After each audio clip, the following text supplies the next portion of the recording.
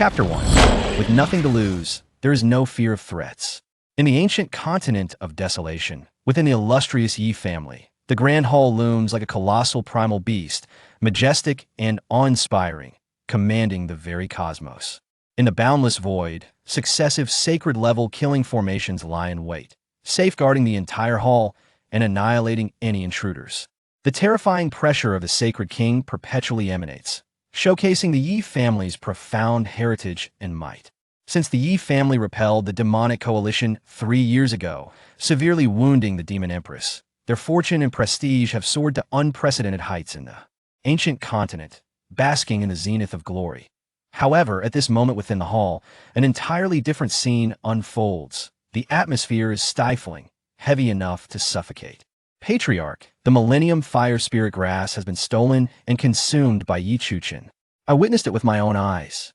A slender maiden, her features exquisite and captivating, pointed an accusatory finger at Chuchen, unleashing a torrent of invective. The Millennium Fire Spirit Grass, rich in fire essence, could aid Xiao Xian in breaking through to the opening realm. How dare he eat it? Such audacity is utterly unforgivable. 100 deaths would not suffice to atone for this crime. Amidst the barrage of accusations and vitriol, Chuchen appeared oblivious to the cacophony surrounding him, his eyes, deep as the cosmos, filled with shock and disbelief. During the family assembly, the very subject of the accusations found himself lost in thought. Why Chuchen? Is what Linger claims true? Did you truly consume the Millennium Fire Spirit Grass? The family patriarch, Yi Ding, scrutinized his silent son with a frown, his face etched with displeasure and impatience. Once this rebellious son had been his pride, alas, now he is utterly ruined. Why Chuchen remained mute, instinctively rubbing his temples, striving to process the tidal wave of memories flooding his mind. He had been reborn. Why Chuchen, the sacred son of the Yi family, possessed the supreme chaos divine body. His birth had triggered cataclysmic phenomena. The eruption of golden lotuses, the clash of dragons and phoenixes, and ethereal melodies, with purple chi extending for 100,000 miles. Cultivators on the ancient continent harnessed the natural essence of the world to refine their skills, progressing through 10 realms, each with 10 tiers. Gathering chi, condensing essence, opening the sea, opening the heavens, communicating with spirits, divine fire, great sage, sacred king, quasi-emperor, and emperor. Chuchen, endowed with the supreme divine body, began at the pinnacle of gathering chi, entered condensing essence at 3, mastered the sea-opening secret realm by 5, achieved the opening the heavens secret realm at 8, and entered the communicating with spirits secret realm at 12. At 18, he ignited his divine fire, and by 21, he ascended to great sage, becoming the youngest sacred realm powerhouse in the ancient continent, shattering numerous cultivation records. His fame resounded throughout the world, except for the demon Empress Lin Shuwang. None could rival him. In those days, Yi Ding beamed with pride, proclaiming to all, "My son Chuchen possesses the potential of an emperor." Yet, scarcely a year after Chuchen's ascension to the sacred realm, the demon Empress Lin Shuwang also broke through, becoming the second youngest and most promising great sage-level powerhouse following Chuchen. More terrifyingly, upon her ascension, Lin Shuwang awakened the immortal divine phoenix body. As the demonic forces launched a massive assault, the ancient sacred grounds and immortal families were plunged into relentless warfare. In an era where no emperor emerged and sacred kings remained hidden, the great sages represented the pinnacle of combat strength, only mobilized in dire circumstances. Thus, when the demon Empress Lin Shuwang made her move, she vanquished the elite of the sacred grounds and the sacred sons of the families with ease, leaving no one to stand in her way. To avert the escalation of conflict and prevent the innocent from suffering, the sacred grounds and the demonic path agreed to send forth one prodigy from each side for a decisive battle. Naturally, the demonic path dispatched the Empress Lin Shuwang, and upon revealing her immortal divine phoenix body, the elite of the sacred grounds and the sacred sons withered like frostbitten eggplants. At a critical juncture, the reclusive Chuchen was forcefully summoned from his seclusion to engage in a fierce battle with Lin Shuwang. The clash plunged the heavens into darkness as the chaos divine body confronted the immortal divine phoenix body. The terrifying might unleashed by the two youngest great sage-level powerhouses shook even the sacred kings, a spectacle to behold. The battle raged for 3 days and nights, culminating in a cataclysmic confrontation where chaos dissipated and the phoenix shattered. Both Chuchen and Lin Shuwang fell to the ground, unable to rise, resulting in a stalemate. Yet, a stalemate signified the inevitable resurgence of conflict, and the war between the sacred grounds and the demonic path would continue unabated. Amidst his father's anguished cries, Chuchen, battered and broken, burned his soul, exhausting his life force, shattering his meridians and divine body in a desperate bid to transcend. He squeezed every last ounce of potential from himself, forcibly suppressing the demon Empress Lin Shuwang, securing victory for the righteous path. From that moment forth, due to Chuchen's valor, the Yi family ascended to the ranks of the immortal families. They claimed vast territories on the ancient continent, commanding 99 spiritual veins, flourishing in fortune and longevity. However, Chuchen was left with shattered meridians and a broken divine body, rendered a cultivator unable to advance. It is no exaggeration to say that Chuchen's contributions elevated the Yi family. Without him, they would not have gained such swift recognition from the sacred grounds and other families, let alone acquire 99 spiritual veins and rise to an immortal family. He had believed that even stripped of his cultivation, reduced to an impotent being, his monumental achievements would afford him some semblance of respect within the Yi family. Yet, the reality was that, with his cultivation obliterated and status diminished, Chuchen gradually became marginalized and ostracized by his family. During the family assembly, he was unjustly accused of stealing the Millennium Fire Spirit Grass, leading to the revocation of his title as Sacred Son. Now bereft of his status, Chuchen's plight within the Yi family grew increasingly dire. Under Yi Xian's instigation, not only did his siblings torment him, but even the family subordinates dared to trample on his dignity. Throughout this turmoil, his father Yi Ding observed, yet his affections and attention were solely focused on Yi Xian, the promising adopted son, having all but forgotten his own flesh and blood. In a mere few years, Chuchen succumbed to humiliation. After a few breaths, as Chuchen's profound gaze regained its clarity and brilliance, he lifted his head to regard his father Yi Ding, who sat imposingly yet wrathfully alone. With the scornful eyes of his siblings surrounding him, a self-deprecating smile graced his lips. It seems I have indeed been reborn. Heaven has not forsaken Chuchen. Yet, the timing of this rebirth is amiss. The current Chuchen remains the impotent husk, utterly devoid of cultivation, following the battle with the demon Empress Lin Shuwang. What a solitary rebirth am I to endure yet another round of humiliation in the Yi family, only to die once more. What a jest. Brother Chuchen, the patriarch is addressing you. At that moment, a soft, tender voice broke through the din, contrasting sharply with the surrounding accusations and grievances. This voice radiated concern and trepidation, akin to a gentle spring breeze. Indeed, they were still amidst the family assembly. The scene was all too familiar for Chuchen. Even if Brother Chuchen did eat the Millennium Fire Spirit Grass, it is of little consequence. Xiao Xian can simply meditate for a few more years and achieve his breakthrough. I implore Father and my sisters not to blame Brother Chuchen. After all, he once severely wounded the demon Empress, rendering great service to our Yi family, even in his current state of shattered meridians and lost cultivation. Following the sound, Chuchen beheld a small boy, no older than 10, whose innocent eyes, however, concealed resentment and cunning. Yet that fleeting resentment vanished so quickly that even Yi Ding, the family patriarch, failed to notice, let alone the other clan members. Watching the seemingly harmless child plead on his behalf, Chuchen felt a wave of revulsion wash over him. What a beautiful white lotus!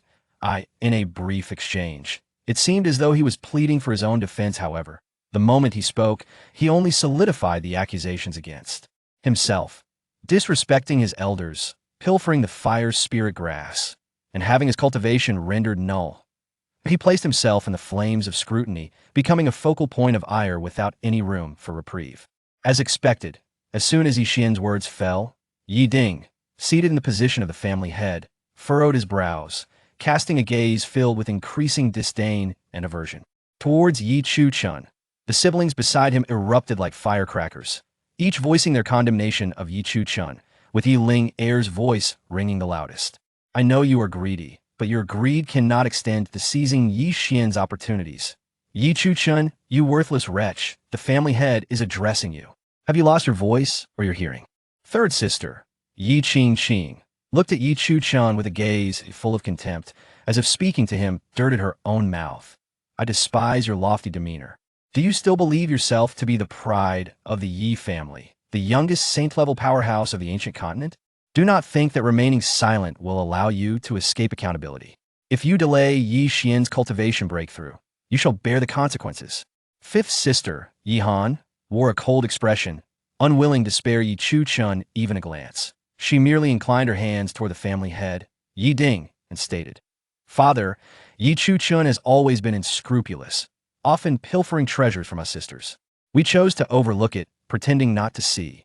Yet, unexpectedly, he has now set his sights on Yi Xian, daring to steal the Millennium Fire Spirit Grass necessary for Yi Xian's breakthrough. This is beyond a matter of character. Without rules, there can be no order. I implore you, Father, to punish Yi Chuchen severely and provide an explanation to Yi Xian and to us. Before the family head, Yi Ding, could speak, Yi Chuchen, witnessing this familiar scene, could not help but chuckle aloud.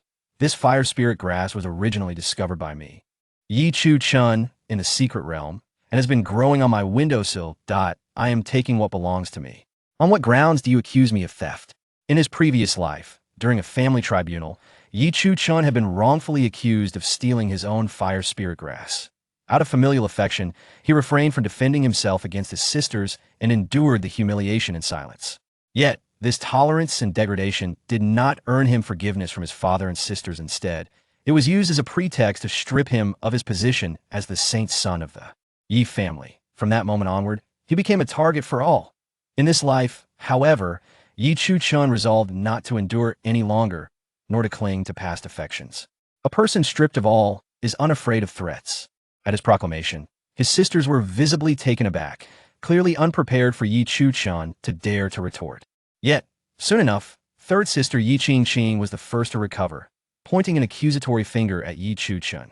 So what if that Millennium Fire Spirit Grass is yours?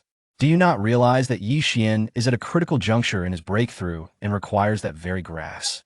It's merely a single fire spirit grass, and yet you regard it with such significance, disregarding Yi Xian, us sisters, and the entire Yi family.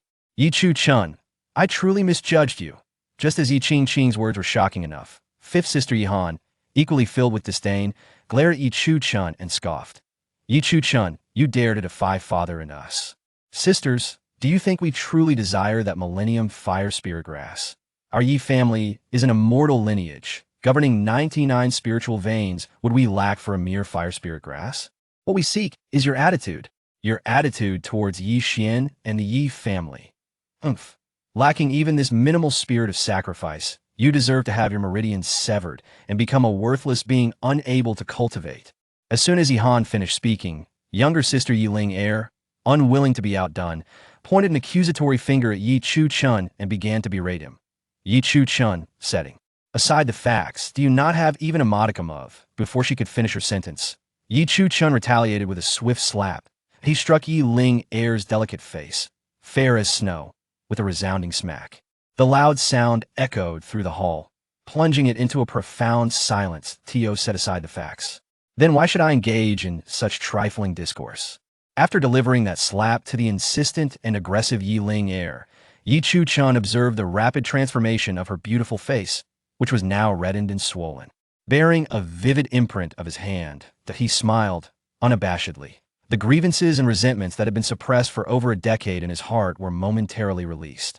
Though it was but a slight release, the exhilarating sensation of retribution captivated Yi Chuchen. It dawned on him that he need not suffer indignities. Such liberation was a joyous affair.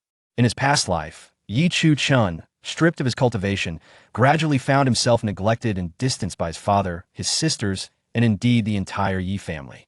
To reintegrate himself into the family, he had unreservedly given to each member of the Yi family, even sacrificing his own dignity, striving to please his sisters and even the hypocritical Yi Xian, attempting to preserve the already fractured familial bonds. But what was the outcome? In the end, he met a fate of death and humiliation. So what if he was deemed worthless? If death was his destiny, then what did he have to fear? He was willing to embrace his fate. Yi Chun, you dare strike me? You actually dare to strike me? With her face swollen from the slap, Yi Ling stared at Yi Chun with wide eyes. Disbelief etched across her features, her entire worldview shattered. In truth, with Yi Ling's cultivation level, she could have easily evaded that slap. After all, Yi Chuchen's cultivation had been rendered null. He possessed not a shred of spiritual energy, rendering him a complete waste. Yet, Yi Ling never anticipated she would be struck, nor did she believe that her brother, Yi Chuchen, would dare to lay a hand on her. When Yi Chuchen raised his hand, Yi Ling even chuckled derisively, assuming that under the scrutiny of their father and sisters, Yi Chuchen would recognize his fault and raise his hand to strike himself as an apology to Yi Xian. But the reality was far from her expectations. Not only was Yi Ling caught off guard, but even Yi Han, Yi Qing, and Yi Xian stood with mouse agape, astonished at Yi Chuchen's audacity. Could it be that this waste had succumbed to overwhelming pressure? Had he lost his mind? How could he dare to strike Yi Ling? How could he? Did he still fancy himself the youngest saint-level powerhouse of the ancient continent? Did he still believe he was the pride of the Yi family? After a brief moment of shock, Yi Xian was the first to regain his composure, a smirk curling at his lips, revealing a derisive expression unbefitting his age. This was bound to be entertaining. Yi Chuchen, you are courting death. As anticipated, once Yi Ling came to her senses, her face flushed with fury. She gathered her spiritual energy within her palm. As the milky white ice-type spiritual energy coalesced, a chilling wave of power surged forth. With a fierce expression, Yi Ling wasted no time and struck towards Yi Chuchen's chest with all her might. Faced with such a potent attack, Yi Chuchen did not flinch. He welcomed it with open arms. That it was not that Yi Chuchen was foolish, nor did he feel guilty. Rather, against the wrath of a strong practitioner, this waste, whose meridians had been severed and whose cultivation was lost, had no means of evasion. Boom! With a thunderous sound, a terrifying cold wave struck directly against Yi Chuchen's chest, sending his body flying. Puffed, struggling to rise from the ground, Yi Chuchen coughed up a pool of crimson blood. Under the assault of the horrific cold wave, his garments crystallized into ice, and a thick layer of frost enveloped his body. Due to hypothermia, he trembled uncontrollably. It was a pitiful sight. "Ha! I thought you would kill me."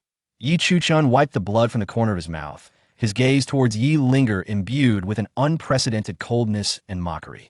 "Turns out you're just a coward, a pitiable wretch."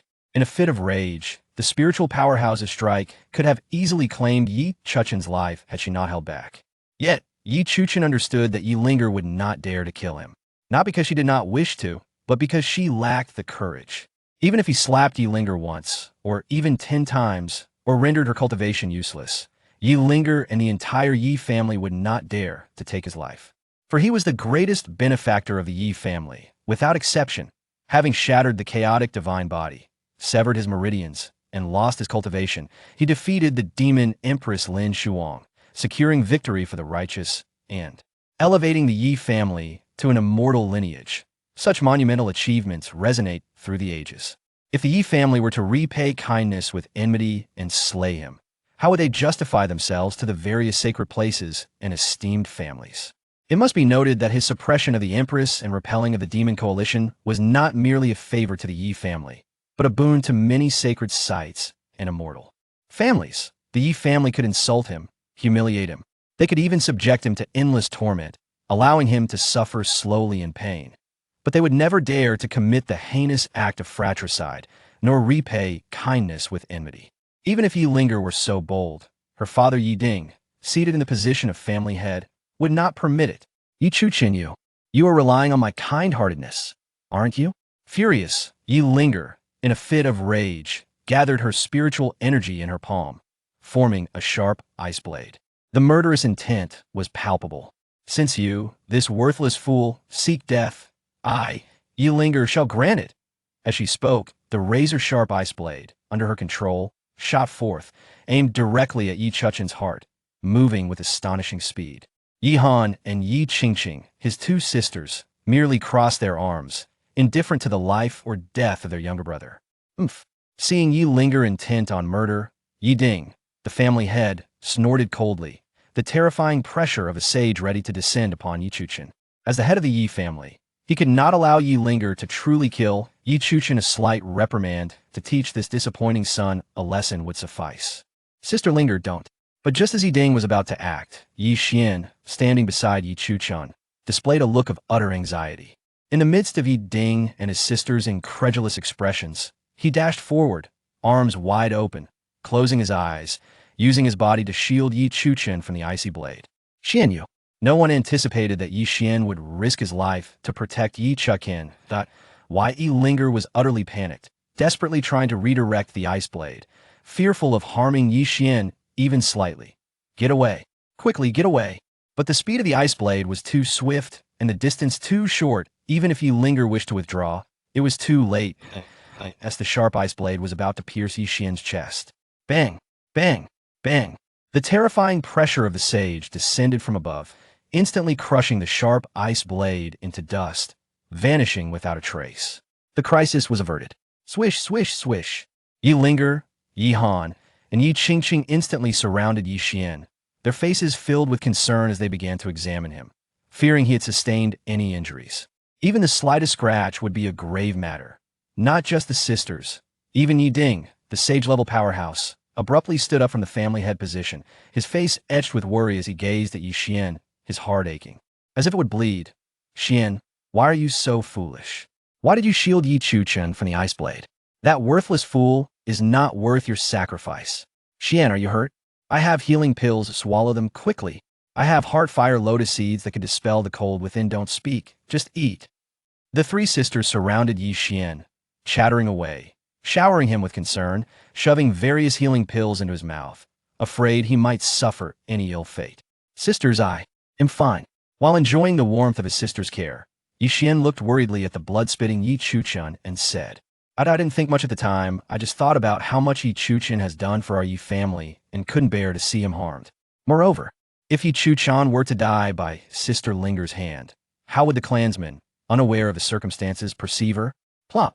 Upon hearing this, Yi Linger's eyes instantly turned red, tears streaming down like pearls. Xian, it turns out you did all this for me. Woo, Xian, you're just too kind, always thinking of others. Yi Linger tightly grasped Yi Xian's hand, overwhelmed with emotion, nearly fainting on the spot. Xian, thanks to your words, I realize now that Chuchen has been provoking me. All along, hoping I would kill him and bear the blame. Why Chuchen? How can you be so malicious? If you possessed even 1/10, no, 1,000th of Xian's kindness, you wouldn't have fallen to this lowly state. As soon as these words were spoken, Yi Han and Yi Qingqing joined in on the condemnation of Chuchen, hurling various venomous remarks at him. Why Chuchen clutched his chest, retching. He was utterly disgusted. Having lost all hope in the Yi family, he felt no desire to even explain himself to these people. With Yi Ding, a sage-level powerhouse, present, could Yi Linger truly kill him? Let alone the fact that Yi Ding had already unleashed his sage pressure before Yi Xian rushed forward. Yi Xian had charged in front of him to protect him because he had sensed that Yi Ding was already acting, deliberately showcasing his noble character. Unfortunately, Yi Linger, Yi Han, Yi Qingqing, and even Yi Ding had lost their rationality, unable to discern right from wrong. Explain? Ha! Prejudice, once formed, is exceedingly difficult to alter, no matter how hard you strive. Chuchen, have you caused enough trouble? Yi Ding, seated as the family head, wore a grim expression, coldly snorting as the terrifying pressure of a sage enveloped Yi Chuchen's body, attempting to force him to kneel. Yet, even as veins bulged on his forehead and blood trickled from the corner of his mouth, Yi Chuchen still held his ground, refusing to kneel. Even after 2 lifetimes, Yi Chuchen could not comprehend why his father, Yi Ding, favored his adopted son Yi Xian so much. He, Yi Chuchen, was the biological son of Yi Ding, the true brother to them all, the saint of the Yi family. Father, you clearly. Do not call me father, call me family head. Before Yi Chuchen could finish his explanation, he was forcefully interrupted by Yi Ding. Why did you strike Linger? Do you not realize she is your biological sister? How can you be so cold-hearted? How could I, Yi Ding, have such a heartless son? Yi Chuchen was momentarily stunned, then let out a self-deprecating smile. I struck Yi Linger, and you accuse me of being cold-hearted and unfeeling. She, Yi Linger, seeks to take my life, yet you turn a blind eye as if it were inconsequential. Very well. Indeed. According to the clan's regulations, those who disrespect the Holy Sun shall be met with a slap, as the last vestiges of hope and illusion for the Yi family crumbled. Chuchen stood tall, his gaze unwavering as he addressed his father, Ding, who presided over the family.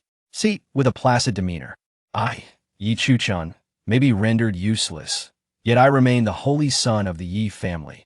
Upon hearing these words, Yi Linger and the others exchanged glances, their tempers evaporating in an instant. The clan indeed upheld this regulation moreover. Yi Linger had not only disrespected Chuchen, but had also inflicted harm upon him, even harboring murderous intent. By the clan's rules, a mere slap would be a lenient punishment. To take her life would hardly be excessive. Chuchen, you rely solely on your status as the holy son of the Yi family to disregard your elders. Unexpectedly, Ding snorted coldly, disregarding clan regulations, and began to turn the tables. Chuchen apologized to Linger. Apologize to Xiao.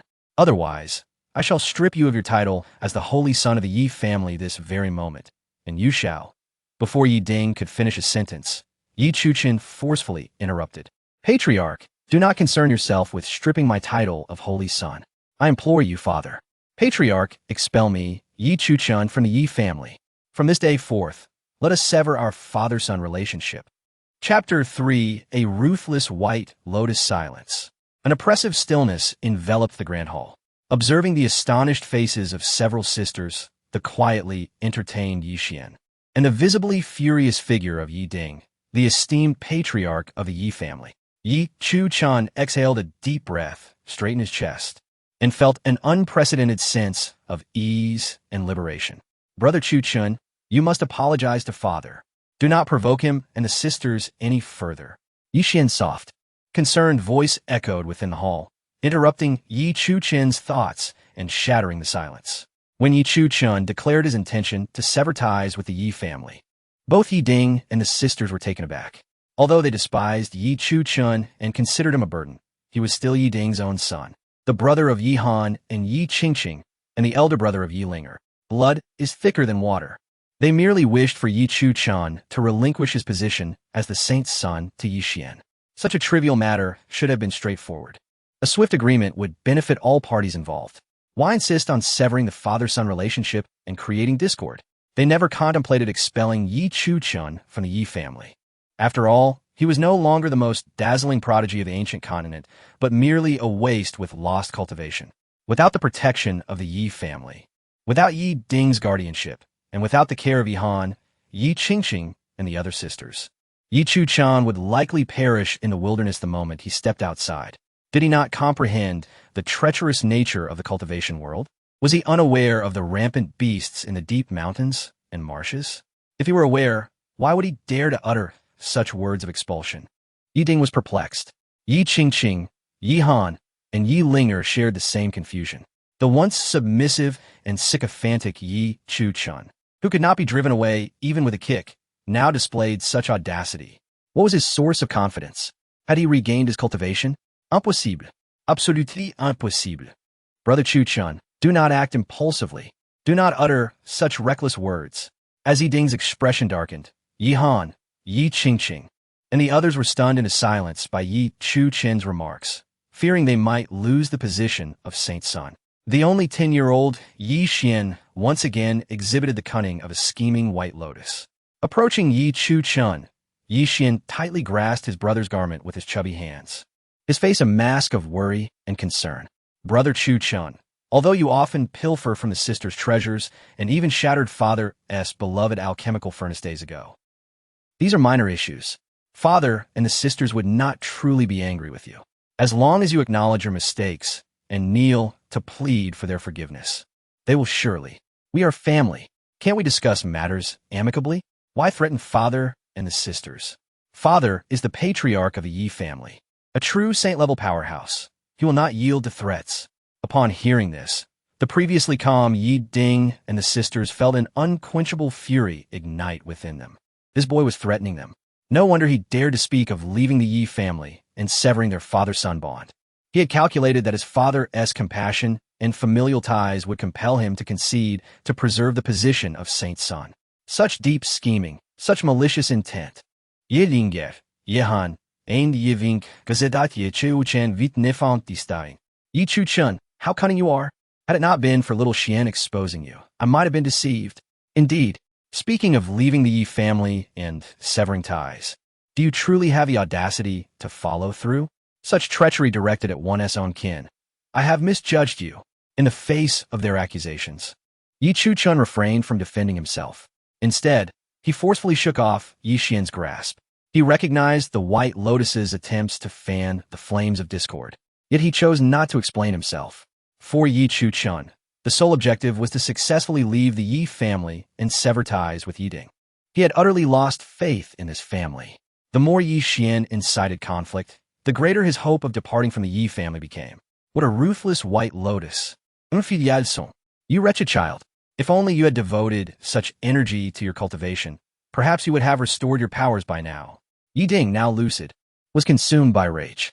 The overwhelming pressure of a saint descended upon Chuchen, intending to force him to kneel as he had in the past, submitting to beatings and pleas for mercy. Crack, crack. Under the terrifying pressure, the sound of bones cracking echoed as Chuchen coughed up blood.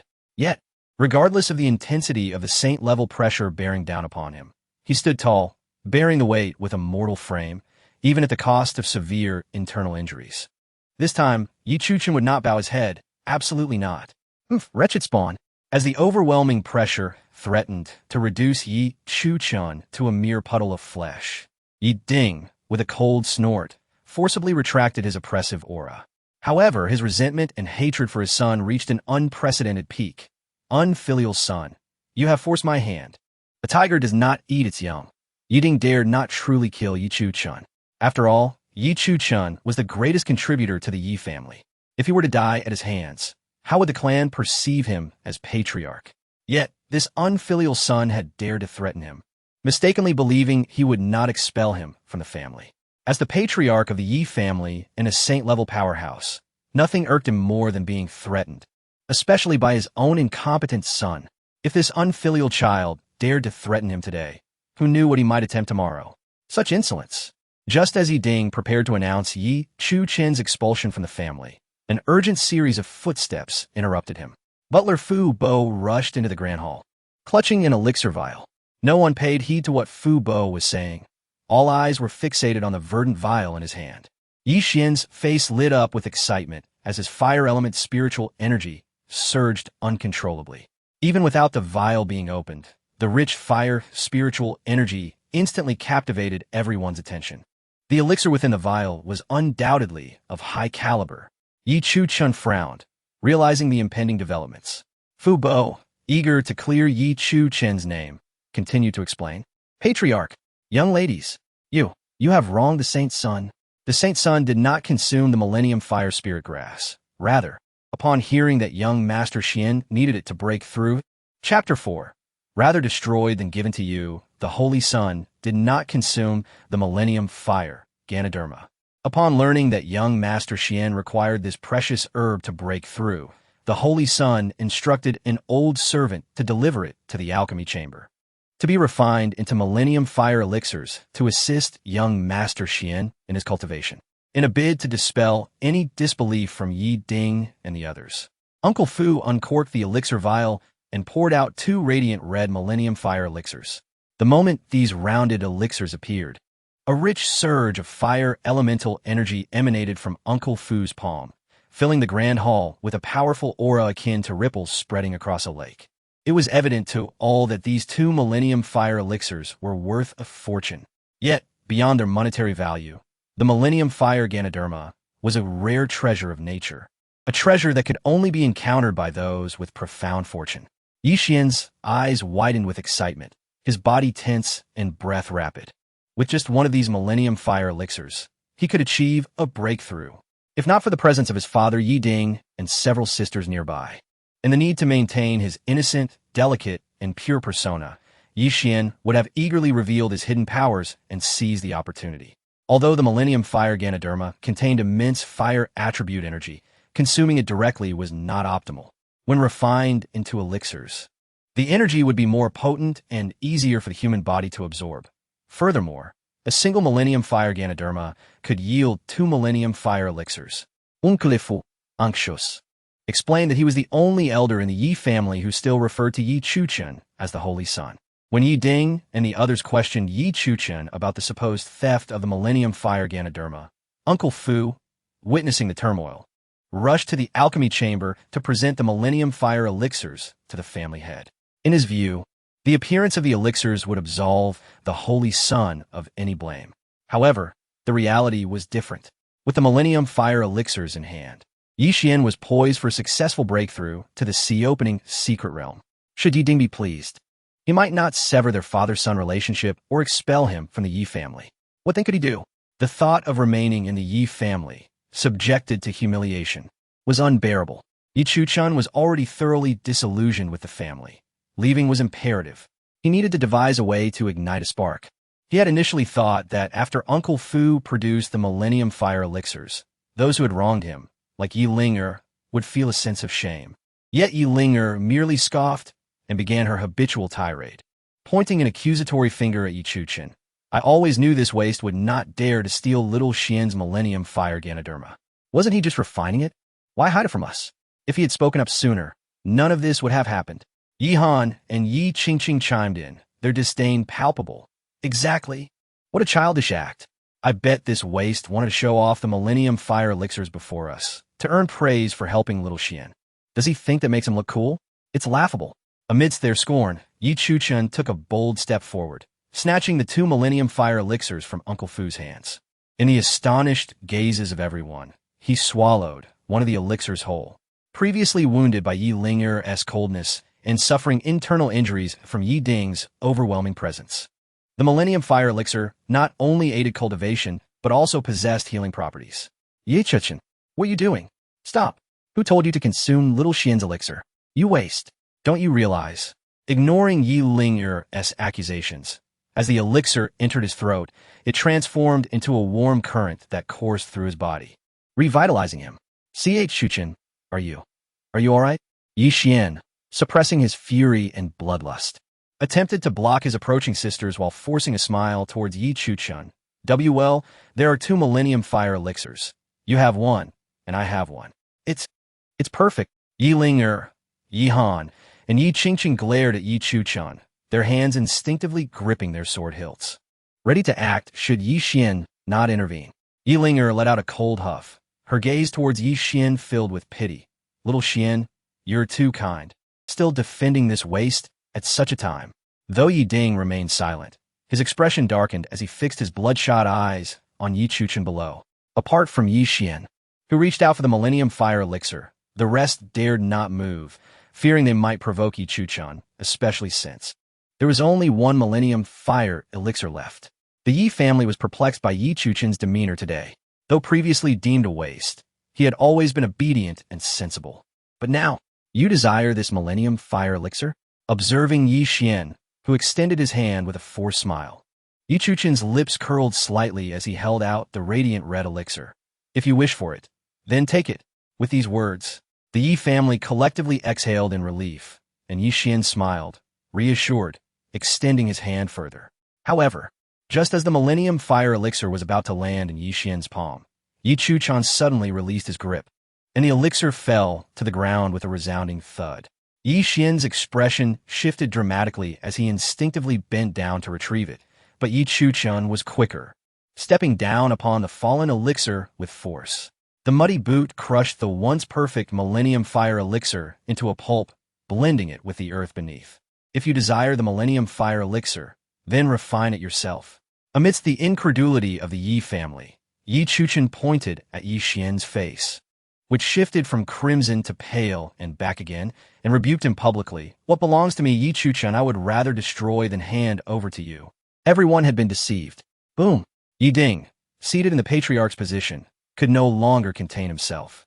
The terrifying aura of a saint bore down upon them, instantly propelling Yi Chuchen's body across the room, crashing into a multitude of tables and chairs until he collapsed to the ground, coughing blood. You ungrateful wretch! How dare you mock us? You rely on your supposed favors to the Yi family, acting arrogant and reckless. Do you truly believe I lack the resolve to expel you from the Yi family? I have no son like you. Yi Ding abruptly rose from his patriarchal seat, channeling his inner spiritual power and the might of a saint. His voice resounded like a thunderclap, reverberating throughout the entire Yi residence. I, Yi Ding, in the name of the patriarch of the Yi family, hereby declare, from this moment forth, I sever all father-son ties with Chuchen. Cast this wastrel out of my Yi family. Chapter 5. The Traveler from the Blue Star, when Yi Ding, with a face full of ruthlessness, declared the severance of his father-son relationship and expelled Chuchen from the Yi family. Chuchen clenched his fists, his breath growing heavier, his face flushed, and his heart racing like a wild deer. He struggled to endure, suppressing and disguising the overwhelming ecstasy within him. Fearful that Yi Ding and Yi Linger would perceive any hint of his true feelings, jeopardizing his plan to leave the Yi family. The effort was excruciating. The plan had succeeded only partially. It was premature to celebrate. Yet, to Yi Ding and Yi Linger, Chuchen appeared incredulous, tears brimming in his eyes. His face reddened with rage, and the expression of despair and heartbreak on his countenance made them stifle their laughter. This wretch had finally learned to fear. It served him right. Yi Xian continued to glare at the Millennium Fire Spirit Pill, trampled into a puddle of mud beneath Yi Chuchen's feet, his heart aching to the point of breathlessness. That was a Millennium Fire Spirit Pill, a treasure that one could scarcely hope to obtain. Just one would allow him to successfully break through, but now, this scoundrel deserved to go mad. Why unleash his fury on his own Millennium Fire Spirit Pill? Truly despicable. Whether Yi Chuchen was expelled from the Yi family mattered not to Yi Xian. He believed that even if this waste remained, he would eventually find a way to make him pay. Xian, it's just a Millennium Fire Spirit grass. You need not worry. We shall not consume anything from that wretch. Sister Yihan, seeing the pain etched on Yi Xian's face, rushed to comfort him, saying, Our Yi family is a newly risen immortal family in the ancient continent, controlling 99 spiritual veins. What treasures are beyond our reach? Once we return, I shall take you to the family treasury. We will surely find similar heavenly treasures, like the Millennium Fire Spirit Grass, to aid your breakthrough. Third sister, Yi Qingqing and Yi Linger also approached, surrounding Yi Xian, each offering words of solace, while simultaneously berating Yi Chuchen. In their eyes, the expelled Yi Chuchen was far less pitiable than Yi Xian, who had lost the Millennium Fire Spirit Pill. Yi Chuchen, you have destroyed Xian's Millennium Fire Spirit Pill. This matter is far from over. Your malicious intent has truly misled me. Yi Chuchen, your father has expelled you from the Yi family. If you cannot procure another Millennium Fire Spirit Grass for Xian, even if you kneel and break your knees, I, Yi Linger, will not allow you to step through the Yi family's door. Indeed, let this waste go find another Millennium Fire Spirit Grass for Xian. Otherwise, let him perish outside. Yi Chuchen disregarded the cacophony of Yi Linger and the others, turning his calm gaze towards Yi Ding, the head of the family, his demeanor composed and dignified. Reprobate, I have severed our father-son relationship and expelled you from the Yi family. Why do you linger here? Yi Ding's expression darkened. He had expected Yi Chuchen to cower and beg for forgiveness upon hearing the words of expulsion, to kneel and implore him to retract his command, thus affirming his authority as the family head. Yet, this boy regarded him with an air of tranquility, revealing not a hint of fear or regret, but rather a sense of fulfillment, as if his desires had been realized. This left Yi Ding feeling as though he had struck a cotton pillow, a sensation of frustration and unresolved anger. According to the ancestral laws of the Yi family, any disciple who commits grievous sins or significant errors must be removed from the family lineage and expelled from the Yi clan. Yi Chuchen cupped his hands in respect towards Yi Ding and continued, The head merely announces my expulsion verbally. This is insufficient. I beseech you to remove my name from the family register, sever my ties of fate, and thoroughly expunge me from the Yi family. Upon hearing this, Yi Ding was taken aback, as were the sisters surrounding Yi Xian. No one had anticipated that Yi Chuchen would play such a bold hand. It was evident to all that Yi Ding was currently furious, and his announcement of expulsion contained elements of pique. Yet, if Yi Chuchen were to procure another Millennium Fire Spirit Grass for Yi Xian and kneel to beg for reacceptance into the family, Yi Ding might very well retract his statement. However, To be removed from the family register would sever all ties and destinies, leaving Chuchen with no connection to the Yi family. It was a resolution without any room for retreat. Ding hesitated. After all, Chuchen had been a benefactor to the Yi family. Should he truly make such a definitive decision? But when he met Chuchen's calm and profound gaze, a surge of uncontainable fury ignited within him. Chuchen, you know full well that father is soft-hearted and will not truly remove you from the family register. Do not continue to threaten and provoke him. As expected, Yi Xian, the naive flower, widened his innocent eyes and added fuel to the fire. Father, please do not be angry. Yi Xian does not want the Millennium Fire Spirit grass anymore. Removing someone from the family register requires consulting the family ancestors. And Chuchen has calculated that you will not seek their counsel. Before Yi Xian could finish, Yi Ding could no longer remain seated. Reprobate! How dare you threaten me? I shall consult the ancestors immediately. Today, I will ensure your name is removed from the family register and expel you from the Yi family. In his rage, Yi Ding lost all reason, unleashing his sage aura, tearing through the void with bare hands, and storming away. Have you played with fire? This waste certainly did not anticipate that father would truly consult the Yi family's ancestors. Let us see how he continues to revel now. He must be in a state of panic, surely considering how to kneel and apologize to his father to retract his order. Without the protection of the Yi family, this waste will learn what treachery truly is. Yi Chuchen ignored the derisive remarks from his sisters, lifting his foot to glance at the Millennium Fire Spirit pill, now trampled into a mush beneath him, and smiled coldly. Even if this Millennium Fire Spirit pill is on the ground, crushed and mixed with dirt and filth, it remains a Millennium Fire Spirit pill. Xian, those who aspire to greatness do not concern themselves with trifles. If you truly wish to break through, you should pick it up and consume it. After all, if a dog can eat something dropped on the ground, what prevents you, Yi Xian, from doing the same? These words immediately turned Yi Xian's face the color of liver, and the sisters seethed with indignation, launching another barrage of insults at Yi Chuchen. Yi Linger even struck Yi Chuchen, sending him flying. Yi Chuchen rose, wiping the blood from his lips, casting a cold glance at Yi Linger and the others before turning to leave. Xian, do not listen to that waste nonsense. He is merely envious of you. Indeed, it is just a Millennium Fire Spirit pill. Your sister will search high and low to find one for you. With Yi Xian's eyes brimming with tears, he nodded in gratitude, portraying an understanding, obedient, and innocent demeanor that tugged at the heartstrings of the sisters once more. Given what Yi Chuchen had just said, how could Yi Xian possibly pick up and consume the trampled Millennium Fire Spirit pill? That would be tantamount to becoming a dog. Yi Xian, what that fellow said may be crude, but it holds truth. Without this Millennium Fire Spirit pill, with your talent, you would need at least 2 or 3 more years to break through the secret realm of the sea. Just as Yi Xian was preparing to depart the Grand Hall alongside his sisters, the pitch-black ring on his hand suddenly radiated a glow. Within the confines of the ring resided a soul, and as the spiritual energy surged, an ancient voice resonated deep within Yi Xian's mind. As cultivators, breaking through is of utmost importance. You, who have traversed from the so-called Blue Star, possess inherently poor aptitude. If you wish to compete for opportunities and fortune with these chosen ones, you must endure what ordinary people cannot.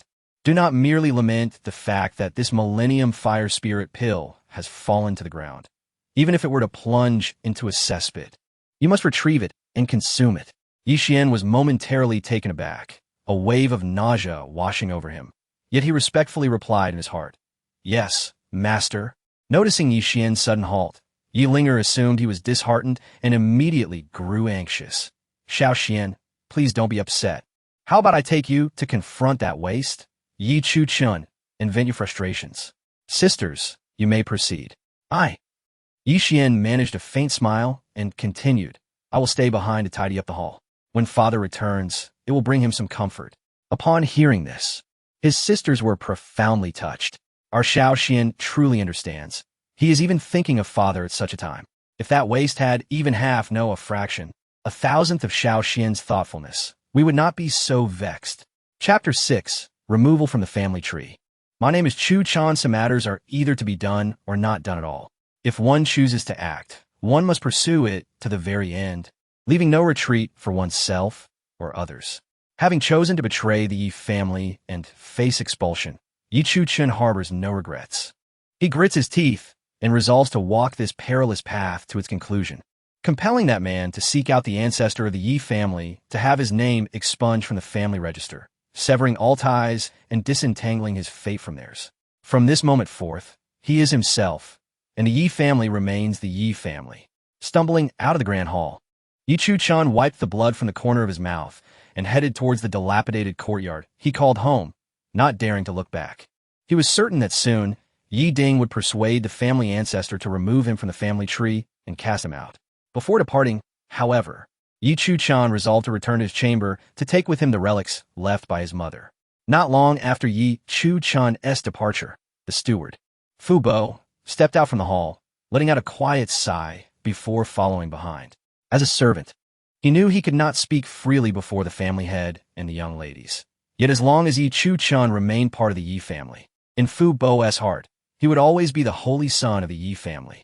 Rest assured, my lord, I will risk my life to protect you.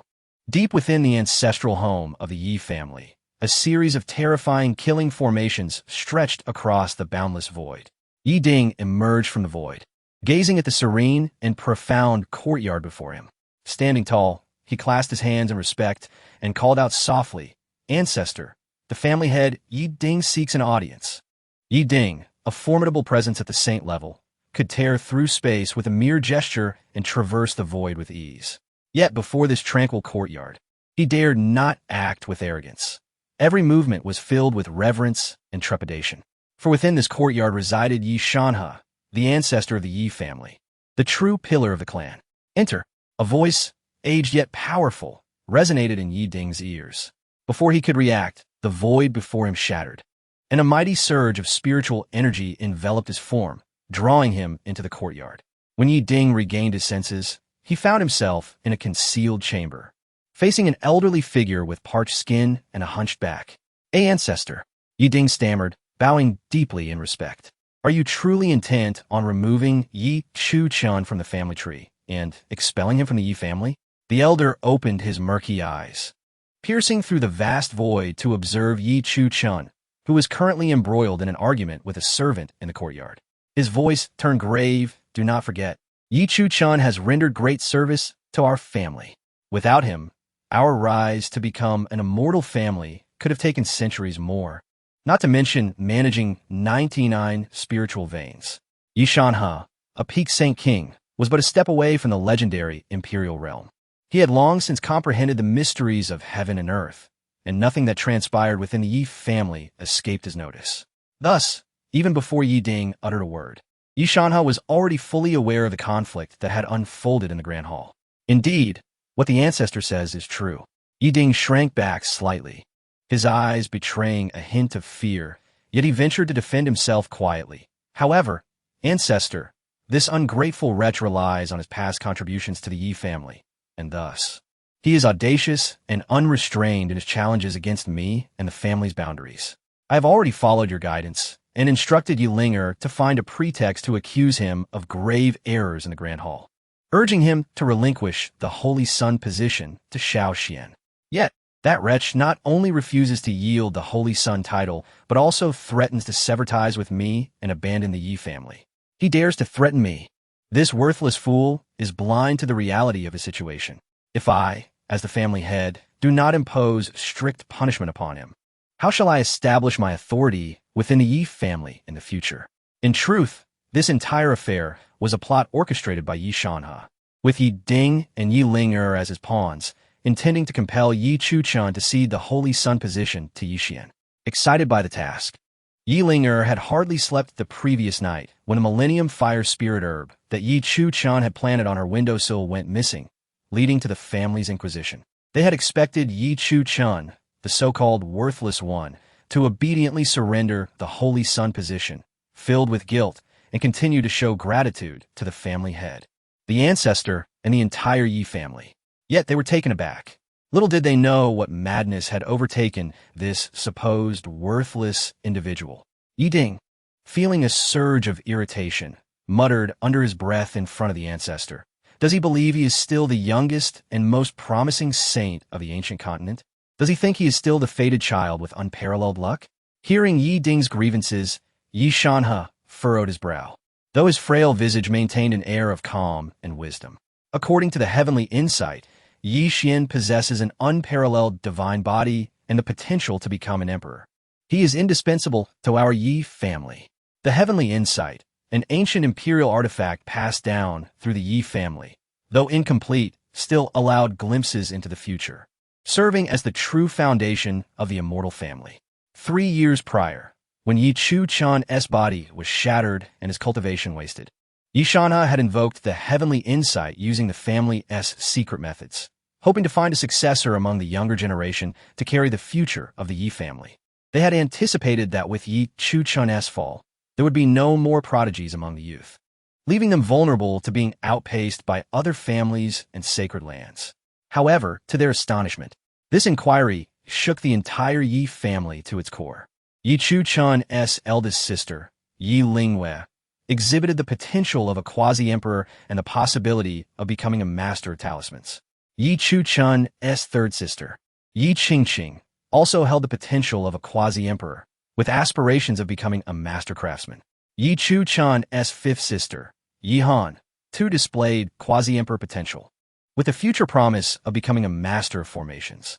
Even Yi Chuchen's youngest sister, Yi Ling'er, shared this potential, with prospects of mastering alchemy. All 7 of Yi Chuchen's siblings manifested quasi-emperor potential, each poised for greatness in alchemy, craftsmanship, talismans, formations, and more. Yet, the most formidable was undoubtedly Yi Xian, the adopted son, who, according to the predictions of the heavenly insight, possessed an extraordinary divine body and the potential to become an emperor. His future was boundless, eclipsing all others. With the absence of Yi Chuchen, the Yi family had unexpectedly given rise to over 10 individuals of equal caliber. Even Yi Ding, who had been considered mediocre, was now revealed to have the potential to break through the Saint King realm. As for Yi Shanhe, the ancestor, the heavenly insight revealed the possibility of him breaking through the quasi-emperor realm, potentially extending his lifespan by 1,000 years and experiencing a rebirth, thereby achieving extraordinary feats. Thus, the Yi family flourished, producing remarkable talents and basking in prosperity. Except for Yi Chuchen, every member of the Yi family was a dragon or phoenix, a true prodigy. Although Yi Shanhe could not fathom why the Yi family had experienced such extraordinary fortune within a mere 3 years, he trusted the accuracy of the heavenly insight. Consequently, as the sisters, adorned with the aura of prodigies, gazed upon Yi Chuchen, they grew increasingly disdainful, while Yi Xian, possessing the potential of an emperor, completely supplanted Yi Chuchen, becoming the hope and future of the Yi family, to provide Yi Xian with the finest cultivation resources and environment. Everything that once belonged to Yi Chuchen was forcibly stripped away, including the title of Holy Son. Enough. The members of the Yi family are all exceptional. And without that waste, Yi Chuchen, we shall still rise to greatness and claim supremacy. The venerable ancestor of the Yi family brushed aside his sleeves, his formidable Saint King cultivation effortlessly banishing Yi Ding from the courtyard. Simultaneously, a cold and merciless voice resonated in Yi Ding's ears. You speak the truth. Our Yi family is not beholden to anyone, not even to Yi Chuchen. Let it be proclaimed to the world. Remove Yi Chuchen from the family register. Strip him of the Yi surname. Sever all ties, expel him from the Yi family, and deny him entry into the ancestral hall after death. Yi Shanhe, the esteemed ancestor of the Yi family, and a peak Saint King on the verge of transcending to the legendary quasi-emperor realm, would never yield to a mere waste who had lost all cultivation. However, the family head and the ancestor of the Yi family could never have anticipated that the family's fortune would suddenly surge after Yi Chuchen's fall from grace. Like a blazing beacon, the fortune soared skyward, flourishing and enduring. Unbeknownst to them, it was not the Yi family that sheltered Yi Chuchen, but rather Yi Chuchen himself who influenced the entire fortune of the Yi family. Chapter 7. No room for discussion in this second life. Yi Chuchen's heart had grown utterly cold. His feelings towards his father, Yi Ding, his sister, Yi Ling'er, and his other sisters, Yi Han and Yi Qingqing, had reached a point of extreme disdain. No trace of familial affection lingered in his heart, only hatred, revulsion, and disgust remained. All he yearned for was to escape this place of sorrow, to flee from this graveyard of his spirit, the once mighty Yi family, which had risen to prominence through his own efforts. How ironic it was, reflecting on his past life, where he had sacrificed so much for the Yi family. For his father Yi Ding, for his sister and sisters, Chuchen could only smile self-deprecatingly. After the shattering of his divine body and the loss of his cultivation, Chuchen's standing within the Yi family plummeted, leading to his gradual alienation and marginalization. In an effort to please his father and several sisters, he had given far too much. He had risked his life to venture into the depths of wild mountains to gather the spiritual herb, nine-yang grass, which he had been reluctant to use himself. With high hopes, he presented it to his sister, Yi Ling'er, to strengthen her physique and purge impurities from her body. Yet, Yi Ling'er regarded him as if he were a beggar, suppressing her disgust as she accepted the nine-yang grass, then washed it several times in clear water before turning to gift it to Yi Xian, who stood nearby. As his third sister, Yi Qingqing, was on the verge of a breakthrough, Yi Chuchen, despite his frail condition, spent 3 sleepless days and nights crafting the breaking barrier pill for her. The alchemy furnace exploded several times, leaving him battered and bruised. Finally, after much toil, he succeeded in creating the pill and presented it to Yi Qingqing, only to have her disdainfully toss it aside, instructing him not to appear before her again lest he disrupt the flow of air. His fifth sister, Yi Han, was engrossed in studying formations, so Yi Chuchen meticulously transcribed his research on formation techniques and presented it to her for reference. Although his cultivation was lost, his understanding of formations remained exceptional. It would not be an exaggeration to say that among the younger generation of the vast ancient continent, no one could rival him in this field except for the demon Empress, Lin Shuwang. If Yi Han diligently practiced according to his transcriptions, becoming a master of formations would merely be a matter of time. Yet after days of fruitless efforts in seclusion, when she was unable to construct even the most basic formation, her frustration boiled over upon seeing Yi Chuchen approach her with an excited expression. Yi Chuchen, are you unaware that I am in seclusion? Are you here to disturb my focus and lead me astray? You wretched fool. You wish for me to become as useless as you. Before Yi Chuchen could utter a word of explanation, a sharp surge of spiritual energy struck him. With a resounding crack and a piercing scream, Yi Han brutally shattered one of his legs. What was this? Completely disregarding the pain she had inflicted, Yi Han caught sight of the formation notes clutched in Yi Chuchen's hand. With a swift motion, she seized them from him. Excellent. With this path of formations, both Xiao Xian and I shall surely become masters of formations. You foolish waste of space. You cannot even choose an appropriate time to give me something. I thought you were plotting against me, and you deserve to have your leg broken. Without a second thought for the agonized Yi Chuchen, she clutched the path of formations, humming a cheerful tune as she retreated to her secluded chamber to continue her studies. Meanwhile, Yi Chuchen, with one leg crippled, struggled on the ground for what felt like an eternity before finally managing to stand, leaning on a wooden stick as he limped away. He vividly recalled that day when the rain fell heavily, blurring his vision with tears. Besides his late mother, the achievements of his siblings in alchemy, weapon forging, formations, and talismans were all connected to him. Even his father, Yi Ding, whose potential was mediocre, managed to break through to the Saint realm and secure his position as the head of the Yi family, all thanks to Yi Chuchen. The family patriarch, Yi Shanha, who was nearing the end of his life, still aspired to reach the realm of quasi-emperor. Every single achievement was intertwined with Yi Chuchen, the chosen one, blessed with extraordinary fortune. When Yi Chuchen's cultivation was obliterated and he could no longer cultivate, that fortune would dissipate from the Yi family, leaving them bereft of blessings. Though his chaotic divine body was shattered, the blood coursing through his veins still harbored a trace of chaotic essence, the very source of all things in the universe. Using blood as a medium, and with the chaotic essence as a catalyst, one could refine pills that would reverse fortunes, enhance cultivation aptitude, and reshape one's foundation. Yet, this knowledge remained a secret. No one knew, no one cared, and most importantly, no one valued it. Blood is thicker than water. Was this the familial bond he had once held dearer than life itself? The youngest grand saint of the ancient continent, a prodigy defying heaven. had sacrificed his shattered divine body and lost cultivation for the sake of familial interests, only to find himself persistently groveling before them. What a disgrace! To call himself a sycophant would be an insult to sycophants. He had merely been foolish for a lifetime. This time, Chuchen had severed ties with the Yi family, yearning to extricate himself from Ding and his sisters. Longing to distance himself entirely from this family he had once cherished. However, before leaving, he had to take with him the relics his mother had left behind. Pushing open the wooden door, he entered the desolate courtyard where he had lived, heading straight for the maid, Dyer, who was lounging in a chair, basking in the sun and snacking on seeds. Chuchen approached her, extending his hand, and with unadorned directness, commanded, "Hand it over."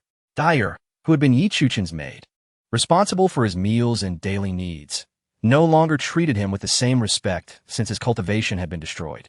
Under Yi Xian's instigation, she had begun to ride roughshod over him. "You wretched fool, you startle me." Dyer, abruptly awakened from a reverie, instinctively stood and prepared to kneel in submission, only to realize that her master, Chuchen, stood before her. She burst into laughter. "Chuchen, are you seeking death? Did you not see that I was asleep? If you continue to shout, I shall tear your mouth apart." As she spoke, Dyer unleashed a palm strike imbued with spiritual energy, sending Chuchen crashing to the ground. The Yi family, a newly ascendant immortal family on the ancient continent, controlled 99 spiritual veins. Even their servants were cultivators of considerable strength. Although Dyer was merely at the 8th level of the condensed essence stage, it was more than enough to deal with the powerless Chuchen. The family head has declared the severance of your father-son relationship and your expulsion from the Yi family. You dare to shout before me, you are truly courting death. Logically, even if Chuchen had been stripped of his cultivation, Dyer, as a servant, should not have been so brazen. Yet, she was emboldened by the presence of Yi Xian behind her. "You may have embezzled my spiritual stones before, but I am leaving the Yi family soon, and I demand my mother's relics back."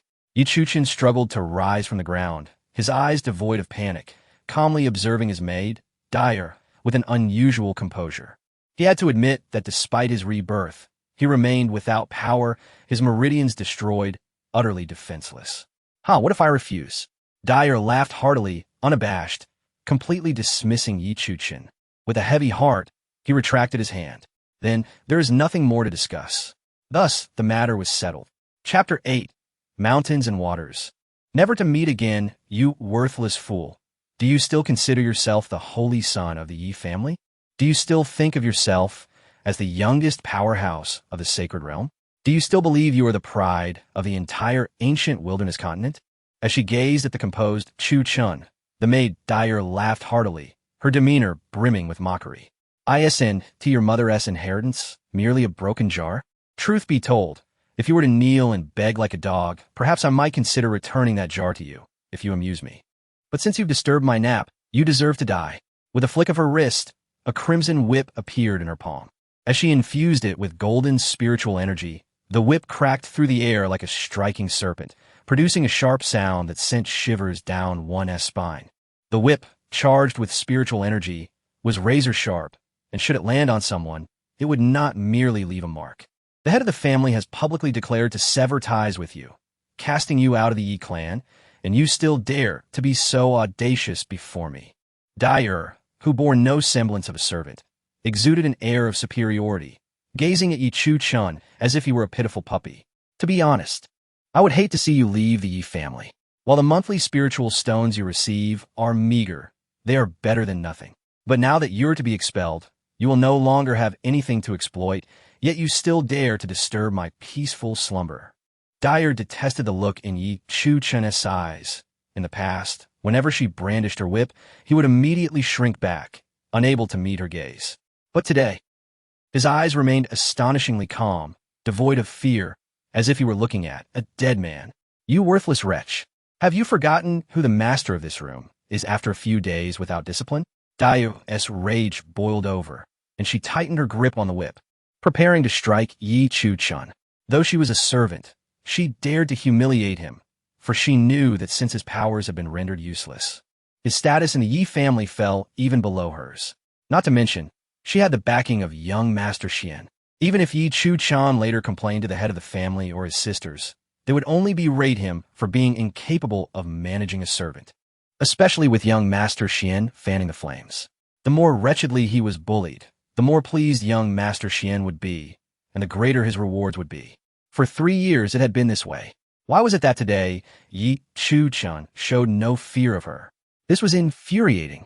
As Dyer raised her whip, her face twisted with fury, Chuchen remained unperturbed, bowing slightly to his side. Fu Bo, do you still regard me as the holy son of the Yi family? No sooner had his words fallen than a whoosh echoed, and Fu Bo appeared before Chuchen, bowing deeply.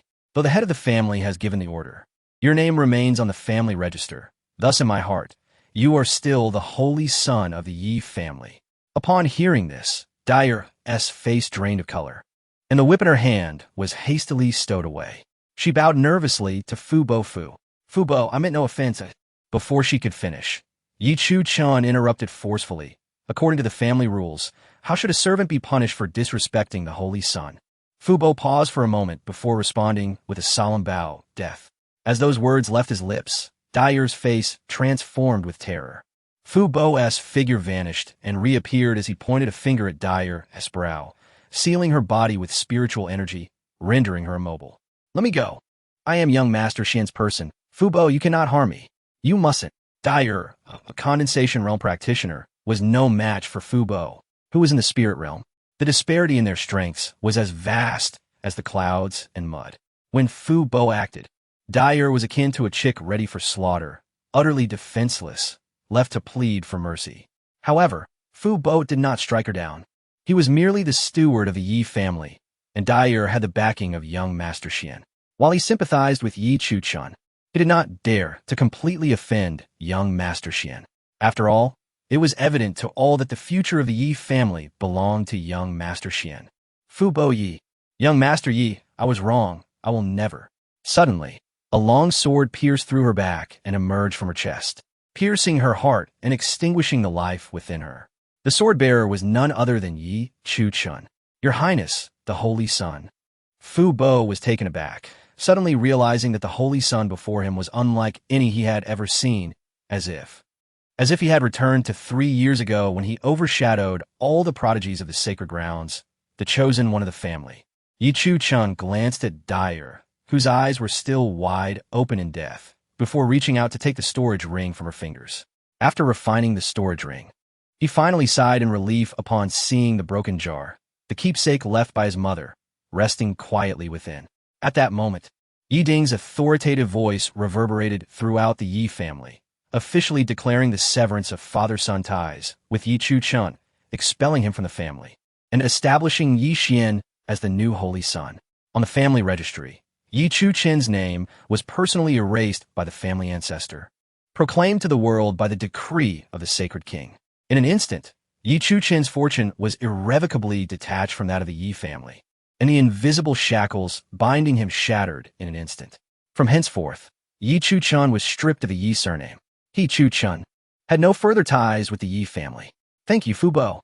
Chuchen bowed to Fu Bo, who bore a look of regret and astonishment, before turning to leave the Yi family.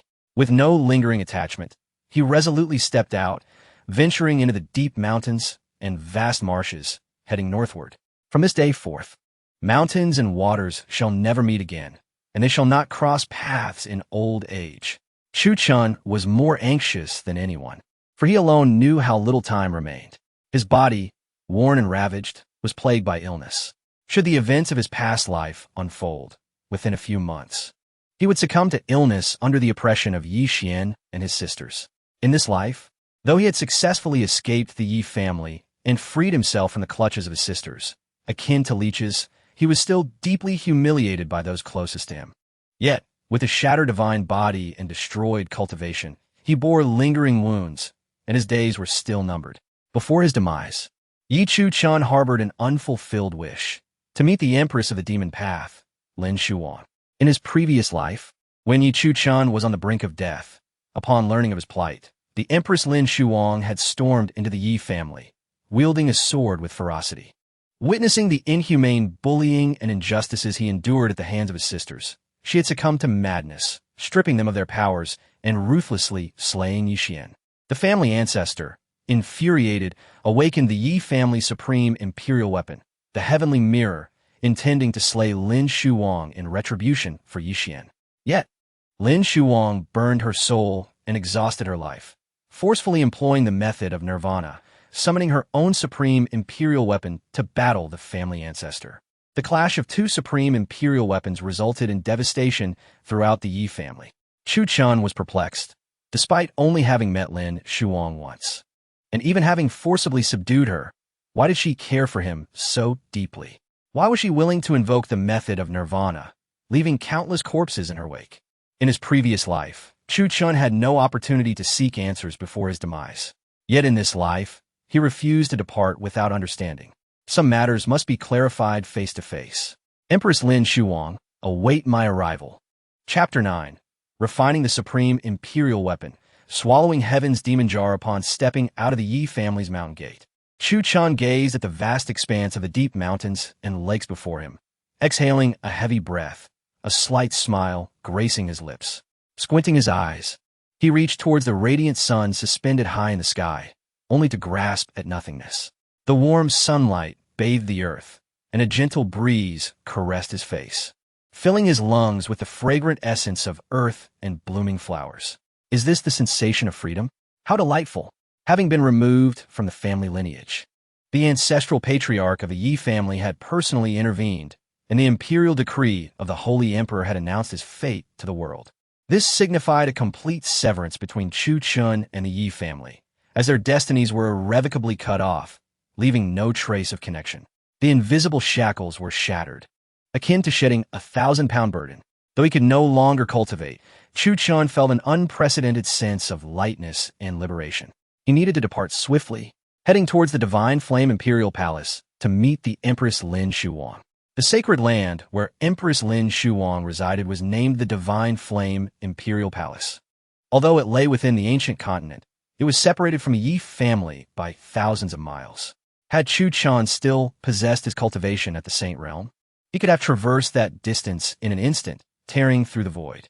However, with his meridians completely shattered and his powers rendered useless, he was now no more than an ordinary mortal. Walking those thousands of miles on foot would likely take him several months. One must always be cautious. Thus, he planned to first enter the Tianyao Gorge. After leaving the Yi family, there were two routes to the Divine Flame Imperial Palace. One path followed the official roads, which, although longer, offered a flat terrain with a relay station every 10 miles, allowing for safe and timely rest in the city. The other route cut through the Tianyao Gorge, saving over 1,000 miles, yet leading deep into the mountains and lakes, far from human settlements, into the heart of the demon tribe, extremely perilous.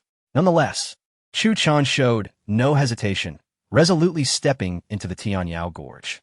For him, the demon tribe, no matter how terrifying, paled in comparison to the treacherous wolves of the Yi family. Furthermore, although Chuchen could not cultivate, he was not entirely devoid of self-preservation power. The jar left to him by his mother was far from a useless, broken vessel. Its origins were sufficient to overturn the entire Yi family's understanding and imagination. Even when compared to the Yi family's treasured imperial weapon, the heavenly mirror, it could easily outshine it. Upon entering the Tianyao Gorge, towering ancient trees, each reaching a height of around 1,000 meters, surged upwards, piercing the clouds. A dense thicket of shrubs and robust vines intertwined, making it impossible for even the scorching sunlight to penetrate the thick foliage. The sounds of various demon beasts echoed throughout the gorge, mingling with the ancient atmosphere that enveloped him. With a sharp sword in hand, Chuchen treaded cautiously through the dense forest. He first retrieved some scent-masking powder from his storage ring and applied it to himself. Then, he navigated the periphery of the Tianyao Gorge, striving to avoid encounters with demon beasts while making his way toward a towering mountain before him. Fortunately, his luck held, and after half an hour of walking along the gorge's edge, he encountered only ordinary wild beasts, which he easily scared off with a wave of his sword. Upon reaching the foot of the mountain, he surveyed his surroundings and discovered an abandoned cave, into which he promptly ventured. Although that girl dyer had absconded with some of his spirit stones, his storage ring still contained a wealth of treasures. It was likely that Yi Xian had bestowed numerous valuable items upon her in preparation to deal with him. After killing the maid Dyer, her storage ring naturally fell into Chuchen's possession, and he had not had the opportunity to examine it before hastily leaving the Yi family. Now, having entered the cave and temporarily evaded danger, he intended to carefully assess the items within, discerning what treasures might be of use to him. To his delight, he discovered scrolls for concealing presence and defensive formations. Although the space within the storage ring was limited, it was filled with spirit stones and formation scrolls, alongside numerous elixirs contained within pill vials. Without any hesitation, Chuchen first extracted a spirit stone from the storage ring and absorbed its spiritual energy. Due to the severance of his meridians, the energy he took in dissipated within mere moments, unable to be retained in his body. However, that brief interval was sufficient to activate the formation scrolls. After absorbing the energy from one spirit stone, Chuchen formed a hand seal, directing a surge of spiritual power into the scrolls. In an instant, the scrolls for concealing presence and the defensive formation were activated, and a pentagram of light surged upward, enveloping the entire cave. Having completed this, Chuchen's previously anxious heart found a measure of calm. Without a moment's delay or hesitation, he summoned the dilapidated jar from his storage ring into his palm. This jar, ancient and worn, bore an unremarkable appearance, its dark surface marred by several sword scars. And even the top had a notable chip. To be blunt, if this broken jar were cast into the street, it would scarcely garner a second glance. Yet, if it were not for its remarkably sturdy material, it would have shattered long ago, and Dyer would not have tucked it away in her storage ring. Clutching the jar tightly, Chuchen felt his breath quicken, his heartbeat racing, his face flushed with excitement. No one understood the terrifying potential of this seemingly unremarkable jar better than he. It was an imperial weapon forged by a great emperor, the Swallowing Heaven's demon jar. The reason it appeared devoid of any peculiar traits was due to the powerful seals placed upon it, rendering it dormant and unawakened.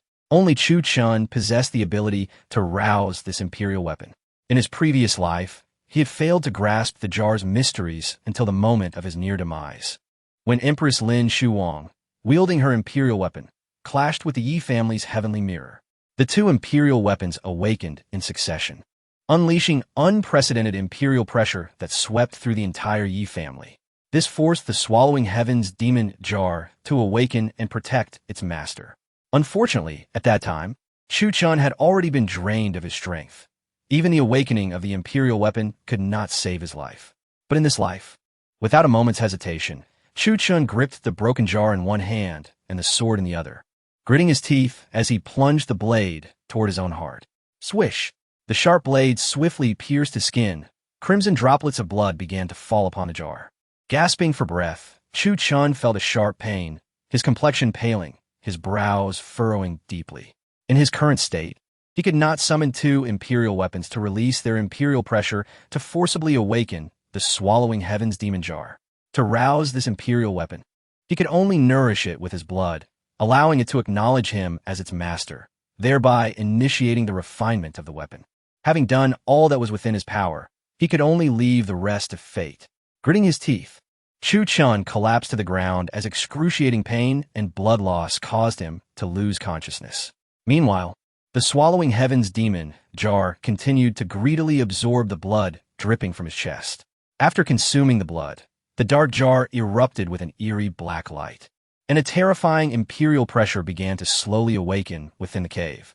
Meanwhile, in the immortal family of the Yi clan, the once soaring family fortune, which had seemed to reach the heavens, dissipated by more than half shortly after Chuchen's departure. The eldest sister, Yi Lingwe, who was on the verge of a critical breakthrough, suddenly spat out a mouthful of blood, failing to break through her limits. As she stepped out of the secret chamber and gazed skyward at the Yi family's domain, an instinctual feeling warned her of the dark clouds swirling above, foreboding misfortune. Stumbling slightly, Yi Lingwe struggled to maintain her balance. What has happened to my Yi family? Not only has our fortune diminished by over half, but why is there also an influx of ominous energy? Could it be that my Yi family has committed some heinous act to incur heaven's wrath? This is impossible. Meanwhile, as the elder of the Yi family secluded himself in an endeavor to breach the realm of the quasi-emperor, dark clouds began to emanate from his being. These shadows, thick as ink, clung to him like a parasitic worm. Chapter 10. The swift arrival of retribution apart from the legendary extreme Tao imperial weapon, the Tongtian mirror, which has been passed down through generations of the Yi family. The true essence of the Yi family lies in their ancestral figure, Yi Shanhe, in the primeval continent. The forces of righteousness and darkness stand in opposition. The great sacred places and noble families engage in both overt and covert battles for supremacy. Without formidable strength to instill fear, even the esteemed Yi family, a lineage of immortality, would struggle to maintain a foothold in the primeval continent. The cultivation and combat prowess of Yi Shanhe significantly determine the Yi family's standing in this realm. In principle, there are two decisive factors that dictate whether a family can ascend to the status of an immortal lineage and solidify that position. One must possess an extreme Tao imperial weapon, and the other must have a quasi-emperor among their ranks. The extreme Tao imperial weapon is an unparalleled divine weapon forged by an emperor-level being. Although the emperor may have fallen, the weapon endures through generations, safeguarding the family. However, to truly unleash the weapon's might, one must be an emperor-level cultivator, or at the very least, a quasi-emperor who has ventured into the realm of emperors. The Yi family was once a declining second-tier family in the primeval continent. To elevate themselves to an immortal family would require centuries of diligent effort. Nevertheless, 3 years ago, due to the efforts of Chuchen, who single-handedly shattered his divine body and exhausted his cultivation to successfully suppress the Empress Lin Shuwang, they avoided a catastrophic war between righteousness and darkness. This monumental achievement directly benefited the Yi family, allowing them to ascend to the rank of an immortal lineage, where they now govern 99 spiritual veins. Yet, the Yi family lacked a quasi-emperor. Their title as an immortal family stemmed solely from Chuchen's actions. With Chuchen's divine body now shattered and his powers nullified, the Yi family found themselves with a hollow title, lacking substance. Thus, the members of the Yi family were acutely aware of their reality. For the Yi family, the birth of an emperor-level cultivator, even a quasi-emperor, was a matter of utmost urgency, crucial to their very survival. This hope rested upon 8 individuals as foretold by the extreme Tao imperial weapon, the Tongtian mirror, Chuchen's 7 sisters, Yi Xian, and the ancestral figure Yi Shanhe. The eldest sister, Yi Lingyue, the 3rd sister, Yi Qingqing, the 5th sister, Yi Han, and the youngest sister, Yi Linge. All 7 sisters possessed the potential of quasi-emperors and excelled in alchemy, artifact forging, and talisman crafting. Yi Xian was even more remarkable, embodying the essence of an emperor. Given sufficient time, even if he did not become an unparalleled emperor, attaining the status of a quasi-emperor was a certainty. Meanwhile, the ancestral figure Yi Shanhe, with his cultivation at the 10th level of the Saint King realm, stood but a step away from the quasi-emperor secret realm. If all went smoothly, he could advance to the emperor realm within a few years, leading the Yi family towards a glorious future. In summary, apart from Chuchen, who squandered the family's cultivation resources, the entire Yi family thrived. Thus, it was entirely natural to compel Chuchen to relinquish the position of the holy son to Yi Xian. If he complied, they could conveniently treat him as a mere dog, occasionally amusing themselves by watching him beg for mercy. However, should he refuse to comply and act out, he would face expulsion from the Yi family, left to wander aimlessly outside, fighting for survival. Yet, no one anticipated that it was not the fortune of the Yi family that sheltered Chuchen, but rather Chuchen himself, whose presence influenced the very fortune of the entire Yi family.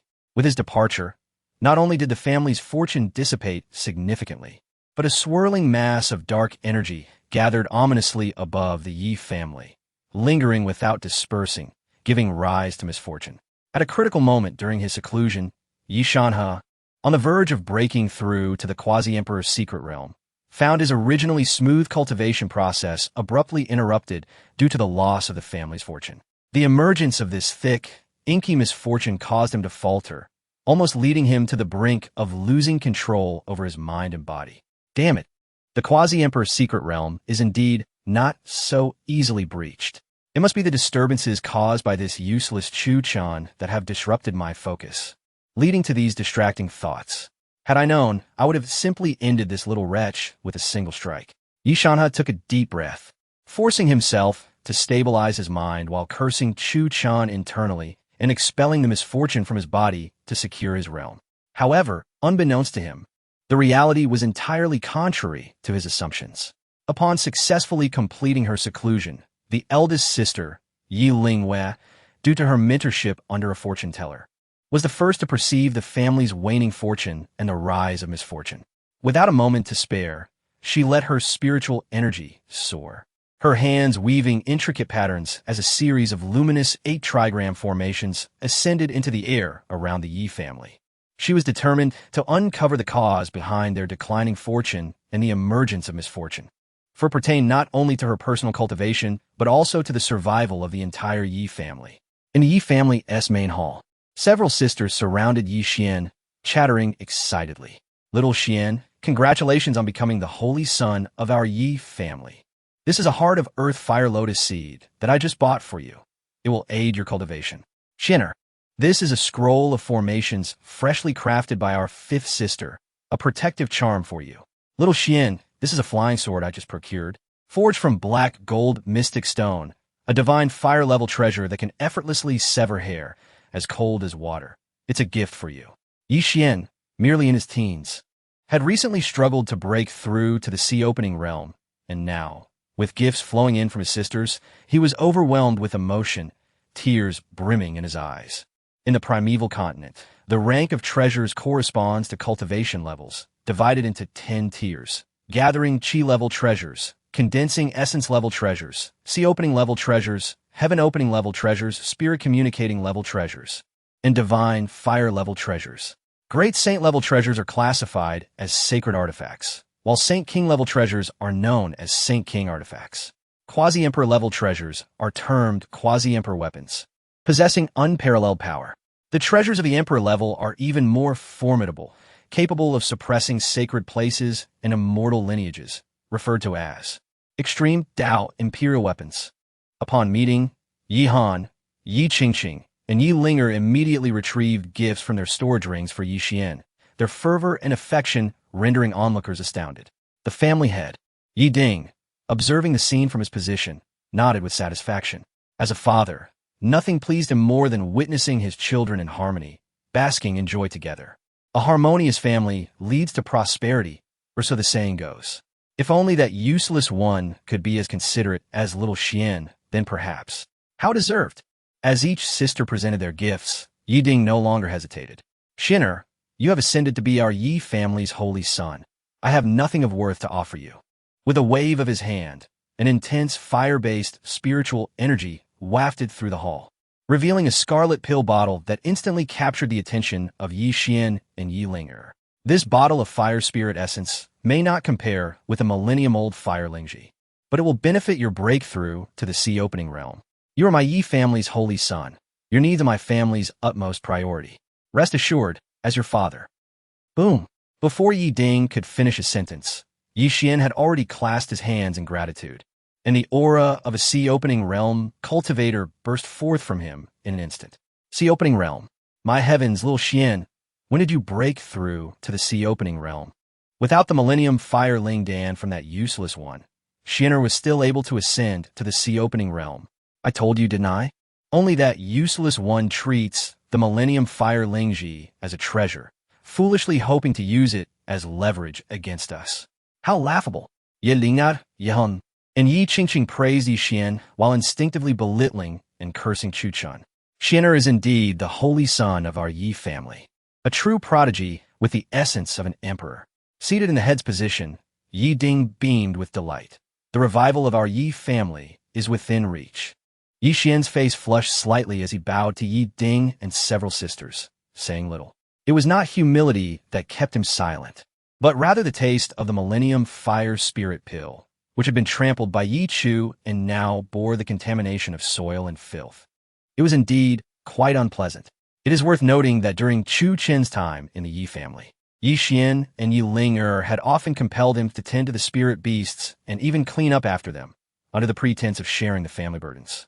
Little did they realize that this retribution would ultimately befall them. The thought alone made Yi Xian feel nauseated, a wave of revulsion washing over him. Just as the family was enjoying their harmonious moment, a surge of dark light emanated from the black ring on Yi Xian's hand, followed by an elderly voice resonating within his mind. Xiao Xian, this is bad. We were all mistaken. Yi Xian was taken aback, still reveling in his breakthrough and the expulsion of Chuchen, when the soul within the ring unexpectedly spoke. Master, what is the matter? The aged voice was laced with urgency and fear, piercing through Yi Xian's consciousness. How could retribution arrive so swiftly? No, Yi Chuchen cannot leave.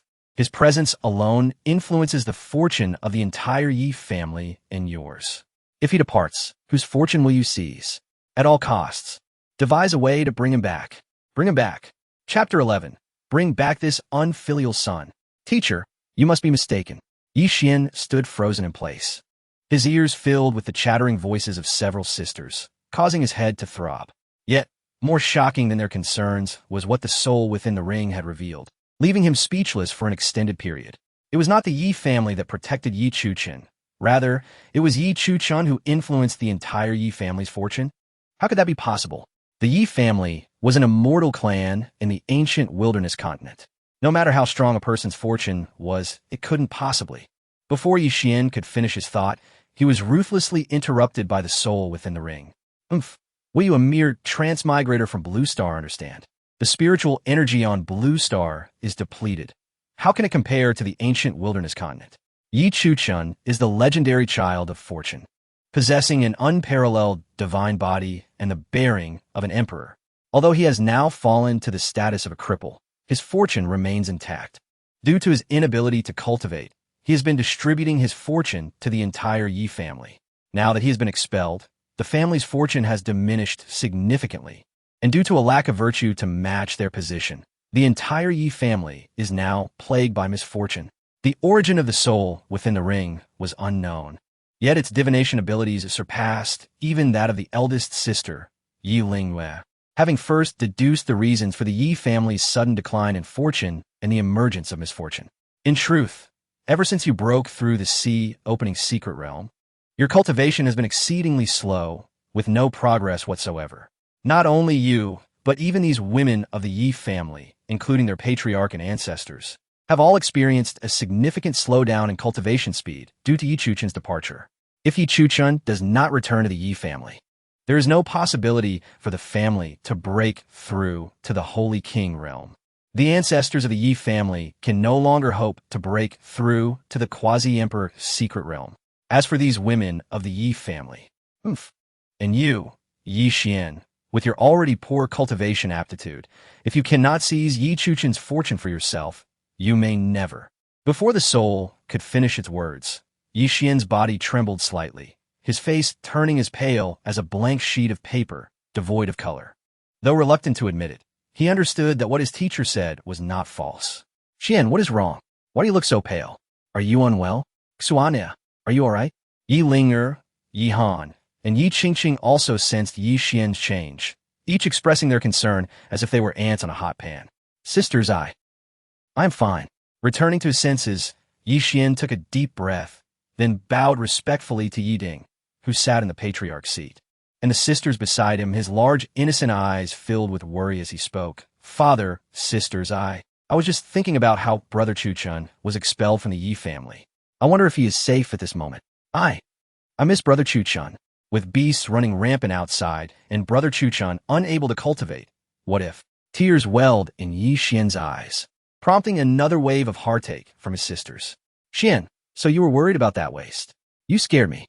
Yi Lingyue patted her chest, relieved. I thought you were unwell. Why worry about that waste? It would be better if he died outside. Beside her, Yi Qingqing snorted, her face full of pride. Exactly. He is nothing but a cripple who cannot cultivate, yet he threatens us with his talk of leaving the Yi family. He thought he could intimidate father. Now that he's gone, good riddance. I can't stand the sight of him. Yi Han's expression turned cold as if recalling something. Suddenly, he spoke. Father, Xian, you may not know this. Before that waste left the Yi family, he cruelly killed his maid, Dyer, and took her storage ring. Such actions are no different from those of demonic cultivators. Expelling him from the family is too lenient. We should have his tendons severed. At this, A wave of curses erupted throughout the hall. Fu Bo hesitated, wanting to defend Yi Chuchen, but before he could take a step, he was glared back by Yi Han. This unfilial son, who tramples on human life. How did I not kill him with a single blow back then? Xian, your sisters are right. You are too kind-hearted. Yi Ding, sitting in the patriarch seat, huffed coldly. Thinking of Yi Chuchen, an ungrateful wretch, his uncontainable anger surged. Expel this unfilial son from the Yi family. Let him experience the dangers of the ancient wilderness continent, so he knows just how well the Yi family treated him, and how fortunate he was, born into fortune yet unaware of it. This is the kind of ungrateful wretch I despise most. Isn't the father-son relationship severed? I have no such son. Listening to the curses from his father and sisters, Yi Xian, the so-called villain, found himself at a loss for words. Yi Chuchen was their biological son, their own brother. Now rendered powerless and expelled from the Yi family, these closest relatives showed no concern allowing an outsider. However, recalling what his teacher said about seizing fortune, Yi Xian blinked his large innocent eyes once more and respectfully declared, but father, sisters, brother Chuchen does share the blood of the Yi family. If he were to perish outside, it would also bring shame to our Yi family. At the very least, we could retrieve him and confine him in the Spirit Beast Valley for the rest of his life, sparing him from speaking ill of father and his sisters and tarnishing the reputation of the Yi family.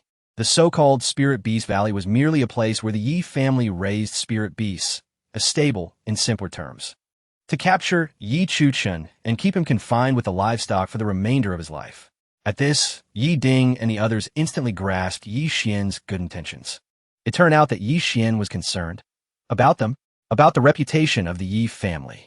Seeing the atmosphere ripe for his proposal, Yi Xian immediately bowed to Yi Ding, sitting as the patriarch. I implore father to allow me to bring brother Chuchen back. Yi Ding furrowed his brow and waved his hand. Enough. Enough. For your sake, Xianer, I will agree to retrieve that unfilial son.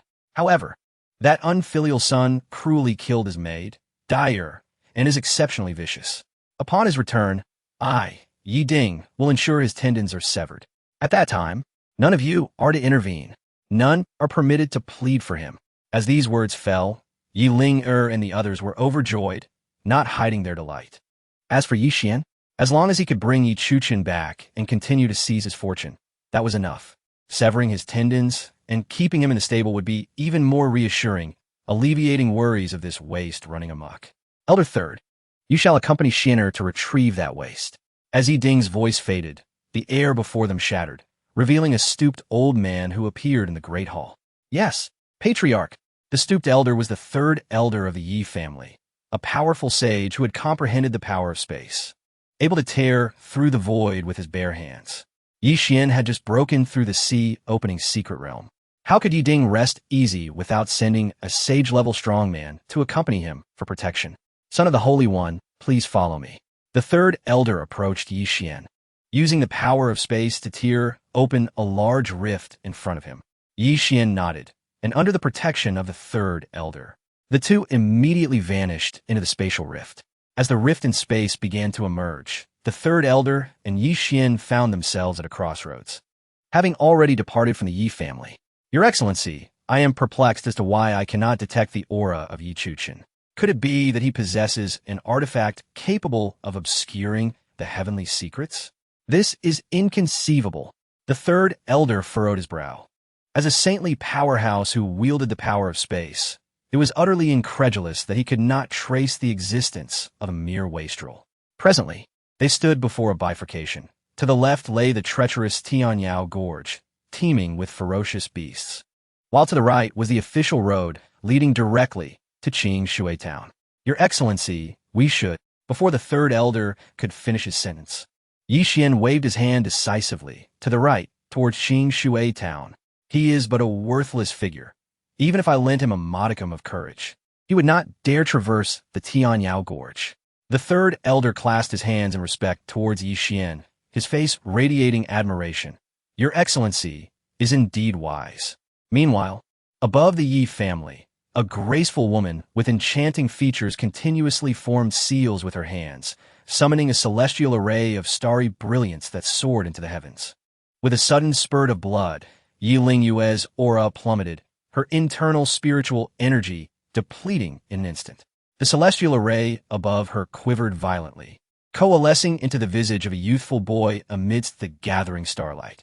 However, the boy's face was shrouded in chaotic energy, rendering it indistinct. Just as Yi Lingyue's eyes gathered the starlight, attempting to discern the boy's features, the array erupted with a thunderous crash, scattering the starlight in all directions. Blood trickled from the corner of Yi Lingyue's mouth as her body endured a grievous blow, instantly siphoning away a century of her lifespan. The heavenly secrets must not be disclosed. Chapter 12. Where can a wretch go? With a single stroke, he can influence the entire fortune of the Yi family. As Yi Lingyue wiped the blood trickling from the corner of her mouth, she gazed in shock at the explosive Bagua diagram above the Yi family, murmuring in disbelief. This cannot be. Is there truly anyone under heaven with such extraordinary fortune? The Yi family is an immortal lineage on the ancient continent, overseeing 99 spiritual veins, flourishing with fortune and blessings. Even the legendary prodigy would be unable to influence the fate of an entire clan with their solitary strength. Though Yi Lingyue struggled to accept this, the evidence lay before her. Having learned from a diviner, she had immersed herself in the study of Bagua and divination, seeking to unveil the secrets of destiny. Wait, while a prodigy cannot sway the fortune of an entire clan, the fabled child of fortune surely can. Suddenly, Yi Lingyue recalled her master's tales of the child of fortune, who had not been seen for millennia in the ancient continent. The child of fortune is born with immense luck, progressing in cultivation as effortlessly as one might eat or drink, and free from any bottleneck. A mere stroll outside could yield priceless treasures or rare celestial materials. No matter the danger encountered, they would always emerge unscathed. Indeed, they embody the essence of a protagonist's fate. Even more terrifying is the fact that the child of fortune can sway the fortunes of an entire family with their own. Yet, such fortune is elusive. Only formidable emperors or those well-versed in Bagua and divination can comprehend it, let alone probe the unseen threads of fate. How splendid! The Yi family has produced a once-in-a-millennium child of fortune. Given time, the Yi family shall rise again, reclaiming its status as the foremost family on the ancient continent. Recovering from her astonishment, Yi Lingyue swallowed a pill to restore her spiritual power, her brows knitting in contemplation. This individual, whose fortune is intertwined with that of the Yi family, must be one of our own. Looking up at the now dissipated starlight, she recalled the shadowy figure of the youth obscured by chaotic energy, sinking into deep thought. Who could this child of fortune be? Regrettably, her cultivation was limited, and her expertise in Bagua and divination fell short of her master's. Otherwise, she would certainly be able to glimpse his true visage. Yet even with the use of secret divination techniques that could shorten her lifespan by a century, Yi Lingyue, with her current prowess, could not unveil the true identity of Chuchen. For at this moment, Chuchen had already begun to refine the devouring demon can, guarded by an unparalleled emperor's weapon, obscuring his fate. Even Yi Lingyue's master, the most skilled diviner on the ancient continent, would be unable to glimpse Chuchen's true form. I must find this person swiftly. Even if the Yi family must sacrifice everything, we must secure this child of fortune to ensure our lineage endures for generations. Thriving in fortune. Taking a deep breath, Yi Lingyue's figure flickered, racing toward the Yi family's main hall. This matter is of utmost importance. Concerning the very survival of the Yi family, I must report to my father. Upon arriving at the main hall, Yi Lingyue found her father, Yi Ding, and several younger sisters engaged in animated chatter, creating a lively atmosphere. Eldest sister, when did you emerge from your retreat? That's wonderful. Have you successfully broken through to the sacred realm? Have you mastered the spatial arts? First, Xiaoxian broke through the sea-opening secret realm, and now, with the eldest sister's success in the sacred realm, it seems the troublesome wretch has been replaced by a series of fortunate events for the Yi family. In the midst of her sister's jubilant exclamations, Yi Lingyue clasped her hands in respect to her father, Yi Ding. Before gravely addressing the assembly, I did not emerge from my retreat due to a breakthrough to the sacred realm. Rather, I sense that the fortune of the Yi family has diminished significantly, and as a result, my own breakthrough has failed, prompting my early return. At this declaration, The hall fell silent, the joyous laughter abruptly ceasing. Even Yi Ding, seated as the family head, could not remain composed, his expression turning grave as he turned to his daughter.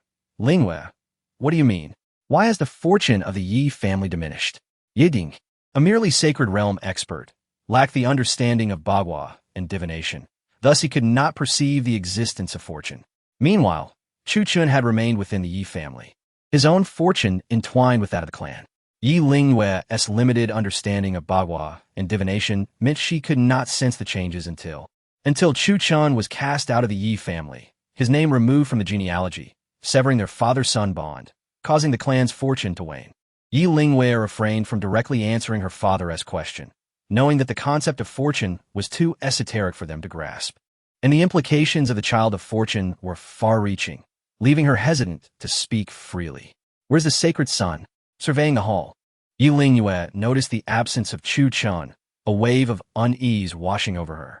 Yi Lingwei was not naive. If indeed there existed a child of fortune within the Yi family, it was likely her own brother, Chuchen. Yet he had been rendered a wretch, his powers stripped away. Could such a being truly be the child of fortune? Eldest sister, Xiaoxian has gone with the third elder to capture that wretch. Yi Ling blinked, her eyes wide with curiosity as she responded to Yi Lingwei. Xiaoxian? Yi Xian? Ling, I am not inquiring about Xiaoxian, but rather about Yi Chuchen. Due to her seclusion, Yi Lingwei was unaware of the events that had unfolded within the Yi family. After all, Yi Chuchen had always been the sacred son of the Yi family, so how could? Before Yi Lingwei could finish her thought, Yi Qingqing and Yi Han interjected. Eldest sister, you are not aware, but that wretch has stolen Xiaoxian's Millennium Fire Spirit Grass. When father demanded an apology, he not only refused but threatened to sever his ties with father and abandon the Yi family. Our esteemed Yi family shall not be threatened by a mere wretch. After consulting with our ancestors, father has removed this wretch from the genealogy and cast him out of the Yi family. At this revelation, Yi Lingwei staggered, nearly falling to the ground had it not been for Yi Ling's quick intervention. Lingwei, this wretch has been overly indulged, to the point where he now dares to issue threats. Yi Ding, observing his daughter's pale visage, furrowed his brow and explained, I have sent Xiaoxian and the third elder to find him. Once he is brought back to the Yi family, I will ensure his tendons are severed, teaching him a lesson in humility. Cast out of the Yi family, brought back only to have his tendons severed. Yi Lingwei pushed away Yi Ling's supportive hand, staring incredulously at her father, feeling an unfamiliar distance grow between them. Father, what are you saying? Yi Chuchen is your own flesh and blood. He sacrificed his cultivation for the sake of the Yi family. Without him, the Yi family could not have ascended to its current status as an immortal lineage, let alone manage 99 spiritual veins. Upon hearing this, Yi Lingwei anticipated that her father and sisters would reflect on Yi Chuchen's contributions to the family and feel a sense of guilt. However, the subsequent words of Yi Qingqing, and Yi Han shattered her worldview entirely. What his contributions to the Yi family? Does that grant him the right to steal Xiaoxian's Millennium Fire Spirit Grass? Merit is merit, and fault is fault. Yiving have always despised those who take advantage of favoritism. Exactly. That wretch's divine body is shattered, his meridians severed. Now he is powerless. Yet he still speaks so much. What good is that? As Yi Lingwei attempted to voice her thoughts, the space within the hall fractured, and two figures suddenly appeared out of thin air. Father, eldest sister has emerged from her retreat. How wonderful. The individuals before them were Yi Xian and the third elder. Yi Xian, with her innocent, wide eyes, first bowed respectfully to the others before continuing. The third elder and I have scoured the entirety of Qingshui town, yet we have been unable to locate Brother Chuchen. Her voice was laced with guilt and concern, evoking a wave of sympathy from Yi Ding, Yi Ling, and the others. Master, Miss. The third elder also clasped his hands in greeting, adding in a slightly hoarse voice, upon leaving the Yi family. There are two paths. One follows the official road through Qingshui town, while the other traverses the treacherous Tianyao Gorge. Young master, since Yi Chuchen is not in Qingshui town, he must have ventured into Tianyao Gorge. Fearing for the safety of the Holy Sun, I hastened back with him. As soon as these words left his lips, Yi Ding stroked his beard in contemplation and remarked, "The Tianyao Gorge is teeming with ferocious beasts. Not even those of the saint level dare to venture carelessly. Shinner is the future hope of our Yi family. We cannot allow him to take such risks. Your decision to bring him back was indeed wise. As for that waste, with no cultivation to speak of, daring to enter Tianyao Gorge, he has surely met his demise at the hands of the beasts. Let us not concern ourselves with him." Suddenly, as Yi Ding concluded, the eldest sister, Yi Lingyue, transformed into a streak of light, racing out of the Yi residence toward Tianyao Gorge. Chuchen's meridians are utterly destroyed. His cultivation has been rendered null. A mere mortal traversing Tianyao Gorge is destined for death. You all. Chuchen is also our brother. He is a member of the Yi family. Father, how can you utter such heartless words? Yi Lingyue exclaimed in indignation. If you will not search for him, then I shall.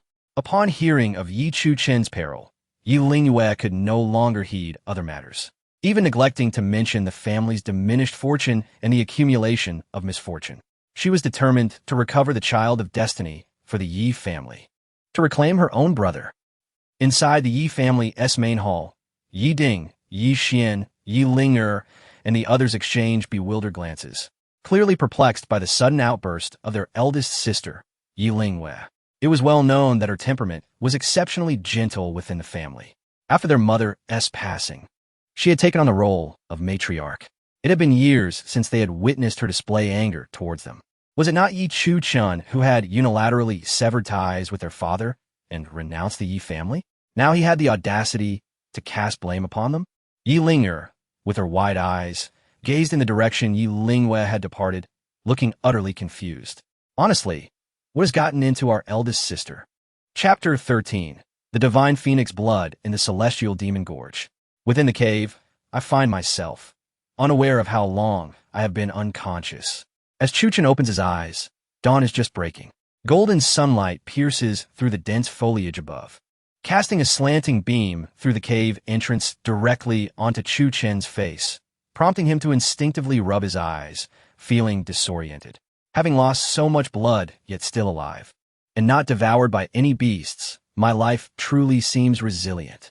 Looking down at the wounds that have already scabbed over, and the faintly glowing formation at the cave entrance, a wave of trepidation washes over Chuchen. It must be said this was exceedingly risky. The Swallowing Heaven Demon Jar is an extraordinary imperial weapon. Even a sealed imperial weapon poses formidable dangers during the refining process. Furthermore, the formations contained within the storage rings seized from the made-Die are the lowest grade. While they might fool ordinary beasts, they would be utterly ineffective against those of the secret realm of opening heaven or above. Fortunately, this place is the periphery of the Celestial Demon Gorge, where powerful beasts typically have their own territories and seldom venture out unless threatened. Surviving this calamity surely heralds future blessings. With a wave of his hand, a jet-black jar materializes before him, emanating tendrils of dark light. As an inexhaustible force of the great Tao surges forth, the jar, unassuming in its appearance, resembles the delicate form of a youthful maiden, exuding a terrifying aura that causes the heavens and earth to tremble. The rim of the jar is etched with horrifying sword marks, and even from a distance, the fierce intent of the great Luo sword seems poised to rend the sky asunder. Coughing up blood, Chuchen quickly steadies his mind, wary of the terrifying sword marks inscribed upon the jar. With his current cultivation and strength, continuing to gaze upon them would surely lead to his demise under the residual sword intent. Though he has only begun to refine this formidable imperial weapon, it is still a form of refinement. Wiping the blood from his lips, Chuchen gazes at the Swallowing Heaven Demon Jar with anticipation. It is his sole trump card. Whether he can survive traversing the Celestial Demon Gorge, whether he can reach the Divine Flame Imperial Palace, and whether he can successfully meet the Empress Lin Shuwang, all hinges upon this. Regrettably, the Swallowing Heaven Demon Jar is bound by powerful seals, and with my current cultivation diminished, I can only rely on my heart's blood to initiate a basic refinement of this imperial weapon. Otherwise, I would have awakened its spirit to assist me in reaching the Divine Flame Imperial Palace. What makes an imperial weapon so terrifying? Each imperial weapon is forged from the rarest and most precious materials by a mighty emperor, inscribed with the principles of the universe, and imbued with immense imperial pressure, awakening a sentient spirit. Even the most unparalleled of emperors have lifespans of merely around 10,000 years. Yet, the spirit born from an imperial weapon knows no such limitations. Capable of guarding noble clans and sacred lands for countless generations, ensuring the eternal transmission of their legacies. Regardless, the swallowing heaven demon jar is an imperial weapon capable of piercing the heavens and rending the fabric of reality. Even in its initial stage of refinement, it grants Chuchen a measure of self-protection in the celestial demon gorge. The terror of an imperial weapon exceeds common comprehension. Even a mere fraction of its imperial pressure can obliterate the world and reshape the landscape in an instant. Though Chuchen's meridians are shattered and his cultivation lost, rendering him unable to fully wield this imperial weapon, the awakened spirit of the weapon can autonomously protect its master when danger arises.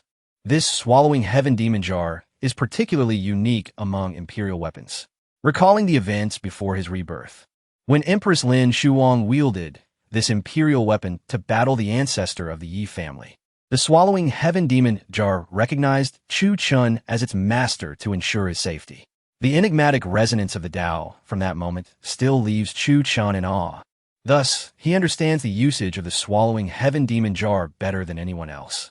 Imperial weapons are crafted through the painstaking efforts of ancient emperors, embodying the weight of imperial pressure and the ability to obliterate the world. Due to their inscriptions of universal principles, they often possess unique abilities.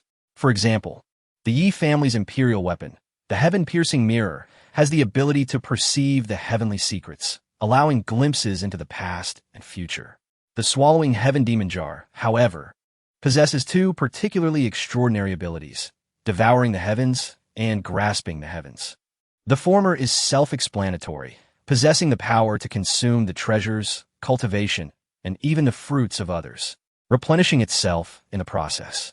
This ability is immensely domineering and defies the natural order, which is why the jar bears the name demon. The latter ability, grasping the heavens, is even more peculiar. By reaching into the jar and feeling around, one can, by virtue of their fortune and chance, retrieve a treasure for their own use. Despite its palm-sized appearance, the interior of the swallowing heaven demon jar constitutes a world unto itself, connected to other spaces. The treasures retrieved may include techniques, elixirs, artifacts, or even rare crystals, spiritual materials, and ancient relics. Their value and rarity depends solely on one's luck and opportunity. However, such a defiance of fate comes with a limitation. After refining the swallowing heaven demon jar, one must wait approximately 10 days before attempting to grasp again. I am eager to see what treasures my luck will yield the first time I utilize grasping the heavens. Taking a deep breath, Chuchen gazes at the jar, which continuously exhales enigmatic dark light. Resolutely, he rolls up his sleeves and plunges his entire right arm into the jar. Swish! As his fair and slender arm enters the swallowing heaven demon jar, it is enveloped by waves of mysterious and eerie dark light. An ineffable resonance of the Tao wraps around Chuchen's body, pulling his consciousness into a gray, otherworldly space. It resembles the night sky above, dark, deep, desolate, and ancient. Points of starlight flicker in the expanse, and instinctively, Chuchen gazes upward, lost in thought. He reaches out his right hand toward a particularly bright star, seemingly millions of miles away, attempting to grasp it with bare hands. Though he possesses no cultivation and is but a mortal, his outstretched arm magnifies a millionfold in an instant, transforming into a colossal arm reaching for the heavens, attempting to seize the star. Even from millions of miles away, he could grasp the stars and pluck the sun and moon. Bang! The star struggles fiercely against the grasp, exerting immense resistance. It dares to resist? How intriguing. A hint of amusement graces Chuchen's lips as he concentrates, channeling the swallowing heaven demon jar, forcefully attempting to seize it. Boom! The Tao flows, and the resonance intensifies. The power of the rule spreads. Chuchen's hand erupts with terrifying devouring force, and after a brief standoff with the exceptionally bright star, A deafening roar reverberates through the night sky as his colossal arm seizes the immense star, pulling it back from the distant otherworldly space with unparalleled strength. Swish! The colossal arm and the captured star shrink at a visible rate. As Chuchen's consciousness returns to his body, his right arm unknowingly withdraws from the swallowing heaven demon jar. This sensation, Chuchen pauses as if caught in a dream. What is this? Opening his palm, a drop of blood imbued with crimson flames hovers above it. Upon closer inspection, within the blood, the phantom of a divine phoenix flutters majestically. Divine phoenix blood. Within the fragments of memories imbued with the essence of the immortal divine phoenix lies an extraordinary power. The terrifying flames are capable of melting even the void itself, as the phantom of the divine phoenix flaps its wings. The overwhelming pressure it exudes instantaneously shatters all the formations within the cave before it descends upon Chuchen from all directions, intent on annihilation. This is dire. Chuchen shuts his eyes, the shadow of death swiftly enveloping him. Even a mere wisp of the divine phoenix's blood, overflowing with its might, is far beyond what a powerless Chuchen can withstand. As he feels himself on the brink of being reduced to ashes by this oppressive force, he swiftly forms a hand seal and shouts, "Devour the heavens, heed my call." In an instant, the devouring cauldron responds, unleashing a terrifying force of absorption that engulfs the drop of divine phoenix blood, suffused with crimson flames, into its depths. The crisis is averted. Someone approaches? Just as Chuchen begins to breathe a sigh of relief, he senses a figure soaring towards the cave with unwavering speed. This aura, so familiar. No, it's Yi Lingyue. I must flee. Upon detecting Yi Lingyue's presence, Chuchen hesitates not a moment. With a flick of his wrist, he gathers the devouring cauldron into his consciousness and dashes out of the cave, plunging into the depths of the dense forest. Yi Lingyue is indeed a remarkable individual. As the eldest daughter of the illustrious Yi family, she possesses exceptional talent and a remarkable temperament. At a young age, she ignited the divine fire, becoming a formidable force at the 8th level of the divine fire realm. Most impressively, she has an innate aptitude for the bagua and divination techniques, making her the perfect heir to the Yi family's supreme artifact, the heavenly mirror.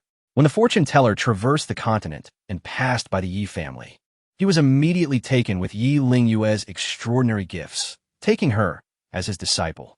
To grasp the intricacies of the bagua and divination, she often secludes herself, studying the stars at night, unraveling the past, and predicting the future. Since Chuchen's power was stripped away 3 years prior, the siblings have only met once. Yet, that singular encounter plunged Chuchen's heart into despair, sealing it in ice. Damn it, I thought I had escaped to the abyss of heavenly demons. How could she still pursue me? As Chuchen rummages through his storage ring for spirit stones to absorb their spiritual energy, he races through the forest, desperate to evade Yi Lingyue's pursuit. Due to the severing of his meridians and the destruction of his cultivation, even with the devouring cauldron, he remains unable to practice, unable to store any spiritual energy within. Thus, he can only temporarily absorb energy from the stones. If I am truly cornered, I would not hesitate to return to the Yi family. A glint of determination flashes in Chuchen's eyes as he draws upon the energy from the spirit stones, navigating through the towering trees with agility. Though stripped of his cultivation, he has begun to refine this supreme artifact. If he were to burn his soul and draw upon his life force to forcibly activate the devouring cauldron, he could momentarily unleash a fraction of its might. If pressed to the brink, he would risk it all, charging back to the Yi family, triggering the cauldron's self-destruction. The devastation caused by the self-detonation of a supreme artifact is unfathomable. Even with the heavenly mirror protecting the Yi family, the catastrophic force unleashed could obliterate their entire estate in an instant, shattering the void and silencing the heavens. Aside from the family patriarch, Yi Ding, and a few elders who have reached the Saint and Saint Emperor realms, all other members of the Yi family would face certain death. Yi Wan, Yi Lingyue, Yi Han, and other direct descendants would not escape. Of course, this would leave Chuchen with no chance of survival. This would be a mutual destruction tactic. Had he not been driven to the edge, he would never resort to such measures. After all, he has yet to visit the Divine Flame Palace. The Empress, Lin Shuwang, remains unseen. There are still matters left unfinished in his life, and regrets yet to be addressed. How peculiar. The cave clearly bears the remnants of Chuchen's presence. Yet, inside the cave, Yi Lingyue delicately twirls her fingers, her brows slightly furrowed. In less than 10 breaths since Chuchen vacated, she has forcefully arrived. Yet, the cave stands empty, devoid of any trace of him. Were it anyone else, they might be uncertain of the connection between the cave and Chuchen. But Yi Lingyue is no ordinary person. As a prodigy trained by the fortune teller, adept in the bagua and divination, she effortlessly detects the lingering essence of Chuchen. The defensive formations at the cave's entrance and the concealment array have been forcibly destroyed. Could it be that Chuchen encountered peril? No. This is the abyss of heavenly demons. I must find Chuchen without delay. As she speaks, Yi Lingyue dances her fingers lightly, a milky white energy swirling about as another bagua formation hovers in the air. To expedite her search for Chuchen, she once again employs her bagua and divination techniques to deduce his whereabouts. How is this possible? Gazing at the empty bagua formation, Yi Lingyue is filled with disbelief. She cannot decipher any trace of Chuchen's movements. It is well known that Chuchen's powers have been stripped, rendering him a mere mortal. Yet, as a practitioner of the divine fire realm and a disciple of the fortune teller, one would expect her to easily track the path of an ordinary person at such close proximity. It appears that the abyss of heavenly demons truly possesses an enigmatic quality. Yi Lingyue, without further contemplation, assumes that the mysterious abyss has severed Chuchen's aura. With numerous fierce beasts inhabiting this realm, including Saint Emperor and Emperor-level demon monarchs, if she does not locate Chuchen swiftly, he will surely perish. Determined to find Chuchen and bring him back to the Yi family, Yi Lingyue disregards all else, a fierce glint in her eyes. With a sudden spurt of blood, she sacrifices nearly a decade of her lifespan to push her divination further. With the weight of 10 years of vitality, the illusory bagua formation finally reveals a fleeting image of Chuchen darting through the forest. Though the vision remains hazy, it is sufficient for a practitioner of the divine fire realm. In an instant, Yi Lingyue discerns the direction and successfully locks onto his position. She then transforms into a streak of light, racing forth. Boom! Within mere moments, as Chuchen continues to sprint through the forest, a radiant bracelet descends from the heavens. This is Yi Lingyue's sacred artifact, the 13-star radiance bracelet, adorned with 13 rubies and emanating a formidable aura of the holy realm. The bracelet expands dramatically as it descends, rapidly transforming into an unyielding wall that encircles several hundred meters, including Chuchen. A prison of earth. Chuchen, it is I, your elder sister. After ensnaring Chuchen, the graceful and fair Yi Lingyue descends, worry etched upon her features. You must return with me. It is dangerous here. Even with the protection of the 13-star radiance bracelet, within the abyss of heavenly demons, where holy realm demon monarchs and emperor-level demon emperors dwell, it is still insufficient. Dangerous? Is it not more perilous than the dangers posed by the Yi family? Gazing at Yi Lingyue, who wears an expression of concern and urgency to return him to the Yi family, Chuchen's countenance hardens, a sneer escaping his lips. To me, the ferocity of beasts pales in comparison to the treachery of you Yi family members, who cloak your malevolence in virtue. The moment these words leave his lips, Yi Lingyue's expression shifts dramatically. Staring at the stranger before her, whose eyes brim with hatred, she feels as if the world is spinning. A wave of disorientation washing over her. Is this truly her brother, Yi Chuchen, the boy who was once gentle-hearted and always heeded her words? As she contemplated the present circumstances, a surge of unbridled anger welled up within Yi Lingyue. Yi Chuchen, cease your foolishness. We are in Tianyao Gorge. Come back with me at once to apologize to father and my sisters. I assure you, they will not make things difficult for you. Before Yi Lingyue could finish her plea, Chuchen forcefully interrupted her, declaring, Yi Lingyue, I have renounced the Yi family and severed my paternal ties with Yiding. I have been removed from the family genealogy. Do not call me Yi Chuchen any longer. My name is Chuchen, and I have no further connection to the Yi family. Your pursuit to drag me back to the Yi family is solely motivated by my alleged murder of the maid Deer, seeking to bring me back for retribution. At these words, Yi Lingyue's expression shifted noticeably. She longed to defend herself, to clarify, to assert that things were not as Chuchen believed. Yet, prior to their departure, in the grand hall of the Yi family, her father, Yi Xian, along with several sisters, had vehemently declared their intent to capture Yi Chuchen and inflict severe punishment upon him, intending to sever his tendons and confine him to a stable for a lesson. Yi Lingyue bit her lip, meeting Chuchen's scornful and resentful gaze, momentarily at a loss for words. Chuchen, you are my dear brother. I vowed to protect you, and I shall indeed protect you. A sister is like a mother. I, Yi Lingyue, swear to the heavens. Like a mother?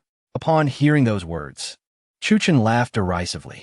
Yi Lingyue, have you forgotten 3 years ago when you cast me off a cliff, resulting in grievous injuries, leaving me broken and bedridden for half a year, nearly costing me my life?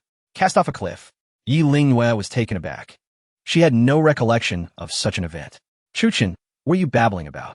Regardless of your thoughts, you must return with me to the Yi family first.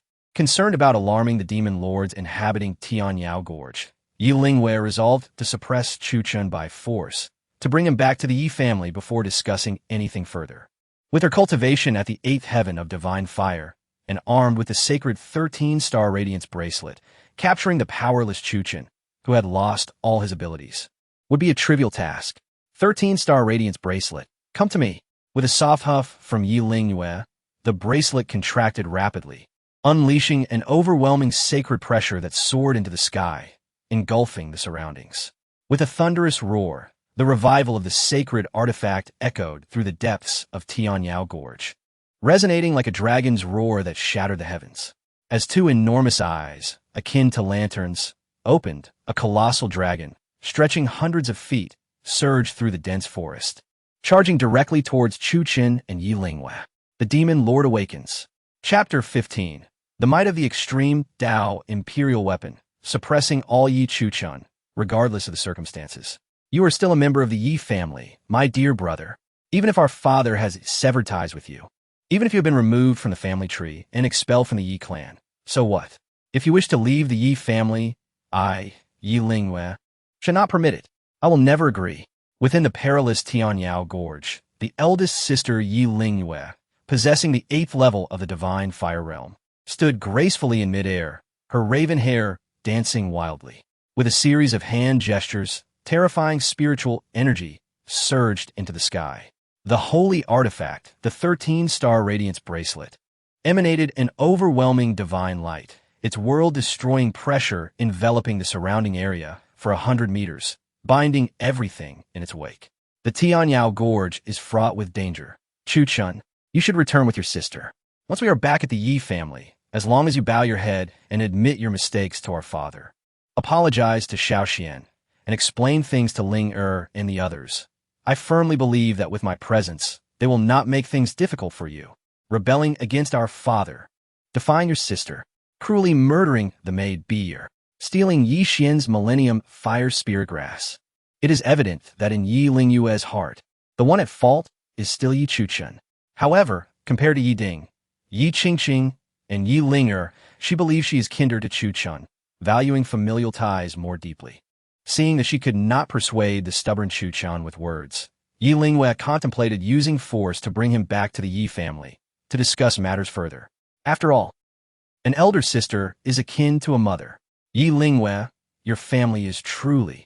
Upon hearing Yi Lingyue invoke the notion of elder sister as a mother, earnestly claiming that all of this is for his own good, while simultaneously unleashing the holy artifact to suppress him, Yi Chuchen could not help but laugh in anger. How shameless. Begone. I have no words left for you or your family.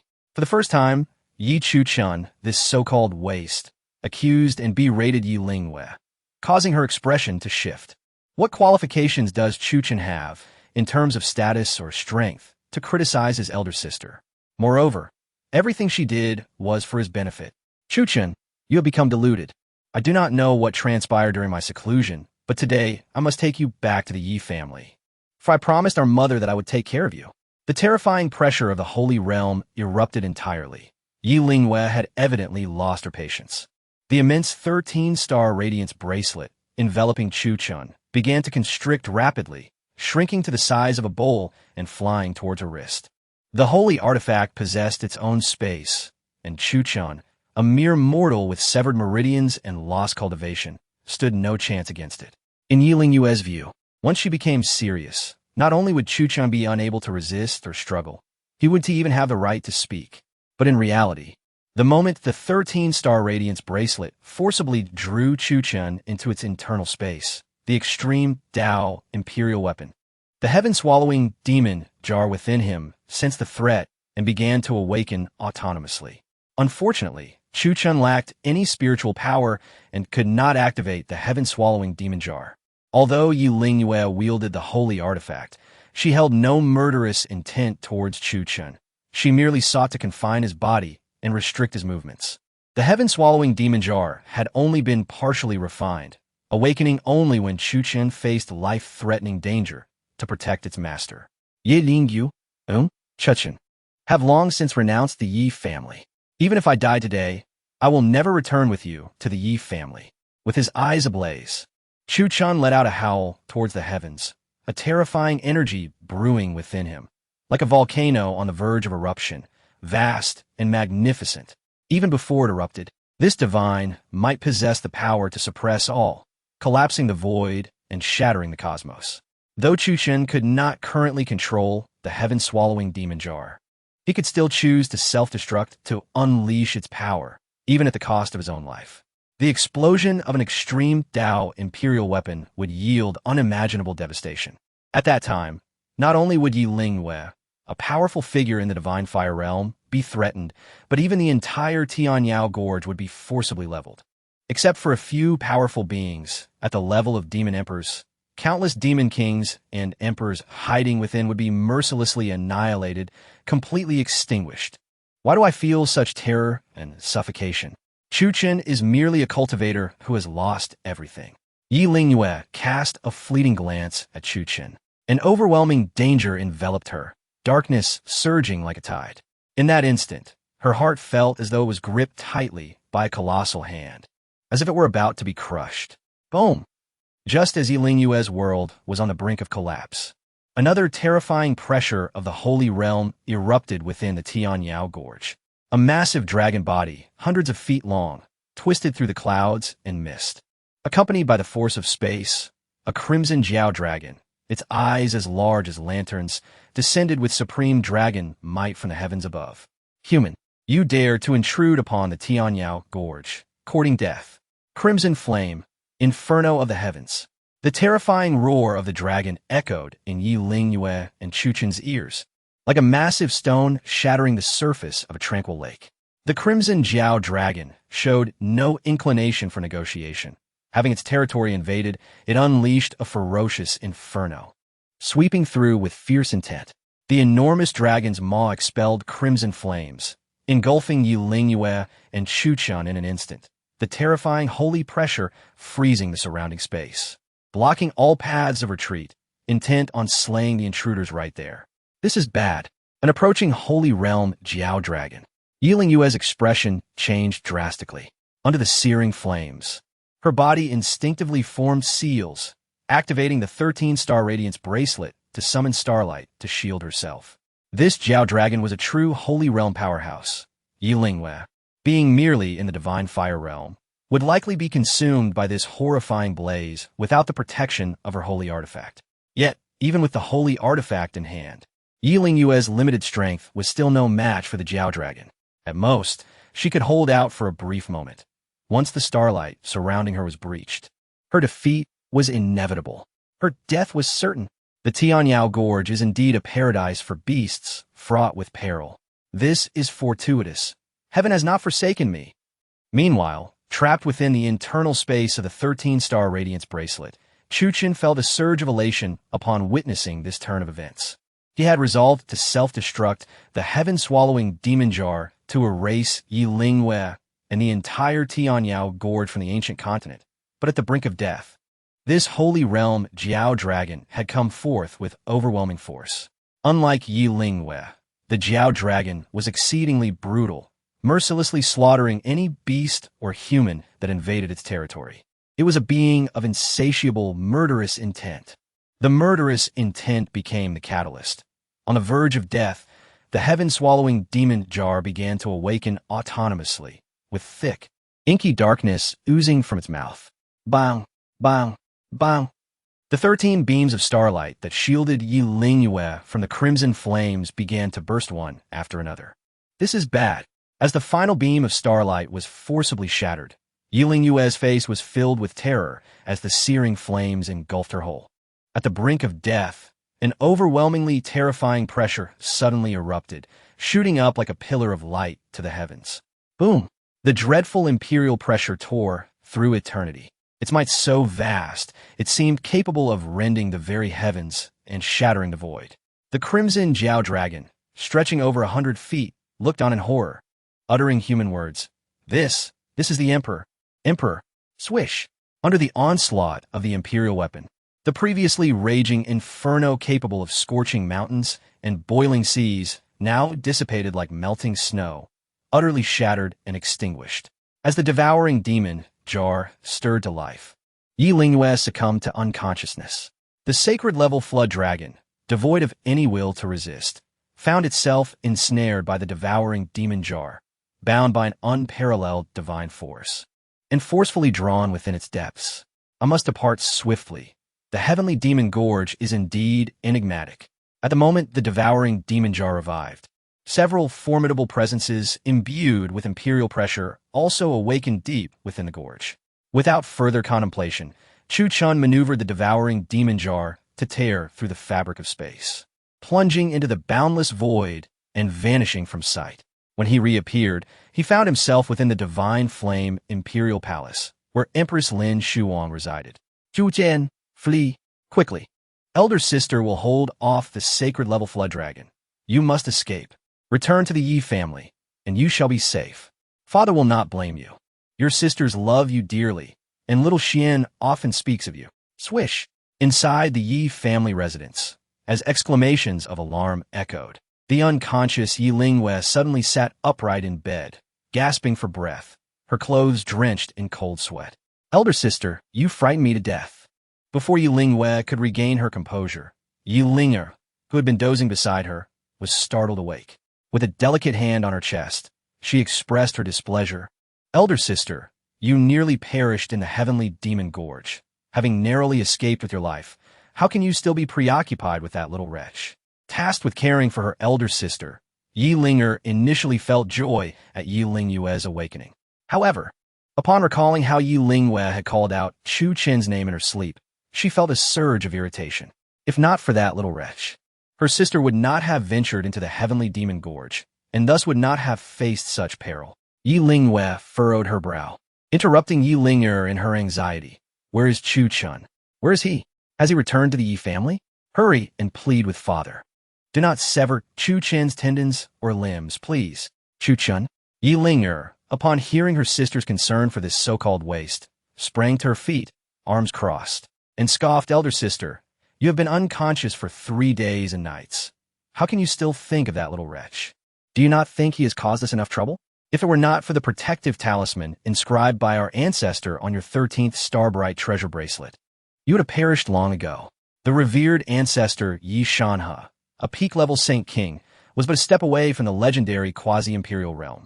To safeguard the direct descendants of the Yi family, he had employed secret methods at the births of Yi Lingyue and her siblings, inscribing protective talismans upon them using the imperial weapon, the heavenly mirror. When the direct descendants faced life-threatening dangers, the talismans would awaken autonomously, tearing through space to transport them back to the Yi family estate. It was precisely this protective talisman that had saved Yi Lingyue's life and informed the Yi family of the events in the heavenly demon gorge. However, the process of inscribing such a talisman required tremendous effort and the might of the imperial weapon, incurring great costs. Thus, even for the direct descendants of the Yi family, each could only have one talisman inscribed. Once used, it would be gone. To say that possessing a protective talisman was akin to having an extra life would be no exaggeration. In Yi Lingyue's eyes, her elder sister's near demise due to the shattering of her protective talisman was all the doing of that waste, Chuchen, and she could not help but harbor resentment. What? I was unconscious for 3 days and nights? Yi Lingyue, momentarily dazed, suddenly grasped Yi Linger's arm tightly, her expression shifting as she anxiously asked, Linger, are you saying the protective talisman saved me? Then what of Chuchen? Is he alive or dead? Has he returned to the Yi family? At this, Yi Linger was momentarily taken aback, then turned away, refusing to respond. Seeing her sister's reaction, Yi Lingyue's eyes instantly filled with tears, droplets glistening in her gaze. As the favored son of the Yi family, Chuchen had been inscribed with a protective talisman by their ancestor at birth, ensuring his safety. However, 3 years ago, after Chuchen was rendered useless, the ancestor had reclaimed the talisman and given it to Yi Xian, under the pretense that Chuchen was no longer in need of such protection, as he had the Yi family to safeguard him. Without the protective talisman, Chuchen could not withstand the assaults of the sacred-level flood dragon within the heavenly demon gorge, which meant he might have already perished at the jaws of the beast. Plop, plop. Tears began to fall from Yi Lingyue's eyes, splattering onto the bed as she murmured sorrowfully. It's all my fault. It's all my fault. If I hadn't used the 13th Starbright treasure bracelet in the heavenly demon gorge, I would not have drawn the dragon's attention, and Chuchen would not have seen her elder sister blame herself entirely. Yi Linger was taken aback and immediately protested. Elder sister, what are you saying? You nearly lost your life because of that waste. How can you still swish? Before Yi Linger could finish her sentence, Yi Lingyue, as if struck by a thought, wiped away her tears and leaped into action, racing toward the Yi family's main hall. She refused to believe that Chuchen could simply be dead. Elder sister, where are you going? Yi Linger exclaimed, stopping her foot in frustration. After a moment's hesitation, she too took to her flying sword, chasing after her. In the Yi family's main hall, Patriarch Yi Ding was instructing Yi Xian in his training. Suddenly, the hall doors swung open, and Yi Ding frowned, about to express his displeasure, when he saw his long unconscious eldest daughter, Yi Lingyue. His anger instantly dissipated, replaced by a tender smile. Ah, Lingyue, you've awakened. Thank heavens. Do not blame your father for being overly concerned. Your actions were too reckless. Had it not been for the protective talisman, the consequences would have been unimaginable. As Yi Ding finished his sentence, Yi Xian rushed forward, affectionately taking Yi Lingyue's hand and pouting, Elder sister, you're finally awake. I want to take care of you, but father insisted I stay to train. I was so worried about you. If anything happened to you, little Xian wouldn't be able to live either. Yi Lingyue bowed respectfully to her father, then affectionately ruffled Yi Xian's hair, her heart warmed by the concern of her father and brother. Yet, the thought of Chuchen's uncertain fate caused her smile to falter, her expression growing somber. Elder sister, how wonderful that you have awakened. Surviving great calamities surely brings great fortune, as several concerned voices echoed. Yi Han, Yi Qingqing, and Yi Linger also flew into the hall. Yi Lingyue nodded at her younger sisters, overwhelmed with gratitude for their love and familial bond.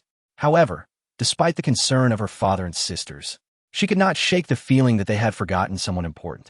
After a moment's hesitation, her eyes reddened slightly as she spoke. Father, what of Chuchen? Chuchen. The mere mention of his name silenced the once warm and caring atmosphere of the hall, plunging it into an abrupt stillness.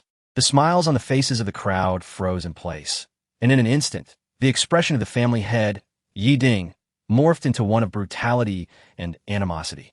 The overwhelming pressure of a sage surged uncontrollably, sweeping through the entire hall like a terrifying tempest. Lingyue, why do you mention that worthless wretch? Do you realize that you nearly perished this time because of that little beast? Had it not been for the protective seal inscribed on your sacred artifact by the ancestor, you would never see your father again. I would have been a white-haired man mourning a black-haired one. Yi Ding's words warmed Yi Lingyue's heart, while simultaneously filling her with disbelief. However, the subsequent remarks from Yi Qingqing, Yi Linger, and Yi Han only deepened her incredulity, leading her to question if she had misheard them. Indeed, sister, what is the matter with you today? You nearly lost your life because of that useless Chuchen, and yet now you are concerned for his safety? Sister, you have been shut away for too long and are unaware of the treachery of mankind. Did you think Chuchen's appearance in the heavenly demon gorge was mere coincidence? Certainly not. He anticipated that our Yi family would seek him out, then willingly plunged into the fray, aiming to utilize the power of the beasts within the gorge to eliminate each of us. This wretch is too malevolent, too wicked, too shameless. Our Yi family is simply too soft-hearted and too kind. The cacophony of voices disparaging and belittling Chuchen left the newly awakened Yi Lingyue feeling utterly foreign and suffocated. Conversely, her foster brother Yi Xian did not utter a single disparaging word about Chuchen, which brought her a sense of comfort. Enough of this. Yi Lingyue took a deep breath and abruptly interrupted the assembly. Father, Chuchen is also your biological son. He is your younger brother. What? Why are you not at all saddened by his perilous plight in the heavenly demon gorge, on the brink of death at the jaws of the beasts? Have you all forgotten? 3 years ago, if it were not for Chuchen battling the demon Empress Lin Shuwang for our Yi family, resisting the demon invasion at the cost of his own shattered primordial body, ruined meridians, and obliterated cultivation, how could our Yi family have ascended to an immortal lineage? How could we have possessed control over 99 spiritual veins? How could we have established our footing on the ancient continent, standing shoulder to shoulder with the great sanctuaries and immortal families, vying for fortune?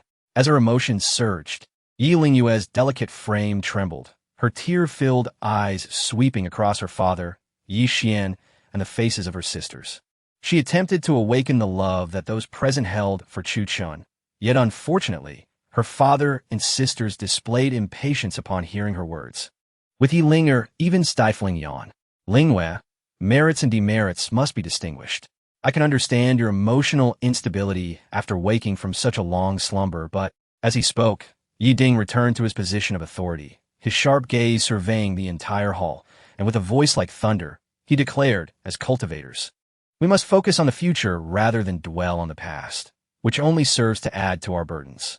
I do not deny that 3 years ago, Chuchen contributed to our Yi family, but so what? He has been resting on his laurels for 3 years. Has our Yi family ever owed him anything during that time?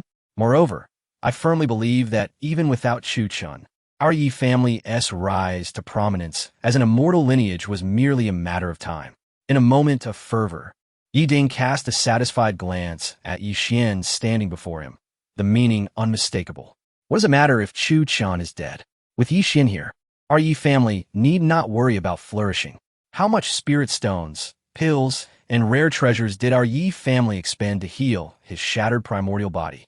Furthermore, even if his cultivation is ruined, we still regard him as our holy son. To demonstrate that the Yi family had not wronged Chuchen, Yi Ding's eyes fell upon the silent steward, Fu Bo, and a glimmer of inspiration struck him. Fu Bo, tell the eldest young lady how much monthly remuneration we provide that wretch Chuchen in terms of pills and spirit stones. The moment his words left his mouth, Fu Bo trembled slightly, his expression one of difficulty as he looked at Yi Ding, hesitating to speak. You must be truthful. Fu Bo's reluctance fueled Yi Ding's ire, and the anxious glances of Yi Qingqing, Yi Linger, and Yi Xian only added to the tension. Yes, head of the family. Under Yi Ding's cold snort and the panicked gazes of Yi Linger and the others, Fu Bo wiped the cold sweat from his brow, bowed respectfully, and, with a resolute tone, began, the monthly remuneration for young Master Chuchen is.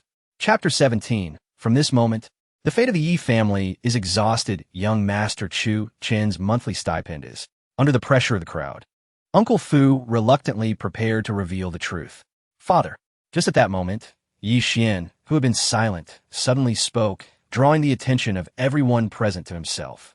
He shot a discreet glare at Uncle Fu as a warning. Uncle Fu was momentarily taken aback, and a flicker of struggle crossed his eyes. Yet he still lowered his head and stepped back, obediently sealing his lips. Chuchen had long been stripped of his title as the Holy Son, and was very likely to perish at the hands of a monstrous beast.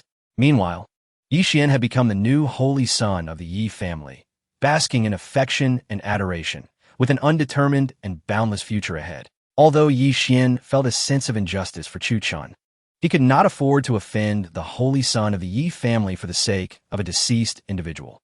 Xiao Xian, what are you doing? Yi Lingyue furrowed her brows, casting a puzzled glance at Yi Xian, unsure of why he would interrupt Uncle Fu at this moment. In her recollection, Yi Xian was one of the few within the Yi family who had treated Chuchen with kindness. Over the past 3 years, whenever Yi Qingqing, Yi Han, and Yi Ling'er bullied Chuchen, Yi Xian would always step in to stop them, advocating for Chuchen and appeasing a few of the elder sisters. Although Yi Xian was an adopted son of the Yi family, he referred to Chuchen as Brother Chuchen without a hint of derision, despite Chuchen's cultivation being rendered null. This trait alone made Yi Lingwei, the eldest sister, feel ashamed and unworthy. With a pure disposition and a simple mind, it was evident that this was why Yi Xian was so well-liked within the Yi family. However, Yi Lingwei could not fathom why Yi Xian chose to interrupt Uncle Fu at this juncture. Could it be Yi Lingus bras kunitit taitiv? And the other members of the Yi family turned their inquisitive gazes toward Yi Xian. Father, sisters, what I wish to convey is that Brother Chuchen fought valiantly against the demonic Empress Lin Shuwang for our Yi family, allowing us to ascend to the status of an immortal family. And he also prevented a catastrophic conflict between the righteous and the demonic factions that would have resulted in untold suffering. Such extraordinary contributions, such unparalleled merit, warrant a greater monthly stipend for Brother Chuchen. Yi Xian clasped his hands in respect to Yi Ding, who sat in the seat of the family head, and to the surrounding sisters. He then continued, his tone resolute and righteous. Moreover, our Yi family's control over 99 spiritual veins is also thanks to Brother Chuchen's victory over the demonic Empress Lin Shuwang. In comparison to the 99 spiritual veins, what do the monthly spirit stones and elixirs given to Brother Chuchen even amount to? Father, rather than fixating on the amount of Brother Chuchen's monthly stipend, I believe our immediate priority should be to locate him and bring him back to the Yi family. We must see him alive or find his remains. I, Yi Xian, refused to abandon him. As he spoke passionately, tears welled in Yi Xian's eyes, cascading down his cheeks like pearls. Silence enveloped the grand hall, a stillness so profound it seemed to echo. In light of Yi Xian's heartfelt and impassioned declarations, the members of the Yi family remained wide-eyed, their emotions stirred and unable to settle. Even Yi Lingyue's gaze toward Yi Xian transformed, initially harboring some dissatisfaction toward Yi Xian for potentially replacing Chuchen. Her grievances dissipated in the wake of Yi Xian's sincere words, leaving only admiration. Yi Ding, too, raised his thumb in approval of Yi Xian, exclaiming, "Xian, are you? You are simply too kind. If that scoundrel had even a fraction of your goodness, no, even a tenth of it, would I have had to expel him from the Yi family?" Seeing this, Yi Xian exhaled in relief, while Yi Han, Yi Qingqing, and Yi Ling'er exchanged glances, their lips curving into smiles. This matter had finally been smoothed over. But when I encountered Chuchen in the heavenly demon gorge, he was in tatters, lacking even decent robes and garments. Just then, Yi Lingwei seemed to recall something, turning to the silent Uncle Fu with a questioning gaze. Not to mention the treasures for concealing one's aura and the healing elixirs. Logically, even if Chuchen has lost his cultivation, he is still the holy son of our Yi family. How could he be treated this way? Uncle Fu, tell me, how much is Chuchen's monthly stipend? Uncle Fu hesitated, his mouth agape. Under Yi Lingyue's relentless questioning, he glanced at Yi Xian, then at Yi Ding. Ultimately, he could only sigh deeply and lower his head in silence. Who knows how that scoundrel squandered his monthly stipend on gambling or other vices? Yi Ding stood, waving his hand authoritatively. Uncle Fu, tell me the truth. How much has our Yi family provided that scoundrel as a monthly stipend over the past 3 years? Speak candidly, lest I bear the brunt of his misdeeds as the family head. Yi Lingwei, as the eldest daughter of the Yi family and a disciple of a renowned diviner, held considerable weight in the family. In order to clear her name and demonstrate her impartiality in her affections for both Chuchen and Yi Xian, she insisted on fairness. Yes, returning to the family head, the family rules state. Under Yi Ding's prompting, Uncle Fu took a deep breath, realizing he could not evade the matter any longer. He clasped his hands and, with trepidation, began to respond. The monthly stipend for the holy son of the Yi family is 100 top-grade spirit stones, 1,000 high-grade spirit stones, and 10,000 mid-grade spirit stones. Healing elixirs, recovery elixirs, energy-gathering elixirs, and various attacking elixirs amount to 2,000 pieces. Magical artifacts, cultivation techniques, secret arts, and various heavenly materials and earthly treasures can be claimed as needed with no upper limit. A holy son embodies the future of the family. The resources for the holy son's cultivation are undoubtedly the finest and most abundant within the entire clan, unmatched by anyone else. Thus, Yi Xian, this pristine white lotus, was determined to devise schemes to usurp Chuchen from his esteemed position, so he could ascend to it himself. Linghua, did you hear that? Before Uncle Fu could finish, Yi Ding, while stroking his sparse beard, scoffed, "Even if that scoundrel is ruined, I have never shortchanged him. His monthly stipend is even greater than my own as the family head. Heaven knows how many spirit stones and elixirs he has hoarded over these 3 years. To play the victim before you, pretending to be pitiful, is utterly despicable and hypocritical." Yi Linghua was momentarily speechless. Could it be that Chuchen's disheveled and pitiful appearance was all an act for her benefit? No, there was another possibility.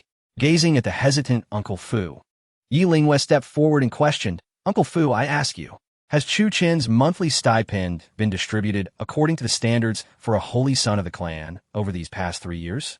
Upon her utterance, panic swept through everyone, including Yi Xian and Yi Linger. "Why yes, miss, the monthly stipend I mentioned is indeed the standard for the clan's holy son. But young Master Chuchen's monthly stipend is only—" Uncle Fu sighed inwardly, turning his head away as he reluctantly clasped his hands and continued, "Only 5 low-grade spirit stones, and there have never been any elixirs, magical artifacts, or cultivation techniques provided." At this revelation, Yi Linghua staggered, and Yi Ding's expression was one of disbelief. 5 spirit stones? And they were low-grade? Not to mention that Chuchen was once the holy son of the Yi family. Even the most lowly servant within the family received more than this amount as a monthly stipend. It was impossible, absolutely impossible. As soon as Uncle Fu's words fell, Yi Ding, the head of the Yi family, flushed with anger. Under the questioning gaze of Yi Linghua, he waved his hand in fury and exclaimed, "Uncle Fu, have you secretly withheld that wretched boy's monthly stipend?" Bang! At this proclamation, Uncle Fu fell to his knees with a thud. A look of grievance etched on his face. "Master, I am wronged. I have never withheld young Master Chuchen's stipend. It is. As he spoke, Uncle Fu glanced at Yi Ding, then at Yi Xian and Yi Linger standing nearby, stammering as he struggled to articulate his thoughts. "What is it? Speak up." Yi Ding scoffed, clearly dissatisfied with Uncle Fu's demeanor. "It was you who said that young Master Chuchen's meridians were completely destroyed and his cultivation wasted. Thus, it would be a waste to allocate so many resources, so the stipend was halved." Yi Ding was momentarily at a loss for words, his mind racing as he recalled that he might have indeed uttered such words. Yet, he dismissed the significance of such a trivial matter. Even if the stipend was halved, that wretched boy still received 50 top-grade spirit stones, 500 superior-grade spirit stones, 5,000 middle-grade spirit stones, and 1,000 elixirs each month. Before Yi Ding could finish his thoughts, Yi Linger, unable to conceal the truth any longer, stepped forward with a flushed face, readily admitting, I also have Chuchen's stipend again. After all, he is a waste and cannot cultivate, so having so many spirit stones and elixirs is of no use." As Yi Linghua stared at her in disbelief, Yi Linger huffed, feeling somewhat aggrieved. "Of course, these spirit stones and elixirs are not solely for my use. I have given quite a bit to Xianer, who is the future hope of the Yi family. Even if his stipend is halved again, he still receives nearly 2,000 to 3,000 spirit stones each month." Overwhelmed by anger, Yi Linghua felt her spiritual energy surge within her as she pointed her finger at the seemingly innocent Yi Linga, ready to explode. However, her peripheral vision caught sight of Yi Han and Yi Qingqing trembling in the corner, a sinister thought suddenly rushing to her mind. "Yi Han, Yi Ving, what about you? Is there anything you are hiding from me?" Boom! The violent surge of spiritual energy erupted, causing Yi Linghua's garments to billow without wind, her hair dancing wildly. "Elder sister, I also deducted half of Chuchen's stipend." Yi Han shrank back, speaking in a hushed tone. "But even so, he still has over 1,000 spirit stones left. After all, he is a waste and cannot make use of them, so having more is of no consequence." Before Yi Han could finish, Yi Qingqing stepped forward, her face flushed, and quietly confessed, "Elder sister, I I also deducted half of his stipend. You know, I need spirit stones for my studies in formations and alchemy. The other sisters, though silent, bore expressions that conveyed more than words could express. One could easily surmise that, aside from elder sister Yi Lingwei, all the siblings had a hand in withholding Chuchen's stipend. Although Yi Xian did not directly participate, appearing the most innocent and just, he was the one who devised a scheme to withhold Chuchen's stipend. Moreover, after the sisters deducted from Chuchen's stipend, they would share half with Yi Xian, making him the true beneficiary. You all. Yi Lingwei felt a surge of pent-up frustration in her chest, nearly causing her to faint on the spot. She could scarcely believe that for the past 3 years, Chuchen had endured such a life in the Yi family. Enough. It is merely a trivial matter. What is there to discuss? Yi Ding cleared his throat and waved his hand, unwilling to waste time on a deceased individual. Father, what are you saying? Chuchen is also a member of the Yi family. He is your son, our brother. The death of their own brother seemed to elicit no concern among them, and they continued to brazenly occupy what rightfully belonged to Chuchen, showing not an ounce of shame even when confronted. In her memory, even when a spirit beast they had raised passed away, the kind-hearted Yi Linger and her sisters would weep for a long time. Confronted with her family's indifference, Yi Lingwei trembled slightly, her exquisite visage paling to a ghostly white, devoid of color. What I must tell you is that you are all mistaken. Even though Chuchen has lost his cultivation and his divine body is shattered, he still possesses immense fortune, which brings prosperity and glory to our Yi family. As Yi Lingwei wiped the blood from the corner of her mouth, tears streamed down her face, and she could no longer contain herself, shouting hoarsely, "Now that you have driven him away, our Yi family's fortune has dissipated and calamities abound. Henceforth, there shall be no possibility of reaching the pinnacle of the ancient continent." Chapter 18. The struggle of Yi Xian as Yi Lingwei gazed at the despondent and indignant Yi Lingwei, uttering the harsh words that the Yi family would no longer contend for the ancient continent. The grand hall fell into a profound silence. Just a moment ago, Yi Han, Yi Qingqing, and Yi Linger had been justifying their act of withholding Chuchen Yue's stipend. In the next instant, they shrank back, their expressions filled with disbelief as they looked at their elder sister, Yi Lingwei, whose beautiful eyes brimmed with innocence and confusion. Yi Ding sat in the patriarch's seat, his body taut and his complexion ashen, his piercing gaze fixed intently on Yi Lingwei, the pressure of a sage resonating like thunder across the heavens, causing the surrounding void to crackle ominously.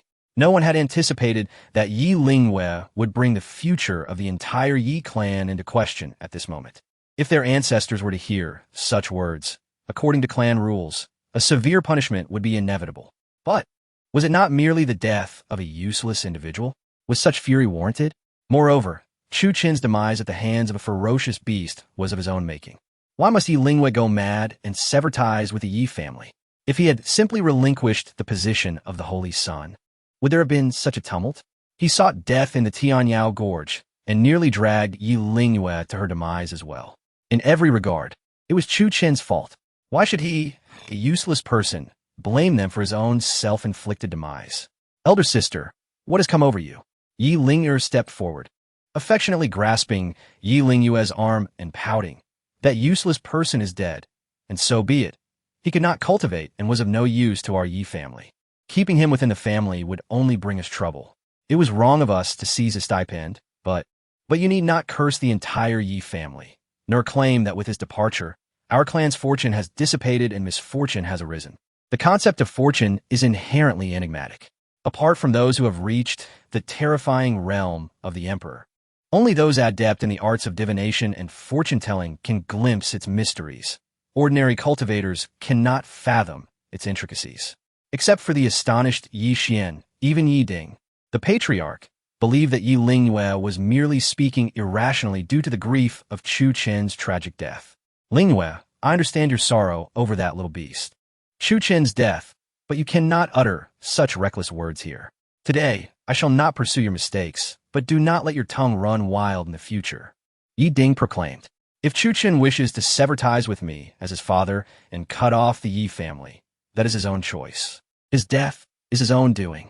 As Yi Ding spoke, Yi Han, Yi Qingqing, and the others found their resolve and began pointing fingers at Yi Lingyue, voicing their accusations. Indeed, what does it matter whether fortune exists or not? To claim that with his departure, our family's fortune is lost? Is his fortune more potent than that of the entire Yi clan? Absurd. Our achievements stem from the guidance of our ancestors and father, all earned through our own efforts. Even without Chuchen, our ascendance to an immortal family is a foregone conclusion. Faced with their skepticism, Yi Lingyue could only manage a bitter smile, retreating a couple of steps without offering a defense. She understood that Chuchen had not fared well in the Yi family over the years, often bullied by her father and several sisters, yet she had not anticipated. Seeing that Yi Lingyue remained silent, Yi Han and the others grew more fervent in their taunts. Elder sister, you accuse us of disregarding fortune, yet what of yourself? I recall an instance when Chuchen sought you on the back mountain, only to be cast down, injuring himself severely and bedridden for half a year, nearly losing his life. What hypocrisy! As soon as the words fell, Yi Lingyue's expression changed dramatically. Yet no matter how she pondered, she could not recall having pushed Chuchen off the cliff. However, during their confrontation at Tianyao Gorge, he had indeed mentioned this incident, suggesting it must have occurred. But what misunderstanding had transpired? Why could she remember nothing of it? Father, sisters, please quell your anger. Observing the escalating tension in the hall, Yi Xian, who had remained silent, stepped forward and bowed to the group, saying, although Brother Chuchen has departed from the Yi family, he will forever remain one of us in my heart. I shall certainly assist Elder Sister in bringing him back. Elder Sister, do not be overly anxious. Did you not say that Brother Chuchen is a person of great fortune? If so, he will not easily fall to the jaws of a ferocious beast. Upon hearing this, Yi Lingyue's eyes brightened, her anger dissipating considerably. Indeed, those who bear great fortune are destined to be protagonists, as long as their fortune is not usurped. They are fated to rise, with none destined for early demise. Though the Tianyao Gorge is fraught with dangers, it is not without a glimmer of hope. The holy level dragon was drawn by Yi Lingyue's summoning of the sacred artifact, the 13 Stars glorious bracelet, making her a primary target of the assault.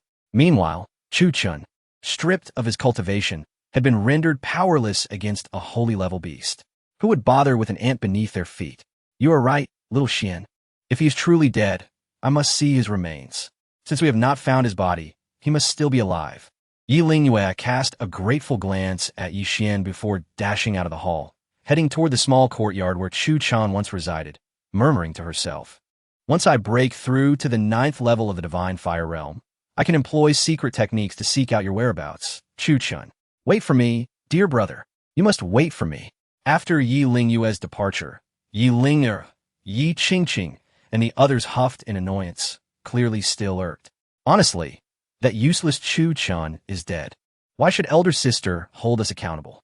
I cannot fathom her reasoning. Indeed, what is this about seeing a person alive or a corpse dead? That useless one being devoured by a beast would be for the best. Little Xian is too kind-hearted. Even now, he speaks well of that useless one. Meanwhile, Yi Ding, seated in the patriarch's position, felt equally vexed. Once Yi Lingyue had left, he sought an excuse to shatter the stillness and depart. With his departure, the atmosphere in the hall lightened considerably. Yi Lingyue, Yi Qingqing, and Yi Han invited Yi Xian to accompany them for a stroll. But he smiled and bowed to the sisters, declining under the pretext of needing to cultivate before leaving the hall alone. Master, is that useless Chuchen truly dead? As soon as he stepped out, Yi Xian eagerly touched the black ring on his ring finger and began to transmit his thoughts. If he is dead, from whom will I seize fortune in the future? How shall I continue my cultivation? How shall I break through? Damn it! Had I known that this useless one bore such extraordinary fortune, I would not have coveted his position as the Holy Son or forced him out of the Yi family. Yi Xian was a transmigrator, having journeyed from Blue Star to the ancient continent. In the initial years, he struggled to cultivate. With the spiritual energy he absorbed dissipating without a trace, enduring humiliation and living a life worse than that of a dog. Fortunately, as a transmigrator, Yi Xian had read numerous novels on Blue Star, understanding that fate was testing him. Even if he could not cultivate, he persevered in absorbing spiritual energy daily. Years later, having accumulated enough spiritual energy, the soul within the black ring awoke smoothly and thus began Yi Xian's journey, marked by the arrival of his unique advantage. This soul seemed extraordinarily powerful, knowledgeable, and adept at alchemy. Yet, for reasons unknown, it had been obliterated, leaving only a remnant of its soul within the Black Ring. None of this mattered. What was significant was that upon encountering the soul of the alchemist, Yi Xian's path was destined to unfold, leading him to trample upon protagonists and contend with the favored children of fortune in his quest for revenge. Indeed, the reality is as such. The opportunity soon presented itself to Yi Xian. 3 years prior, Chuchen suffered a catastrophic defeat against the demon Empress Lin Shuwang, resulting in the shattering of his divine body and the loss of his cultivation. Under the guidance of the venerable Dan Lao, Yewan orchestratet civital fortuitus enjunters vit yeding, yeving, and yedingef, for Yi Xian, who traversed from another realm. The pursuit of romance was a rather uncomplicated affair. After all, his previous professions on Blue Star encompassed roles such as a gigolo, male model, and fitness instructor. Despite enduring his share of physical confrontations, he had mastered the art of captivating the hearts of innocent young maidens and lonely older women alike. While others ventured into the perilous beast forest to confront monsters, Yi Xian busied himself with grilling skewers for Yi Han. He would hide in the bushes, feigning a chance encounter while secretly observing Yi Qingqing bathing in the lake, and upon being discovered, he would insist it was purely coincidental, even threatening to take his own life as an apology. He would spend a few coins to hire bandits to kidnap Yi Linger, only to emerge heroically to dispatch the brigands before she could intervene, leaving her deeply moved to tears. Chapter 19. Challenging the Empress with a cunning stratagem. Yi Xian successfully approached the 7 oblivious women of the Yi family. Subsequently, with the introductions of Yi Linger, Yi Han, and Yi Qingqing, he seamlessly entered the Yi household. In accordance with a well-crafted plan, one day, with the assistance of Dan Lao, Yi Xian inadvertently revealed his supreme divine physique and the secret of possessing an imperial demeanor before Yi Ding and the ancestral elder of the Yi family. That day, the earth trembled with golden lotuses, ethereal melodies echoed in the air, and purple clouds stretched for 30,000 miles. This spectacle triggered various celestial phenomena, leaving the elder and the head of the Yi family utterly astonished, convinced that they had stumbled upon a treasure. As Yi Ding trembled with excitement, the White Lotus Yi Xian recalled a scene from a television drama he had watched in his previous life, and in a moment of fervor, he knelt before Yi Ding, tears streaming down his face, and proclaimed, "Uncle Yi, I have heard that your son is useless, and my parents passed away early. If you do not despise me, I wish to care for you in your old age. I aspire to lead the entire Yi family to glory, to the pinnacle, to trample all sacred lands and immortal clans beneath our feet, making the Yi family the foremost clan of the ancient continent." After a prolonged silence, Yi Ding was deeply moved, wiping away his tears, considering that Chuchen had already been rendered useless and that the Yi family was on the brink of decline. The arrival of Yi Xian, who possessed an imperial demeanor, seemed to be divine providence for the Yi family. Thus, Yi Xian became Yi Ding's adopted son, gradually replacing the discarded Chuchen and becoming the beacon of hope for the Yi family as future. The plan unfolded smoothly. Chuchen, the child of destiny and protagonist of the tale, was thoroughly outclassed by the transmigrator and antagonist Yi Xian. Utilizing strategies learned from Blue Star, such as the art of war and the 36 stratagems, Yi Xian subtly stirred the waters, establishing his White Lotus persona while simultaneously undermining, deceiving, and slandering Chuchen, successfully sowing discord between him and the Yi family members. Ultimately, he stripped Chuchen of his position as the Holy Son, seizing his resources, fortune, and even familial bonds. However, Yi Xian had not anticipated that Chuchen would be so resolute, or perhaps it was more fitting to say, reckless. When faced with the deprivation of his title, Chuchen severed all ties with Yi Ding, denouncing his lineage and expunging himself from the family tree, effectively betraying the Yi family. Yi Xian showed no concern for Chuchen's fate. Yet, as Yi Lingyue had forewarned, Chuchen's departure would deplete the family's fortune, unleashing calamity, leaving Yi Xian devoid of fortune to plunder. What then of his imperial aspirations? Regret came too late. He acted too hastily. Once Yi Xian had ventured far, a sigh resonated from the Black Ring. In comparison to the immense fortune contained within Chuchen, what is a holy son's monthly stipend worth? You have discarded a watermelon for a sesame seed. How am I to commend you? Upon hearing this, Yi Xian was filled with regret. Yet it was too late. The die had been cast, and the events had transpired. No amount of regret would alter that. Master, what should I do? Should I leave the Yi family and seek another immortal clan or sacred land to exploit? Yi Xian was acutely aware that without usurping the fortune of others, his own cultivation talent would never allow him to break through to the sacred realm, let alone the legendary imperial realm. Do not rush. Do not panic. Dan Lao sighed lightly, pondering for a moment before continuing. The fortune within Chuchen is remarkably formidable. Aside from the demon Empress Lin Shuwang, it is nearly impossible to find another comparable to him. Not all clans and sacred lands are as foolish and gullible as the Yi family. Moreover, Dan Lao believed that Chuchen was not so easily extinguished. After all, as the child of destiny, he was accustomed to defying fate and turning misfortune into fortune. Having invested years into the Yi family, abandoning it so easily was not something Yi Xian could accept, nor could Dan Lao. The priority now was to ascertain the life and whereabouts of Chuchen. Yi Lingyue, having learned from a diviner, possessed remarkable skills in the art of divination and the I Ching. First, assist her in breaking through. Then, through her, seek out Chuchen. Yi Xian's eyes brightened, nodding eagerly, but soon his smile faded as he recalled something. But master, I struggle to break through myself. How can I assist Yi Lingyue in her breakthrough? She is a powerhouse of the 8th level of divine fire. Humph, you worthless fool, what else can you do? Dan Lao scoffed, reprimanding him. Have you forgotten my name? Gather the necessary herbs, and I shall concoct a divine fire breakthrough pill for her. This will also serve as an opportunity to win her favor and make her an ally. To deal with women, one must feign vulnerability, innocence, and naivete. Are you not the best at such underhanded tactics, my white lotus? Upon hearing this, Yi Xian's face flushed, and he awkwardly chuckled. He dared not reveal any discontent before Dan Lao, and quickly assented. Master, your teachings are wise. I will promptly gather the herbs needed to concoct the divine fire breakthrough pill. Once I grow stronger, I will craft a new body for you to avenge your grievances. Hearing this, Dan Lao's expression softened, for his willingness to assist Yi Xian stemmed entirely from this.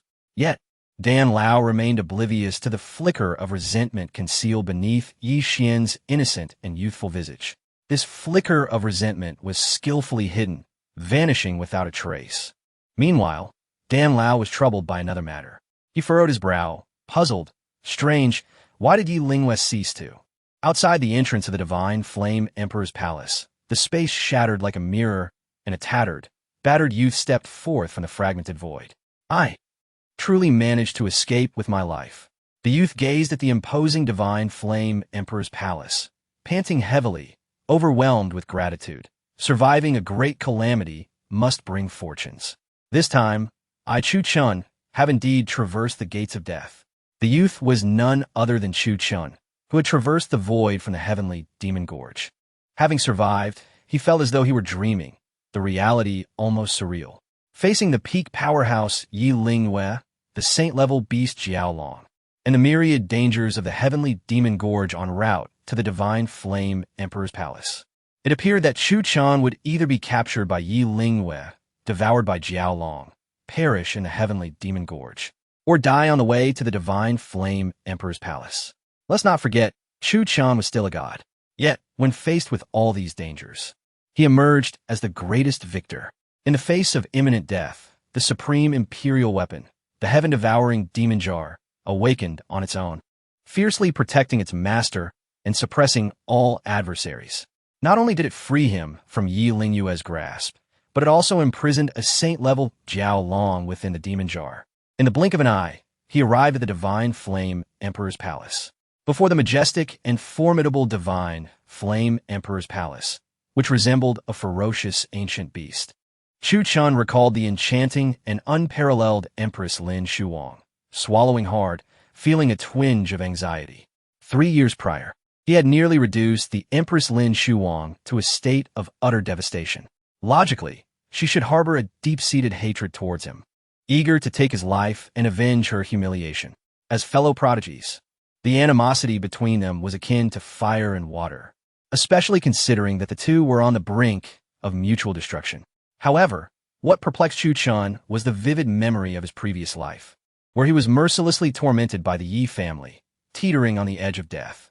It was none other than Lin Shuwang, the Empress of the Demon Path, who had valiantly stormed into the Yi family with a single sword, attempting to rescue him. Yet, Chuchen had long since exhausted his strength. Even the arrival of the Emperor could not alter his fate. After succumbing to grave injuries and ultimately perishing, the Empress Lin Shuwang, upon discovering the truth, was consumed by fury. Without a moment's hesitation, she employed a secret technique and summoned the supreme imperial weapon she carried with her. With unparalleled might, she wreaked havoc, shattering the void and plunging the paths into chaos. The ancestors of the Yi family, the family head, 7 sisters, and even the white lotus Yi Xian were all mercilessly obliterated. Not only the members of the Yi family, but even their chickens and dogs were condemned to death, all to accompany Chuchen in death. The demon path Empress Lin Shuwang was determined to erase the entire immortal lineage of the Yi family from the ancient continent. Such a formidable woman, who dared provoke her? Chuchen couldn't help but feel a sense of urgency, but having been granted a second chance at life, he needed to unravel the reasons behind it. Although he had escaped the clutches of the Yi family and refined the supreme imperial weapon, the swallowing heaven demon pot, he remained a mere mortal, with his meridians destroyed and unable to cultivate. The neglect over the past 3 years had left him vulnerable to constant humiliation from the Yi family, and his body was already on the verge of collapse. Regardless of his actions, he would soon meet his demise, a matter of days or months at most. What's there to fear when death is inevitable? Chuchen inhaled deeply and strode toward the magnificent gates of the Divine Flame Imperial Palace. If he were to die, he would do so with clarity. He needed to understand why the Empress Lin Shuwang held such significance for him. Furthermore, since the Empress had invoked a secret technique and wielded imperial weaponry on his behalf, it was only right to acknowledge her kindness. Chuchen had always believed in repaying kindness and vengeance alike.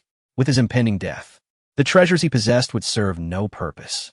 The value of the swallowing heaven demon pot was undeniable, and even the divine phoenix blood captured within it was a rare treasure of the world. The Empress Lin Shuwang, possessing the immortal divine phoenix body, could utilize the ancient phoenix techniques contained within that blood. Though he could not make use of it, it would be invaluable to her. As these thoughts swirled in his mind, Chuchen steeled himself and approached the imposing palace gates. However, just as he was about to enter, he was halted by the guard station outside. Impudent! Bold! This is the Divine Flame Imperial Palace. Intruders shall meet their end. Faced with the fierce and formidable guards, Chuchen hesitated.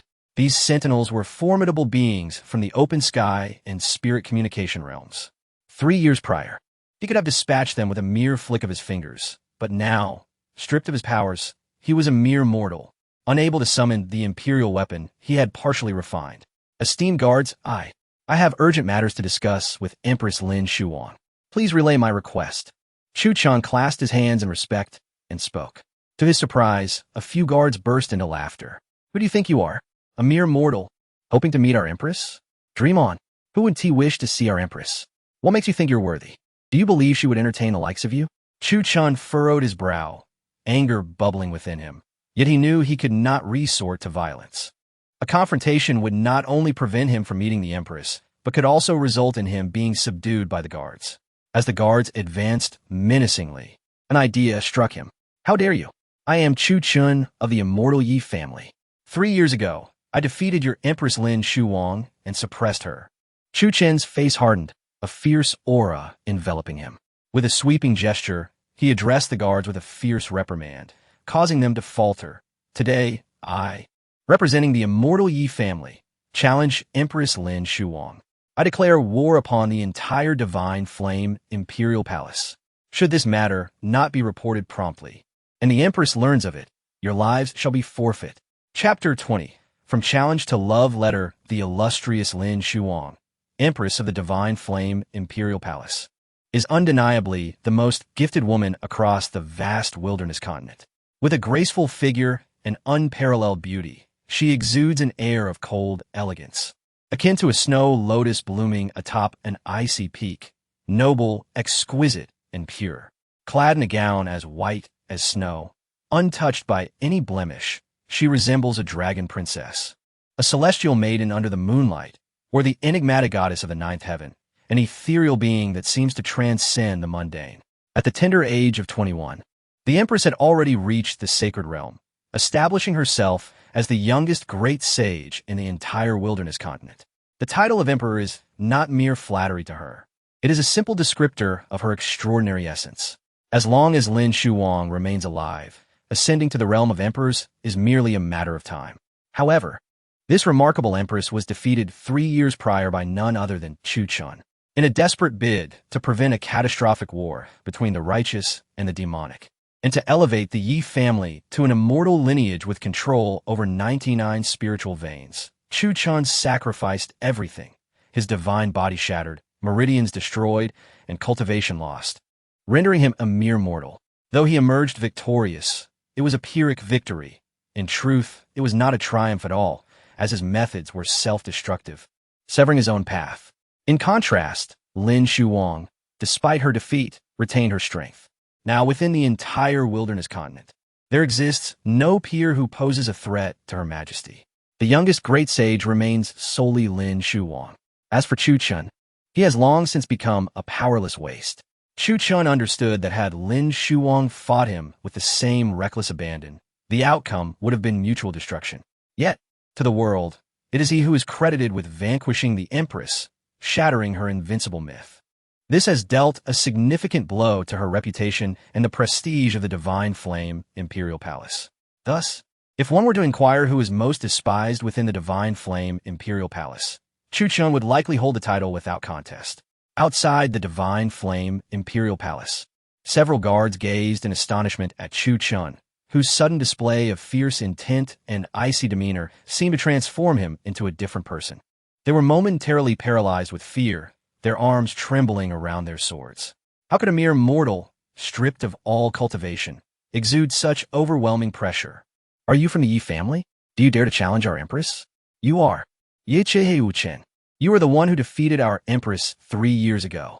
The news of the Empress's public defeat was astonishing, prompting disciples within the palace to keep images of Chuchen close at hand, should they need to vent their frustrations during sleepless nights. Recognizing his identity, one guard exclaimed, "You still dare to come to our Divine Flame Imperial Palace? You seek death. You are now nothing but a mortal, yet you challenge our Empress?" My name is Zhao Shu, a practitioner of the third heaven of spirit communication. If you wish to challenge the Empress, you must first pass through me. Stop. Did you not hear that he represents the immortal Yi family? He is here to deliver a challenge. This is no trivial matter. Hurry and report to the Empress. Yes, Senior Brother Li Wei. Under the command of a figure named Li Wei, the guards who had initially intended to confront Chuchen withdrew, hastening towards the depths of the palace to relay the message. Chuchen sighed in relief. Issuing a challenge to the Empress was a reluctant necessity. Without it, he feared he would not even have the chance to meet her, let alone discuss other matters. As for how this would conclude, that was beyond the contemplation of a man on the brink of death. If enraged, the Empress could easily annihilate the Yi family. After all, he was already doomed. The deluge of consequences mattered little to him. Of course, should this plan fail, Chuchen had contingencies. If the guards continued to obstruct him or attacked, he would be forced to act decisively. These guards possessed only the strength of the opening heaven or spirit communication realms, and it was unlikely the formidable, devouring heaven demon cauldron would awaken. Chuchen, devoid of any spiritual power, appeared helpless. Yet, he held a powerful trump card, the holy level dragon that had been absorbed by the cauldron. Within the cauldron lay a separate space where the dragon had not perished but was sealed under immense imperial pressure. While he could not utilize the cauldron directly, releasing the dragon would not prove difficult. If pressed, he could unleash the dragon to wreak havoc upon the Divine Flame Imperial Palace, compelling the Empress to reveal herself. However, releasing the dragon would result in indiscriminate attacks, threatening all present, including himself. Although he possessed the devouring heaven demon cauldron for protection, it was only partially refined, and he lacked any spiritual energy. In moments of life and death, he could not be assured that the cauldron would actively protect him. Thus, this was a last resort. Fortunately, among the guards, there were those with sense, sparing him additional trouble. Before long, the guard dispatched to relay the message returned, controlling a magical artifact, and reluctantly stated, the Empress has commanded you to enter. Chuchen, disinterested in engaging with these condescending guards, stepped into the divine flame imperial palace, making his way towards the most majestic palace hidden amidst the mountains. Stripped of his cultivation, he could not utilize magical artifacts and had to rely on his own 2 feet to ascend. However, he was not in a hurry. The Empress was already aware of his arrival. Keeping her waiting, who would bear that blame? The guards outside, clearly oblivious to this fact, seemed intent on watching him falter, providing no assistance. Insolent brat. Let him be arrogant. The journey from the entrance to the Empress's palace spanned over 100 mountains and thousands of miles. To traverse such a distance on foot would take an eternity if he could make it all. Suddenly, a tremendous, awe-inspiring pressure descended from the heavens, overwhelming the guards at the entrance, forcing them to their knees, blood spilling from their mouths. Without allowing Chuchen a moment to react, beams of divine light emerged from the palace, lifting him into the air. When Chuchen's feet finally touched solid ground again, he found himself within the opulent palace, surrounded by flickering red candles and lush greenery. On the stone wall are intricately carved precious characters and patterns, exuding an ancient charm and resplendent brilliance. Flanking the stone pillars within the hall stand a dozen elders clad in black, their faces shadowed, and their hawk-like eyes fixated intently on the suddenly materialized Chuchen. A palpable aura of intimidation and overwhelming power emanates from these elders, akin to a pack of hunting tigers poised to pounce, ready to shred Chuchen to pieces at the slightest misstep. 6 peaked saint-level warriors and 4 fearsome saint kings. The atmosphere is undeniably tense. Chuchen takes a deep breath, diverting his gaze from these black-clad elders, feeling a jolt of apprehension.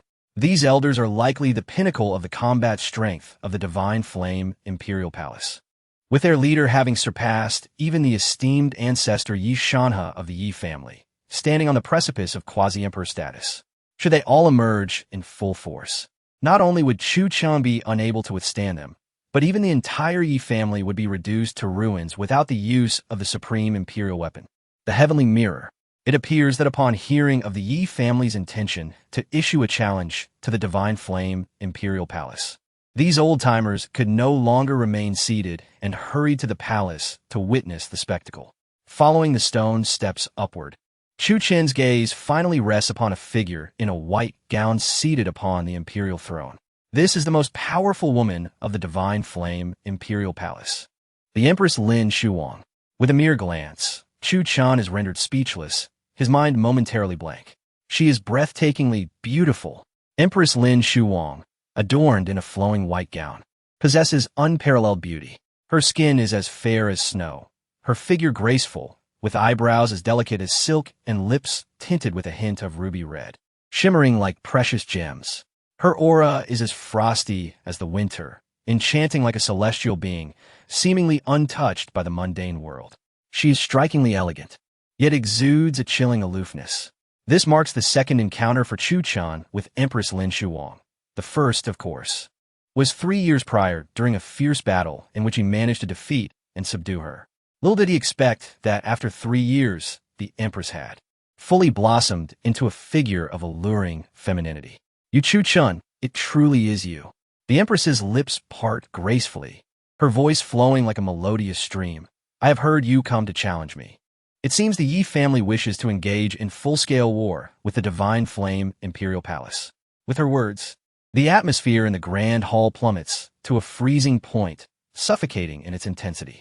The murderous aura rises like a tangible force, causing the temperature to plummet, and the innate pressure of the Empress compels the surrounding black-clad elders to instinctively bow in deference. Chuchen, you are remarkably bold. 3 years ago, you barely managed to defeat me, the Empress of the Divine Flame Imperial Palace, having severed your path of cultivation. Now, as a person unable to cultivate, how dare you come here to challenge me? The Empress is not to be disrespected. Chuchen, your arrogance is astounding. The Yi family is presumptuous. So, you wish to issue a challenge? Very well. Today, I shall lead all disciples of the divine flame imperial palace to the Yi family and annihilate them. In the face of the fierce rebuke from the elders of the divine flame imperial palace, the Empress remained silent, resting her chin on her hand. Her cold gaze fixed intently on Chuchen. She is curious. How can Chuchen, completely devoid of spiritual power, still dare to challenge her? Boom! Young man, I am addressing you. Suddenly, one elder with a fiery temperament unleashes a terrifying Saint King-esque pressure upon Chuchen. Did you not come to issue a challenge?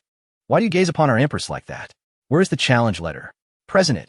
Under the weight of this formidable pressure, Chuchen feels as though he might collapse, the imperial weapon within him, the swallowing demon jar, stirring restlessly. Fortunately, at a critical moment, the Empress Lin Shuwang gestures with her hand, and the oppressive force vanishes into thin air. A challenge letter? What challenge letter? With the pressure lifted, Chuchen looks bewilderedly at the elders, raising his hands innocently. Perhaps your disciples have conveyed the message incorrectly. How could I, a mere mortal unable to cultivate, challenge your esteemed Empress? Isn't this a challenge? The Empress Lin Shuwang furrows her brows slightly, while the elders below are equally perplexed. Could it be that Chuchen traveled such a distance merely to mock the divine flame imperial palace? However, I do possess a letter I have personally penned, which I have brought to present to the Empress. As he speaks, Chuchen retrieves a piece of white paper from his storage ring. Though it is not a challenge letter, it is a love letter addressed to the Empress from me. Chuchen, seizing the moment while the crowd remains in stunned silence, Chuchen gazes at Empress Lin Shuwang with profound emotion and begins to read aloud. The world knows you as the exalted Empress, yet in my heart, I prefer to call you by your name, Lin Shuwang. You are the brightest star in the night sky. Your smile, your gaze, your every movement captivates me. Atop the imperial throne, the Empress Lin Shuwang, resting her chin on her hand, instantly tenses, her expression one of utter astonishment as goosebumps rise all over her body. Chapter 21. Conquering the aloof Empress, is it cheesy? Indeed. Is it shameful? Absolutely.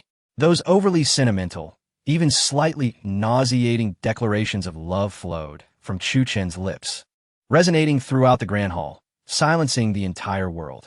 Not only did the Empress seated on the imperial throne feel a shiver run down her spine, but even the dozen or so black-clad elders standing beside the stone pillars wore expressions of sheer terror, their aged bodies trembling uncontrollably. The supreme beings, the holy kings, were left astonished, while the ruthless fiends of the divine flame imperial palace gasped in disbelief. What in the world is happening? I often gaze at the starry sky at night, searching for the star that belongs to you. Lin Shuwang, your smile brings me warmth, and your gaze ignites my passion. Chuchen's eyes burned with fervor as he clutched a blank sheet of paper in one hand, raising it high. He gazed longingly at the Empress Lin Shuwang on her throne, his affection palpable. Those fiery eyes seemed capable of melting the icy facade before him as he continued with heartfelt sincerity.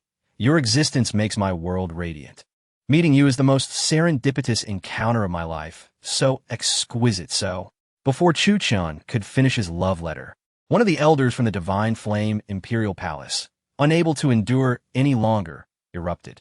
An irritable old man, stooped with age and leaning on a cane, broke out in a cold sweat.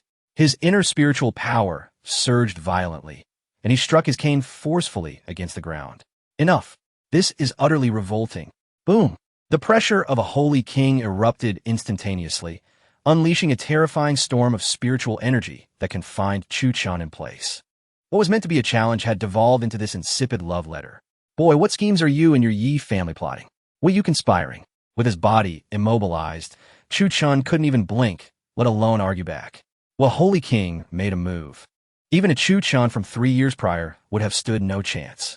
The depth of the divine flame imperial palace was evident. Empress, do not listen to this fool. Simply eliminate him. Yes, execute him, and let us declare war on the Yi family. If they wish to fight, let us oblige. The other elders looked at Chuchen with disdain and contempt, urging the Empress to take action. Indeed, who would indulge in such repulsive theatrics? Hearing this made my skin crawl, and my stomach churns even now. To think that one would attempt to ensnare our Empress with such trifles. To disturb her peace of mind? Huh. Such petty tricks, who would fall for them? Oof, how irritating. As the elders mocked him, Empress Lin Shuwang let out a cold snort, her hands sweeping through the air, unleashing a torrent of fire-based spiritual energy that swept through the hall like autumn winds scattering leaves. This violent surge not only cowed the elders, but also dissipated the pressure imposed on Chuchen, granting him his freedom. Chuchen raised an eyebrow, secretly relieved. It seemed he had wagered correctly. You all may leave. I have matters to discuss with him, alone. Surrounding Empress Lin Shuwang was a faint mist that obscured her features, rendering her expression indistinct. Yet, her voice lacked its usual chill, now tinged with a hint of panic. Upon hearing this, the elders, who had been clamoring for blood, were momentarily stunned. They thought they had misheard. Unable to question the Empress, they exchanged bewildered glances, unsure of how to proceed. Empress Yu, the head elder, prompted by the gazes of his peers, stepped forward, cupping his hands in respect towards the Empress on the throne, hesitatingly speaking. Do you wish for us to kill this young man, or leave? Before the head elder could finish, Empress Lin Shuwang swept her sleeve with a fierce motion, her voice icy and thunderous, echoing in the ears of the elders like a clap of thunder, shaking the very air around them. Do I need to repeat myself? Are my words no longer heeded? Or do you dare disregard my authority? At her command, the dozen elders immediately knelt, their heads bobbing like garlic being crushed, fervently pleading, Empress, please calm your anger. We dare not oppose you. Subsequently, the elders of the Divine Flame Imperial Palace withdrew cautiously from the Grand Hall, casting threatening glances at Chuchen as they departed. These old masters, who had long comprehended the power of space, could shatter the surrounding void with a mere gesture. Yet, beneath the gaze of Empress Lin Shuwang, they could only clench their fists at Chuchen, gritting their teeth and muttering harsh words under their breath. Chuchen merely cleaned his ears and yawned, pretending not to hear. He was a man on the brink of death. What did he have left to lose? Once the elders exited the Grand Hall, only Empress Lin Shuwang and Chuchen remained. Their eyes met, and the atmosphere grew subtly charged. Under the gaze of the revered Empress, who was held in high esteem like a goddess descending from the heavens, Chuchen swallowed hard, feeling an unprecedented sense of anxiety. A reckless impulse surged within him, wishing to call back the dozen elders who had just left. Did you finish reading the love letter? Empress Lin Shuwang broke the silence first, her voice cool yet tinged with a hint of chaos. What? Chuchen was taken aback, momentarily believing he had misheard. After regaining his composure, he quickly replied, I have not finished. With a blush coloring her cheeks, Empress Lin Shuwang turned away, whispering, Then, please continue. Although bewildered by the Empress's sudden change, Chuchen knew that complying might increase his chances of survival. Thus, he steadied his breath, inhaled deeply, and gripped the blank paper, his mind racing to conjure more saccharine declarations of love. Suddenly, he recalled the poetic verses penned by Yi Xian in an attempt to amuse Yi Linge, Yi Qingqing, and Yi Han. With fervent emotion, he began to recite, Lin Shuwang, in my heart, you are innocent, you are solemn. You're the full moon of every night. You're the blooming flowers of the trees, the whispers of swallows in the rafters. You are love, you are warmth, you are hope. You are the April days of this world, a graceful lady, a gentleman's pursuit. Lin Shuwang, from the moment I beheld you, my heart has never belonged to me. Holding your hand, growing old together. No beauty in the world can compare to you, Lin Shuwang. Though I am but ordinary, I am willing to dedicate my life to loving and cherishing you. With each painfully sentimental line, the Empress Lin Shuwang trembled more violently. The temperature rose. Her breaths became rapid, and even her little heart, unbeknownst to her, began to race faster and faster. The Empress, a figure of great power, held dominion over the Divine Flame Imperial Palace. In command of hundreds of thousands of disciples and millions of subjects, she stands exalted, her words bearing the weight of authority. Possessing the immortal phoenix body, she is the youngest great sage of the ancient wilderness continent, destined to ascend to the imperial realm and achieve the status of an emperor. Yet, the heights bring their own chill. The woman, lofty and aloof, is seldom approached by anyone. Across the vast expanse of the world, how many can truly capture the attention of Lin Shuwang? For countless years, those who have remained by her side are merely sycophants, flattering and ingratiating themselves, their hearts and words at odds. Countless days and nights have passed in solitude, with not a single confidant to share her innermost thoughts. Among her peers, apart from a man who once bested her and left an indelible mark on her heart, the rest are but insignificant ants. You traveled thousands of miles to my divine flame imperial palace, simply to present a love letter to me? The Empress Lin Shuwang gazes at the strikingly handsome Chuchen before her, her eyes flickering with uncertainty. Is it to tell me that you have feelings for me? Without a moment's hesitation, Chuchen, blushing, nodded in affirmation. To deny such feelings now would be akin to stepping in mud, inevitably messy. Since you claim to harbor affections for me, why did that battle 3 years ago end in a life-and-death struggle? You fought fiercely to defeat and suppress me, inflicting grievous wounds upon me. Is this your expression of love? Is this what you meant when you said you would love me for a lifetime and cherish me? Chuchen, taken aback, rubbed his forehead. The earnest gaze of the Empress Lin Shuwang bore down upon him, rendering him momentarily speechless. He realized he faced a perilous question, one that, if answered poorly, might leave him in dire straits. The truth remained that he had indeed gravely wounded the Empress 3 years prior. There was no denying it. Under the intense scrutiny of her gaze, he cleared his throat, attempting to shift the narrative and beguile her with his words. I too carry deep regret. Do you know how I spent these past 3 years? Each day and night has been steeped in self-reproach and sorrow, for a beautiful love once lay before me, and I failed to cherish it until it was lost to me. If heaven grants me another chance, I would treasure it dearly. If I were to place a time limit on this love, I would wish for it to last 1,000 years. After a brief silence, the Empress Lin Shuwang suddenly rose from her imperial throne, slowly approaching Chuchen with measured steps. Her long, pale fingers trembled, for her heart had become a tempest of emotions. Chapter 22. The Empress is first and foremost a woman. The Empress, renowned as Lin Shuwang, is acknowledged as a woman before her exalted status as a sovereign. She possesses the immortal divine phoenix physique and exudes the aura of an emperor, being the youngest great sage of the entire ancient continent and the most talented woman of her time. Yet, stripped of all accolades and achievements, Lin Shuwang is merely a 22-year-old woman with a heart awakening to love and a curiosity about the world. However, bearing the title of Empress has rendered her a solitary figure, as the ordinary affections of the world have long ceased to concern her. Among her peers, most men lack the courage to even glance at the Empress, let alone pursue her. Naturally, her standards are high, and the number of men who could capture her interest is nearly non-existent, save for one, the very man who bested her in combat, openly defeating and subduing her. His straightforward and unabashed declaration of affection strikes Lin Shuwang as refreshingly candid and honorable. To enter the imperial palace alone, placing his life at risk, requires immense bravery. Moreover, Chuchen is undeniably handsome, charismatic and striking, with a stature that commands attention and a presence that captivates. His clear, deep-set eyes resemble the vast night sky, and beneath his charming exterior lies a cultivation talent that surpasses her own. Lin Shuwang, lacking in romantic experience and skeptical of love at first sight, finds herself inexplicably drawn to Chuchen after their encounter. For the past 3 years, his image has lingered in her mind, stirring her restless heart. She yearns to confront him again, to challenge him once more, but the weight of her identity keeps her desires buried deep within. Until today, when Chuchen arrives at her palace and reads a love letter before her. In that moment, Lin Shuwang feels as though her heart might melt. Yet memories of her previous defeat at his hands ignite a flicker of irritation within her.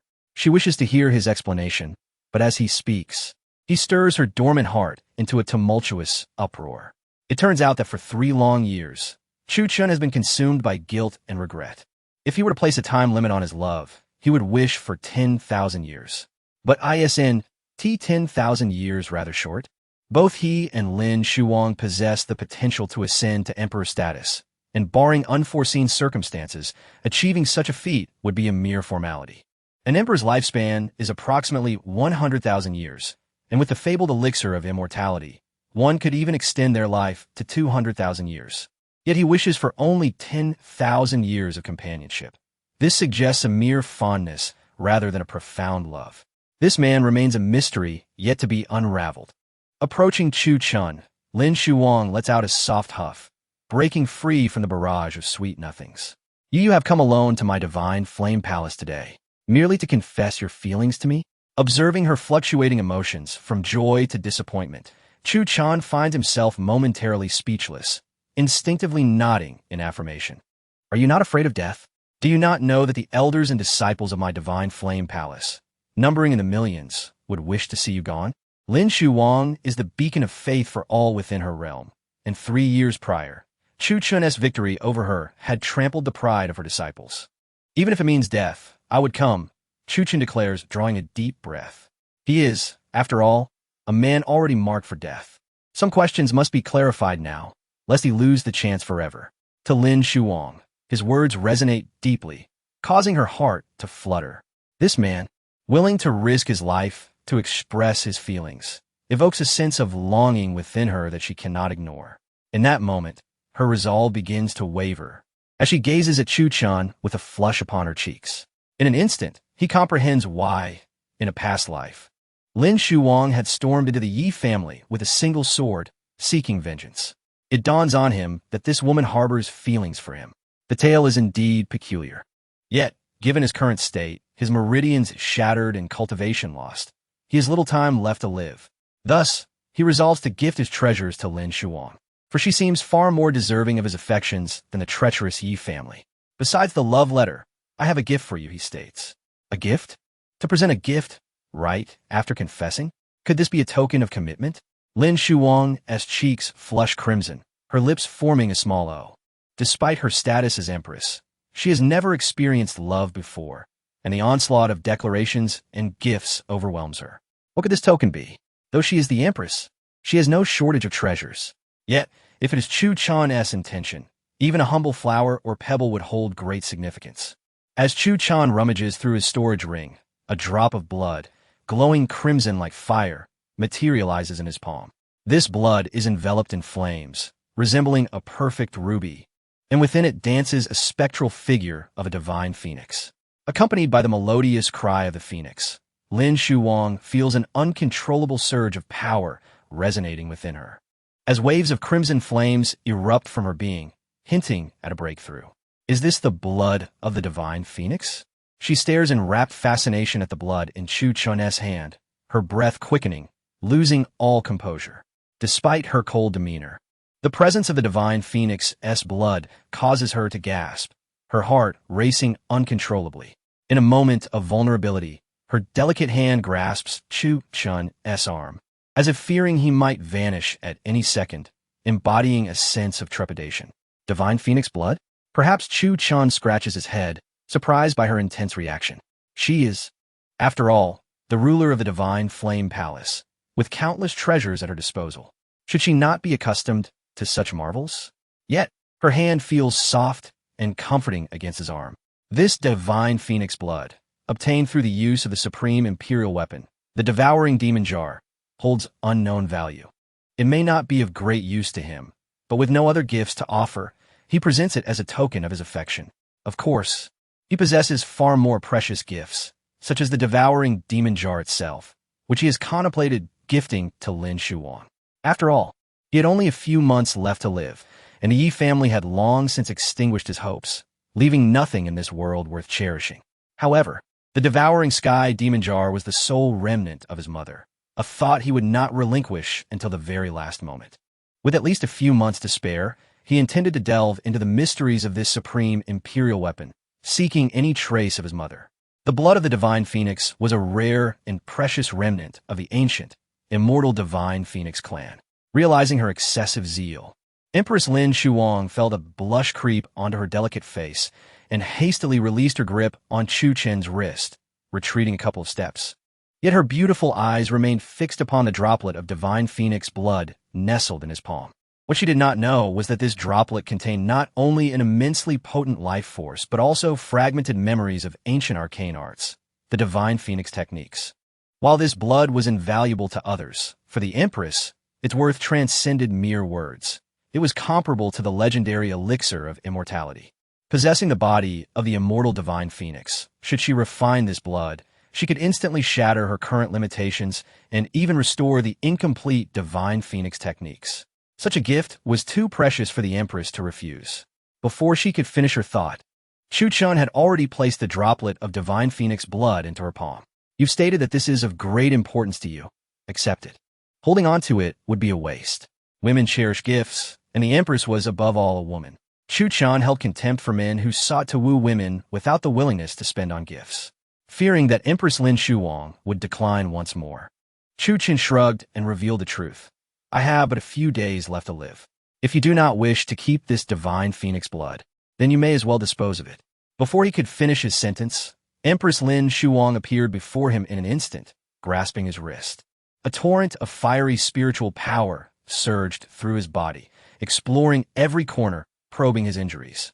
His vitality was depleted, meridians shattered, and he was gravely wounded. His time was nearly up. How could this be? Even if he had severed his cultivation path 3 years prior, he should only have been reduced to a mere mortal. With proper care, his life should have been secure. Was it possible? The Empress's brows furrowed deeper as she continued her examination, her shock growing. Has the Yi family not treated your wounds over these 3 years? Have you not fared well there? A terrifying pressure emanated from the Empress, causing the entire imperial palace to tremble. Before Chuchen could utter a word, the astute Empress Lin Shuwang had already deduced the circumstances surrounding his plight. For them, my mission is already complete. Can a discarded genius still be called a genius? Chuchen chuckled softly, inhaling deeply before withdrawing his arm from her grip. I came today solely to fulfill a wish. Everything that needed to be said has been said. There are no regrets left. I am aware that my days are numbered, and having been rendered powerless, I am unworthy of your attention, Empress. We shall part ways here. As he turned to leave, he felt no sense of nostalgia, silently vowing, before I depart this life, I shall return to the divine flame imperial palace to deliver the devouring sky demon jar, as a token of gratitude for past favors. As he reached the palace entrance and extended his hand to push open the closed doors, a voice as cold as frost resonated throughout the hall. Chuchen, you think you can come and go as you please? After just confessing to me, you turn to leave as if I were nothing? Startled, Chuchen turned back to meet her gaze. Their eyes locked, and he saw Empress Lin Shuwang's palm strike towards him. The crimson flame enveloping her hand expanded in his vision, growing larger and larger. Damn it! In the next instant, as he was about to step out of the palace, Chuchen was struck unconscious by the Empress's powerful blow. Chapter 23. The profound affection from the Empress, Lin Shuwang, was consumed by fury and intense rage.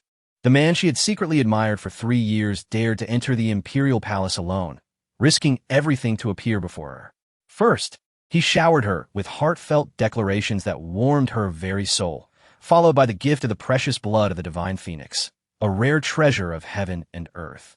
Then, he left her with the words, I have lost all my cultivation and am merely immortal, unworthy of you. And, despite his grievous injuries and dwindling life force, he fled without waiting for her response. What was the meaning of this?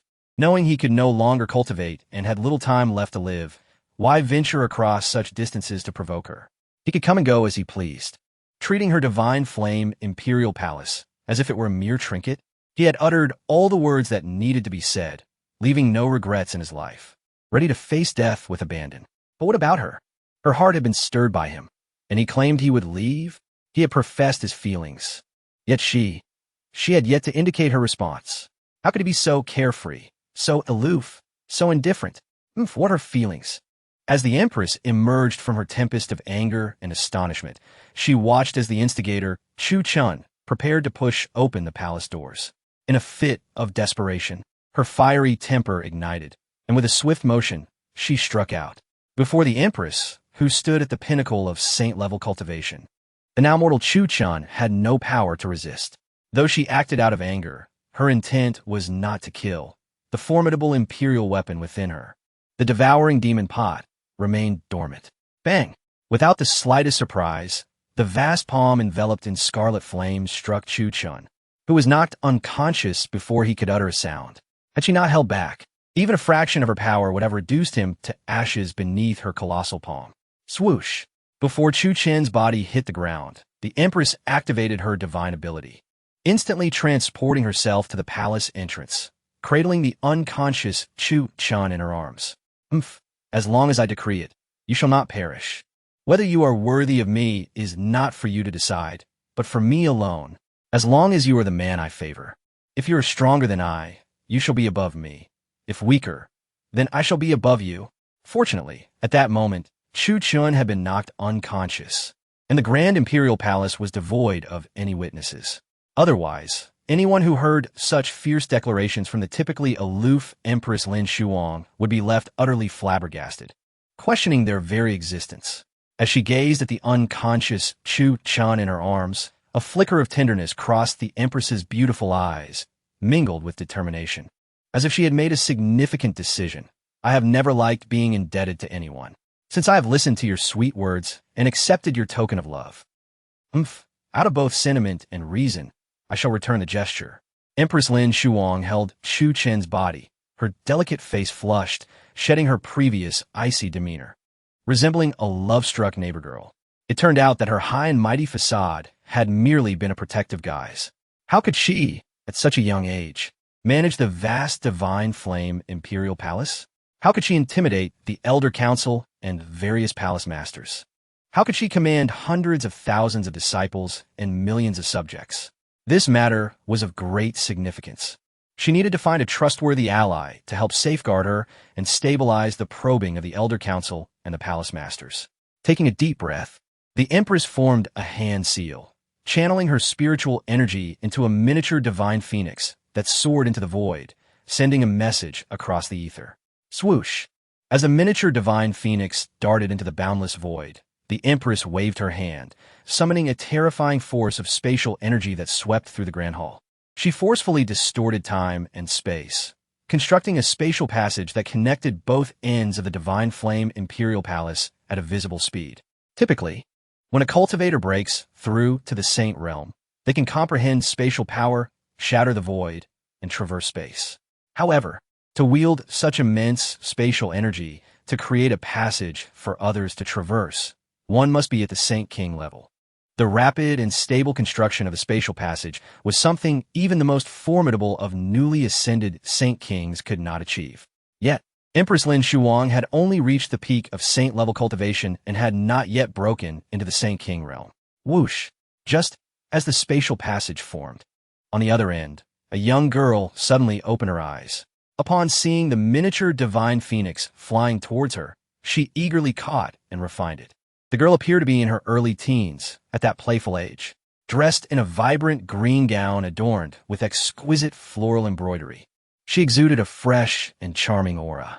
As she spoke, her delicate teeth sparkled like jade, accompanied by two adorable dimples that made one want to pinch her cheeks.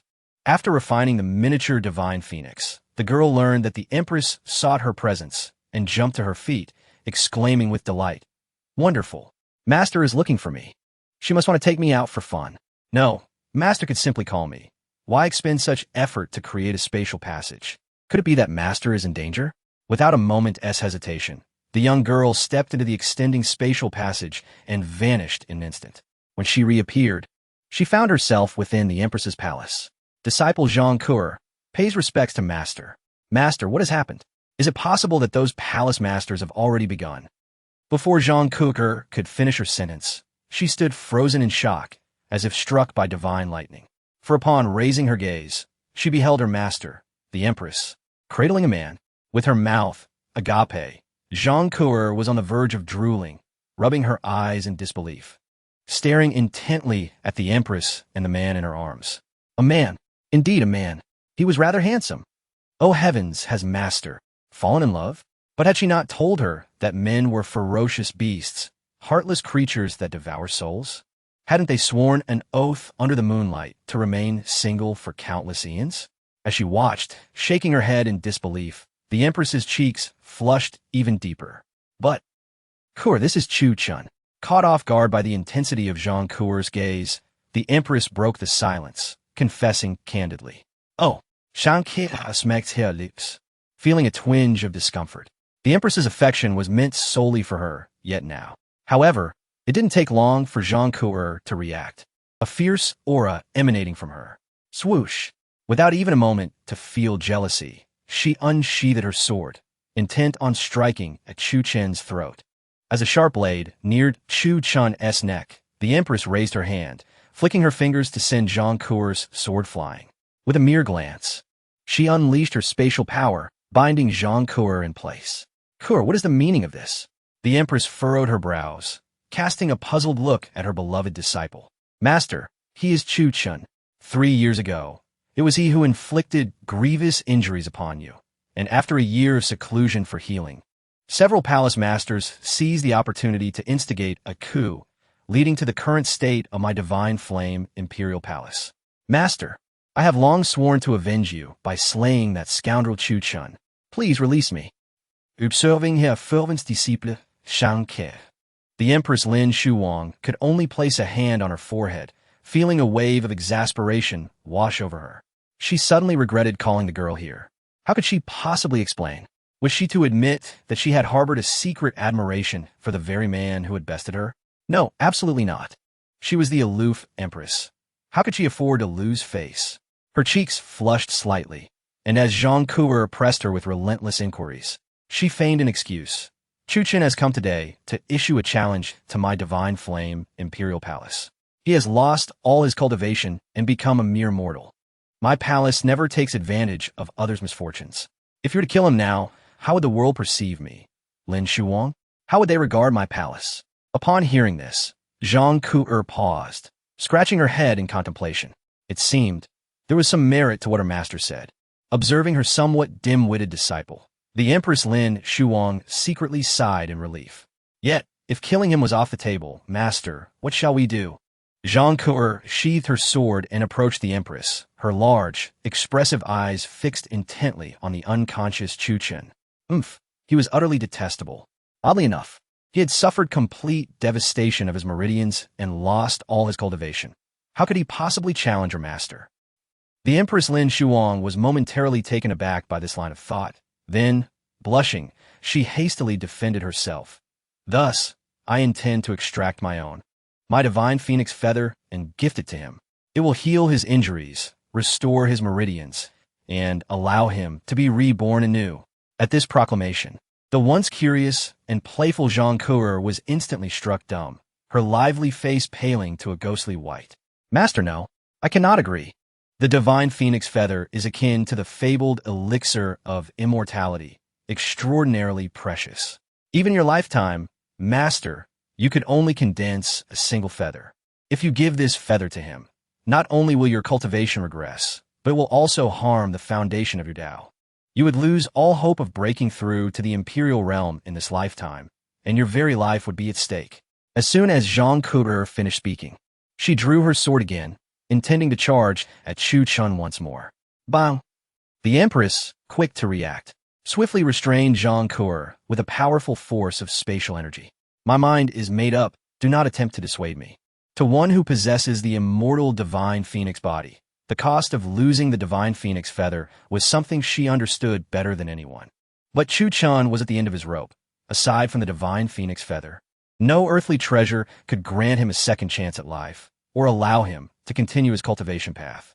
If she did not wish for Chuchen to perish, then Lin Shuwang had no other choice. Listen, I summoned you to serve as my protector, not to instruct me on my decisions. As she restrained Zhang Kuer, the Empress's voice turned cold to prevent further disruption. Simultaneously, a torrent of crimson fire energy surged from her being, lifting Chuchen's body into the air. The moment the divine phoenix feather was extracted, her cultivation would plummet by 3 realms, and she would immediately fall into a deep unconscious state. During that time, she would retreat into the palace's secret chamber to heal, and he would be your responsibility. As she spoke, gazing at the unconscious Chuchen, the Empress appeared to recall something, and with a wave of her delicate hand, a storage ring floated towards Zhang Kuer, hovering before her. Do not disclose this to Chuchen. If he awakens, simply hand him the storage ring. If he wishes to leave the divine flame imperial palace, do not obstruct him. You must escort him down the mountain.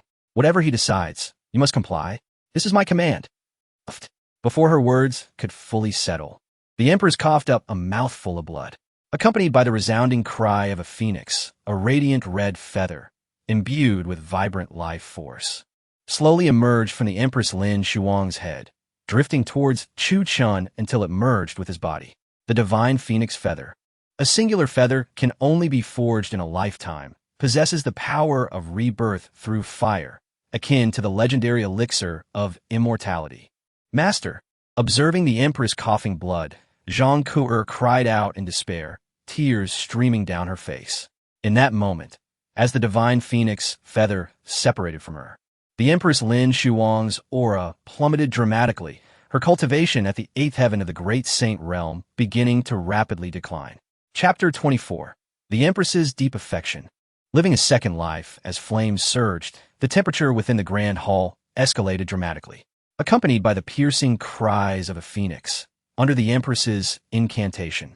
The terrifying divine flames enveloped the divine phoenix's feathers, completely detaching them and merging into the unconscious body of Chuchen. With a sudden spurt, crimson blood gushed forth, and the Empress Lin Shuwang's aura began to wane.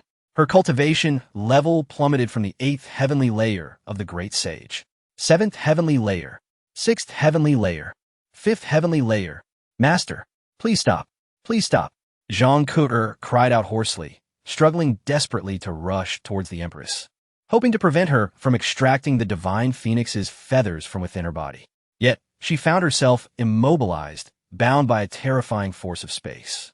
Even as the Empress's cultivation fell, she remained a formidable figure of the great sage level, especially within the confines of the divine flame imperial palace. Chuchen. This Empress does not relish being in debt to others. Having taken your divine phoenix's essence and listened to your numerous words, consider this divine phoenix's feather as repayment. In one breath, her cultivation level dropped from the 8th heavenly layer of the great sage to the 4th heavenly layer, a staggering descent of 4 realms. The Empress's exquisite profile now bore the marks of exhaustion, as if she might faint at any moment. The divine phoenix's feathers possess the power of resurrection and rebirth. Whether you can resume your cultivation path depends on your own fortune. As the divine phoenix's feathers gradually entered Chuchen's body, an immense vitality erupted within him, beginning to transform his physique and heal the wounds of his path. Publicly declare that your master is in closed-door cultivation to break through to the Saint King realm. Do not reveal any flaws. With a sigh of relief, the Empress Lin Shuwang was immediately swept away by a powerful wave of weakness and fatigue. Remember what I have told you. Do not trouble him. After offering a gentle smile to her disciple Zhang Ku'er, the Empress waved her hand, shattering the void. With a single step, she vanished into the deepest chamber of the imperial palace, her body consumed by large swathes of crimson flames. Master! Master! Witnessing the Empress's decline in power and her forced retreat into meditation, Zhang Ku'er was filled with fury and frustration, her eyes reddening with unshed tears. It was only when the shattered void began to reform and the binding spatial force gradually dissipated that she regained her ability to move. You wicked man. You foul man. It's all your fault. Because of you, my master has been forced into closed-door cultivation. In a fit of rage, Zhang Ku'er stormed to the unconscious Chuchen, kicking him multiple times. Men are indeed beasts. They are all villains. If anything happens to my master, I will not let you off. Having vented her anger, Zhang Ku'er finally felt a sense of relief. Glancing at the still unconscious Chuchen, she pouted, then reluctantly bent down to carry him on her back, pushing open the heavy palace doors and making her way toward the bamboo grove where she resided. Chuchen seemed to be caught in a dream that radiated warmth, a warmth that surged from the depths of his heart and enveloped his entire being. It was akin to a parched riverbed suddenly nourished by rain, transforming the once cracked and barren land into a vibrant realm bursting with life.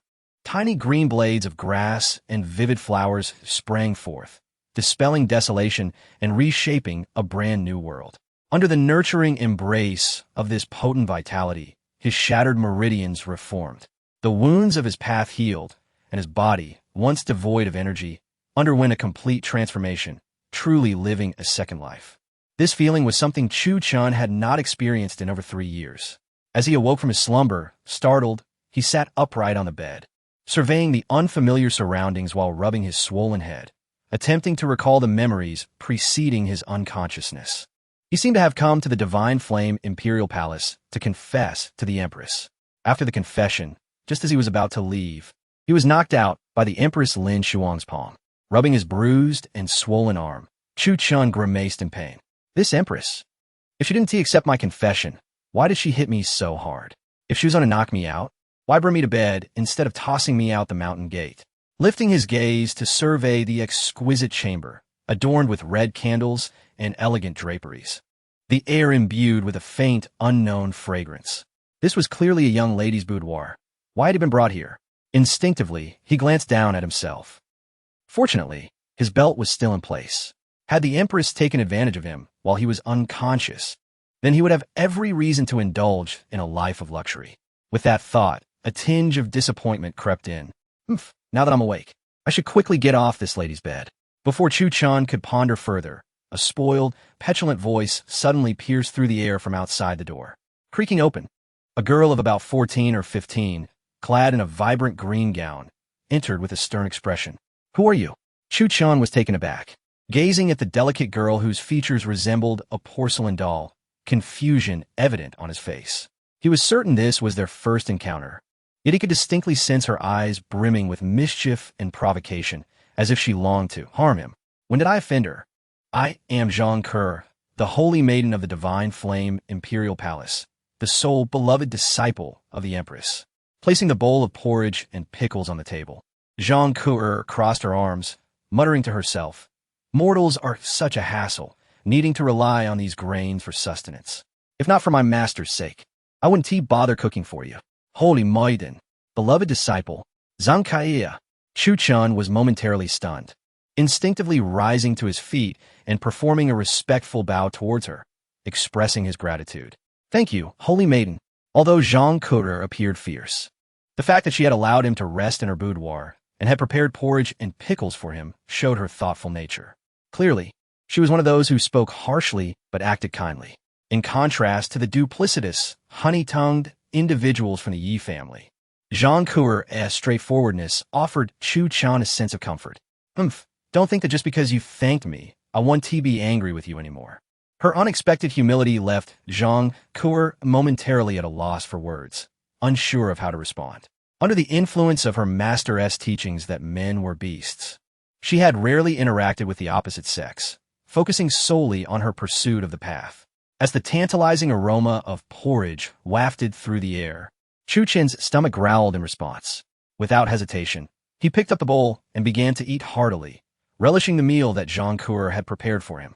After all, the Zhang Ke before him was a powerful being who had ignited divine flames, far removed from the mundane world. Where's your master? How did I end up in your boudoir? Does the Empress plan to kill me? If so, you and T need to go through the trouble of preparing food for me. Before Zhang Ke could speak, Chuchen continued to chatter to himself. Never mind. None of that matters now. As soon as I finish this bowl of porridge, I'll be leaving your Divine Flame Imperial Palace. With a grievous injury to his very essence, he found himself nearly extinguished, with only a few days left to live. Although the Empress Lin Shuwang was undeniably beautiful and captivating, he, Chuchen, a man on the brink of death, could not bear to burden the young lady any further. Moreover, he yearned to utilize the fleeting moments of his life to uncover the whereabouts of his mother. What? You wish to depart? To his astonishment, upon hearing Chuchen's intention to leave, Zhang Ke, in a fit of rage, snatched the unfinished bowl of congee and pickles from his hands, resembling a furious lion ready to pounce. Confused, Chuchen reached out to reclaim the bowl, but Zhang Ke anticipated his move and expertly evaded him. Not leaving? Are you planning to stay for the new year? Chuchen was still perplexed as to why the Empress had struck him unconscious. Had they not been enjoying a pleasant conversation moments before? It appeared that the saying to accompany a sovereign is akin to accompanying a tiger held true. Rulers were indeed capricious beings, and delaying his departure could lead to unforeseen demise. You shameless wretch, Zhang Ke, in a state of exasperation, intended to reveal the truth, but recalled her master's admonition not to disclose such matters to Chuchen. In resignation, she gracefully raised her hand, and a letter along with a token materialized, enveloped in her spiritual energy, landing in Chuchen's palm. This is what my master instructed me to give you. Chuchen promptly opened the letter, revealing a delicate script that read, "When faced with uncertainty, consult the spring breeze. If the spring breeze remains silent, follow your heart." A moment of realization struck him. The Empress was granting him a choice. After tucking the letter away, he examined the token closely. It was crafted from an unknown material, radiating warmth, imbued with an immense fire-based spiritual energy. The front bore the imposing characters Divine Flame, Imperial Palace, while the back indicated a quota for trials for outer disciples. Each stroke etched with profound significance. Clearly, possessing this token would grant him entry to the trials of the Divine Flame, Imperial Palace's outer disciples. Upon passing the assessments, he would rightfully remain within the palace, a testament to the beauty of gratitude. With a soft sigh, Chuchen lamented the situation. Amidst Zhang Kuer's furious countenance, he left the letter and token on the table and proceeded towards the door. "You scoundrel, are you truly leaving?" Seeing Chuchen's intent to exit, a furious Zhang Kuer unleashed her formidable spiritual energy, sealing the door. Faced with this obstruction, Chuchen remained unfazed, offering a bitter smile as he coldly retorted, "What difference does it make if I stay? I have but a few days left to live. Remaining here would only. I have never encountered such a foolish person. Though my master forbade me from revealing the truth, I can no longer contain myself. My master, in her effort to save you, sacrificed her ability to condense a phoenix feather, bestowing it upon you to heal your grievous injury and grant you a second chance at life, while she herself must undergo forced seclusion, though bound by her master's command." Zhang Kuer was unwilling to witness the two of them entangled in love and conflict, nor to see her master suffer. "I truly cannot fathom what these people are thinking. Is it so difficult to speak the truth? Why must we hide, evade, and perpetuate misunderstandings, leading to life and death situations? Is this truly noble?" Zhang Kuer's words struck Chuchen like thunderclaps, and instinctively, he began to assess his own condition. To his astonishment, he found that his severed meridians had reconnected, and his grievous injury had been entirely healed. His internal energy surged with an unprecedented vigor, many times greater than before. The Empress Lin Shuwang had. A profound array of emotions surged within him, causing his breath to quicken. Over the past 3 years, in the household of the Yi family that had nurtured him, his resources for cultivation had been monopolized by his sisters and Yi Xian. Even the maids had taken liberties with him. In the Yi family, he had endured relentless humiliation, living a life less than that of a dog. Yet his former adversary, the demon Empress Lin Shuwang, had acted for his sake. How ironic! After divulging the truth, Zhang Kuer felt an immense relief wash over her. "Are you still leaving?" Observing the redness in Chuchen's eyes, she suddenly found him less disagreeable. Taking a deep breath and regaining his composure, Chuchen declared, "I am leaving. Of course I am leaving." "Huh? I misjudged you." Chuchen's response took Zhang Kuer by surprise, inciting her anger further. "You are nothing but a heartless wretch." Without allowing her to finish, Chuchen seized the letter and token from the table and pushed open the door. "If we do not leave now, we shall miss the trials for the outer disciples of the Divine Flame Imperial Palace." Chapter 25. I am the supreme talent of this ancient continent. Bang. Watching Chuchen storm out, heading straight for the location of the outer disciples' trials, Zhang Kuer stood with her mouth agape, unable to react for a long while. That graceful figure, his decisive demeanor, and his carefree spirit left her momentarily spellbound. Why did she suddenly perceive this old man as charmingly rogue? No, no, no. Zhang Kuer shook her head vigorously, as if trying to dispel the thought. After all, he is the man of her master. She must not harbor such foolish notions. Men are like ferocious beasts. Love is a distraction best left unpursued. This girl intends to remain single for 1,000 years. After reciting the Heart Sutra of Solitude imparted by her Empress Master several times, Zhang Kuer's restless heart finally calmed. Then, stepping onto her flying sword, she soared once more towards the Empress's palace. Chuchen had already settled in. Whether he could successfully pass the trials of the outer disciples and enter the Divine Flame Palace depended entirely on his own fate. During the Empress's seclusion, Zhang Kuer was tasked with standing guard at the palace gates, preventing anyone who came to pay their respects or investigate from entering, in order to avert palace upheaval. This task was no light matter. Meanwhile, Having exited the purple bamboo grove, Chuchen followed the signs towards the location of the outer disciples' trials. The reconstruction of his damaged meridians indicated that he could finally resume his cultivation. The wounds of the great path healed, and his once depleted body revived with new vitality. To live again could hardly be overstated.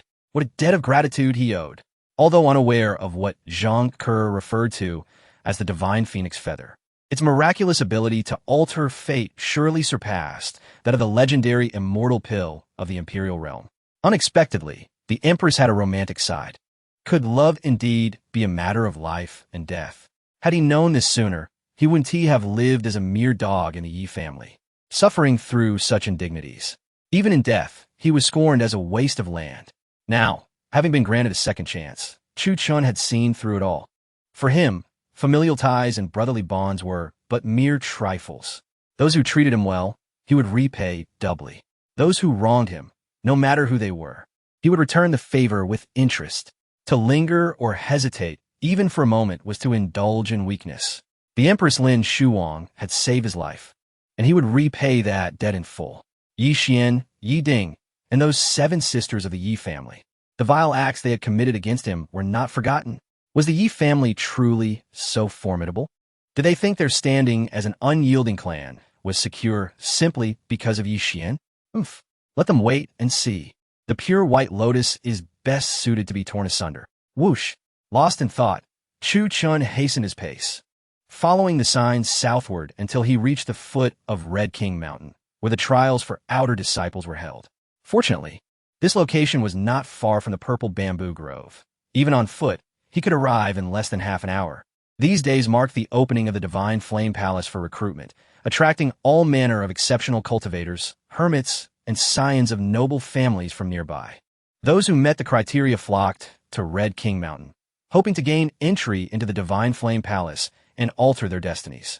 Thus, when Chuchen arrived at the mountain entrance, he was taken aback by the sheer mass of people, a veritable sea of faces. As the ruler of the Divine Flame Palace, Empress Lin Shuwang's status was such that with a mere glance or word, Chuchen could effortlessly gain entry with a high position. There was even no need for the Empress to intervene. Her foolish disciple, Zhang Ke, could manage everything seamlessly. Yet the Empress had chosen not to do so, instead handing Chuchen a token, requiring him to participate in the trials like all other aspiring noble scions. Why was that? Tightening his grip on the token, Chuchen began to discern the Empress's intentions. She aimed to give him time to develop his skills discreetly, protecting him from being targeted by others. After all, his reputation was daunting, and if he were to draw too close to the Empress right away, it could incite jealousy and malice. Moreover, the Empress had weakened her own standing to heal him, leaving him vulnerable without protection within the Divine Flame Palace. In short, the Empress was safeguarding him. While her strategy was wise, Chuchen was no soft target to be easily manipulated. Possessing the supreme imperial weapon, the sky-devouring demon jar, and having resumed his cultivation path, even if he wished to keep a low profile, it was destined to be impossible. Halt! This is the location of the outer disciples' trials. No unauthorized personnel may enter. Trespassers will be executed. As Chuchen approached the entrance of Red King Mountain, he was promptly intercepted by a few fierce-looking disciples. Seeing this, he wasted no words, but directly retrieved the token from his storage ring, flashing it before the disciples. Whoosh! As the token appeared, the previously arrogant disciples, who had been intimidating and hostile, were instantly taken aback, bowing their heads in respect. Each one shrank back, awkwardly saying, "Senior brother, please enter. The trials for outer disciples are about to conclude. Please, do not delay." Without engaging in further dialogue, Chuchen stepped forth into Red King Mountain. 3 years ago, his battle with the Empress had shattered his meridians and annihilated his cultivation. And now, although he had restarted his path, he had to begin anew, painstakingly rebuilding from scratch. Starting over was not necessarily a bad thing. Retracing familiar paths, combined with the experience gained in his previous life, would surely propel him to greater heights. The Divine Flame Palace, as a sacred site in the southern wilderness, had stood for decades, even up to millions of years, with profound depth of heritage. One could learn from the stones of other mountains to polish jade. Since he was beginning anew, he would certainly seize the cultivation methods of the Divine Flame Palace. Every last one, Moreover, Chuchen was not naive. He had perceived that the Empress Lin Shuwang's position within the Divine Flame Palace appeared somewhat precarious. A little kindness deserves great recompense, especially when it involves a life-saving debt. Having expressed his gratitude, he could not simply turn his back and walk away, could he? Thus, Chuchen had a grand gift to present to Empress Lin Shuwang. As he contemplated this, Chuchen turned his gaze towards the high platform in the square, which was crowded with people. Pushing through the throng, he approached, his eyes drawn to 6 towering jade pillars soaring skyward. These pillars, a creamy white, each stood 100 meters tall on the high platform of Red King Mountain, resembling colossal trees that blocked out the sun. These spirit-awakening pillars were akin to those in other sacred sites. Cultivators would place their palms upon them, channeling their internal spiritual power to test their attributes and strength, thus determining their potential and talent. When illuminated, the pillars indicated that the trialist possessed spiritual energy and could embark on the path of cultivation. The height of the illuminated pillar foretold the trialist's innate talent. Generally, a height of 10 meters or below signified a low-grade spirit root. 10 to 40 meters indicated a medium-grade spirit root. 40 to 70 meters denoted a high-grade spirit root, and heights exceeding 70 meters indicated an exceptionally rare spirit root. The 6 spirit awakening pillars represented the elements of metal, wood, water, fire, earth, and miscellaneous attributes beyond the 5 elemental energies. The Yi family possesses the Qi Ling jade pillars, and every disciple of the Yi family must undergo a spiritual awakening test during their coming-of-age ceremony, a process with which Chuchen is thoroughly familiar. A faint smile graces his lips as he recalls the celestial phenomenon triggered during his own awakening test at the Yi family. Some individuals are inherently radiant, akin to the sun suspended high in the heavens, their brilliance impossible to disguise.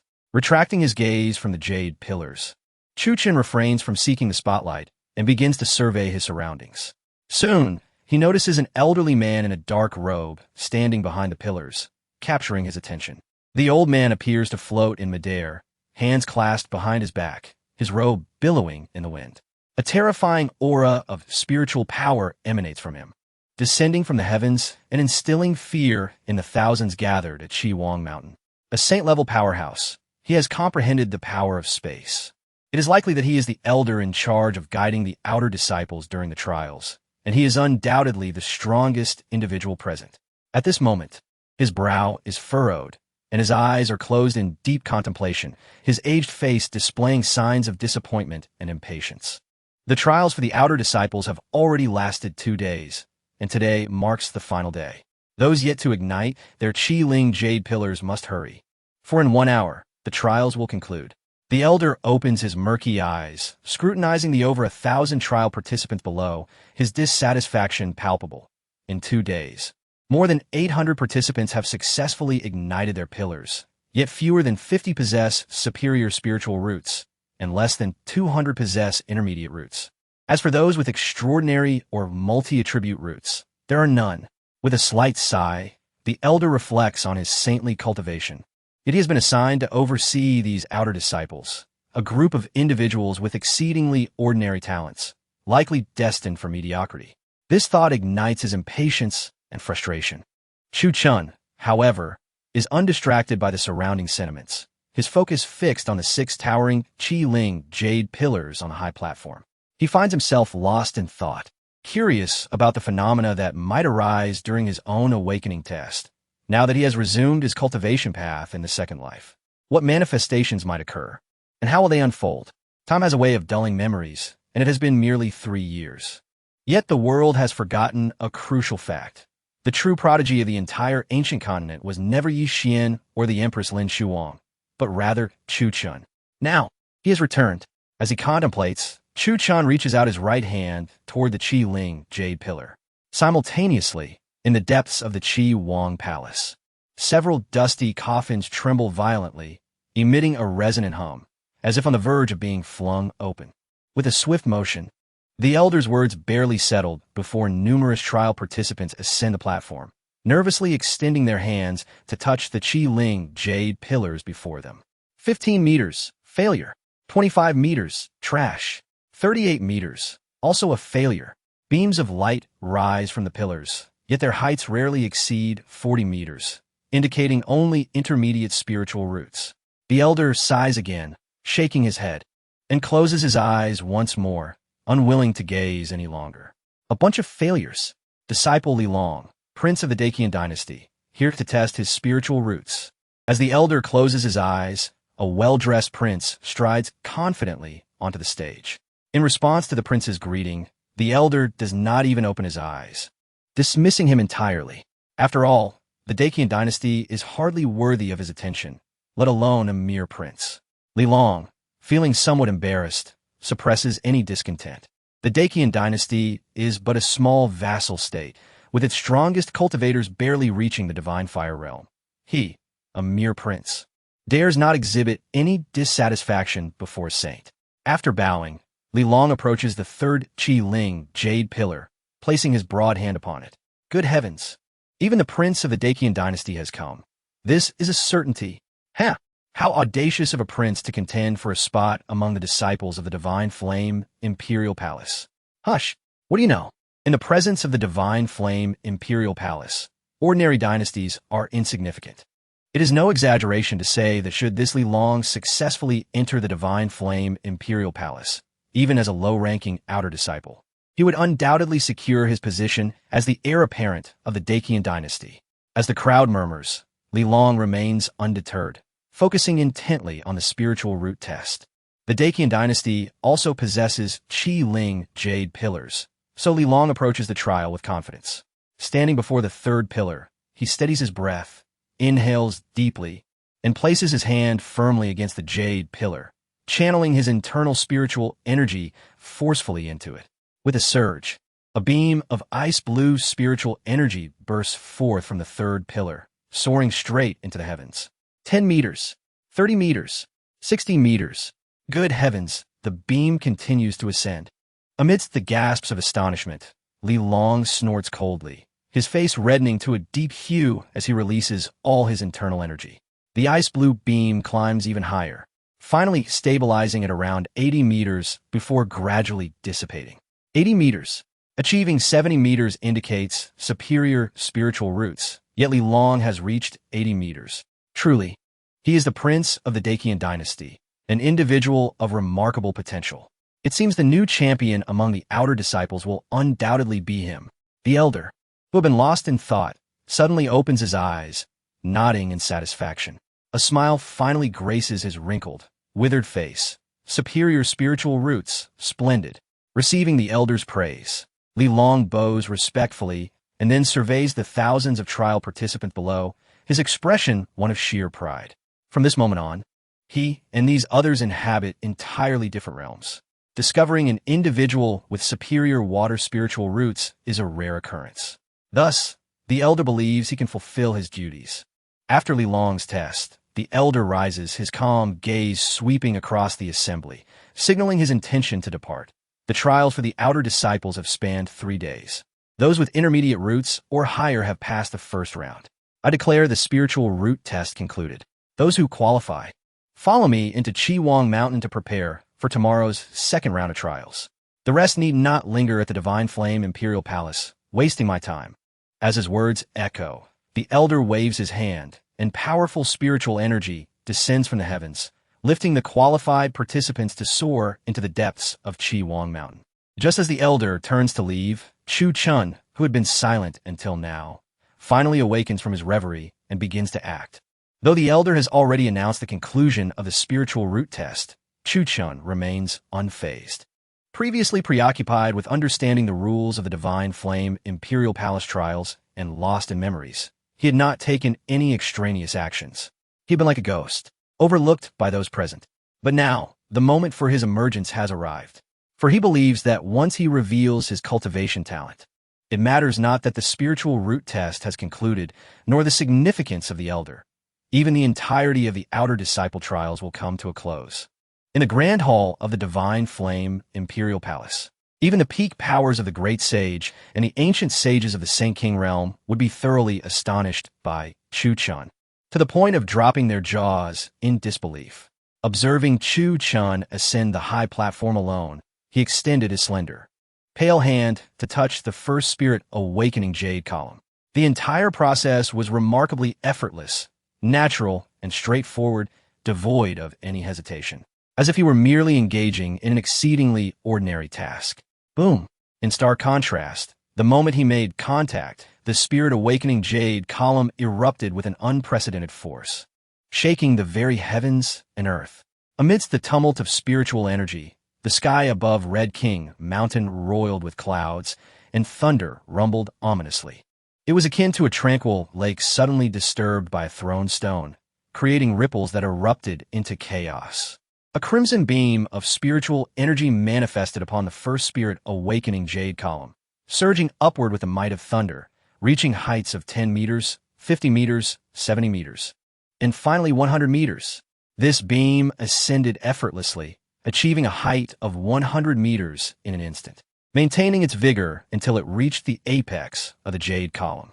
A height of 70 meters could be deemed as a superior spiritual root, a feat accomplished by none other than Li Long among thousands of challengers. Yet, Chuchen not only breached the 100-meter mark, but illuminated the entire spirit awakening jade column in a dazzling red, resembling a radiant ruby.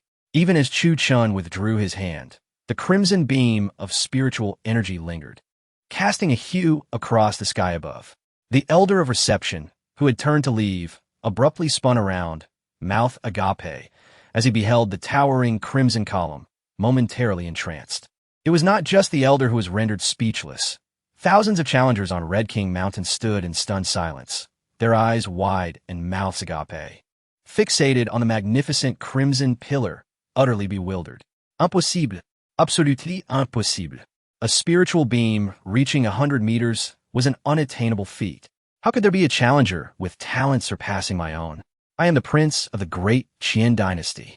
The first to emerge from his stupor was Li Long, who had believed himself secure in his position as the new champion among the outer disciples, the only one to catch the elder's attention. He envisioned himself basking in glory atop Red King Mountain, seizing opportunities to meet the Empress and elevate his family status. However, just as his star was on the rise, Chuchen brought it crashing down with a single blow, burying it in the mud. Before the resplendent Chuchen, Li Long felt his brilliance diminish to that of a mere grain of rice, rendered insignificant in comparison, overlooked by others.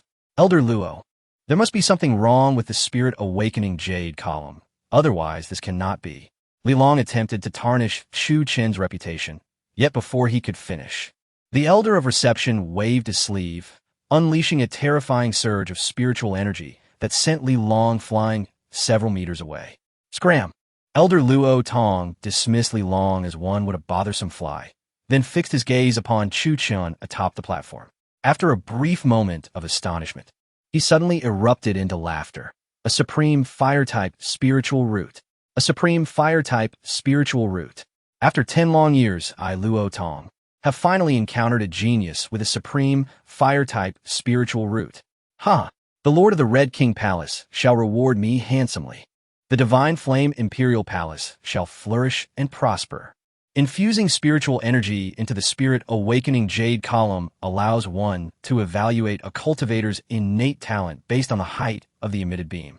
Generally, a beam reaching 70 meters or more signifies a superior spiritual root.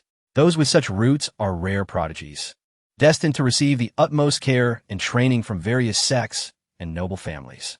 However, beyond superior spiritual roots exists the even rarer supreme all-attribute spiritual root. A beam that reaches 100 meters illuminates the entire jade column, marking the unique distinction of a supreme all-attribute spiritual root. Although this phenomenon is seldom seen, the elder responsible for the outer disciples' trials is well aware of its implications. A cultivator with a supreme all-attribute spiritual root, barring unforeseen circumstances, would have no difficulty breaking through to the Saint King realm.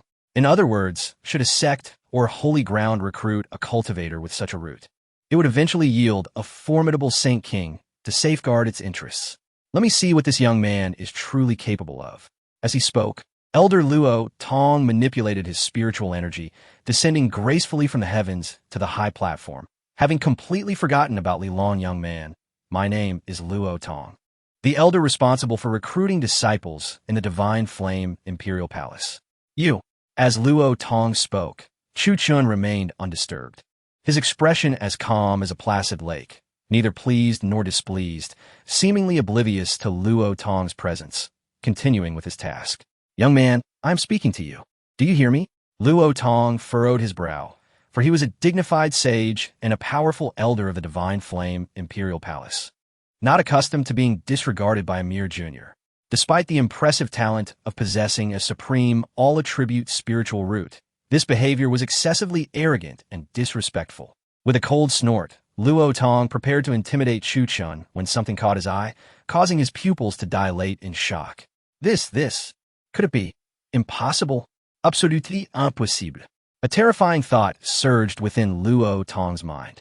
As a formidable sage, he felt compelled to withdraw, unable even to breathe freely in the presence of Chuchen. Yet, Chuchen, with an expression of tranquility, approached the second spirit awakening jade column and slowly extended his hand, placing it upon the surface. Chapter 27, the first of antiquity, the supreme 5 elements root. The supreme fire element root, a rarity among rarities, is indeed exceptional and precious. It does not stand out in the grand scheme of the Divine Flame Imperial Palace, which boasts hundreds of thousands of disciples. In such a vast sea of talent, the notion of rarity loses its luster. Elder Luo Tong, a sage of formidable prowess, found it utterly disrespectful when a mere genius with a supreme fire element root displayed such arrogance before him. A slight intervention to remind this so-called prodigy of the hierarchy and the existence of greater beings seemed appropriate. However, just as Elder Luo prepared to make his move, he was taken aback to see Chuchen approaching the second spirit awakening jade pillar. Hadn't the testing already concluded? Why was he moving toward another pillar? An alarming thought flickered through his mind, and Elder Luo could no longer contain the surge of excitement and anticipation within him. His aged visage flushed a deep crimson as his murky eyes fixated on Chuchen atop the platform, holding his breath for fear that even the sound of his inhalation might disturb the young man. Elder Luo remained silent, and the other testers dared not make a sound, their expressions a mix of astonishment and confusion. Thousands of onlookers turned their gazes towards Chuchen, a blend of disbelief, envy, and bewilderment evident on their faces. Yet, Chuchen did not keep them waiting long. For him, the spirit root test was merely a formality, as effortless as the act of eating or drinking. With a crisp clap, when his fair, elongated hand met the second spirit awakening jade pillar, his internal spiritual energy surged forth, forcefully penetrating the pillar. A resounding boom echoed as a golden beam of spiritual energy slowly manifested upon the pillar, transforming into a golden arrow that shot straight towards the heavens. 10 meters, 20 meters, 50 meters, 70 meters. The golden beam ascended to a height of 70 meters, enveloping the entire platform in an eerie silence. 70 meters signified a supreme spirit root, and the golden light indicated a metal element root. This revelation meant that Chuchen possessed not only a supreme fire element root, but also a supreme metal element root. Before the crowd could recover from their astonishment, the golden beam, instead of dissipating, soared even higher. 80 meters, 90 meters, 100 meters. The beam continued to rise until it reached the pinnacle of the jade pillar, demonstrating no signs of waning, as if it sought to shatter the confines of the pillar and ascend into the sky. A supreme metal element root. Witnessing the two ascending beams of spiritual energy, Elder Luo Tong trembled uncontrollably. As a great sage, he had seen countless spectacles, yet this was unfathomable. How could a lad, seemingly in his 20s with no discernible cultivation, possess 2 supreme spirit roots? Elder Luo's mind raced with confusion. Possessing 2 supreme spirit roots should grant one an extraordinary level of cultivation. Typically, prodigies demonstrated their talents at a young age, advancing far beyond their peers. Yet here stood Chuchen, a mere mortal at over 20 years of age, devoid of any cultivation. Nevertheless, the spirit awakening jade pillar would not err. This individual was destined to be welcomed into the fold of the Divine Flame Imperial Palace, and Elder Luo anticipated significant rewards for his discovery. Despite his bewilderment, He inhaled deeply and guided his spiritual energy down from the heavens to greet Chuchen. Pride often accompanies great talent, and Elder Luo understood this sentiment. In the presence of a genius boasting 2 supreme spirit roots, even a formidable figure like himself felt a sense of humility. Rather than soaring above, he approached Chuchen on foot, shedding any pretense of superiority. I am Elder Luo Tong, the guiding elder. You possess 2 supreme spirit roots. He began, but Chuchen, undistracted, continued towards the 3rd spirit awakening jade pillar. Elder Luo gasped in disbelief, his composure slipping as he observed Chuchen's resolute approach. This young man had already ignited 2 pillars, and now he was approaching a 3rd? Could it be that he possessed yet another spirit root? This was inconceivable. Without allowing the crowd to linger in anticipation, Chuchen approached the 3rd pillar and placed his hand upon it with an air of nonchalance, as if performing a mundane task. A pale blue beam of spiritual energy erupted from the jade pillar, ascending rapidly into the sky. 10 meters, 50 meters, 70 meters, 100 meters. As the icy blue beam reached the apex of the pillar, the heavens trembled. Elder Luo stumbled forward, urgency propelling him to Chuchen's side. His voice quaking as he asked, I'm an elder of the Divine Flame Imperial Palace, a great sage of the 3rd heaven. Would you consider taking me as your mentor? His expression was laced with trepidation, as though he felt he were the one seeking guidance from Chuchen, a prodigy with supreme fire, metal, and water element roots. Should he choose to accept Elder Luo as a disciple, the implications were monumental. Hearing the elder's plea, Chuchen withdrew his hand, casting a calm glance at him with a raised brow, but he remained silent, continuing forward with unwavering determination. The other testers on the platform were rendered speechless by the astonishing display. Had Chuchen possessed only a single spirit root, they might have questioned and mocked him. Yet, having revealed 3 supreme spirit roots, he had ascended to a realm far beyond their own. Zhang Erniu, who had previously boasted of his prowess, now gaped at Chuchen. A mix of envy and admiration etched across his face. Before he could utter a word, he noticed his companions grinning mischievously at him, and to his utter embarrassment, they began to unfasten their belts right before him. Flushed with humiliation, Zhang Erniu hurriedly pulled his companion back up, his face burning with shame. This contraption must be consumed in secrecy, is it not? With so many eyes upon him atop this high platform, does Zhang Erniu lack any sense of dignity? Meanwhile, Chuchen has already approached the 4th spirit awakening jade pillar, showing no signs of hesitation or pause. He extended his long, fair hand and pressed it firmly against the pillar. With a resounding boom, another azure beam of spiritual energy emanated from the jade pillar, shooting straight into the heavens. 10 meters, 50 meters, 70 meters, 100 meters. A supreme wood-type all-spirit root. The crowd atop Huang Mountain was left in a state of shock and numbness. Elder Luo Tong, responsible for guiding disciples, felt his body weaken, and he immediately slapped himself twice. A prodigy possessing supreme roots in gold, wood, water, and fire. How could a mere saint such as himself dare to take him as a disciple? Just as Luo Tong hesitated, contemplating whether to approach Chuchen and inquire about taking him as a pupil, dark clouds suddenly gathered in the sky above Huang Mountain, accompanied by the rumbling of thunder. Boom, boom, boom. With several sounds of spatial ruptures, terrifying figures shattered the void, appearing in mid-air around Huang Mountain. Ha! I have just emerged from seclusion and have encountered a destined individual. What a stroke of fate. What nonsense about fate. This young man is destined to be my disciple. He is the beloved pupil I have awaited for 80 years. Great sage of fire, do you still have any shame? You are but 78 years old, and yet you have waited for 80 years?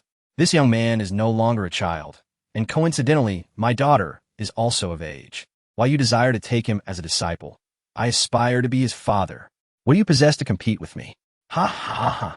As these formidable figures shattered the void, the clouds above Huang Mountain dissipated. The newcomers were the pinnacle warriors of the Divine Flame Imperial Palace, who typically remained in seclusion and seldom revealed themselves. The Great Sage of Fire is a powerful figure of the 7th heaven, while the Great Sage Yinbin stands at the 8th. The Great Sage Myuk is at the 9th, and the great sage Shuwang has reached the 10th, merely a step away from the legendary Saint King realm. Seeing these individuals, Elder Luo Tong fell to his knees in fear. He was merely at the 3rd heaven of the sage level, and due to his advanced age and frailty, he had no hope of breaking through in this lifetime. How could he dare to contend with such mighty beings? Quick, someone go. Go investigate this young man's background. What is his name? And where does he hail from? After paying his respects, Luo Tong hastily sent messages to other disciples, eager to uncover Chuchen's identity. Such a genius, such a prodigy. Even if he cannot take him as a disciple, what am I thinking at such a time? Even if I cannot be his master, I must ascertain his background to establish connections in the future. After all, aside from the great sage Yinbin, I, Luo Tong, also have a daughter waiting in her chamber.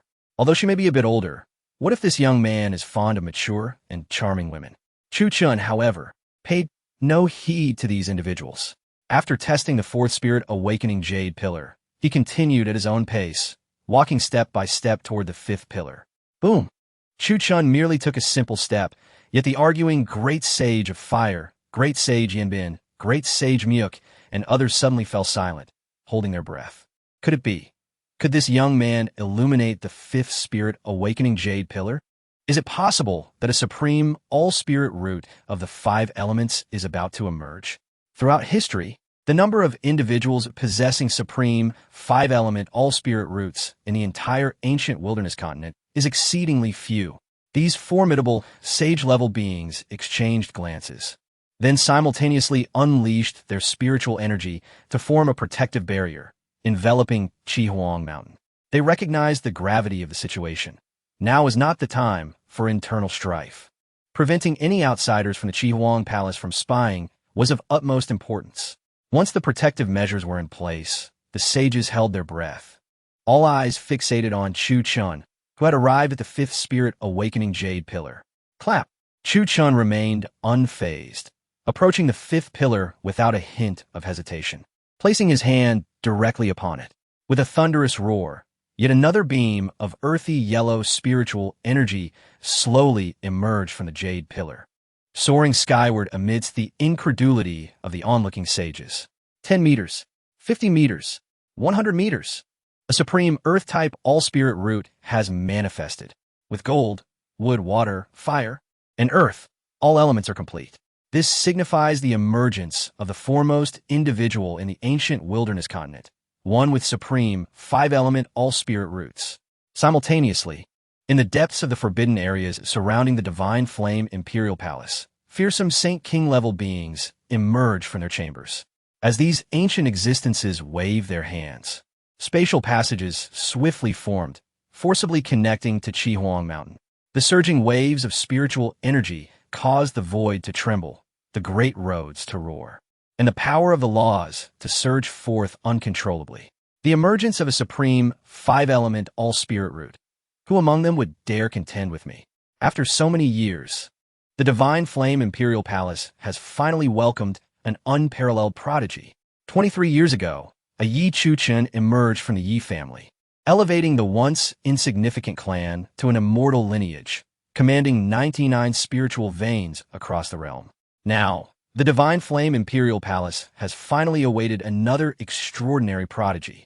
Chapter 28.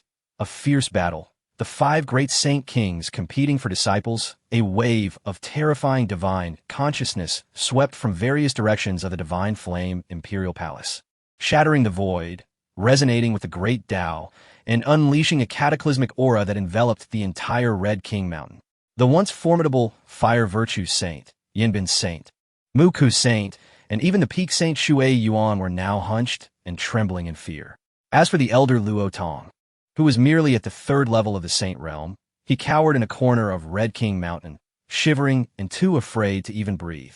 The reason was simple. In this era where the Emperor remained hidden and the Quasi-Emperor was reclusive, the powerful beings in the Saint King's secret realm represented the pinnacle of strength in the world. It is no exaggeration to say that a Saint King could determine the rise and fall of sacred lands and immortal families. Even the mightiest of saints appeared as mere oversized ants before Saint King. The true essence of a sacred land and an immortal family lay within the strength of the Saint Kings. They were the true foundation. At this moment, Aside from the occasional sound of space fracturing, Red King Mountain fell into a profound silence, eerily akin to the calm before storm. Thousands of trial participants, including the so-called prince of the Great Qian dynasty, Li Long, had already been displaced hundreds of miles away by the terrifying power of the spatial force. The emergence of the exceptional 5 elements all-spirit root had rendered Red King Mountain the focus of all attention. To prevent any leaks of information, the mighty beings had activated the mountain-esque protective formation, expelling all irrelevant individuals. For what was to come was bound to be a world-shaking battle. Boom, boom, boom. The silence was abruptly shattered as the terrifying divine consciousness vanished and reappeared almost simultaneously. A massive rift, several zhang long, tore open the void in all 4 cardinal directions of Red King Mountain. 4 figures stepped forth from the rift, all gazing intently at the high platform where Chuchen stood. From the east came a burly man with a bare upper body, his muscular frame towering like a small mountain. He had a broad forehead, a prominent nose, thick lips, and short hair that stood upright like steel needles, creating a striking visual impact. This was Tua Ba Kuang, the lord of the eastern palace of the Divine Flame Imperial Palace. From the west emerged a man with a cold expression, dressed in black. His high nose contrasted sharply with his pale face. His eyes seemed to possess boundless allure, and a mere glance from him would send chills down one's spine. This was Qiu Rang, the lord of the Western Palace. From the south approached an elegant middle-aged man holding an ancient scroll. He was handsome and charming, with one hand holding the scroll and the other resting behind his back, a warm smile gracing his face. This was Bai Yu, the lord of the Southern Palace. Finally, from the north came a strikingly beautiful middle-aged woman. Compared to the others, she was extraordinarily captivating. Her hair was styled into double buns adorned with tassels. With a slender figure, graceful features, and a flowing red gown, she exuded an air of noble elegance, her phoenix-like eyes sparkling with mischief. This was Gung Yen, the lord of the Northern Palace. Having encountered the Eastern Palace Lord, the Western Palace Lord, the Southern Palace Lord, the Northern Palace Lord, as the 4 Palace Lords made their appearance, the great saints such as Huda, Yin Bin, and Muko hurriedly flew before them, bowing deeply in a display of utmost humility. Meanwhile, Elder Luo Tong had already collapsed to the ground in fear, burying his head deep and not daring to breathe. The Divine Flame Imperial Palace, located in the southern region of the ancient continent, was a sacred ground of the demon clan, with vast territories and millions of subjects under its rule. In addition to the Elder Council directly overseen by the Empress, there were 5 major sub-palaces in the east, west, south, north, and center, with the lords of these palaces acting as powerful feudal lords with significant authority. Due to their age, these 5 lords were all of the Saint King realm, their strength surpassing even that of the Empress, Lin Shuwang. After the demise of the former emperor, the Empress ascended to the throne. Although she was publicly recognized as the master of the Divine Flame Imperial Palace, the palace lords harbored ulterior motives and had long coveted the throne, especially after the Empress Lin Shuwang was defeated by Chuchen 3 years ago and sustained severe injuries, leading to the collapse of the Demon Clan's coalition. These lords became increasingly audacious. Were it not for the presence of the Elder Council, the Divine Flame Imperial Palace might have already disintegrated. Bai Yu, always carrying a book, certainly moves swiftly, Gung Yen teased, sending a flirtatious glance towards Bai Yu while making a pointed jab. Aren't you afraid of straining your old back, pretending to be cultured, and mingling with us? In the face of Gung Yan's ridicule, Bai Yu remained unperturbed, smiling gently as he turned his gaze to Ta Ba Kuang, provoking him. If that rough fellow Ta Ba Kuang can come, why can't I, Bai Yu? Tua Ba Kuang wasted no time on words, clenching his fist and launching a punch towards Bai Yu.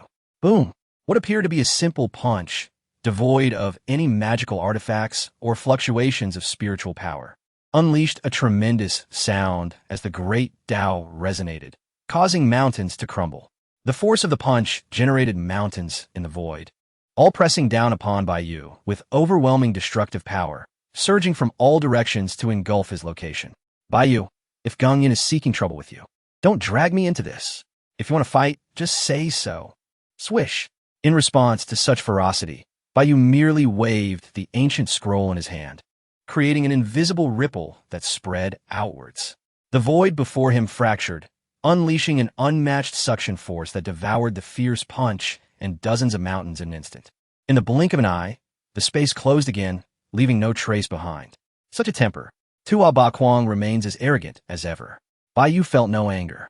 After all, a scholar's demeanor naturally surpassed that of these brutes, making it unnecessary to engage in conflict. Even if a confrontation was necessary, it should be reserved for. Meanwhile, the Lord of the Western Palace, the cold-faced man, remained silent, his gaze fixated on Chuchen below, his eyes gleaming with greed. An exceptional 5 elements all-spirit root. It has been ages since such a marvel has appeared, not just in our divine flame imperial palace, but across the entire ancient continent.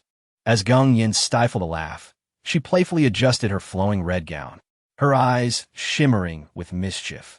Only such an extraordinary prodigy could simultaneously provoke the attention of all 5 palace lords. As she spoke, Gung Yin raised her gaze to the heavens above Red King Mountain, where a minuscule spatial rift lay hidden, almost imperceptible to the untrained eye. This rift was evidently related to the absent Middle Palace Lord. Let's not forget that the Empress is also conspicuously absent. It was the previously silent Lord of the Western Palace, Qiu Rang, who finally spoke. Yet, the moment he did, the surrounding air thickened with frost and the temperature plummeted. The Empress? Oomph. I've heard that our Empress is in seclusion, seemingly on the verge of another breakthrough. Having practiced for just over 20 years, she is nearly at the peak of the Saint realm. Truly, it is enough to unsettle one's peace. The discussion surrounding the Empress did not last long. The 4 palace lords exchanged glances, mutually deciding to conclude that topic and redirect their focus back to Chuchen. With an exceptional 5 elements all-spirit root, he is virtually destined to ascend to the imperial realm. Given ample time and resources, this young man's cultivation will undoubtedly surpass all of us. Bai Yu stood with his hands clasped behind his back, his wise gaze fixed intently upon Chuchen atop the high platform, his eyes brimming with envy, admiration, and awe. Talent, a gift bestowed at birth, is not something one can covet, yet it is the very essence of envy. To speak plainly, we all wish to take him as our disciple. Tua Bakwang, unbothered by subtleties, rubbed his hands in anticipation and declared, "But this lad can only belong to one of us. To whom shall he go?" Upon hearing this, the 4 palace masters exchanged glances, and the atmosphere ignited with intensity. A battle, then? Indeed, a battle. As soon as the words left their lips, the 4 palace masters unleashed their formidable powers, manipulating the terrifying forces of space to carve out a battlefield in a corner of Chi Wang Mountain. In the next moment, 4 figures descended upon the spatial arena, igniting a cataclysmic clash. Sword energies surged like a tempest, flames twisted like dragons, and the amalgamation of spiritual and spatial forces erupted, creating a momentum so immense it seemed to eclipse the sun and moon, plunging heaven and earth into chaos. Throughout this tumult, the 4 palace masters never once sought Chuchen's opinion, as if they deemed his thoughts irrelevant. To be accepted as a disciple by any of them was an unparalleled honor that could not be refused.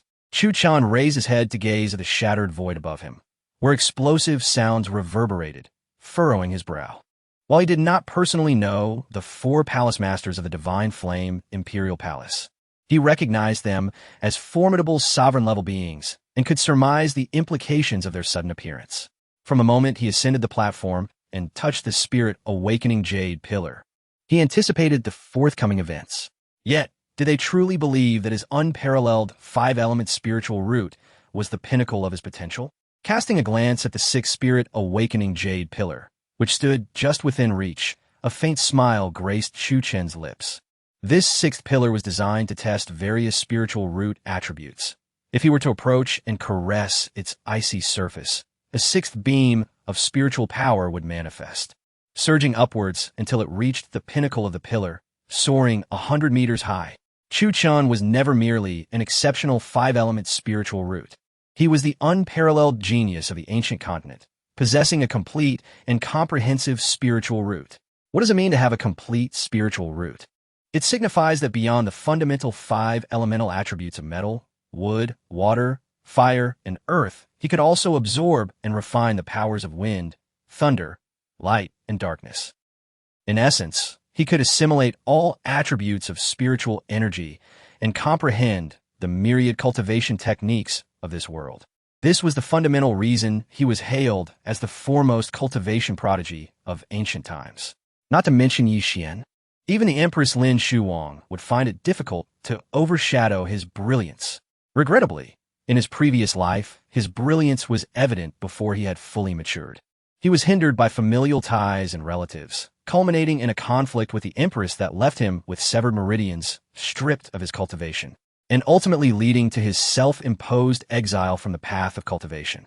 In this lifetime, however, he would not allow that to happen. Just as Chuchen hesitated over whether to approach the sixth spirit awakening jade pillar and reveal his extraordinary comprehensive spiritual root, the void before him suddenly shattered, and a hunched old man appeared. The elder's face was mottled with age spots, his eyes clouded, his hair nearly gone, and he leaned heavily on a cane, occasionally coughing, exuding an aura of decay. "I am Qi, the master of the divine flame imperial palace," he rasped, fixing his gaze on Chuchen. "Do you wish to become my disciple?" Chuchen was momentarily taken aback, but without a moment's hesitation, he blurted out, "I would be honored." His prompt acceptance left Qi momentarily stunned, prompting him to instinctively inquire, "Why?" "You must know that the other 4 palace masters also wish to take you as their disciple." Chuchen cast a scornful glance at the 4 palace masters still embroiled in battle in the void, a smirk playing on his lips. "Because their intellect leaves much to be desired." Qi. Chapter 29. The Battle of the Sacred Kings. For Chuchen, a sharp cackle erupted. "You, my boy, are quite amusing." Old Qi momentarily paused, then looked at the figure of Chuchen before him, breaking into a wide grin. In the Divine Flame Imperial Palace, aside from the primary Empress Lin Shuwang, the next most powerful individuals were the 5 palace masters. Due to their age and years of cultivation, these 5 palace masters were all at the Sacred King level, representing the most formidable forces on the ancient continent. Despite Chuchen's extraordinary talent, he currently possessed no cultivation and had yet to embark on his path of training. The elder Luo Tong, alongside the great sage of fire and the great sage of water, trembled in fear upon encountering these palace masters, akin to mice confronting a cat, cowering on the ground. Yet, Chuchen dared to suggest that the 4 palace masters lacked intelligence. This amused the central palace master, Old Qi, for to imply that they were dim-witted was, in essence, to compliment him on his cleverness, suggesting he was more astute than the other 4 masters. In truth, this was indeed the case. The 4 palace masters only knew how to resort to brute force, believing that victory would grant them the right to take Chuchen as their disciple. Little did they know that while they were engaged in battle, Old Qi had already seized the opportunity. His prior absence was merely a strategy to encourage the 4 masters to fight amongst themselves, thereby creating an opening for himself. Rather than label Old Qi as merely clever, it would be more fitting to describe him as cunning, devious, and exceptionally shrewd. However, Chuchen remained unconcerned about these machinations. The sole reason he readily agreed to become Old Qi's disciple was due to the implicit directive from Empress Lin Shuwang. Although the Empress had not explicitly stated it, Chuchen had discerned this truth. Previously, he had heard from Zhang Ku that the 5 branches of the Divine Flame Imperial Palace recruited outer disciples at the same time. However, the token given by the Empress was a unique one for Qi Mountain. Qi Mountain and Qi Palace were both under the jurisdiction of Old Qi, the central palace master, and attending the outer disciple trials here was tantamount to being directed to become Old Qi's disciple. After all, the Empress, who was also a prodigy, was acutely aware of Chuchen's exceptional cultivation talent. It was not merely about revealing his complete elemental roots. Even exposing his 5 elemental roots would undoubtedly attract the attention of the 5 palace masters, who would compete fiercely to take him as their disciple. Although the deeper motives behind the Empress's arrangements remained unclear to him, Chuchen understood that he ought to comply with her wishes. After all, he had already expressed his gratitude to her and felt indebted to her for saving his life. What? Could he swear brotherhood? That would be a reluctant decision, as his savior was undeniably unattractive, a rather jarring sight. In stark contrast, Empress Lin Shuwang was a paragon of beauty, captivating enough to make the flowers blush and the moon hide. In his previous life, She had even risked a conflict with the Yi family for his sake.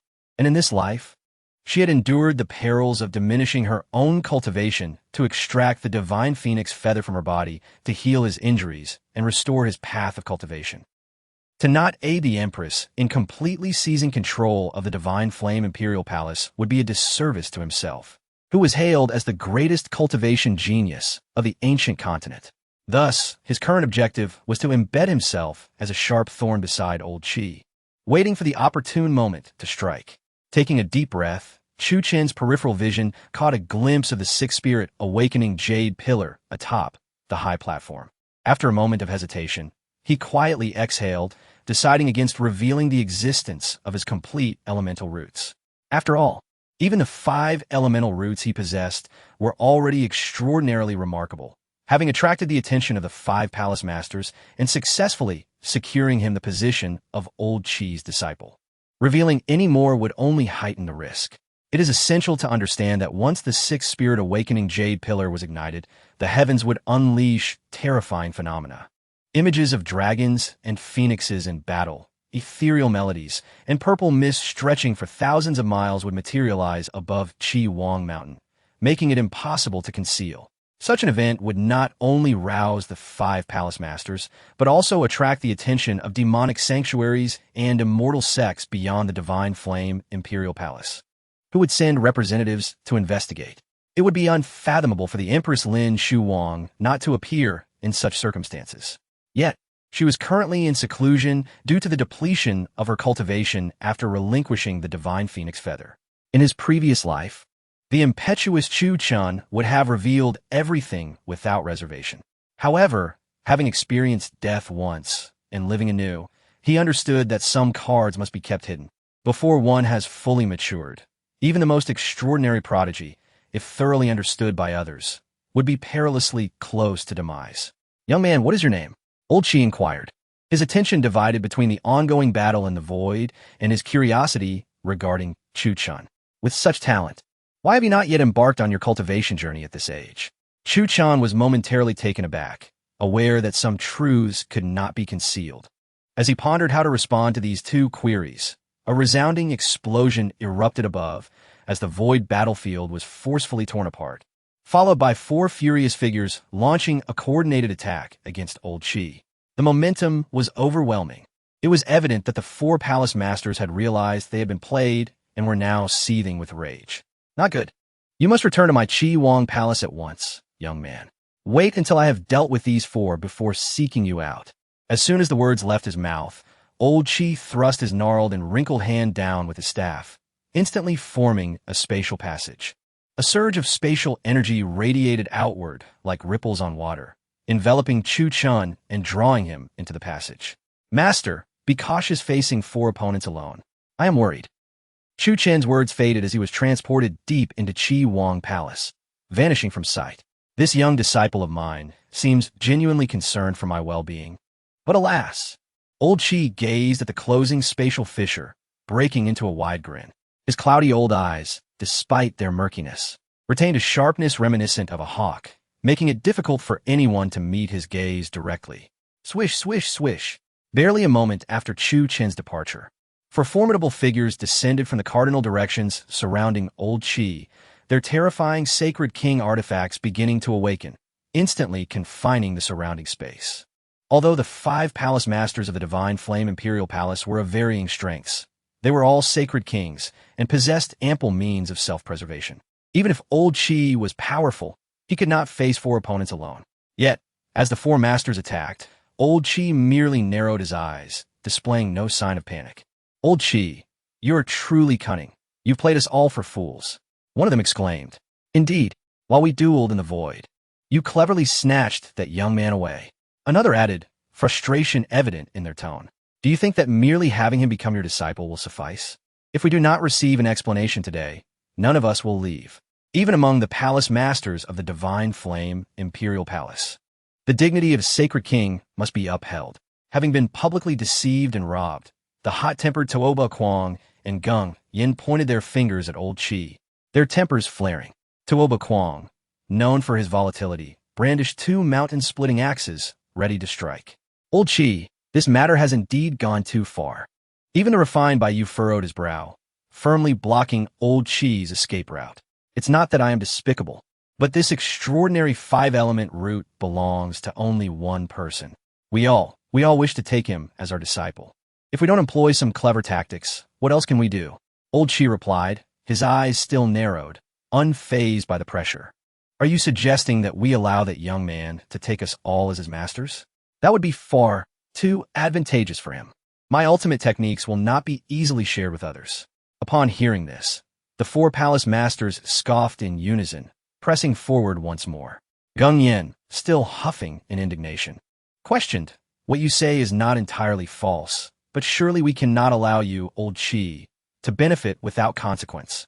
The perpetually silent and coldly clad man, Cho Rang, barely curled the corner of his mouth into a smirk, licking his crimson tongue, and spoke. In my opinion, it would be better to eliminate this young man altogether, to end it once and for all. In contrast, other sacred realms would cherish a prodigy endowed with the rare five-elemental spiritual roots, treating them with utmost care as if they might dissolve in their mouths or shatter in their hands. Yet, to everyone's astonishment, this lord of the Western Palace, Cho Rang, contemplated murder simply due to perceived inequities. A lunatic. This individual is undoubtedly a quintessential madman. I shall not beat around the bush with you, the elder Qi declared. Since this young man has chosen me as his master, he is my sole disciple. Anyone who dares to harm him shall become my mortal enemy, and I shall pursue them relentlessly. Elder Qi, who had long secluded himself within the divine flame imperial palace, rarely engaged in the disputes among the prominent palace lords or even the Empress herself. No one anticipated his resolute stance today, devoid of any room for negotiation. Those who are unconvinced may act as they please. Upon hearing these words, even the usually mild-mannered Bai Yu furrowed his brow, his internal spiritual energy surging in an instant, exuding a palpable killing intent that compressed the surrounding void. Elder Qi, your words are indeed audacious. We are all formidable Saint Kings. To take on four foes and yet behave so arrogantly. Do you truly believe that the lords of the four palaces are mere clay figures? As soon as Gung Yan's words fell, she effortlessly drew the hairpin from her head and, with a swift motion, sliced the air before Elder Qi. With a thunderous sound, a galaxy materialized out of thin air, surging forth with overwhelming might, rushing toward Elder Qi. This hairpin was no ordinary object. It was a dreadfully powerful Saint King artifact, Gung Yan's life treasure, known as the Zhou Tian Shengyi pin. With a mere swipe, it could summon the celestial forces of the cosmos, refining all that existed in the world. Chapter 30. As a master, I shall bestow upon you the finest of this world. Make your move. What are you hesitating for? While others may fear the old man Qi, I do not. As Gung Yan initiated his attack, Tuoba Kuang could no longer contain himself and launched a fierce strike. Gripping a mountain-splitting axe in his right hand, he spun it violently and hurled it forth. The axe, catching the wind, swelled to a colossal size within moments, transforming into a monstrous weapon aimed at Qi. Faced with the lethal strikes from Gung Yan and Tuoba Kuang, Qi dared not underestimate them. He simultaneously wielded his cane and invoked the power of space, shifting within the confines of his surroundings. In an instant, the force of space erupted, causing the fabric of time and space to collapse around him. Morphing into a fearsome beast, the beast opened its gaping maw and devoured the oncoming axe and the vast expanse of the galaxy. 1 against 4. Today I shall see from whence your confidence originates, old man Qi. Meanwhile, Bai Yu and Qiu Rang exchanged glances and summoned their sacred king artifacts, preparing to attack Qi. Stop! As Bai Yu and Qiu Rang were about to strike, Qi swiftly raised his hand to interrupt. Being at the pinnacle of the Sacred King realm, he knew he lacked the strength to face 4 adversaries alone. What? Old man Qi, are you afraid now? Isn't it a bit too late for that? Indeed, but should you choose to withdraw and surrender that young man, Weaver would not be unreasonable. Before Bai Yu and the others could finish their statements, Qi, with a grim expression, coldly laughed. I believe you have misunderstood. My days are numbered, and this young man possesses the unparalleled 5-element spiritual roots, making him the most suitable disciple to inherit my legacy. As he spoke, Qi observed the 4 restless palace masters before him, reversed his hand seal, and enacted a secret technique, igniting his life force, his aura surging immensely in an instant. Even at the cost of my life, I know I cannot stand against 4. However, as a fellow sacred king, I can still take 1 or 2 down with me before I perish. Upon hearing this, Gung Yin, Bai Yu, and the others, who had been ready to strike again, wore expressions of grave concern. An elder nearing the end of his life would go so far as to burn his own life force. What did that signify? It indicated that Qi was prepared to fight to the death. He was willing to sacrifice everything to accept Chuchen as his disciple. As the saying goes, the bold fear the reckless, and the reckless fear those willing to sacrifice their lives. Though Gung Yin, Bai Yu, and the others also wished to take Chuchen as their pupil, their own lives took precedence. Madman, the notorious madman, Qiu Rang, snorted disdainfully and then waved his sleeve, departing. He had never cared much for taking on disciples. He only appeared to prevent the other palace masters from gaining an easy advantage. Old man Qi, you are indeed ruthless. Remember that you owe me a favor. Gung Yin also returned the celestial star pin to her hair, threw Qi a flirtatious glance, and similarly shattered the void to leave. Bai Yu and Tuoba Kuang exchanged glances and followed suit. After all, who would dare to provoke someone nearing the end of their days? Whoosh! After the 4 palace masters departed, Qi let out a quiet sigh of relief, then leaned on his cane, tearing through the void, and vanished into the Red King Palace. With the unparalleled 5-element spiritual roots, it seems my life is not yet forfeit.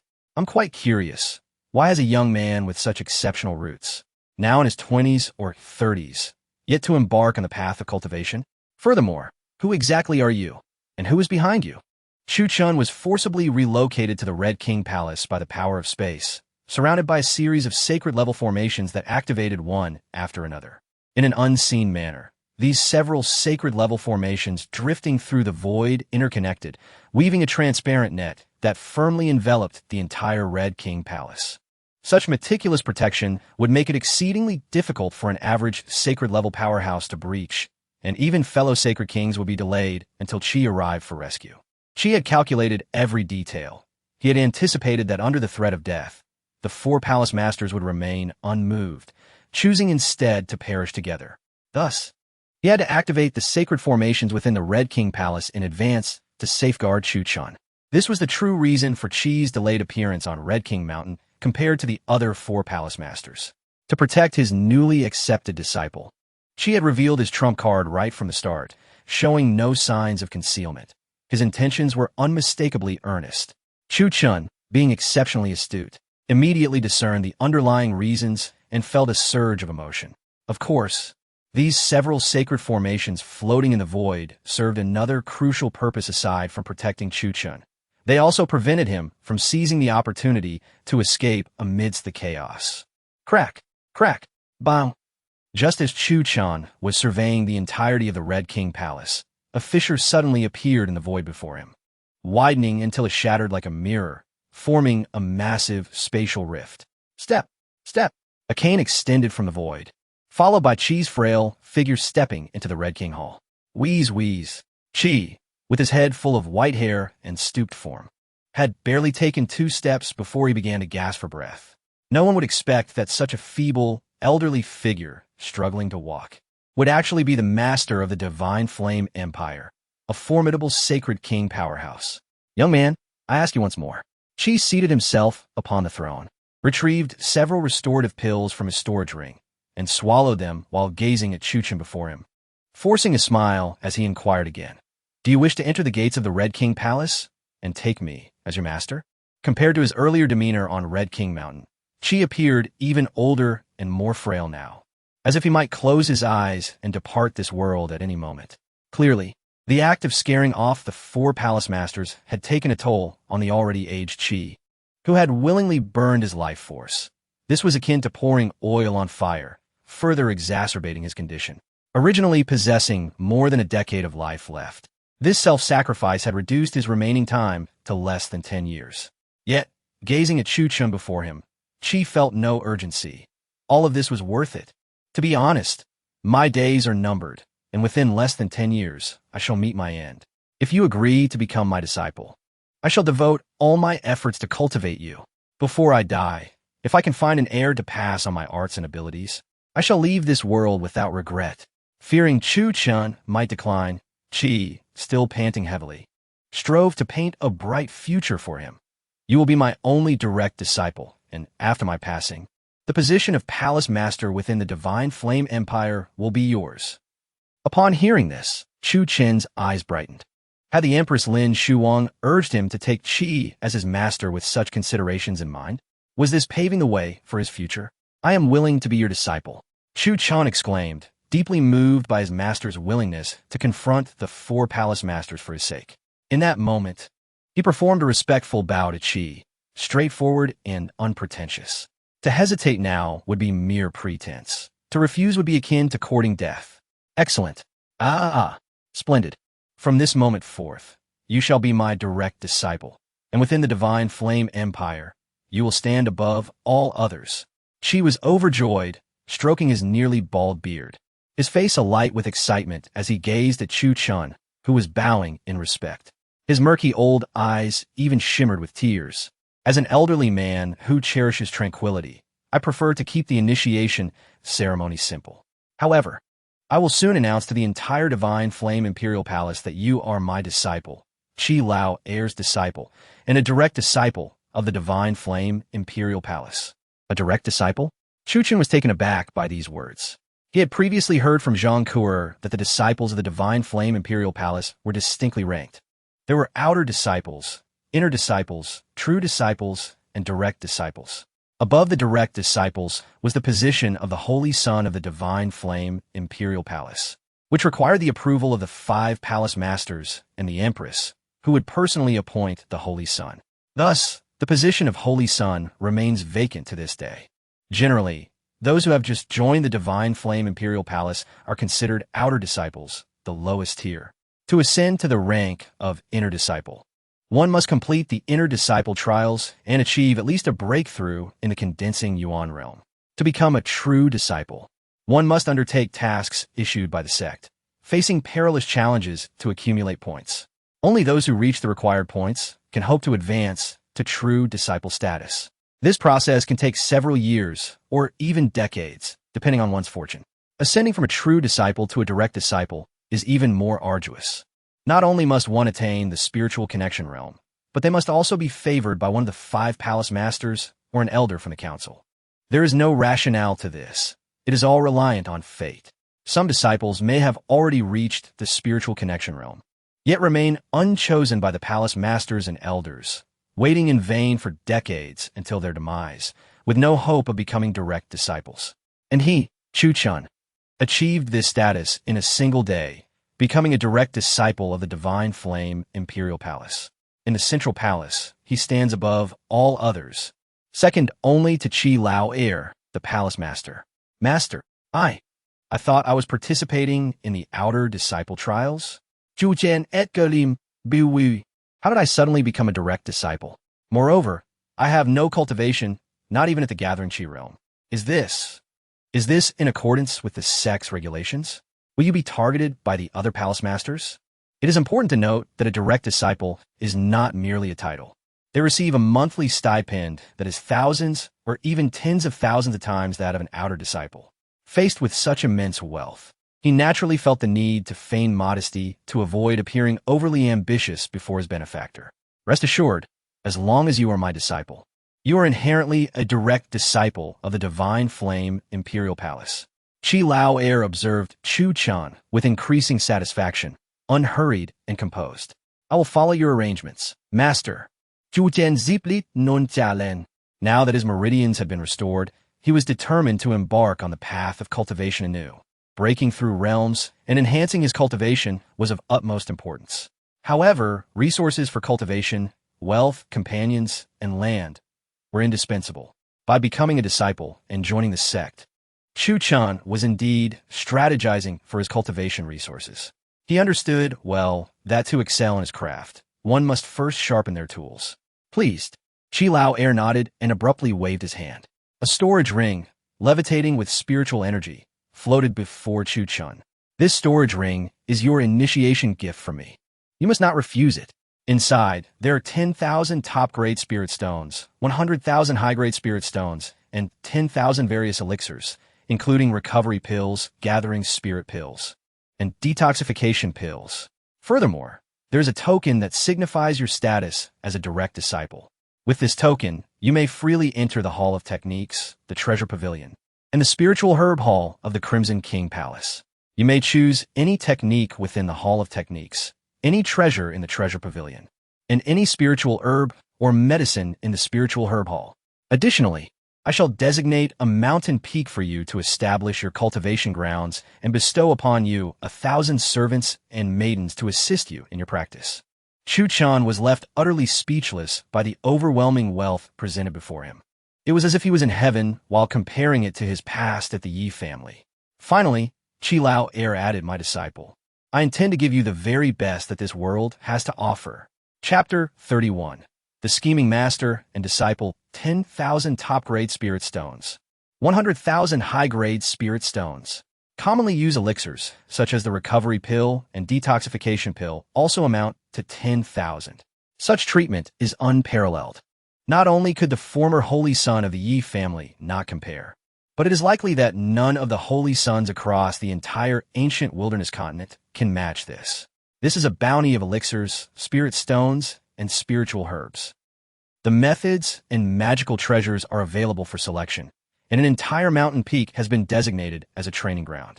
Beyond the complexities of cultivation, daily life is attended to by over 1,000 servants and maidens. Chuchen felt somewhat dizzy, questioning the very nature of existence. Was it not said that the path of cultivation is fraught with peril and hardship? With over 1,000 servants and maidens to attend to him, how could there be any talk of hardship? Gazing at his master, the elderly Qi, who wore an expression of dedication, selflessness, and even servility, Chuchen fell into a daze.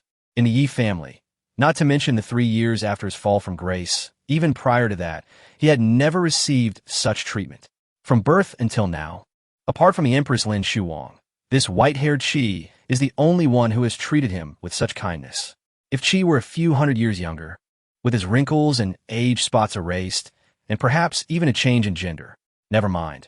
After witnessing the Empress Lin Shuwang's captivating beauty, it is unlikely that any woman in the ancient wilderness continent could capture Chuchen's interest. Hence, master and disciple must remain just that. With a respectful bow, Chuchen expressed his gratitude to Qi. In the realm of cultivation, mere talent is insufficient. One must also have resources, companions, and opportunities. In his quest to reforge his path of cultivation and having renounced the Yi family, what he lacked most was the resources for cultivation. Fortunately, the Empress Lin Shuwang had already made provisions for him before entering seclusion. This aloof lady truly shows an unexpected warmth when it comes to caring for others. Having shed the divine phoenix feathers, he wondered how the Empress was faring in her seclusion. He resolved to find a way to infiltrate the imperial palace and uncover the truth. However, before that, after storing the spirit stones in his storage ring, he looked up to meet the mischievous gaze of his master, Qi, and was momentarily taken aback. "Master, what is it?" Leaning on his cane, Qi rose from the throne and approached Chuchen step by step, speaking as he walked. "Now that we have become master and disciple, there are some things you ought to disclose to me. I still do not know your name, where you come from, or who stand behind you. Of course, what intrigued me the most is another matter altogether." Qi reached Chuchen's side, his tone gentle despite the inquiry, the oppressive aura of his Saint King realm completely subdued, resembling an ordinary elder in the mundane world. "Why, with your remarkable 5-element spiritual roots, have you yet to embark on the path of cultivation, remaining entirely devoid of progress?" Faced with Qi's inquiry, Chuchen furrowed his brow, his expression revealing a hint of struggle and conflict. Noticing this, Qi interjected before Chuchen could speak. "Do not worry, my disciple. Now that we are bound as master and disciple, this matter is settled. No matter who you are, where you come from, or who is behind you, I will acknowledge you as my disciple. Otherwise, I would not." As he spoke, Qi cast a glance at the storage ring on Chuchen's finger, the implication clear. Having already bestowed spirit stones, elixirs, and other resources upon him, Qi had no intention of leaving himself an escape route. "Thank you, master." Chuchen feigned surprise and, without further hesitation, replied, Master, my name is Chuchen, and I was previously the holy son of the Yi family. Upon hearing this, Chi's expression changed drastically, staggering backward several steps, his cane trembling in his grip. Despite his formidable cultivation, his thousands of years of experience, and his status as the master of the divine flame imperial palace, he was utterly flabbergasted. Who is Yi Chuchen, the holy son of the Yi family? He is the most brilliant prodigy of the ancient wilderness continent, a genius who even the equally gifted Empress Lin Shuwang was once forced to submit to. If you were to ask who is most despised among the hundreds of thousands of disciples in the divine flame imperial palace, who is the common enemy of the demonic path, it is none other than Yi Chuchen. She had envisioned 1,000 possibilities. Even if Chuchen were a heinous villain hated by the world, he would still risk his life to protect him. After all, his own lifespan was nearing its end. Yet, ironically, Chuchen had once subdued the Empress and was now the enemy of the divine flame imperial palace. If the Empress were to discover that he had taken Chuchen as a beloved disciple, promoting him to a direct disciple of the divine flame imperial palace, then, although the Empress only possessed the cultivation of a saint, she was still the ostensible ruler of the entire palace. Would he truly have to tear his relationship with the Empress apart for the sake of this boy? Inciting war? Would he not become a pawn, risking mutual destruction with the Empress, while other masters took advantage of the chaos to seize power? Chi was panicking. The first time in his long life he had felt such dread. Casting a furious glare at Chuchen, Chi's frustration was palpable. This boy, was he out his mind?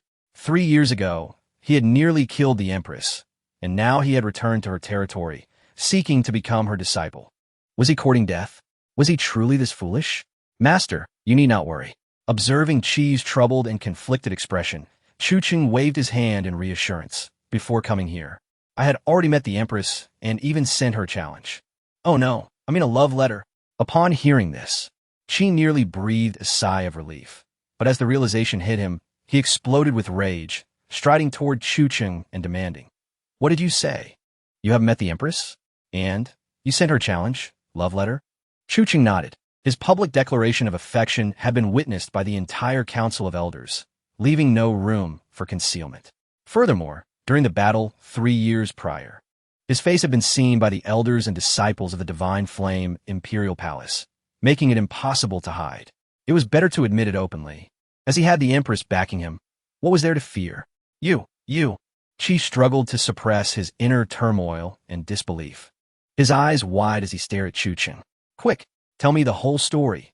Leave no detail out, and do not conceal anything. Having lived so long, this was the first time he encountered such a peculiar situation. Seeing Chi's anxious expression, Chuchen no longer hesitated and began to explain, "Yes, master. I must clarify everything to reassure my scheming master." He hoped that Chi would be at ease enough to invest countless cultivation resources in him, aiding his rapid ascent. 3 years ago, after my battle with the Empress and subsequent fall from grace, the entire Yi family abandoned me, treating me like refuse. I endured humiliation within the Yi family, living an unfulfilling life. Just a few days ago, the Yi family stripped me of my title as Holy Son and expelled me, leaving me to fend for myself. Consumed by resentment, I came to the Divine Flame Imperial Palace, intending to challenge them in the name of the Yi family, hoping to incite a major conflict for revenge. Upon hearing this, Chi's pupils widened, and he couldn't help but give Chuchen a thumbs up. What a cunning young man, possessing a unique charm of his own. It seems that the bond between the two of them, as master and disciple, is indeed predestined. If it was a challenge issued, how did it transform into a love letter? The old man, Chi, eagerly inquired.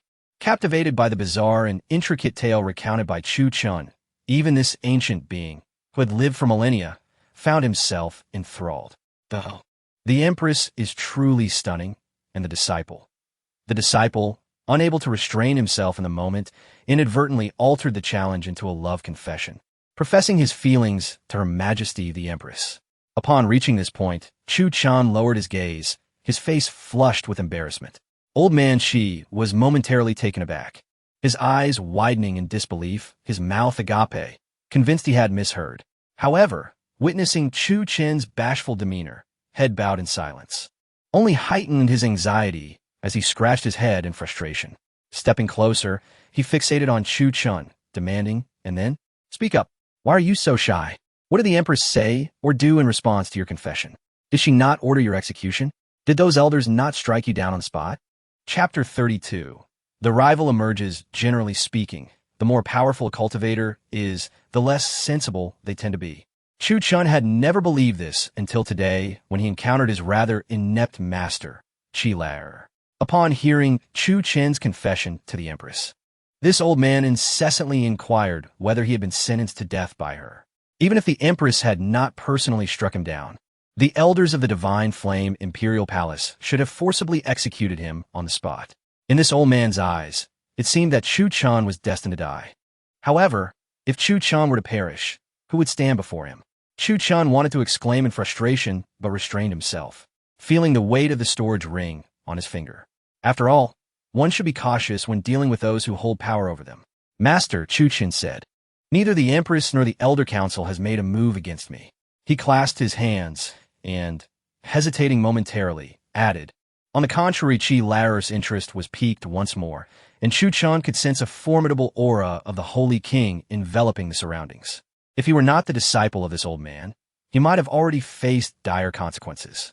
On the contrary, speak, my dear disciple. You are making me anxious. What is the Empress's attitude towards you?" The Empress's disposition towards Chuchen was pivotal for his next steps as the future leader of the palace. Such matters were of utmost importance. Why could he not explicate them clearly and relieve this old man's anxiety?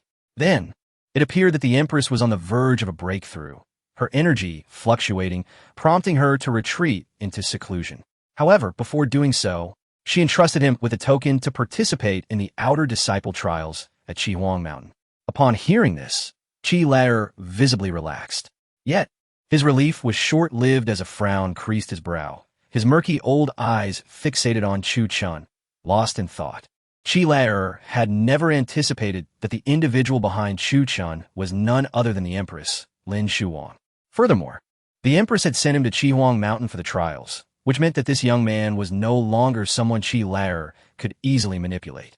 Nevertheless, this did not conflict with his plans. The stronger Chuchen became, the better it would serve his interests. "Ah, my dear disciple, since the Empress has no intention of harming you, congratulations are in order. It seems our esteemed Empress holds you in high regard, which is indeed a fortuitous circumstance."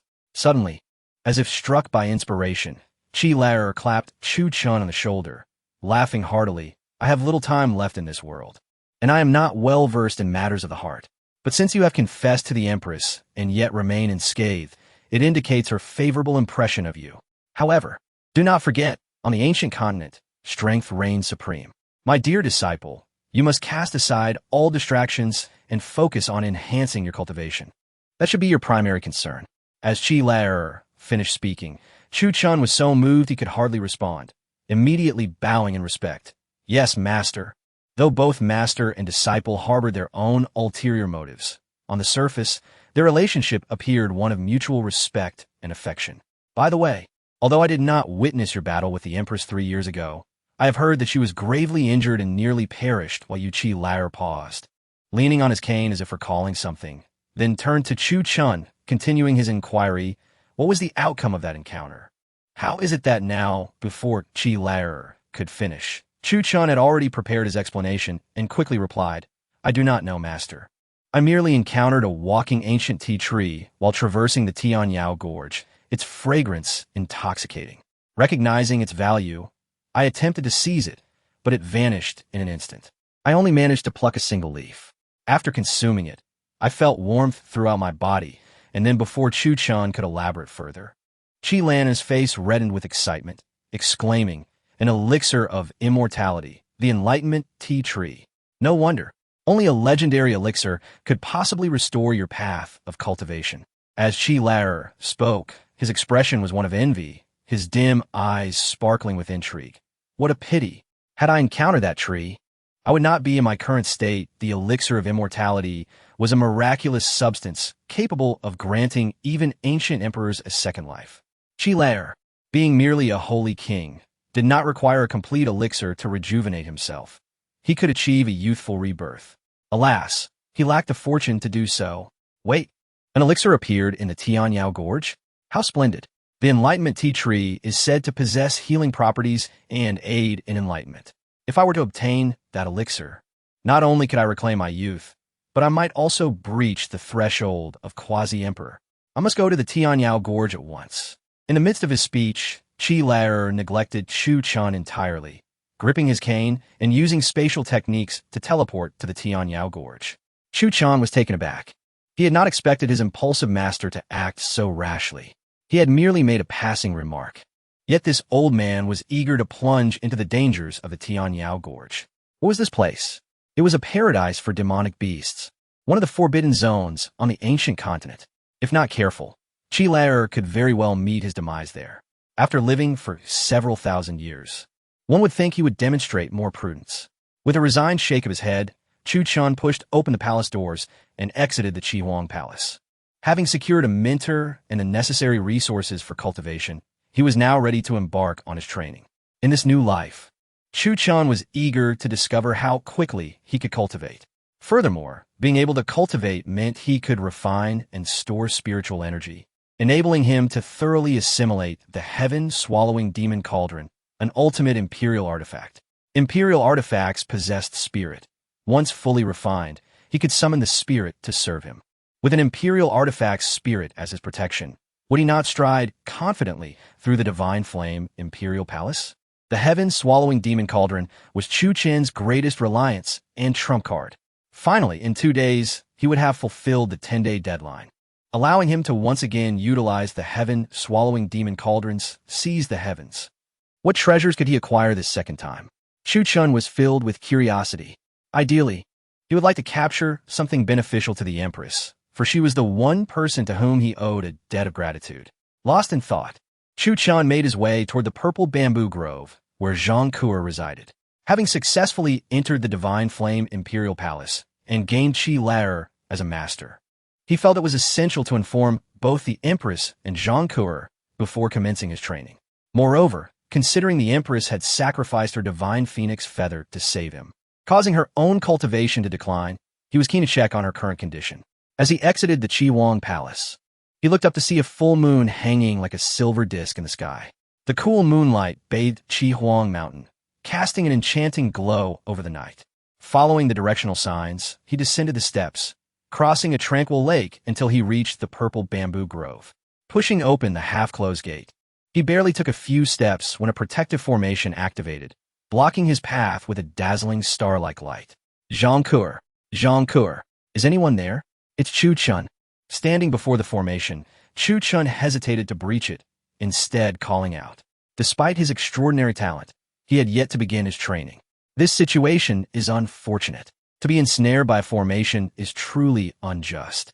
Yet, despite his cries echoing for an extended period, the door remained resolutely shut, indicating that Zhang Kuo was likely not at home. Retreating to the outer gate, Chuchen contemplated briefly before turning his steps towards the Empress's palace. The purple bamboo forest, the Red King Mountain, and the Empress's underground palace formed a triangular configuration, not far from one another. However, lacking the cultivation required for flight, Chuchen could only rely on his own 2 feet. Fortunately, the night was pleasant, and after approximately half an hour of walking, he arrived at the Empress's palace. Along the way, he encountered several disciples who inquired and patrolled the vicinity. Thankfully, upon presenting the tokens bestowed upon him by the Empress and Elder Qi, their demeanor shifted dramatically, and they bowed respectfully, allowing him to pass. The master of Baiyu Palace informed him that the Empress was currently in seclusion within her chambers, and entry was prohibited unless summoned. Just as he approached the vicinity of the Empress's palace, he observed Zhang Kuo, sword in hand, halting the master of Baiyu, who was from the Nangong faction. Moreover, given the late hour, it is not appropriate to make an audience now. In the face of the sacred king-level master Baiyu, Zhang Kuo displayed no signs of trepidation. Although only 14 or 15 years old, she wore a stern expression that commanded respect. Saintess, I bear no ill intent. I merely wish to see the Empress, Baiyu stated earnestly, holding a scroll and exuding an air of scholarly grace. This sudden seclusion raises my concerns about the Empress's cultivation.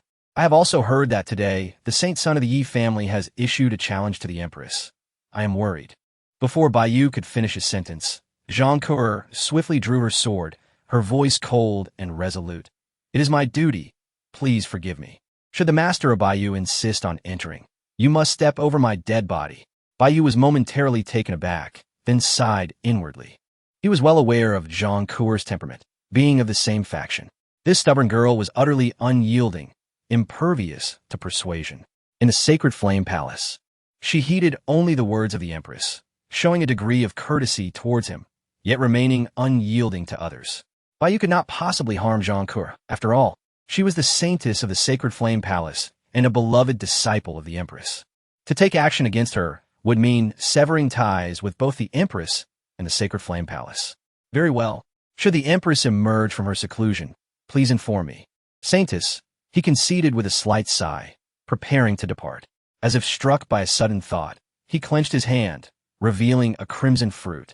The heart of earth fire spirit fruit, rich in fire elemental energy, beneficial for the Empress's cultivation. Please convey this to the Saintess.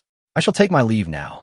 Zhang Ke nodded silently, accepting the heart of earth fire spirit fruit with an impassive expression, regardless of Baiyu's status as a sacred king-level expert and the master of Nangong. It would be too unreasonable to refuse the transfer of such a small token. Furthermore, this fruit would indeed be advantageous for the Empress, Lin Shuwang. Thank you. Seeing Zhang Ke accept the fruit, Baiyu smiled gently, then waved his hand, causing the space before him to shatter and disappear. Clap, clap, clap. As soon as Baiyu departed, Chuchen emerged from the shadows, applauding as he approached the palace entrance.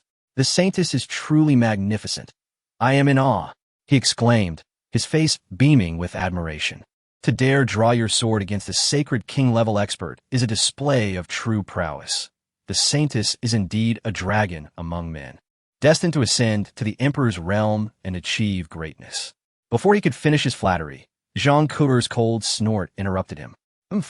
Your arrival indicates you still possess some sense of conscience. Without waiting for Chuchen to respond, she waved her hand, instantly dismantling the formations and barriers at the palace entrance. If you wish to see the Empress, simply enter. There is no need for flattery.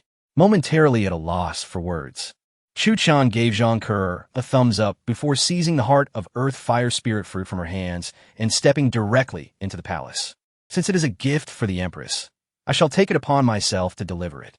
No need for formality. Why do you stare at me like that? Do you think I would covet this spirit fruit? Zhang Ke, irritated, stamped her foot but made no effort to stop him. Upon entering the palace, Chuchen quickly closed the door behind him, as he gazed at the enchanting figure seated cross-legged in the void at the center of the palace. His heart swelled with warmth. Approaching Empress Lin Shuwang while munching on the fruit he held, he mused, to deliver a gift from a rival to the Empress? Surely that is a sign of insanity. Chapter 33.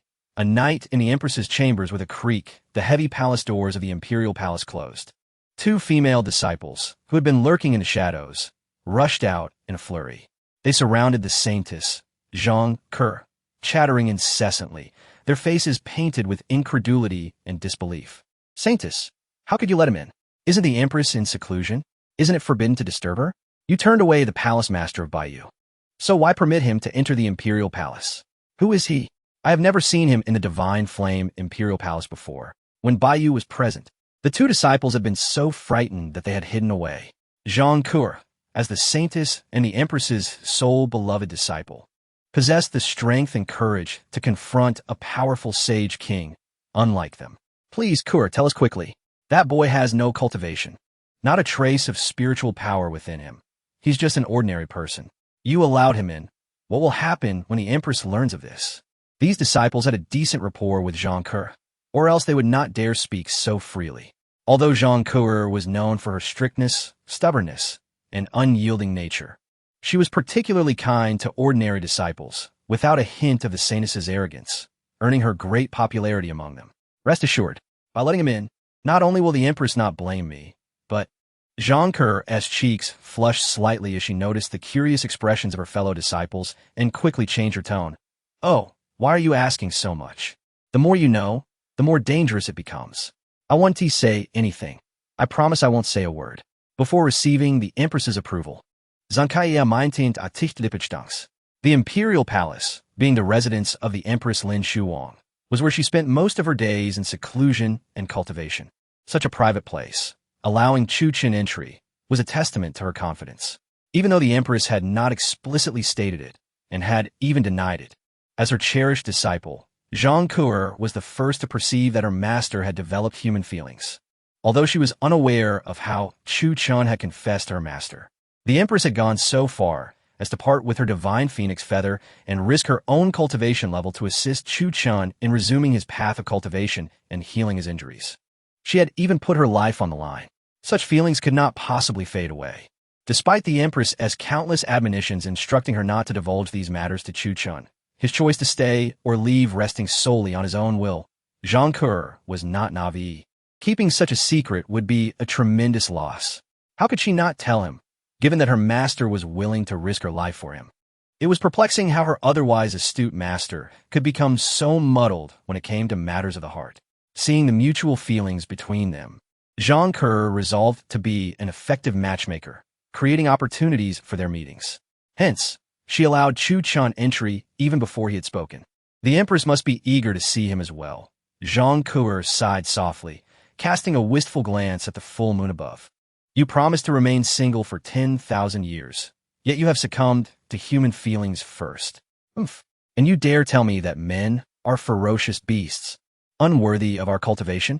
Inside the grand hall of the imperial palace, the Empress Lin Shuwang sat gracefully in a flowing white gown, her eyes closed, exuding an air of ethereal beauty that was breathtaking and otherworldly. As Chuchen approached her, he took large bites of the earth fire spirit fruit in his hand, savoring its delightful sweet and sour flavor.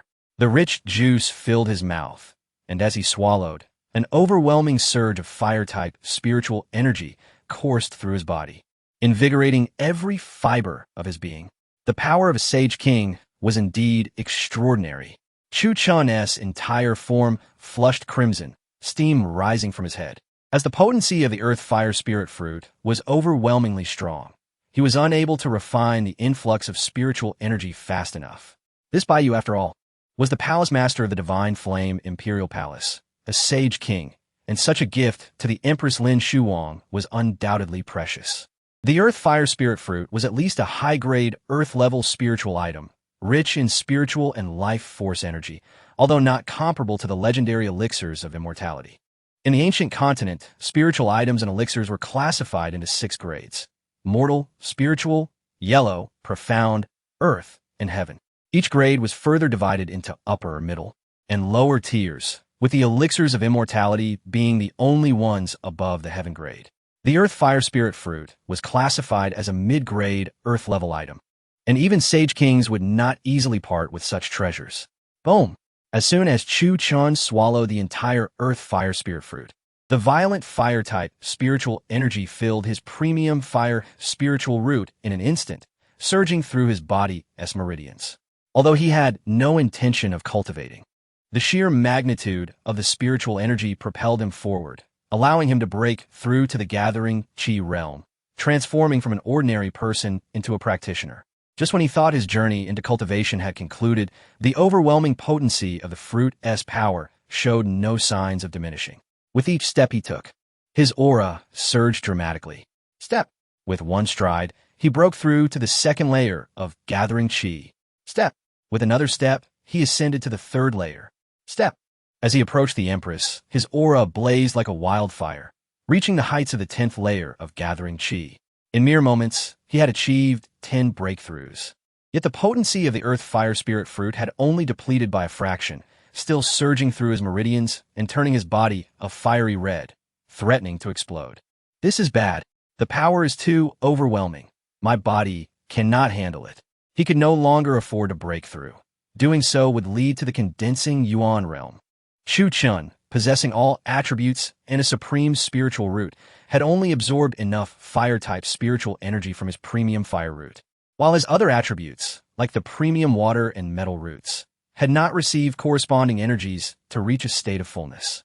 To break through now would squander his prodigious talent as the foremost practitioner of the ancient era. However, failing to digest the turbulent fire-type spiritual energy posed a risk of self-destruction.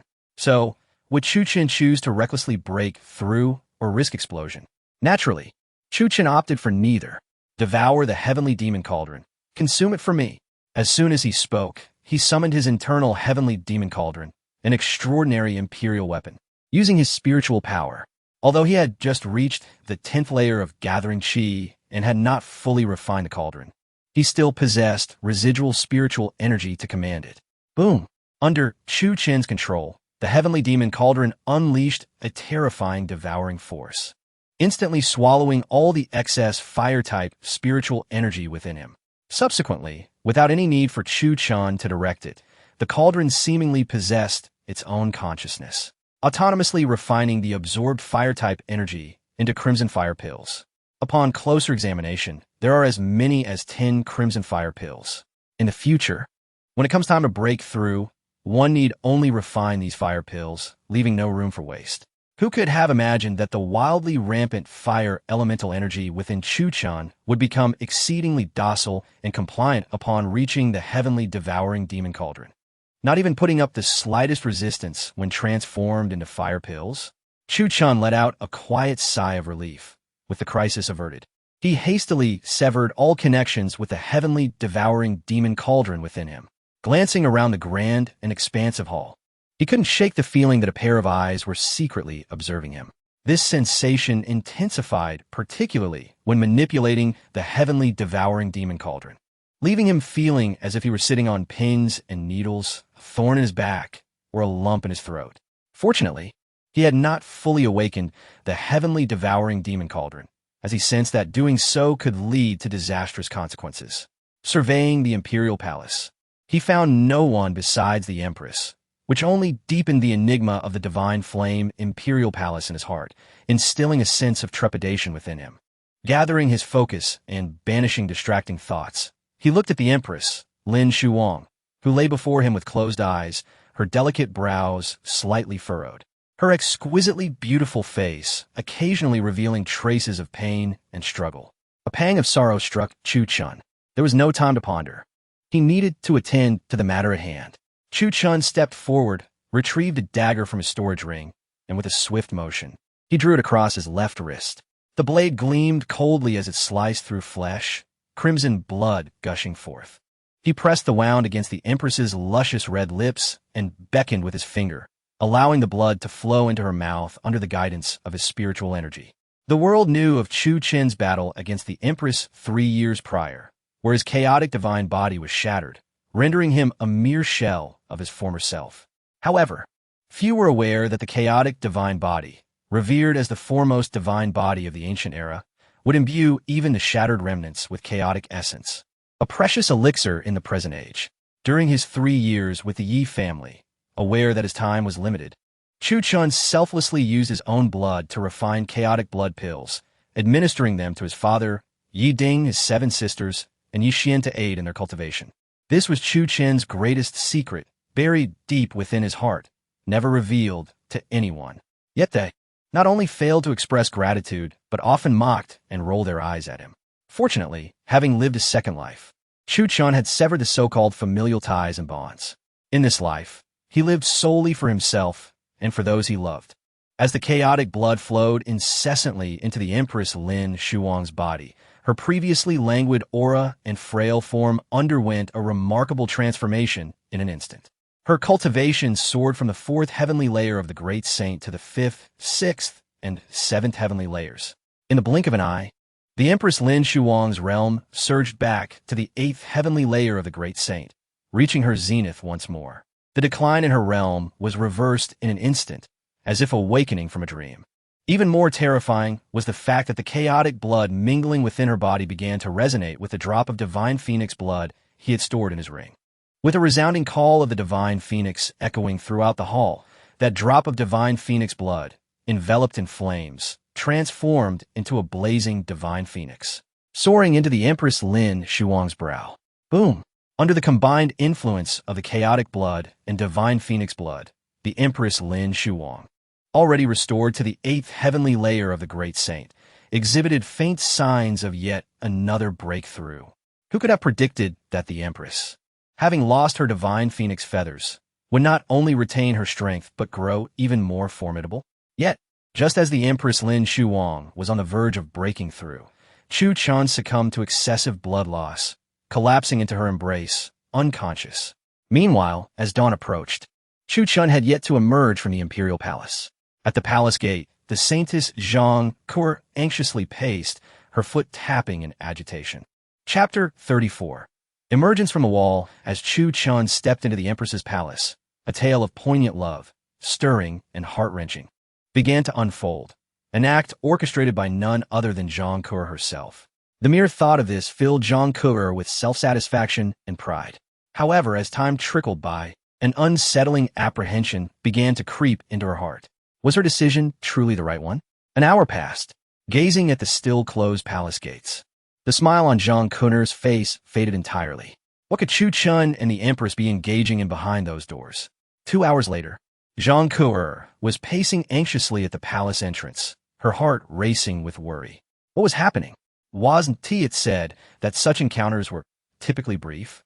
After 3 hours had elapsed, desperation clawed at her as she unsheathed her sword, contemplating a forceful entry into the palace.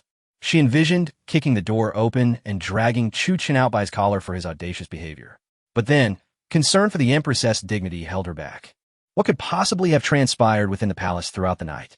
Oh heavens! Could it be that the audacious Chuchen had taken advantage of the Empress's seclusion in her weakened state?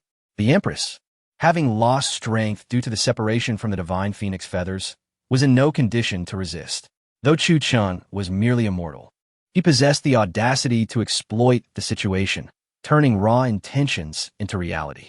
Suddenly, the first light of dawn broke, casting a golden hue over the grand palace, making it shimmer with a delicate brilliance. Zhang Kur, weary and burdened, sighed deeply and reluctantly sheathed her sword, feeling as though her spirit had departed. If something significant were to happen, it would have already transpired by now. What purpose would it serve to rush into the Empress's palace at this juncture? Just as her thoughts spiraled, the palace door, which had remained shut throughout the night, creaked open, and out stepped the familiar figure of Chuchen. Zhang Kur's heart jolted, her dazed eyes sharpening with newfound energy. But as she prepared to rush forward, she noticed something was amiss in his demeanor. He was leaning against the wall for support, each step slow and labored, fatigue etched across his handsome face. Was this not the fabled emergence from the wall? Chuchen, once vibrant, now appeared pale and breathless, as if he were the victim in this scenario. What had the Empress done to him? Zhang Kur had intended to reprimand him for feigning vulnerability, which had lulled her into a false sense of security, allowing him entry into the Empress's palace. Yet now, witnessing his weakened state, she felt an unexpected surge of guilt and a profound sense of responsibility. "Chuchen, are you all right?" she asked, concern flooding her voice as she rummaged through her storage ring for restorative pills, offering him an array of revitalizing elixirs. He looked momentarily taken aback by her unexpected kindness. What compelled this girl to be so generous? And why did she possess such a plethora of restorative potions? But at that moment, he was too depleted to question her sincerity. In an act of desperation to aid the Empress and recover from the damage caused by the divine phoenix feathers, he had sacrificed nearly half of his own chaotic blood the previous night. It was an astonishing twist of fate that his rival, Baiyu, unknowingly aided him so profoundly. If Baiyu were to discover that her precious fruit had been consumed by him, she would surely be incensed. As Zhang Kur expressed her concern for the Empress's well-being, her gaze flickered toward the closed palace gates, contemplating a check on the Empress's condition. "Wait, your master is still resting," Chuchen instinctively interjected, blocking her path. Let the Empress have her peace. In truth, the chaotic blood should have allowed the Empress to emerge by now. Yet, at a critical moment, a drop of divine phoenix blood had fused with her essence, presenting her with an opportunity for a breakthrough. Thus, the Empress's rest was paramount, and Chuchen was determined to protect that sanctity. All right, Zhang Kur acquiesced without hesitation, for in her heart, Chuchen was the Empress's chosen one. If the Empress heeded his words, she would certainly comply as a disciple. The two female disciples behind her were left in utter astonishment, their mouths agape as they speculated on Chuchen's identity. Zhang Kur, known for her boldness and fearlessness, had never shown such deference to anyone save the Empress. "Wait!" Zhang Kur exclaimed, her eyes widening in disbelief as she turned to Chuchen. Your cultivation. You've reached the pinnacle of Qi gathering? How is this possible? Just last night, you were an unremarkable mortal, and now you've shattered through to the peak of Qi gathering, so close to the essence gathering realm. Her astonishment was well-placed, for Chuchen's rapid ascension was nothing short of miraculous, defying all reason and expectation. Not even the legendary Empress could boast such astonishing speed in her cultivation. Could it be that you have been concealing your true abilities? One of the female disciples ventured, as this was the only explanation she could conceive. Impossible. I heard that yesterday, Brother Chu tested as a top tier with all 5 elemental roots on the Spirit Awakening Jade Pillar, which caused the 5 palace masters of our Divine Flame Imperial Palace to appear, all eager to take him as their disciple. Those 5 masters are all formidable beings of the Saint King realm. If Brother Chu were indeed hiding his prowess, how could he possibly deceive them? Brother Chu, do enlighten us. How did you manage to break through 10 realms in a single night? The 2 female disciples, both at the heavenly opening realm, with Zhang even at the spirit connection realm, were addressing Chuchen with such familiarity that it was almost endearing. Despite any breakthroughs he may have achieved, he remained at the most basic level of the gathering Qi realm. In the Divine Flame Imperial Palace, status is determined by strength and the order of entry, with strength taking precedence. Yet, curiously, these 2 female disciples were addressing him with such affectionate terms. Chuchen furrowed his brow. He truly could not explain the situation. He could not possibly reveal that he had consumed the Earth Fire Spirit Fruit, which the White Feather Palace Master had given to the Empress, and then utilized the Supreme Emperor's artifact, the Devouring Demon Jar, to absorb the excess fire elemental energy. Yet, these 2 female disciples gazed at him with wide, sparkling eyes, filled with anticipation, cooing and flirting. If he said nothing, they might assume he was hiding something, and his heart would not allow it. Please do not ask. Just as Chuchen was at a loss, Zhang suddenly blushed, stammering, "You're still young and unaware that there exists a kind of cultivation technique, where dual cultivation between men and women can lead to rapid advancement in both parties' abilities." With that, the 2 female disciples, their cheeks flushed, turned, and hurried away, leaving no room for Chuchen to explain. "You." Chuchen pointed at the instigator, Zhang, his words caught in his throat. "What nonsense is this? Where did you learn such things, you little girl?" Zhang stuck out her tongue, looking guilty as she confessed, I read in a picture book." "Where did you find such books? You're too young to be reading such inappropriate material," Chuchen admonished, fearing that Zhang might be led astray. "Be careful, or I will inform your master. The picture book was lent to me by the Empress, my master, upon exiting the Imperial Palace." Chuchen stretched lazily. Then, with the dawn's glow upon him, he made his way toward the main palace of the Divine Flame Imperial Palace. As a direct disciple of the palace, his status was exalted, placing him just below the palace master, above all others. If that old master, Qi, were to perish in the heavenly demon gorge, the phrase, just below 1, above 10,000 would no longer apply, and Chuchen would become the palace master himself. With this newfound status, he walked with an air of confidence. According to his master's words from the previous day, he would be granted a mountain peak within the main palace to establish his own cultivation ground, along with 1,000 servants and maidens to attend to his every need. While Chuchen was not a materialistic man, there were certain things he could forego, yet some he could not do without. The notion of maidens. Suddenly, 2 arrows sliced through the air, aimed directly at his heart and throat. As he was walking in the forest, an unexpected ambush occurred. Yet his years of combat experience allowed him to remain composed. He kicked off a sturdy branch, propelling himself to the side to evade one arrow, while simultaneously drawing his sword to deflect the other, with the immediate danger averted, just as his feet touched the ground. He had no time to catch his breath before a pentagram of light illuminated the area, activating a formation that ensnared his body in an instant. A plot within a plot, an intricate web of schemes. As Chuchen found himself trapped within the formation, 3 figures emerged from the dense foliage, advancing menacingly toward him. The oppressive aura of impending doom sent the birds in the forest flapping away in fright. That mountain peak, which was supposed to be filled with servants and maidens, seemed increasingly distant. In this divine flame imperial palace, he was indeed a figure of prominence. Chapter 35. The terrifying existence of Chuchen. Swish, Swish, swish. As the formation ensnared Chuchen's body, three figures emerged from the dense forest, advancing in a triangular formation, clearly having laid in wait.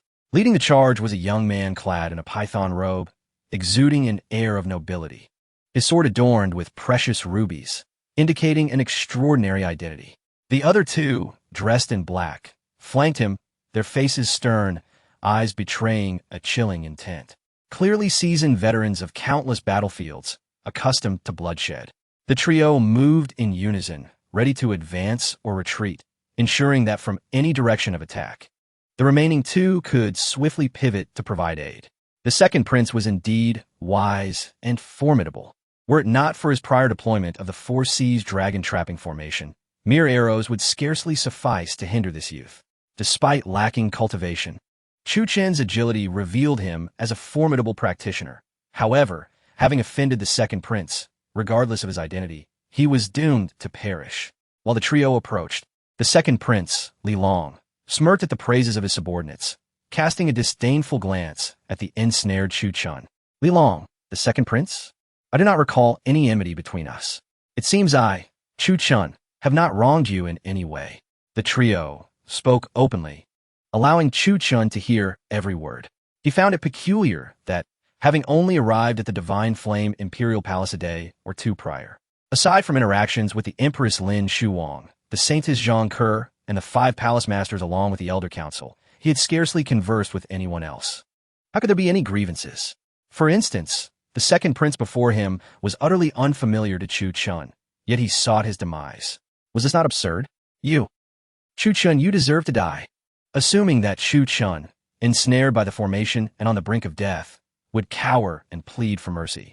Lin was taken aback when the latter seemed oblivious to his very existence.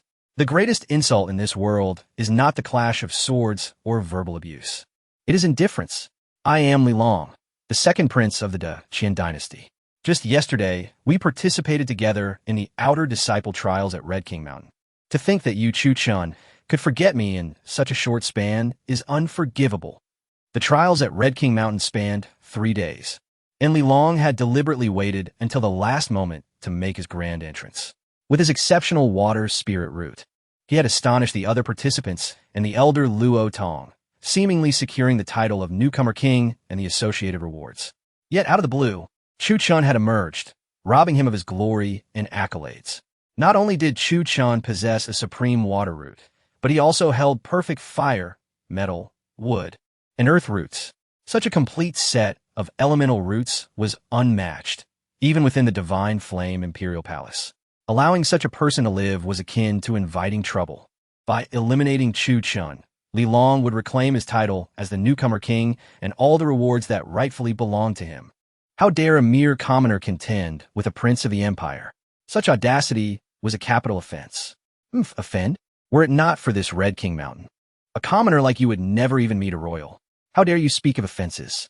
Enraged, Lin could barely articulate his frustration. His two subordinates, eager to defend their master's honor, pointed accusingly at Chuchen. In this realm, all land belongs to the king. If the prince desires your death, you shall meet your end. It is your greatest honor that the second prince himself has come to kill you, and yet you dare. Swish! Before the black-clad subordinate could finish, Chuchen abruptly broke free from the Four Seas dragon trapping formation, transforming into a streak of light, a dazzling sword gleam flashing past. When he reappeared, his long sword had cleaved the loudmouth in half. With blood and innards spilling forth, the severed black-clad man collapsed, wide-eyed, as he felt his life force ebb away, overwhelmed by excruciating agony. Second prince, help? Save me. With most vital organs in the upper body, the fallen man did not perish immediately, but struggled helplessly on the ground, writhing in pain as darkness encroached upon him. Villains often meet their end through excessive chatter. Chuchen engaged in dialogue with the second prince, not only to discern their identities, but also to buy time to escape the Four Seas dragon trapping formation. With time now on his side and successfully freed, he saw no need to prolong the conversation. Swish! Following his successful strike, Chuchen did not linger. Seizing the moment of distraction from the second prince and his remaining subordinate, he charged forward once more with his sword. Chop! Sweep! Thrust. Chuchen unleashed a tempestuous flurry of attacks upon the remaining black-clad man. D. It must be acknowledged that those who served as guards to the second prince were no ordinary individuals. After a brief moment of shock, the black-clad man swiftly raised his sword to parry, and through years of battlefield experience, he managed to hold his ground against Chuchen. Damn you, Chuchen. You deserve to die. Li Long, regaining his composure, observed the stalemate between the combatants. Without hesitation, he drew his sword and attacked, flanking the black-clad man to strike simultaneously. The 4 Cs dragon trapping formation is a secret technique of the Qian dynasty. How could a mere commoner like you escape it? Even if you did, what of it? Ainyo possesses the cultivation of the 9th layer of Qi gathering, and I am at the 1st layer of essence consolidation. You have killed my subordinate, and I will demand your life in return.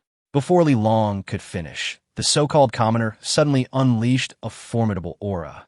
Crimson spiritual energy surging from his palm to the sword's tip, igniting a flicker of flame. Swish! With a single strike, he severed the black-clad man's neck, silencing him. Concurrently, Chuchen ceased to conceal his cultivation, the power of the 10th layer of Qi gathering exploding forth. And in a fleeting moment of distraction from the second prince, he plunged his sword into Li Long's chest, pinning him to the sturdy trunk behind. With a thunderous conclusion to the battle, Chuchen wiped the sweat from his brow and approached the coughing, bloodied second prince, a smirk gracing his lips. The essence consolidation realm, how impressive. A prince of the Qian dynasty, the future heir, quite the spectacle. In response to Chuchen's mockery, Li Long, wheezing blood, spat curses. Chuchen, you deserve to die. You have concealed your true cultivation all along, pretending to be a mere commoner during the trials at Red King Mountain. Deceiving us. You are treacherous beyond measure.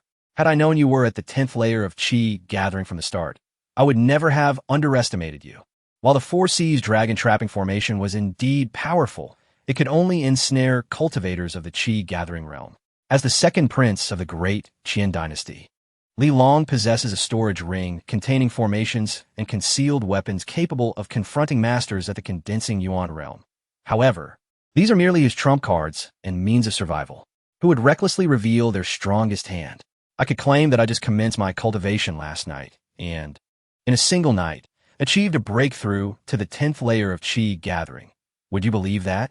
Observing the second prince's face, filled with despair and rage, as if he wished to rend himself apart, Chuchen suddenly lost the desire to continue speaking. After all, this foolish individual clearly harbored disbelief. Why bother explaining to someone whose end is nigh? Chuchen, I am the second prince of the great Qian dynasty. You cannot kill me. You mustn't. As Li Long spoke, Chuchen withdrew the long sword embedded in his chest, causing Li Long's body to fall straight from the tree trunk to the ground. Just as Li Long sighed in relief, believing he had narrowly escaped death, the sword pivoted, the sharp tip once again pressing against his throat. You are Li Long, are you not? In truth, I find you rather pitiable. Li Long, possessing an exceptional water attribute spiritual root, is regarded as a prodigy. Having successfully entered the divine flame imperial palace, if he were to cultivate diligently for another decade, he would inevitably break through to the opening heaven's secret realm. Upon his return to the great Qian dynasty, he would no longer be merely a crown prince, but rather the ruler of the great Qian dynasty. Yet this individual chose to provoke me. Chuchen, you're not only foolish as a pig, but also easily impulsive. Easily incited, noticing Li Long kneeling on the ground, bewildered and disheveled, Chuchen gently shook his head. In fact, most participants in the trial for external disciples at Qiwang Mountain, including Li Long, were around 13 or 14 years of age. Achieving a breakthrough at such a young age speaks volumes of their exceptional talent.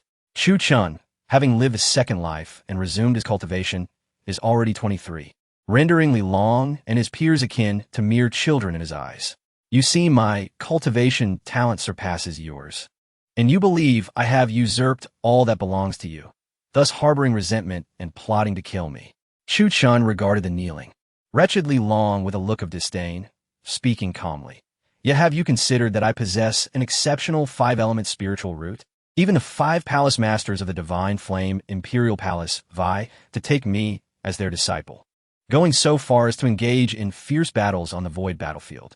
If you kill me, do you truly believe you can survive?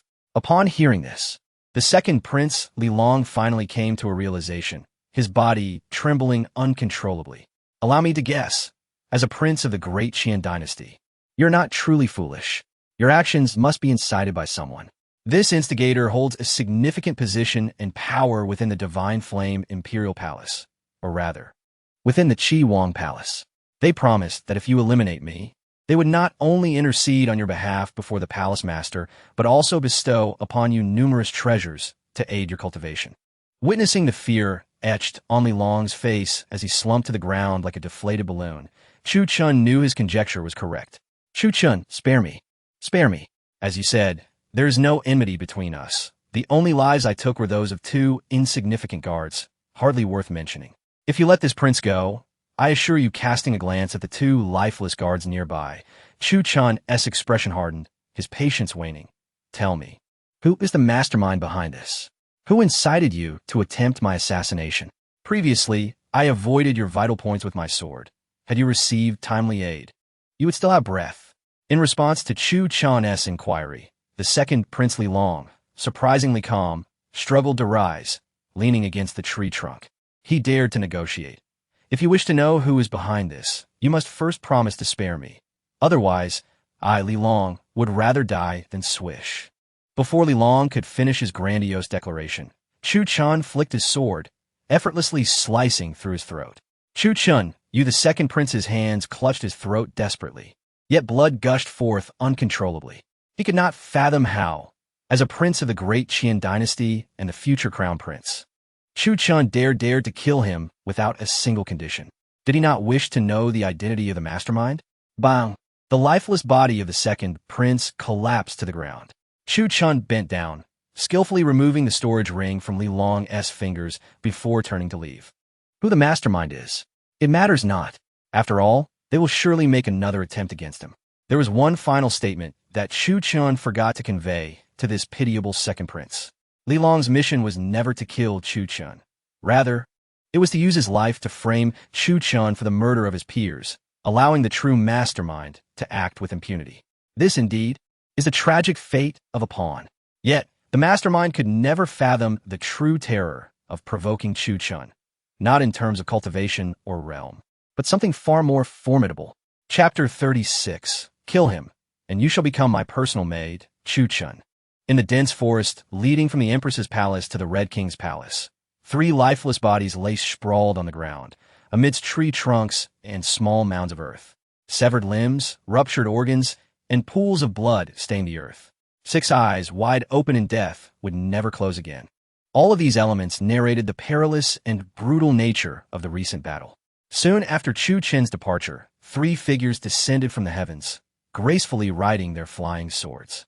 The ability to manipulate flying swords is a privilege reserved for cultivators who have reached the sea-breaking realm. Thus, it was evident that these 3 possessed at least such formidable powers, or even greater. Without employing concealed tactics, it was clear that Chuchen stood no chance against them. Lin Shuwang, Brother Li, and the others were all slain, with none surviving. Their bodies severed and throats pierced. What ruthless methods this young man employed! How could he be so merciless against fellow disciples? It was utterly appalling and deranged. The leader, clad in a pale blue robe, surveyed the scattered corpses with a look of disdain, covering his nose and mouth with his hand, his brow furrowed in disgust. Enough talk, gather these remains and take them back. Leave the rest to Brother Zhao to handle. Their mission is complete, and their deaths save us the trouble of a final blow. Having spoken, Lin Shuwang turned away, hands behind his back, gazing toward the direction where Chuchen had vanished, a knowing smile curling at the corners of his lips. Chuchen, in the path of cultivation, mere talent and resources are insufficient. One's background, connections, and the depth of intrigue and deception matter far more. It's far more sinister and dark than you can imagine. You should understand the adage, a gentleman has no guilt, yet the jewel he possesses may bring him trouble. With Brother Zhao Kanyang's eyes upon you, if you do not perish, who shall? Upon hearing this, the 2 disciples fell silent.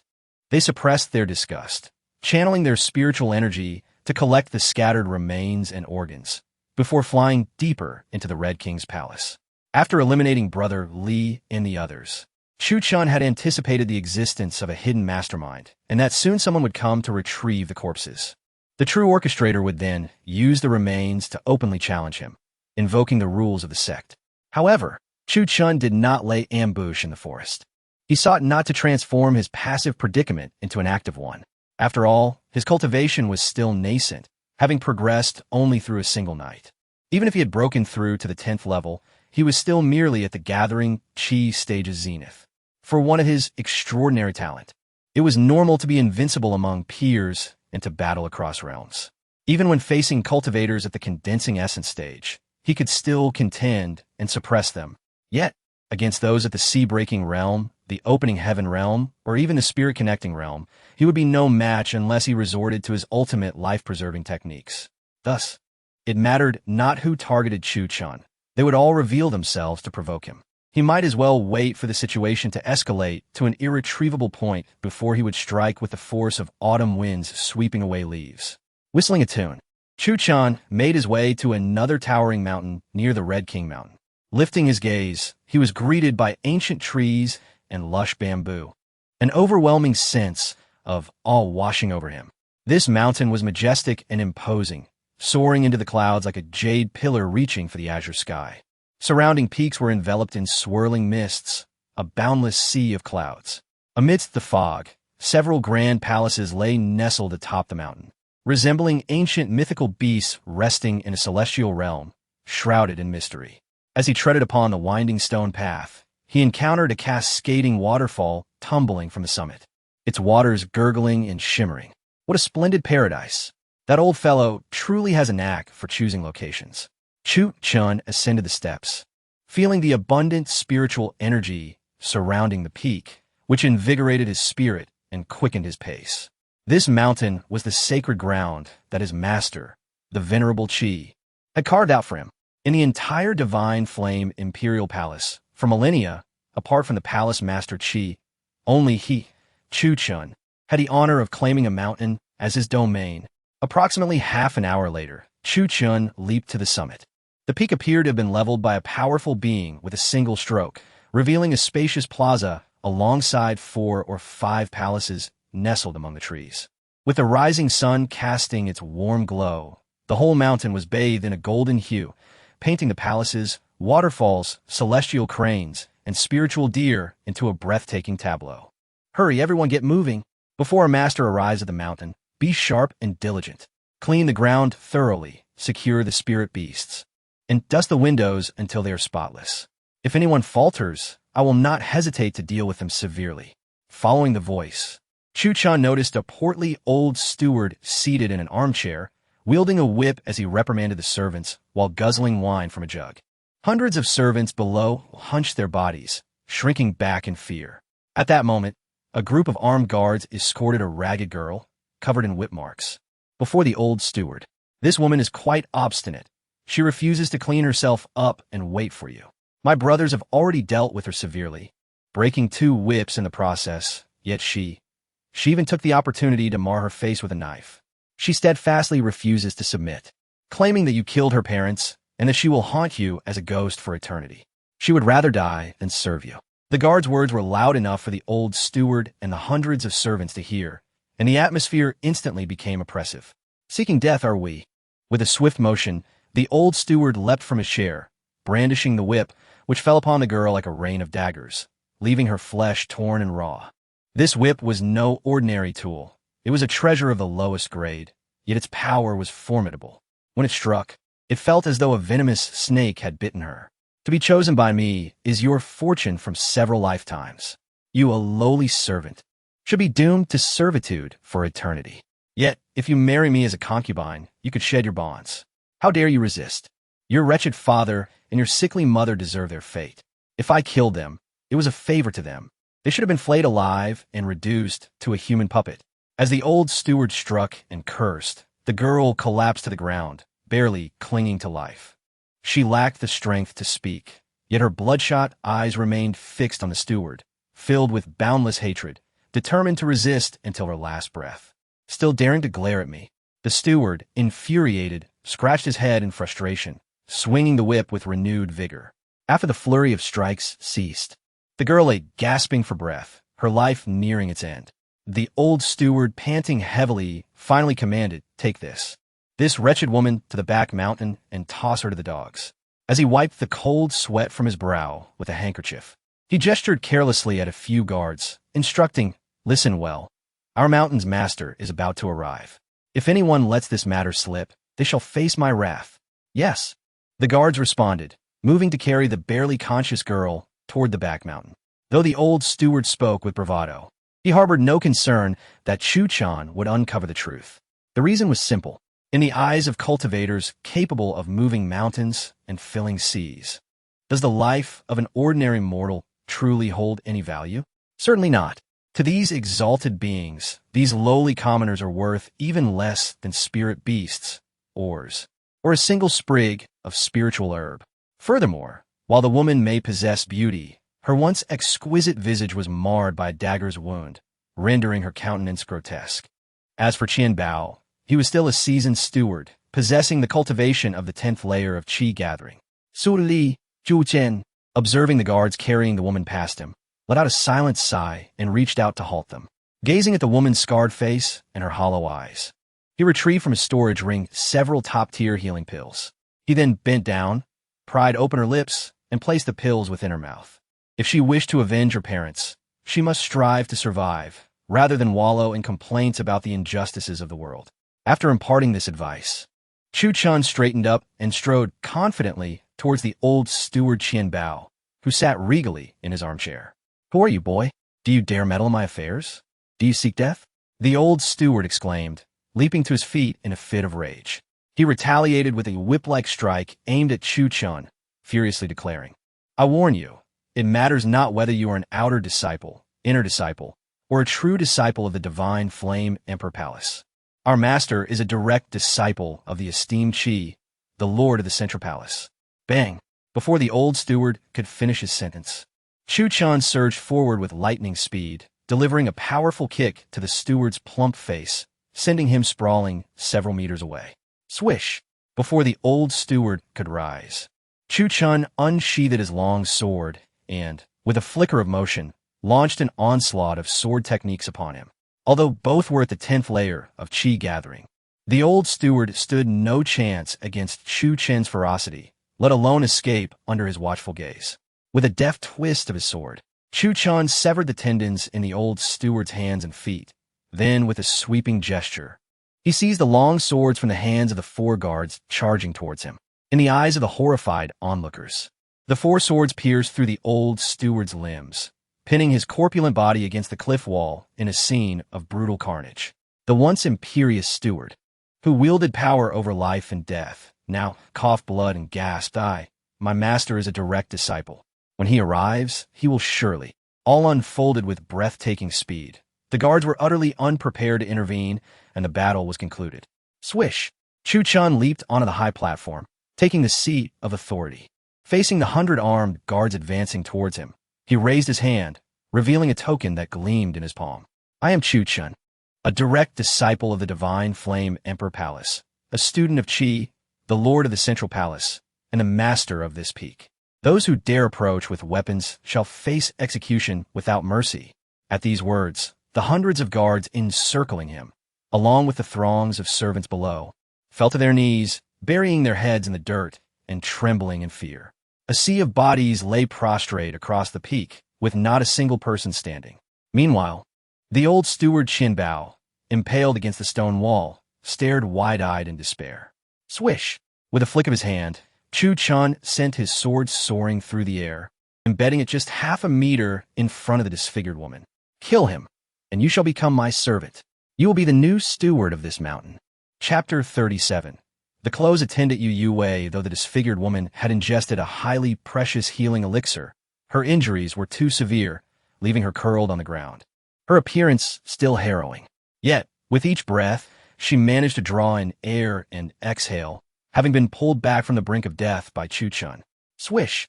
A long sword pierced the ground half a meter in front of her, its sharp tip penetrating the tough bluestone slab. The sword vibrated, producing a crisp, resonant sound. Wail! Wail!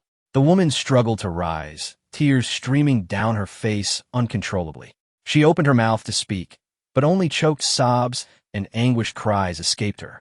Despite her fragile state, she found the strength to grip the sword tightly, her bloodshot eyes fixed on the old steward Qianbao, who was pinned against the stone wall. Master, please, do not kill me. I have realized my mistakes. I did not know you were our master. I beg you for a chance. I am at the 10th level of Qi gathering. I am far more useful to you than this powerless commoner, who is also disfigured and of no use. Master, master. But no matter how much the old steward Qianbao pleaded, screamed, or begged for mercy, Chuchen remained seated in the grand chair, his gaze as deep and tranquil as the starry sky, calmly observing the injured and disfigured woman before him. Step by step, the woman, wielding the long sword, advanced toward the old steward Qianbao. Each step left a deep crimson mark on the gray bluestone, a trail of blood stretching long behind her. Below the elevated platform, hundreds of guards and servants knelt on either side, silent as the grave. They trembled in fear, casting glances at their new master, contemplating his temperament and disposition, anxiety clouding their future. Master, I am Zhao Kongyang's person. Zhao Kongyang and Zhao Tianjiao are both your disciples, the direct disciples of the palace master. He sent me to this peak to secretly observe your every move and report back to him. As a woman approached, the old steward Qianbao was utterly paralyzed by fear, losing all composure. In a desperate bid for survival, he revealed everything he knew, regardless of its significance. The mention of Zhao Kongyang and Zhao Tianjiao sent shivers through the kneeling guards and servants. Master, spare my life. I will serve you faithfully and act as your informant against Zhao Tianjiao. Seeing Chuchen remain indifferent, and the woman raising her long sword toward her own heart, the old steward could no longer hold back, breaking into curses. Chuchen, you cannot kill me. If I die, Zhao Tianji will not spare you. I am his person. I am Zhao Tianjiao. With tears brimming in her eyes, the woman trembled, her hand gripping the sword with fierce determination. The enemy who had wronged her family was within reach, and revenge was tantalizingly close. Yet, she hesitated, glancing back at Chuchen in the grand chair. She did not wish to implicate him. But Chuchen remained expressionless, his profound gaze fixed ahead, seemingly unaffected by the turmoil unfolding before him. With a firm bite of her lip, she resolved not to falter any longer. In that moment, her frail body seemed to harness an infinite strength. The previously boundless darkness began to shimmer with a glimmer of light. Thrust! The woman drove the sword forward with fierce intent. Before the old steward could finish his plea, the sharp tip pierced through flesh and cloth, driving straight into his heart. Blood erupted in a spray, and with that, life slipped away. As vengeance was fulfilled, the woman let out a wail, stepping toward Chuchen as if shedding a monumental burden. Thud! Reaching Chuchen, she knelt before him, lifting the long sword in both hands as an offering. Look at me. Chuchen did not accept the sword. Instead, he studied the woman thoughtfully. She was graceful and beautiful, which explained the old steward's fixation. Yet, her fair and lovely face bore a grotesque scar, a horrific reminder of her past, slicing down from her forehead to her ear, exposing bone and flesh beneath. What is your name? With a hoarse voice, she replied, in response to my master. I am Yu. Yue. A fine name indeed. I keep my promises. You have avenged him. Henceforth, you shall be my personal attendant and the steward of this peak. Chuchen raised his voice, addressing both Yue and the kneeling guards and servants. From this day forth, these hundreds of servants and guards shall all be under your command. Their lives are yours to dictate. As his words echoed, the entire mountain fell into a profound silence. The sound of a pin dropping could be heard. After a brief moment of shock, Yue quickly regained her composure and replied expressionlessly, Yes, master. Master, this sword. Chuchen waved his hand dismissively. It is a gift to you. Without hesitation, Yue accepted it, rising to her feet, her eyes wide as she fixed her gaze on Chuchen, finally uttering, I owe you a life. I will repay it. Even she found her declaration hard to believe, yet she summoned the courage to voice it. Chuchen was momentarily taken aback by Yue's earnestness, but nodded in acknowledgement, casually responding, I shall remember that. Having witnessed the tragic demise of her parents and suffering grievous injuries herself, Chuchen intended to allow Yue some time to recuperate. However, This resolute girl rose from the ground, her battered body commanding the guards and servants to continue tidying the palace. The old steward Qian Bao's corpse remained nailed to the stone wall, and the guards and servants, stricken with fear of their new master, naturally obeyed the orders of their new steward, Yu Wei. Seeing this, Chuchen said nothing more, remaining seated in the grand chair. As he inhaled the acrid scent of blood, he gazed at the swirling clouds atop the mountain, absorbing the spiritual energy drifting through the heavens, and began his cultivation. He was not concerned for Yu Wei's health, for the elixir he had provided her was extraordinary. This elixir, known as the Bodhi Life Elixir, was of the high-grade, mysterious tier, invaluable and remarkably effective for healing. As long as there was breath left, it could usually restore life. In the ancient continent, spiritual items and elixirs were categorized into 6 major grades: common, spiritual, yellow, mysterious, earthly, and heavenly. The Earth Grade Heart Fire Spirit Fruit, given by the White Feather Palace Master to the Empress Lin Shuwang, was merely Earth tier, while this Bodhi Life Elixir was of the high-grade, mysterious tier, only slightly inferior. Such an elixir was not something even a powerful being of the Spirit Connection realm or Divine Fire realm could easily procure. The generous Master Qi had only gifted Chuchen 3 of them, giving 1 to Yu Wei, leaving him with merely 2. To offer such a precious elixir to a commoner with whom he had no ties was unprecedented for Chuchen. It was unlikely that anyone else in the entire Divine Flame Palace would do the same.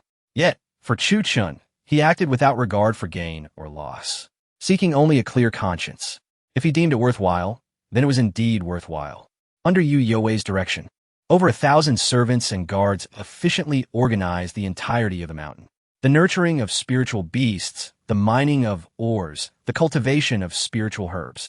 The entire mountain peak, reminiscent of the rising sun, flourishes with vitality and exuberance. Before long, Yu Wei has changed into a clean outfit, cradling a cup of freshly brewed tea, and approaches Chuchen. "Master, please enjoy the tea." Chuchen accepts the cup, finding it at the perfect temperature. A gentle sip releases a fragrant aroma, lingering delightfully on his palate. He can't help but cast a lingering glance at Yu Wei, feeling quite satisfied with the newly appointed steward. Clad in a light azure dress, devoid of any adornments, she stands elegantly like a lotus in a summer pond, graceful and refined. A sight to behold.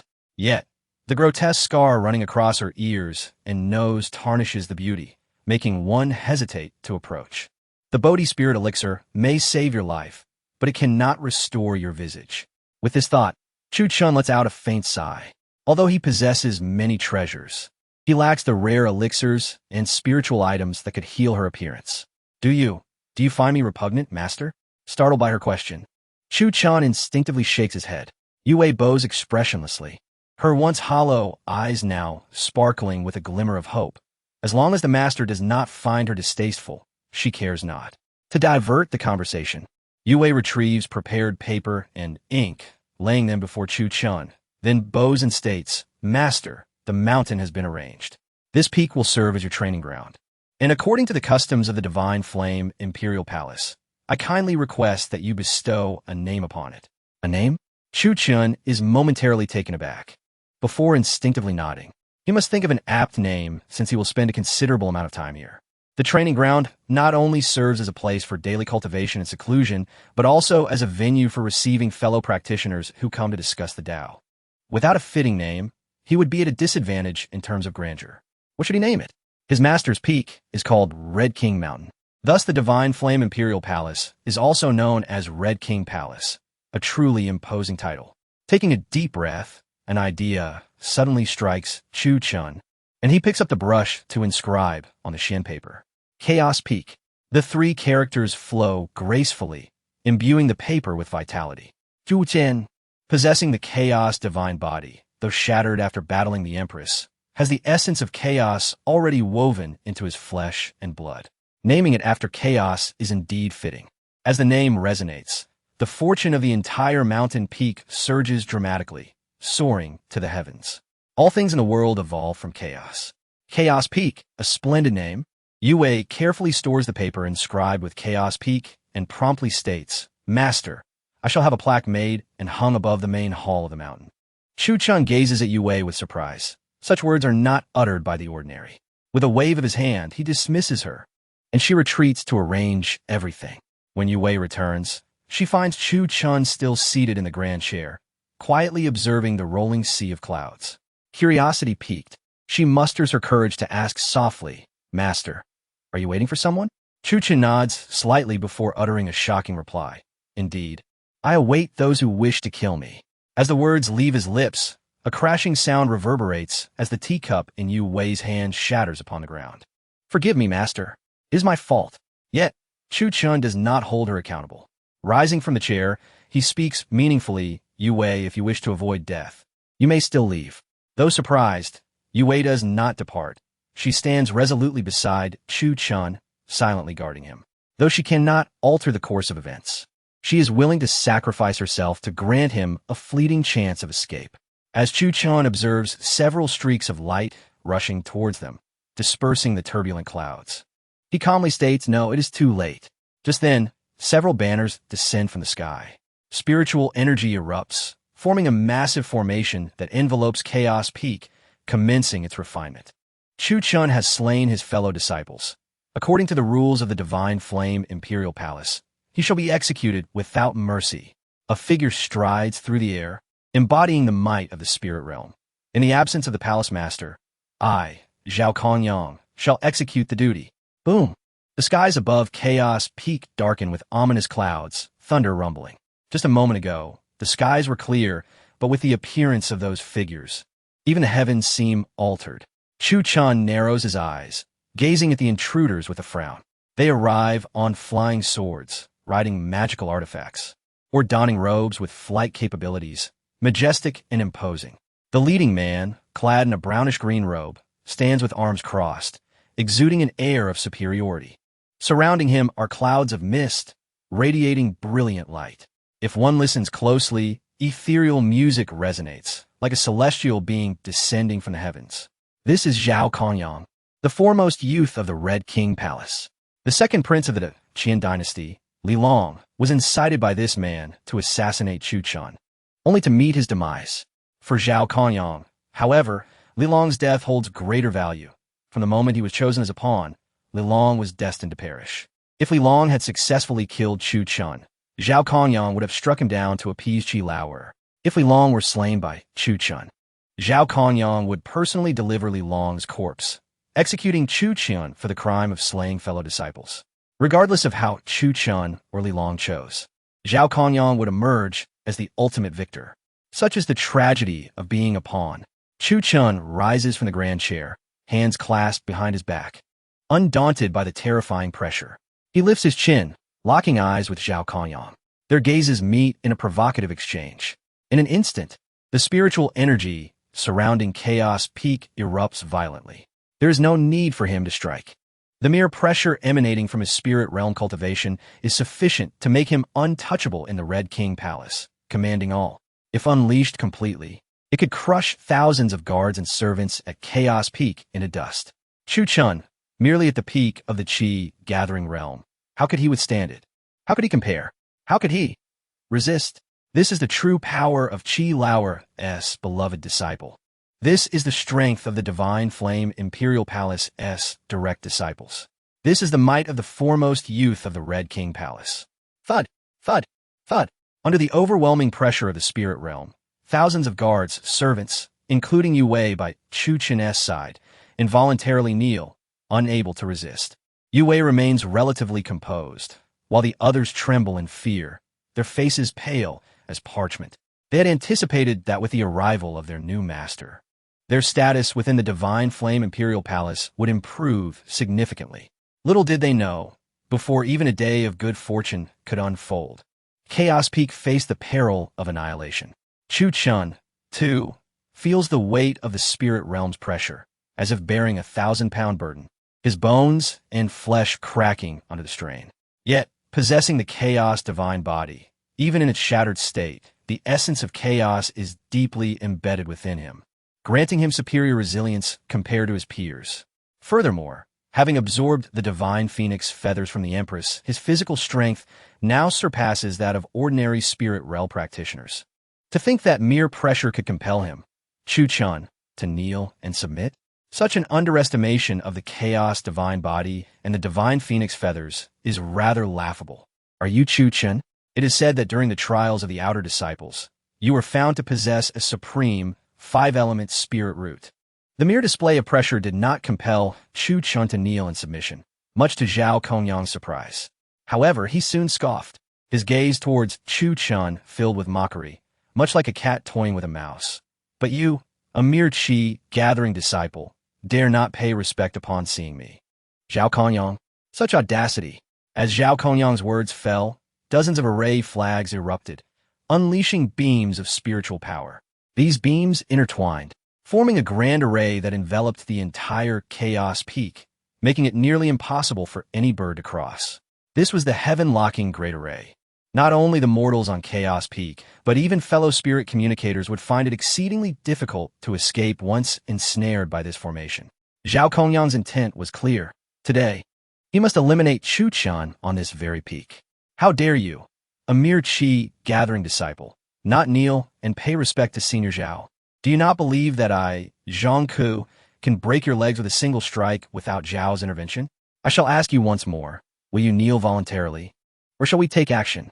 Behind Zhao Kongyang, hundreds of disciples began to shout, pointing at Chuchen with an air of menace, as if extinguishing him would be as effortless as squashing an ant. Zhao Kongyang, the foremost among the younger generation of the Red King Palace, a direct disciple of the Divine Flame Emperor Palace and a favored student of the Palace Master, was not to be trifled with. Chuchen, however, paid no heed to the other disciples, his gaze unwaveringly fixed on Zhao Kongyang. By your reasoning, our statuses are equivalent. If so, why must I kneel?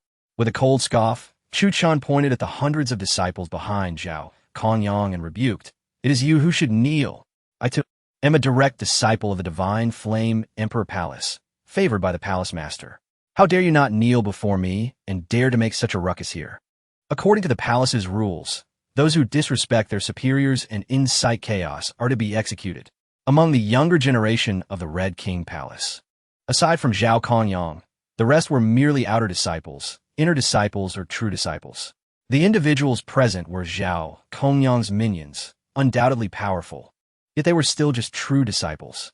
Although Chuchen was only at the 10th level of Qi gathering, his status as a direct disciple granted him respect. To not pay respects was a grave insult. Today, one and all, I see you all wish to court death. Upon hearing these words, the hundreds of disciples behind Zhao Kongyang exchanged glances, their expressions shifting dramatically. The timid ones even began to tremble, preparing to bow to Chuchen. Regardless, Chuchen's identity as a direct disciple was undeniable, and being favored by the Palace Master, this fact had long been known throughout the Divine Flame Emperor Palace. If two direct disciples were to clash, their fates would be dire. Calm yourselves, fellow disciples. Why the panic? Just as many prepared to show weakness to Chuchen, Zhao Kongyang coldly snorted, raising a hand to lift those few disciples who were about to kneel with powerful spiritual energy. While it is true that Chuchen is a direct disciple, he has slaughtered his fellow disciples. According to the palace rules, he deserves death, bearing a criminal title. Why should he be honored? Zhao Kongyang's voice thundered, shaking the very essence of Chaos Peak. At that moment, he waved his hand, and the corpses of Ilong and others fell from the sky, crashing onto the stone slab, blood spilling everywhere.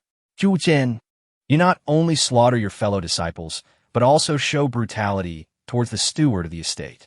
Zhao Kongyang cast a glance at the old steward, Qianbao, nailed to the cliffside, his fury igniting. Qianbao had been placed in Chaos Peak early on as a backup plan. Had Chuchen not killed Li Long and the others, but instead chosen to endure, Qianbao would have played a crucial role. Yet, regrettably, Chuchen was far more direct, decisive, and courageous than Zhao Kongyang had anticipated. Within a day of taking control of Chaos Peak, he had removed Qianbao, the hidden thorn in his side. Both were direct disciples of the Divine Flame Emperor Palace, both favored by the Palace Master, yet Zhao Kongyang, regardless of his greater cultivation and seniority, found himself relegated to training among the true disciples, lacking an independent cultivation ground, let alone the privilege of claiming a mountain as his own. Chuchen, you have entered the Divine Flame Emperor Palace and received such honors. Over time, how will I? Zhao Kongyang, find a path to survival? The cultivation resources that once belonged to me will gradually be usurped by you. Zhao Kongyang never accepted defeat, never surrendered. Thus, he resolved to strike first to avoid suffering later. After all, the palace master was not present at the Red King Palace. Killing Chuchen would be without consequence. By the time the master returned, Chuchen would likely be dead, and even if he faced some punishment, so what? In a few months, the grand set competition of the Divine Flame Emperor Palace would commence. If Chuchen perished, he would be the sole direct disciple left in the Red King Palace, and the palace master would not truly execute him. I did indeed kill Li Long and the others. Those who kill must be killed. Looking at the corpses of Li Long and the others, surprisingly, Chuchen did not attempt to defend himself, but rather boldly admitted, "They were incited by you to kill me. They were outmatched and deserved their fate. Seeing those more talented than yourself, you feared being surpassed, and thus resorted to such vile tactics. Zhao Kongyang, your thoughts are consumed by schemes and manipulation." With hands clasped behind his back, Chuchen looked at Zhao Kongyang with a face full of sorrow, akin to viewing a worm with no escape. The winds in the valley whipped his robe, and each word he spoke was like a sharp blade, piercing Zhao Kongyang's heart. So petty, so narrow-minded. You will never ignite the divine flame, nor break through to the realm of divine fire. How pitiful you are, Zhao Kongyang. Li Long deserved his fate, but you, Zhao Kongyang, deserve it even more. Boom. With those words, Zhao Kongyang, who had once been confident and dismissive, could no longer maintain his composure. His once handsome face contorted in rage, and he grew frantic. The pressure of the spirit communicator erupted, and torrents of spiritual energy surged from within him. On the mountain peak, fierce winds howled, and ominous clouds gathered. Chuchen, even if your words are true, what of it? In this world, strength reigns supreme.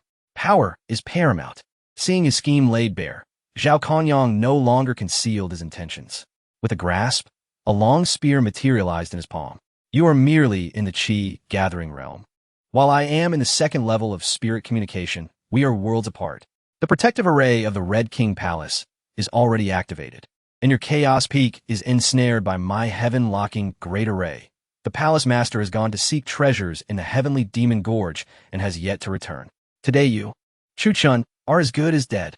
Absolutely dead. As he spoke, Zhao Kongyang channeled his surging gold element spiritual energy into the spear, aiming it directly at Chuchen's heart, and hurled it with all his might. Boom! The full-force strike of a spirit communicator unleashed a terrifying storm, reversing rivers and causing mountains to quake. Wherever the spear passed, everything was reduced to dust. Even more terrifying was that the heaven-locking great array not only sealed the entire chaos peak, but also unleashed beams of spiritual energy that weighed down on Chuchen, rendering him as immovable as if he were encased in lead. What of talent? What of genius? D. With the spear thrown, Zhao Kongyang grinned, envisioning the moment Chuchen would be pinned to the stone slab beneath him. Yet, throughout it all, Chuchen stood with his hands clasped behind his back, facing the wind resolutely. In those profound, tranquil eyes, devoid of any trace of panic, there lay a gaze directed at Zhao Kongyang that was imbued with compassion. As the long spear hurtled towards him, Chuchen, without a moment's hesitation, grasped a jade pendant that had inexplicably appeared in his palm. With a decisive motion, he crushed the pendant. Boom! The heavens and earth trembled. What constitutes the spirit communication realm? As its name suggests, upon transcending this stage, practitioners can harness the ethereal energies that drift between heaven and earth for their own purposes. To put it simply, it allows one to summon the powers of the cosmos. A strike from the spirit communication realm, even from a newly ascended practitioner, can isolate their opponent within this realm. The strength and potency of such an attack is beyond the capacity of ordinary cultivators to withstand. Moreover, Zhao Kongyang, as the sole direct disciple of the Red King Palace, had long since broken through to the spirit communication realm and harbored a lethal intent toward Chuchen. Upon making his move, he poured forth all his might without reservation. The spear transformed into a shadowy bolt, hurtling down from the heavens toward Chuchen's form. Under the influence of the celestial forces, the spear reached an unparalleled velocity, leaving Chuchen with an overwhelming sensation of isolation from the world. In his perception, the only object that magnified within his vision was that spear, while everything else seemed to vanish. Even Yu Wei, who was bound beside him and desperately calling out, attempting to rush forth, was rendered imperceptible to Chuchen. Coupled with the operation of the heaven-locking Great Formation, a myriad of crimson banners fluttered around Chaos Peak, resonating in the wind. Countless beams of spiritual energy erupted from these banners and converged upon Chuchen, binding him in place. The formation, capable of locking down the skies, now confined only Chuchen. In his pursuit to eliminate Chuchen, Zhao Kanyang had exhausted every possible means, unleashing formidable techniques and committing all his resources. Despite Chuchen being merely at the Qi gathering stage, Zhao Kanyang, known for his prudence and caution, exhibited no signs of underestimating him. His rise to the position of the foremost disciple of the younger generation in the Red King Palace was not without merit. Justi. With Zhao Kongyang's maniacal laughter echoing, Chuchen unhesitatingly crushed the jade pendant in his palm. Simultaneously, the spiritual energy within him coursed through his meridians, pouring entirely into the supreme imperial weapon, the sky-devouring demon jar. With only one life to live, Chuchen would not place all his hopes upon this jade pendant. The once dormant sky-devouring demon jar, under the infusion of spiritual energy, began to shimmer with a bright light on its dark, ancient surface as a dense, shadowy glow emanated from its mouth. An unfathomable and terrifying energy began to awaken within Chuchen. Crack! Boom! Just as the spear approached, the jade pendant shattered first, rumbling. As the pendant fractured, a terrifying spatial power erupted centered around Chuchen.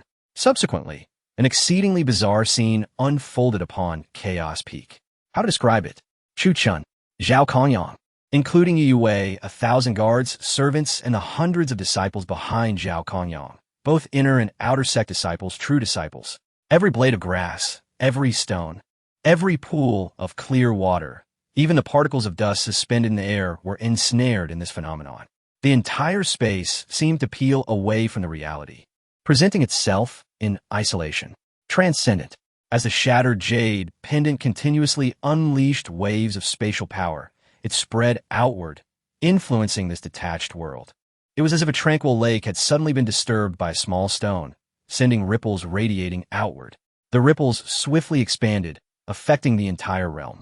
Everything touched by the ripples became frozen in time.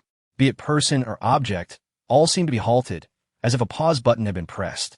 The fearsome spear, poised to strike Chuchen, was abruptly seized by an overwhelming force. The heaven-locking Great Formation, capable of confining powerful spirit communication realm practitioners, was itself ensnared by this terrifying ripple. Zhao Kongyang's eyes widened in shock. His body was rendered completely unresponsive.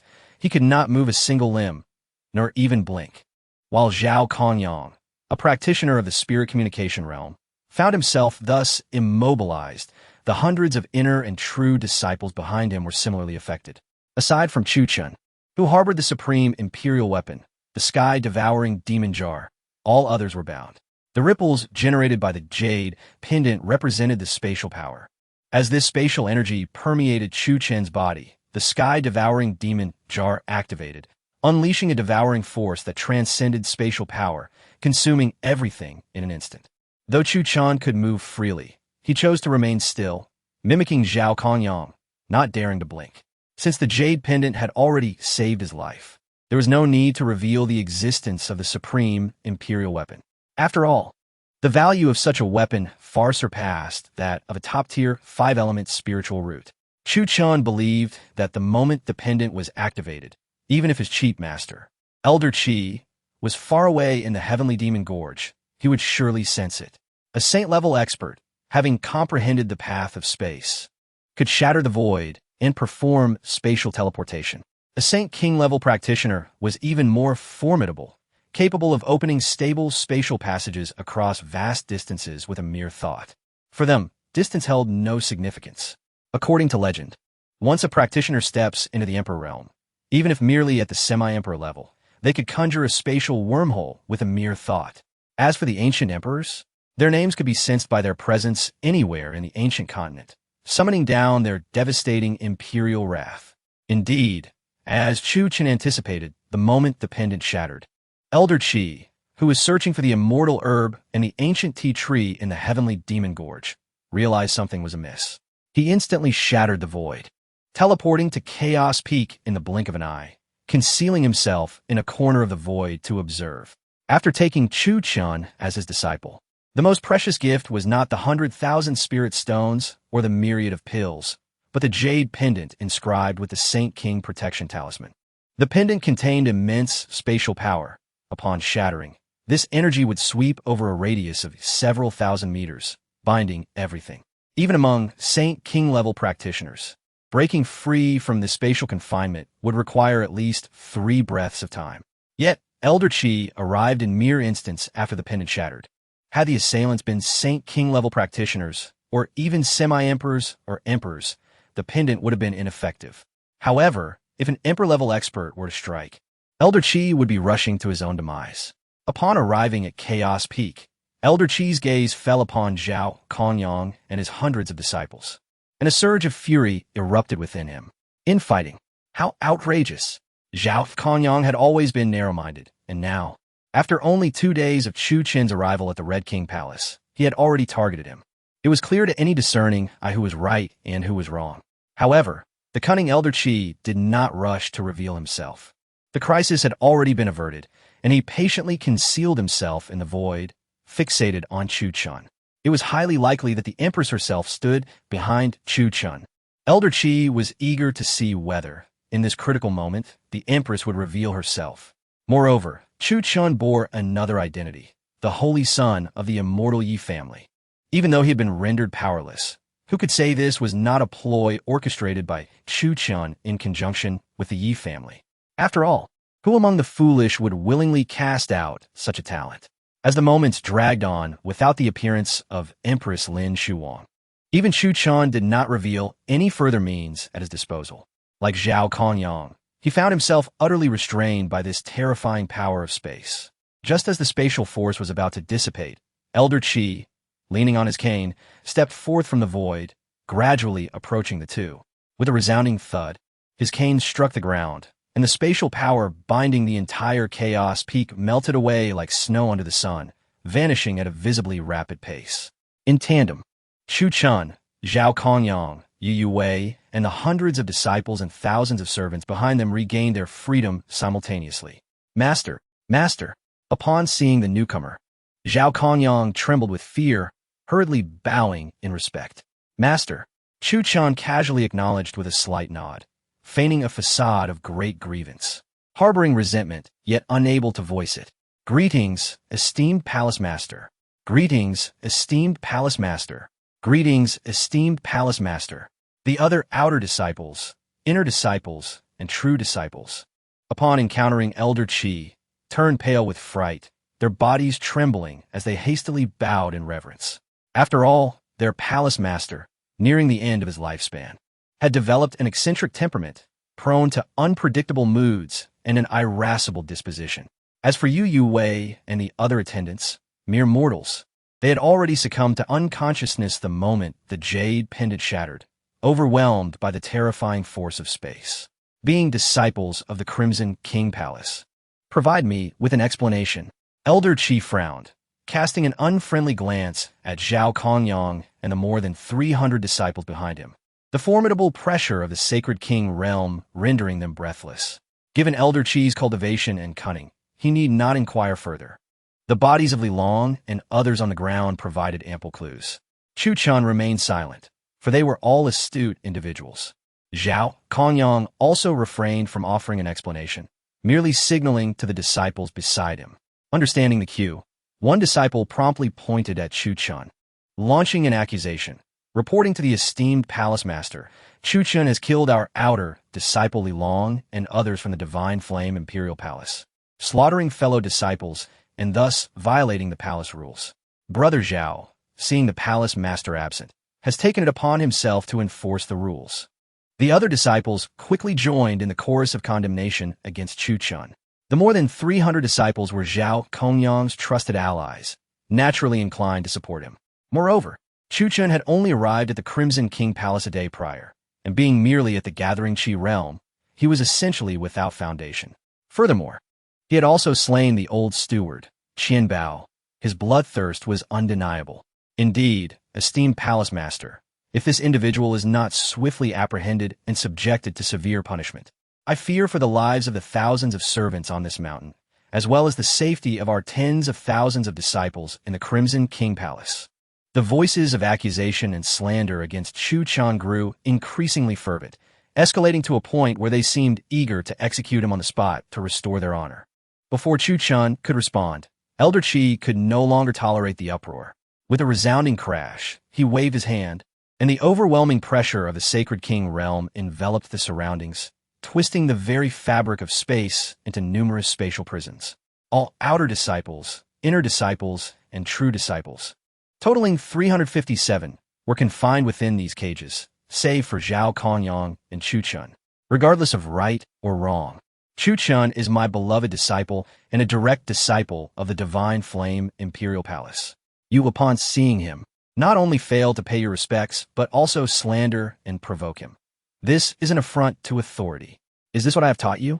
Have I raised a group of ungrateful beasts devoid of decorum? Elder Qi's voice boomed, resonating across the vast expanse of the Crimson King Palace, reaching the ears of thousands of disciples and servants. Today, I make it clear, Chuchen possesses the rarest of 5-element spiritual roots and is my newly accepted, cherished disciple. Within the entirety of Crimson King Mountain, aside from myself, his status is the highest and most revered. All others are secondary. To show disrespect to Chuchen is to show disrespect to me. Disrespect towards me shall warrant death for anyone on Crimson King Mountain, regardless of who they may be. Chapter 40. Chuchen, the first of the Red King Palace boom. The void erupted, and thunder rolled ominously. In a fit of rage, the Holy King caused the entire expanse of the Red King Palace, stretching thousands of miles, to tremble violently. The over 100,000 inhabitants of the palace felt as though the very world around them was on the brink of annihilation, prostrating themselves in terror. At this moment, the 357 disciples finally comprehended the weight of Chuchen in the eyes of the old man Qi. They realized that in the Red King Palace, the one who truly stood above all was not Zhao Kongyang, but rather Chuchen himself. Zhao Kongyang's face turned as pale as parchment. Disbelief etched across his features as he stared at the old man Qi, involuntarily retreating several steps. He could not fathom that after 13 years in the Red King Palace, he was outshone by Chuchen, who had been there for less than a day. Furthermore, Zhao Kongyang was at the Spirit Connection realm, while Chuchen was merely at the Gathering Chi realm. No matter how high the talent, the disparity in strength and cultivation level was evident. Why? Why was this so? Master, we understand now. We acknowledge our mistakes. Brother Chu, I'm truly sorry. We will never. Faced with the desperate pleas of over 300 disciples, Qi, with a wave of his hand, his face filled with murderous intent, declared, "Now you know your errors? It is too late." According to the rules of the Divine Flame Empire, showing disrespect to elders warrants death. As his words fell, Qi clenched his hand fiercely into the void. Boom! Boom! Boom! The bodies of 208 outer disciples exploded, showering the area in a cascade of blood. No! No! Master, we know we were wrong. We were wrong. The cries of the remaining over 100 disciples did little to diminish Qi's bloodlust. His gnarled hand reached out once more. Boom! Boom! Boom! The bodies of 110 inner disciples erupted like fireworks, their blood and flesh staining the entire chaos peak. Though the outer and inner disciples were relatively weak, the true disciples were considered the hope and future of the sacred grounds. It is no exaggeration to say that each true disciple was the result of the sect's painstaking efforts and countless resources. The death of a single true disciple would lead to a major upheaval, with the enforcement team dispatched to investigate the cause. Yet today, the remaining 39 true disciples, overwhelmed with terror, knelt and wept bitterly, their cries heart-wrenching and desolate. They were utterly frightened, like lost dogs, pleading with Qi for mercy. However, the bloodthirsty Qi had no intention of sparing them. Perhaps to establish authority for Chuchen, perhaps to provide an explanation, or perhaps to win Chuchen's favor. Amidst the terrified faces of the 39 disciples, Qi revealed a chilling smile, and then, unexpectedly, released his clenched hand. But before they could breathe a sigh of relief, Master, no! Zhao Kongyang's anguished scream pierced the air as Qi's withered hand lunged out once more. Boom! Boom! Boom! The bodies of the remaining 39 true disciples exploded, showering the area in blood once again. A gust of wind swept through, erasing all traces of their existence, as if they had never graced this chaos peak or this world. Thus, 208 outer disciples, 110 inner disciples, and 39 true disciples, 357 disciples in total, perished completely, with not a single soul spared. Clang! Zhao Kongyang's eyes overflowed with blood tears as he staggered back, losing his footing and collapsing to the ground. Crack! Crack! Zhao Kongyang's resolve shattered, having struggled to ignite the divine fire. He would now forever remain stagnant at the spirit connection realm. Chuchen, are you satisfied now? After the slaughter of the 357 disciples, Qi appeared unfazed, clapping his hands together, the wrinkles on his aged face stretching into a semblance of a smile as he gazed at Chuchen with benevolence. I assure you, such an incident shall never occur again in the Red King Palace. Chuchen's lips curled into a slight smile, having faced death once. He felt no remorse for the loss of these disciples. It must be noted that these 357 disciples had previously clamored before Qi to impose the most severe punishment upon him, eager to strike him down on the spot. Had it not been for Qi's support today, it would have been Chuchen who had met his demise. At that time, no disciple would have felt guilt. Thank you, Master. Chuchen bowed respectfully to Qi, then glanced at Zhao Kongyang, who sat on the ground. His spirit shattered, before lifting his gaze to the blood-soaked chaos peak. The instigator was Zhao Kongyang, yet Chuchen understood that Qi did not wish to kill him. If he had wanted to, he would have acted long ago. After all, he was a direct disciple, a practitioner of the spirit connection realm, and the foremost among the younger generation of the Red King Palace. Very well, let him handle this matter personally. However, to let him go unscathed would be too lenient. Thus, under Qi's benevolent gaze, Chuchen once again bowed and said, But Master, I, Chuchen, despite my high talent, am merely at the gathering Qi realm. Zhao Kongyang can come and go as he pleases, tomorrow, the day after, or even later. Master cannot always be by my side. If Zhao Kongyang intrudes upon Chaos Peak again, how shall I defend myself? Upon hearing this, the dazed Zhao Kongyang jolted. He understood that Chuchen intended to bring about his demise. Rest assured, Master, I, Zhao Kongyang, swear by the heavens that I shall never. Before Zhao Kongyang could finish, Qi abruptly waved his sleeve, sealing his movements and rendering him mute. My dear disciple, what shall you do? Qi furrowed his brow, looking at Chuchen. With the sect competition approaching, he had no intention of vying for first place, but among the younger generation of the Red King Palace. Zhao Kongyang was the only one who could hold his own. Though Chuchen's talent was extraordinary, his time in cultivation was still short. If Zhao Kongyang were to be killed, the Red King Palace would undoubtedly rank last in the sect competition. Qi, nearing the end of his days, did not care for his own longevity, but the ranking in the sect competition directly influenced the allocation of cultivation resources, a matter of utmost importance.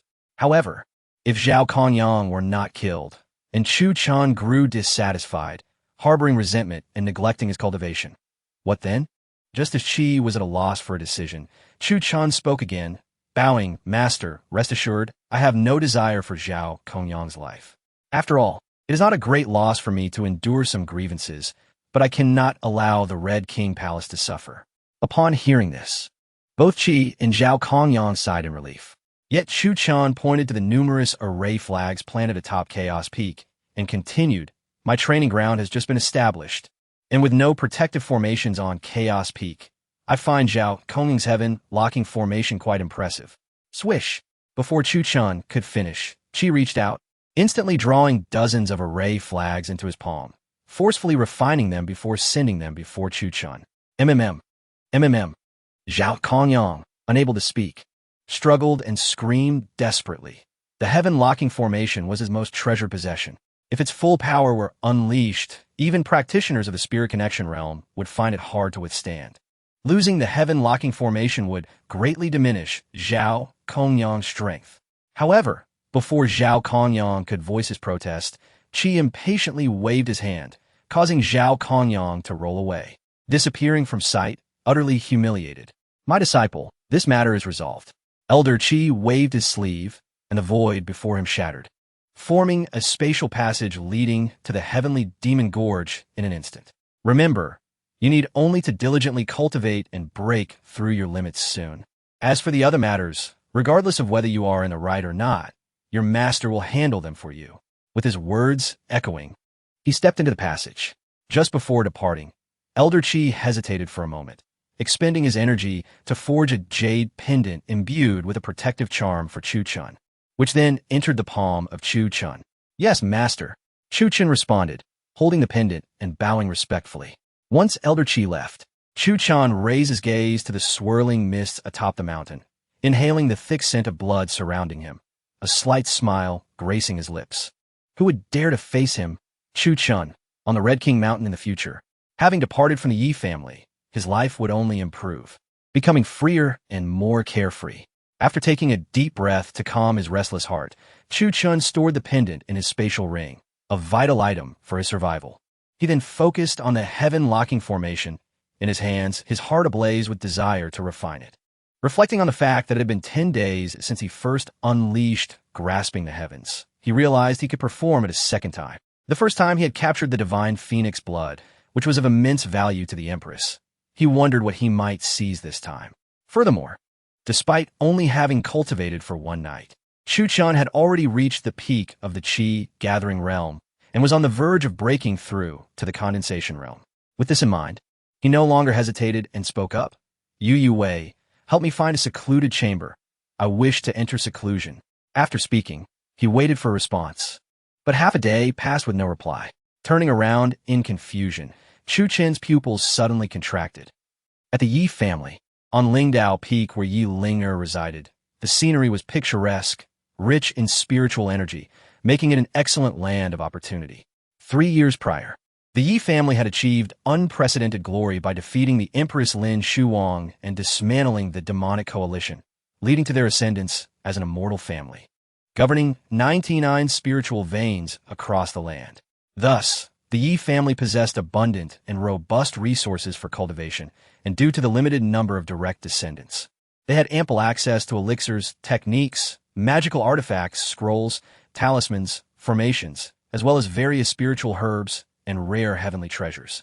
In their cultivation, Yi Ling'er and her peers could be said to have whatever they needed, akin to being immersed in a honeypot.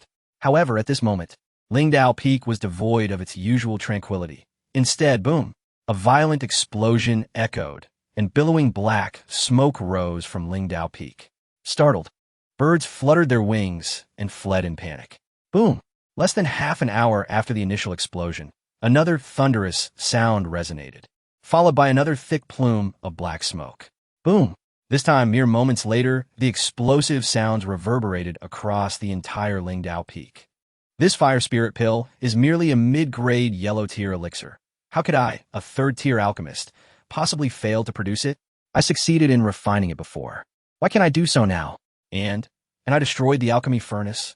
On the summit of Lingdao Peak, Yi Ling'er gazed at the 3 alchemy furnaces that had exploded before her face filled with distress and confusion.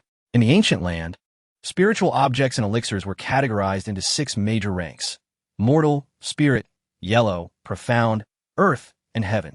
Each rank was further divided into upper, middle, and lower tiers. The rank of an alchemist was intrinsically linked to the elixirs they could refine. Those capable of producing mortal-tier elixirs were termed first-tier alchemists, while those who could refine spirit-tier elixirs were second-tier alchemists, and so forth. An alchemist able to refine earth-tier elixirs was recognized as a 5th-tier alchemist. Heaven-tier elixirs, however, were exceedingly rare and perilous to create, often incurring divine retribution during the process. Thus, those who could create low-grade heaven-tier elixirs were classified as 6th-tier alchemists, while those who could create mid-grade were 7th tier, and those who could create high-grade were 8th tier. Only a select few throughout the ancient land could be deemed 9th-tier alchemists, capable of producing legendary celestial elixirs. Yi Ling'er, being a 3rd-tier alchemist, should theoretically be able to refine any yellow-tier elixir. and she had even successfully produced upper-grade yellow-tier elixirs on several occasions. Yet, this fire spirit pill was merely a low-grade yellow-tier elixir, and today she had failed 3 times, even destroying 3 furnaces in the process. Who would believe such a tale? It was well known that Yi Ling possessed an exceptionally potent soul force, and in the Yi family, no one dared claim to surpass her in alchemical talent. Moreover, the Yi family's supreme artifact, the celestial insight mirror, which could glimpse the past and the future, had once foretold her destiny. She, Yi Ling, would become a renowned alchemical master across the ancient land. What is an alchemical master? That is someone who surpasses the 9th-tier alchemist, able to create the legendary celestial-grade elixirs. Consequently, within the Yi family, Yi Ling could be said to walk with her head held high, as everyone sought to curry favor with her.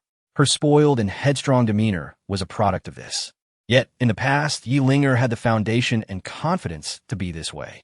After all, she was destined to be an alchemical master capable of crafting celestial-grade elixirs. And who wouldn't want to flatter her? But now this future master could not even produce a simple upper-grade yellow-tier elixir, and she had. She had destroyed 3 furnaces in the process. Woe is me. Why is this happening? Gazing at the shattered remnants of the alchemy furnaces and the herbal residue scattered about, Yi Ling could no longer contain her emotions and began to weep softly. Even in her tears, she dared not cry out loudly. If anyone were to witness this, how could she, the future alchemical master, face the world? Yet if she held back her tears, she simply could not stop. After sobbing for a while, the future alchemical master, Yi Ling, began to reflect on the reasons for her failures.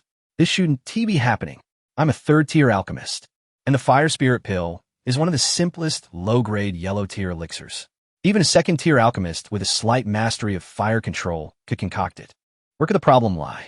The fire spirit pill was merely crafted from spiritual herbs containing abundant fire attribute energy, such as fire cultivating grass and extreme blaze flower, to aid fire attribute practitioners in absorption and refinement.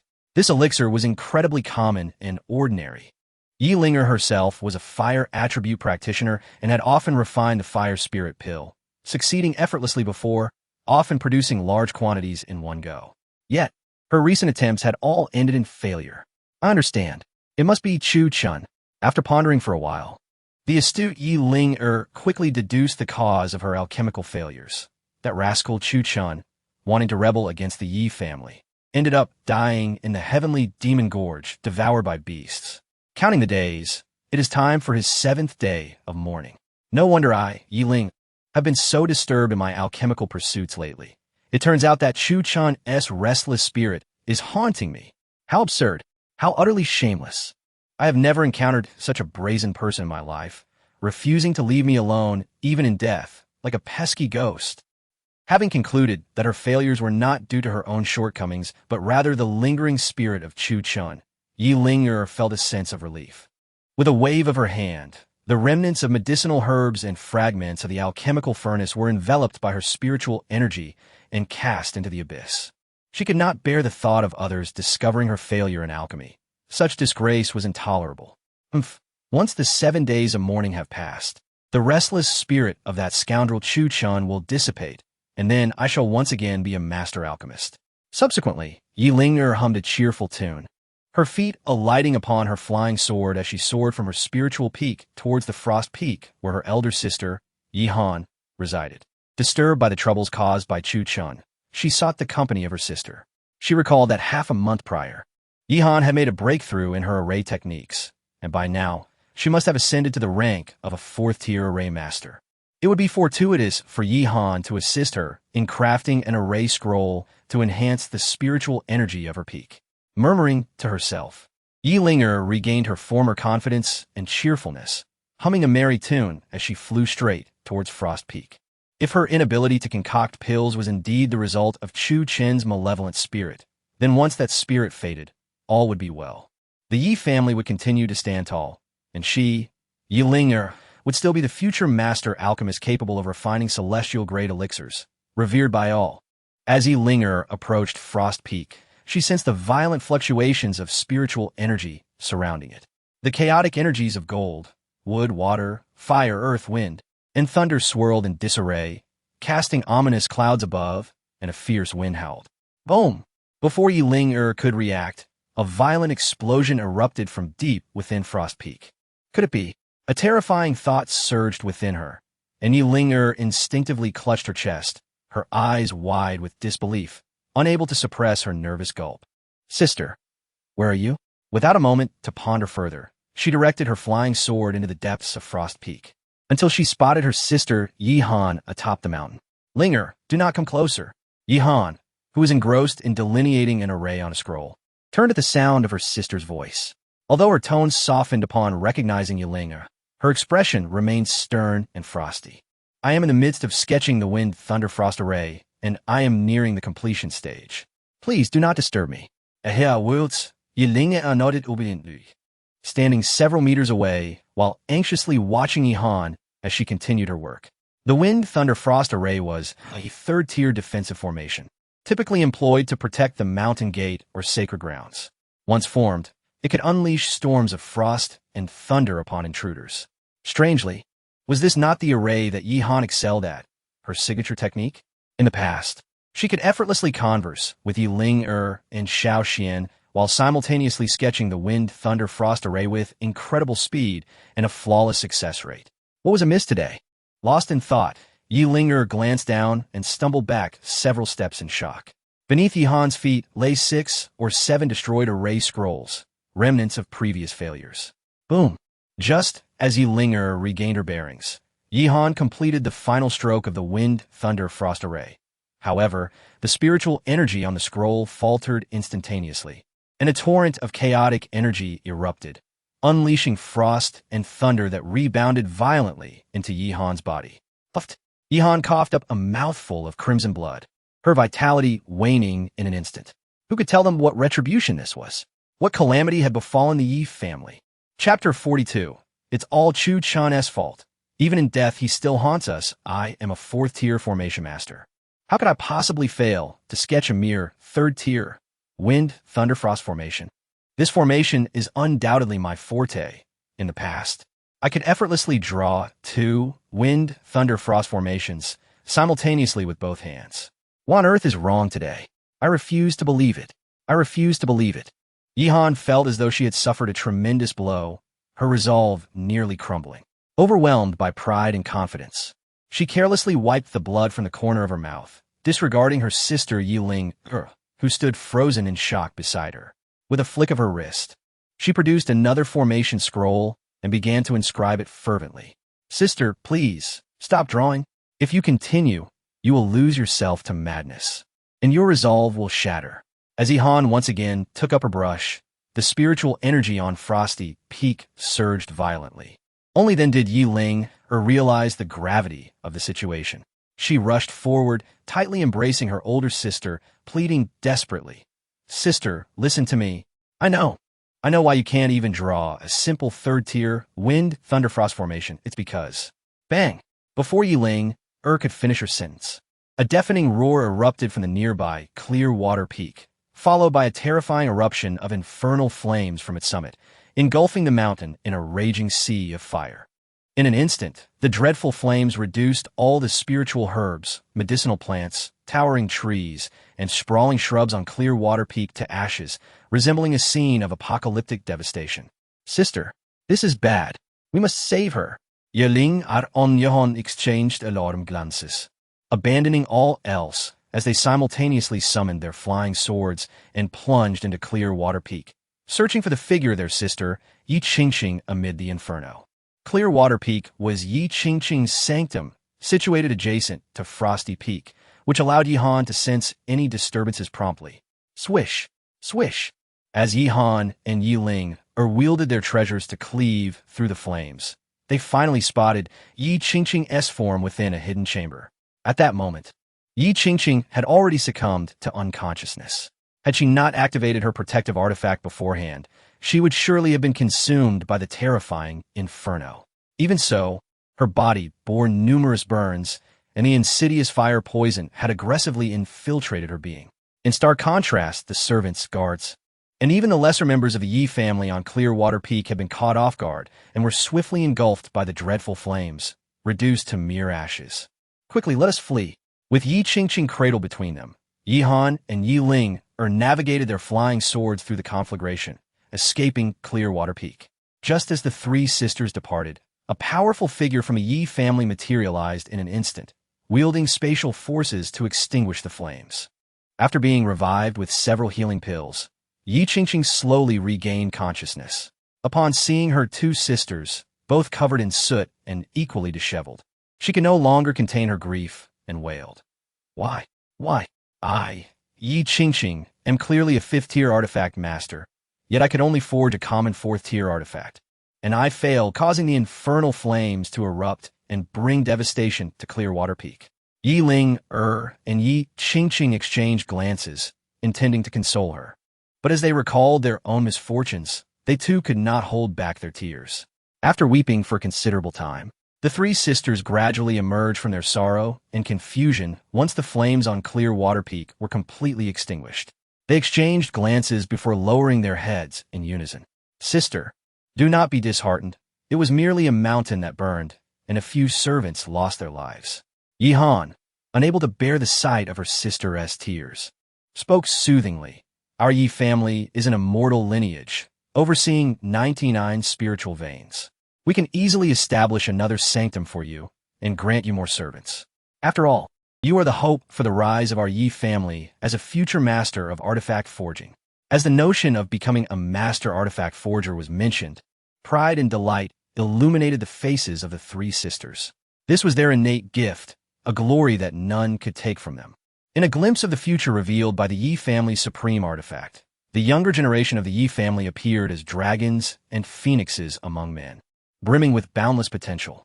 Eldest sister Yi Lingyue was adept in divination and the art of hexes, possessing the potential to become a master of talismans. Third sister Yi Qingqing excelled in forging artifacts, destined to become a master forger. Fifth sister Yi Han specialized in formations, with the potential to be a master of formation arts. Youngest sister Yi Ling was skilled in alchemy, with aspirations to become a master alchemist. As for the second, fourth, and sixth sisters, they too possessed extraordinary potential across various fields, allowing them to stand out among their peers. However, they were not present in the Yi family, having instead joined other sacred grounds, sects, and immortal lineages, seldom returning. Yi Han, I am not saddened because my Clearwater Peak was burned, nor do I grieve for the loss of a few servants. Under the comforting words of her sisters, Yi Qingqing gradually regained her composure. With a deep sigh, she began, I simply cannot comprehend why, despite my potential to achieve mastery in artifact forging and the ability to create supreme imperial artifacts, I, a 5th-tier artifact master, cannot even forge a simple 4th-tier artifact these past few days. As she continued, Yi Qingqing leaned into Yi Han's embrace once more. Weeping anew, Yi Han and Yi Ling exchanged glances, wishing to offer words of comfort, yet recalling their own failures in drawing formations and concocting pills. They found it difficult to voice any reassuring words. For those born with glory and brilliance, the greatest harm is not death but the stripping away of their honor and light, rendering their innate gifts obsolete, reducing them to the most ordinary of beings. Falling from the clouds to the mundane world, they lose not only their pride and dignity, but also risk succumbing to despair, living in self-doubt until their resolve shatters and madness ensues. But sister, how could your artifact forging trigger such a catastrophic fire? Yi Ling, with her straightforward nature, gazed at the charred remains of Clearwater Peak in bewilderment. Sister, you possess the potential to become a master artifact forger, even if you failed to forge the artifact. It shouldn't have resulted in such destruction. Before she could finish, Yi Qingqing sighed deeply and began to explain. Forging artifacts differs significantly from alchemy and drawing formation scrolls. The materials required are various rare and hard minerals, and the flames needed are of an exceedingly high temperature. The flames I command are insufficient for the task, forcing me to resort to the infernal flames, which I have yet to fully master. Upon hearing this, Yi Ling and Yi Han exchanged awed glances, deeply admiring their sister Yi Qingqing. The infernal flames are of such high temperature that even 6th-tier or 7th-tier alchemists might struggle to control them. However, the three women overlooked a crucial point. Yi Qingqing had utilized the Earth's core fire to forge weapons without fully mastering its control. This was an exceedingly irresponsible action towards the hundreds of servants on Qin Shui Peak. If the Earth's core fire were to spiral out of control, the entire Qin Shui Peak could be engulfed in an inferno in an instant, resulting in devastation and loss of life. While Yi Qingqing had protective treasures to shield herself. What those servants? Yet, who truly cared? Sister, to be honest, as a 4th-tier formation master, I find myself unable to even sketch a mere 3rd-tier formation scroll recently. Sister, I am a 3rd-tier alchemist, and logically, I should be able to concoct high-grade yellow-tier elixirs. Yet of late, I cannot even produce low-grade yellow-tier elixirs. And my alchemy furnace has exploded several times. Yi Han and Yi Ling'er did not conceal the truth from Yi Qingqing. Upon hearing this, the 3 women simultaneously sighed deeply, their gazes involuntarily drifting toward the sky above the Yi family, their expressions filled with sorrow and confusion.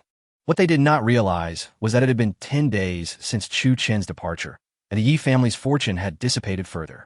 A dense, ominous aura had enveloped the entire Yi family, affecting the fortune of every member. This was the consequence of moral decay and imminent doom. When virtue does not match position, calamity is certain to follow. By the way, Ling, after I failed to sketch the wind and thunder frost formation, I recall you mentioning. Yi Han suddenly remembered something and grasped Yi Ling'er's arm tightly. Speaking urgently, tell me why I could not sketch the wind and thunder frost formation. Quickly. Yi Han's urgency was understandable. If she could not become the legendary formation master, it would be more painful than death. Moreover, she was betrothed to Wang Tong, the heir of the Wang family, who had chosen her due to her potential to become a formation master. With their wedding date approaching, if Yi Han could not restore her formation skills, she would undoubtedly be looked down upon by her future family, leaving her in a dire predicament. I. Yi Ling'er inhaled deeply, unsure of how to begin. Boom. Yi Han, Yi Qingqing, Yi Ling'er, you 3 come to the main hall at once.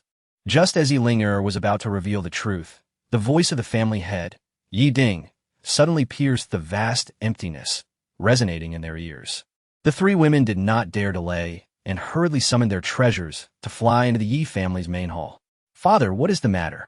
The moment they arrived, they found Yi Ding's aura weakened, his expression fatigued, with traces of crimson blood lingering at the corners of his mouth.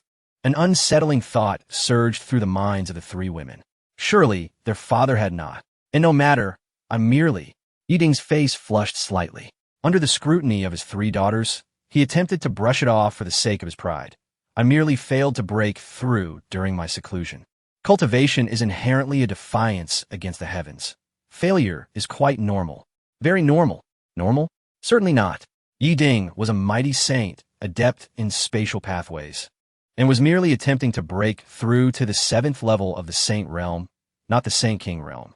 Even if he could not succeed, he should not be in such a disheveled state. I summoned you to inquire about how a fire broke out on Qin Shui Peak.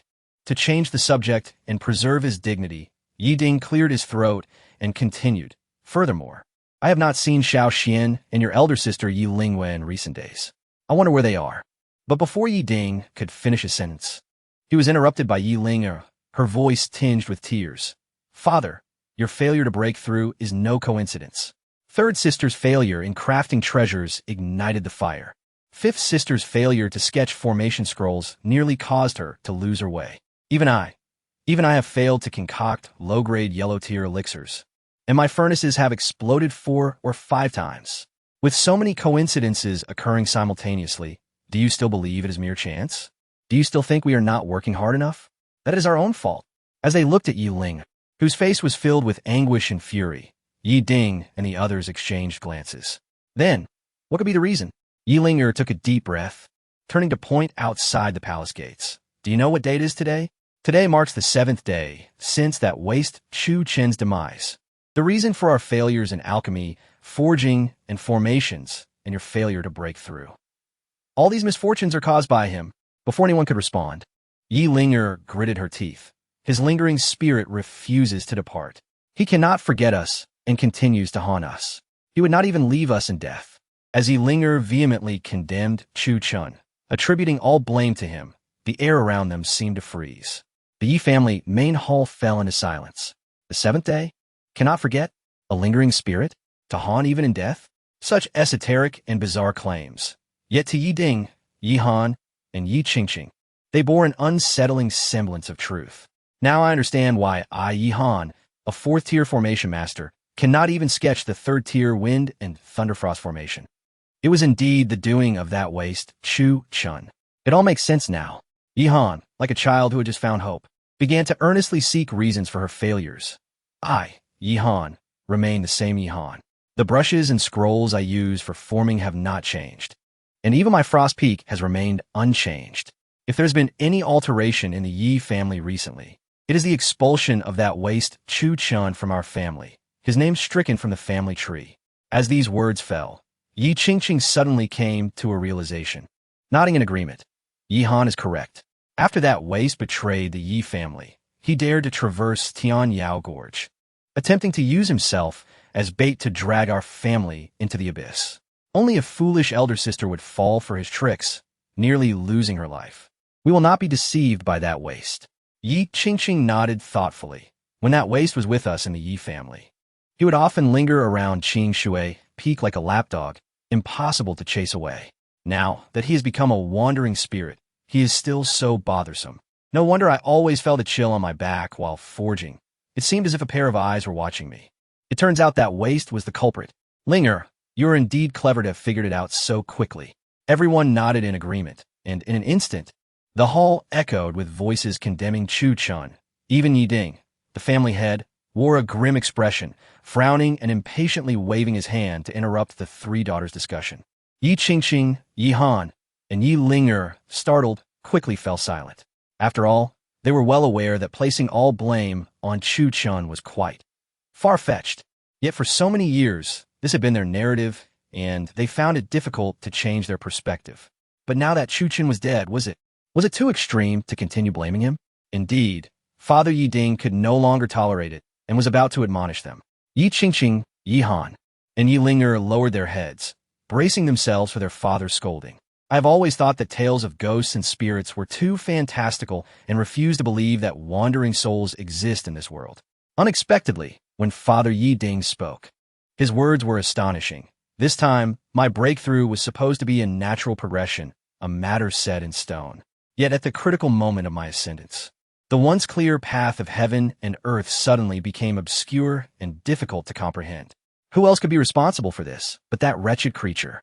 Surely, that wretched being harbors resentment towards me for severing our father-son ties and removing his name from the family tree. But can this be blamed on me? Can I truly bear the blame? Under the scrutiny of the family head Yi Ding, Yi Qingqing, Yi Han, and Yi Linger shook their heads vigorously. If their father were at fault, would they not also share in that fault? It was true that the wretched creature had rendered service to the Yi family, and Yi Ding was not oblivious to that. However, he was not only the father of Chu-Chun, but also the patriarch of the entire Yi clan. That wretched creature is now incapacitated. It would be unacceptable for him to languish on the laurels of his past accomplishments while the side branches of the Yi family look down upon me. As for Shao Xian, he possesses the potential of a great emperor. If I do not nurture him, whom shall I nurture? Alas, that wretched being is simply too driven by self-interest and too steeped in resentment, unable to find peace even in death. Yi Ding seek it softly. For if it were not for this failure in his breakthrough, he might have forgotten Chu-Chun altogether. Linger, you're the wisest among us sisters. Yi Qingqing grasped Yi Linger's hand and inquired, what do you think? If that waste has transformed into a restless spirit haunting us, what shall we do? Surely we cannot burn some paper and kneel to apologize, begging him to spare us? As soon as Yi Qingqing's words fell, the expressions of those present from the Yi family changed dramatically. To apologize to that waste, that wretched creature? Was that not the height of absurdity? Furthermore, when he was alive, they had treated him as they pleased. Now that he was dead, there was even less reason to regard him with any seriousness. Kneeling in apology was utterly out of the question. He could not withstand such humiliation. Faced with the pressure, Yi Linger glanced at her father and sisters, feeling the weight of responsibility upon her shoulders. The instinctive retort, "How would I know?" was forcibly repressed. After a moment's thought, she excitedly proposed, "Since he has only appeared during the first 7 days, After this period, I believe that the spirit of that waste will naturally dissipate into the world. After all, he has been removed from our family tree and has already become a wandering soul. There is no place for him in this world. I am confident that after some time, he will surely vanish, no longer able to cling to us. Upon hearing this, all the members of the Yi family present, including the patriarch Yi Ding, nodded in agreement. However, if the first 7 days pass and that waste still clings to us, refusing to depart, what shall we do then? Yi Han furrowed her brow, her expression grave as she spoke with conviction. You all know that this waste relishes in clinging to our Yi family, in haunting us. Yi Han, aspire to be a future master of formations, and I have no time to waste on him. At her words, Yi Qingqing and Yi Linger exchanged anxious glances. They too were future masters of weapon forging and alchemy. Who among them wished to linger in a pointless contest with that waste? The patriarch Yi Ding's brow also furrowed tightly. His position as head of the family was merely due to the old ancestor's favor, seeing that he had a fine son, and out of consideration for Chuchen. Otherwise, by merit of cultivation, talent, and experience, what qualifications did he possess? If all else fails, we shall wait until the first 7 days have passed. If we are still unable to break through. Yi Linger hesitated, her gaze evasive. But under the urging of Yi Qingqing and the others, she steeled herself and continued. Then we shall invite a practitioner from the demonic sect. It is said that some of these practitioners are adept at capturing the souls of others, imprisoning them within soul banners, and turning them into demonic artifacts, ensuring that their spirits are scattered and unable to reincarnate, forever trapped. Upon hearing this, the main hall of the Yi family fell into silence. Although Chuchen was indeed detestable and shameless, he was still their brother, still a member of the Yi family, and had, after all, rendered services to them. If they were to act thus, their consciences would surely weigh heavily upon them. Sighing internally, Butler Fu could no longer contain himself. This farcical and bizarre scene left him utterly perplexed. It was one thing for the 3 young ladies to be remarkable individuals. But how could the patriarch Yi Ding engage in such folly, believing in ghosts and spirits? If he could not break through in his cultivation, could not concoct elixirs, could not forge magical artifacts, and could not weave formation scrolls, how could he blame others? Moreover, the person he was blaming was someone who had likely long since passed away. The patriarch and the young ladies seemed oblivious to the truth that if Master Chuchen truly possessed such formidable abilities, how could he have been expelled from the Yi family? How could he have met his demise in the Tianyao Gorge? Fu sighed again, his ears still ringing with the endless accusations from the Yi family, branding Chuchen as an ungrateful wretch deserving of his fate at the hands of monsters. Although Butler Fu was of high cultivation, he was still a servant of the Yi family and could not openly defend Chuchen. Yet, seeing the patriarch Yi Ding engaging in such nonsense, he felt a profound sense of sorrow, thinking, with such a leader, how can the Yi family rise? How can they dominate the ancient continent? The day of the Yi family's ruin may not be far off. Although Fu did not voice his thoughts, his furrowed brow and worried expression did not go unnoticed by Patriarch Yi Ding, who then questioned, Butler Fu, why do you sigh? Could it be that? Chapter 44. The Divine Fire Breakthrough Pill and Yi Xian Scheme. No one anticipated that the head of the family, Yi Ding, would suddenly take notice of the steward, Fu Bo, and inquire earnestly. It is essential to understand that, although Fu Bo held a high status within the Yi family, he was ultimately a servant. Under Yi Ding's questioning, Fu Bo trembled in fear, his complexion as pale as a sheet. He bowed his head and hunched over, filled with regret. Even if Yi Ding and the young ladies of the Yi family were at fault, it was not within his place as a servant to comment. Now that the family head had discerned the truth, the days ahead appeared daunting. Thinking of this, Fu Bo hurriedly began to explain, no, family head, I.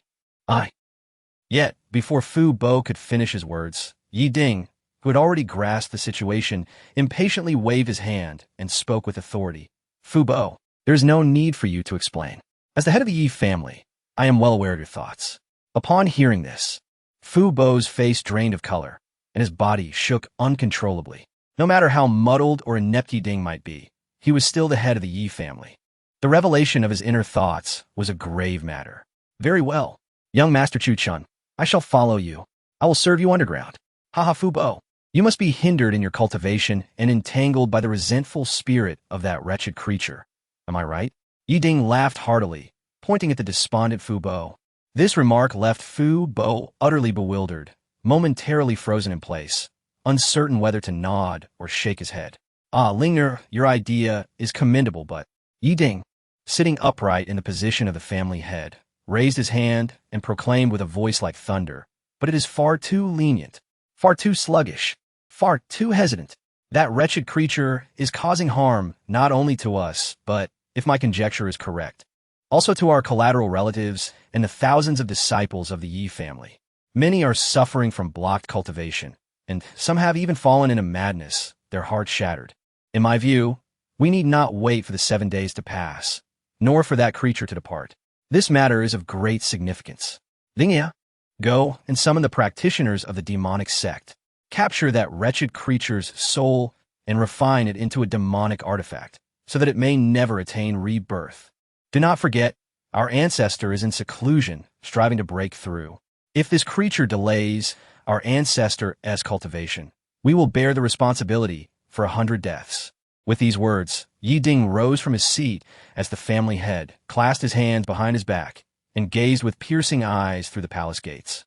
Addressing the entire Yi family with righteous fervor, Chuchen, do not blame your father.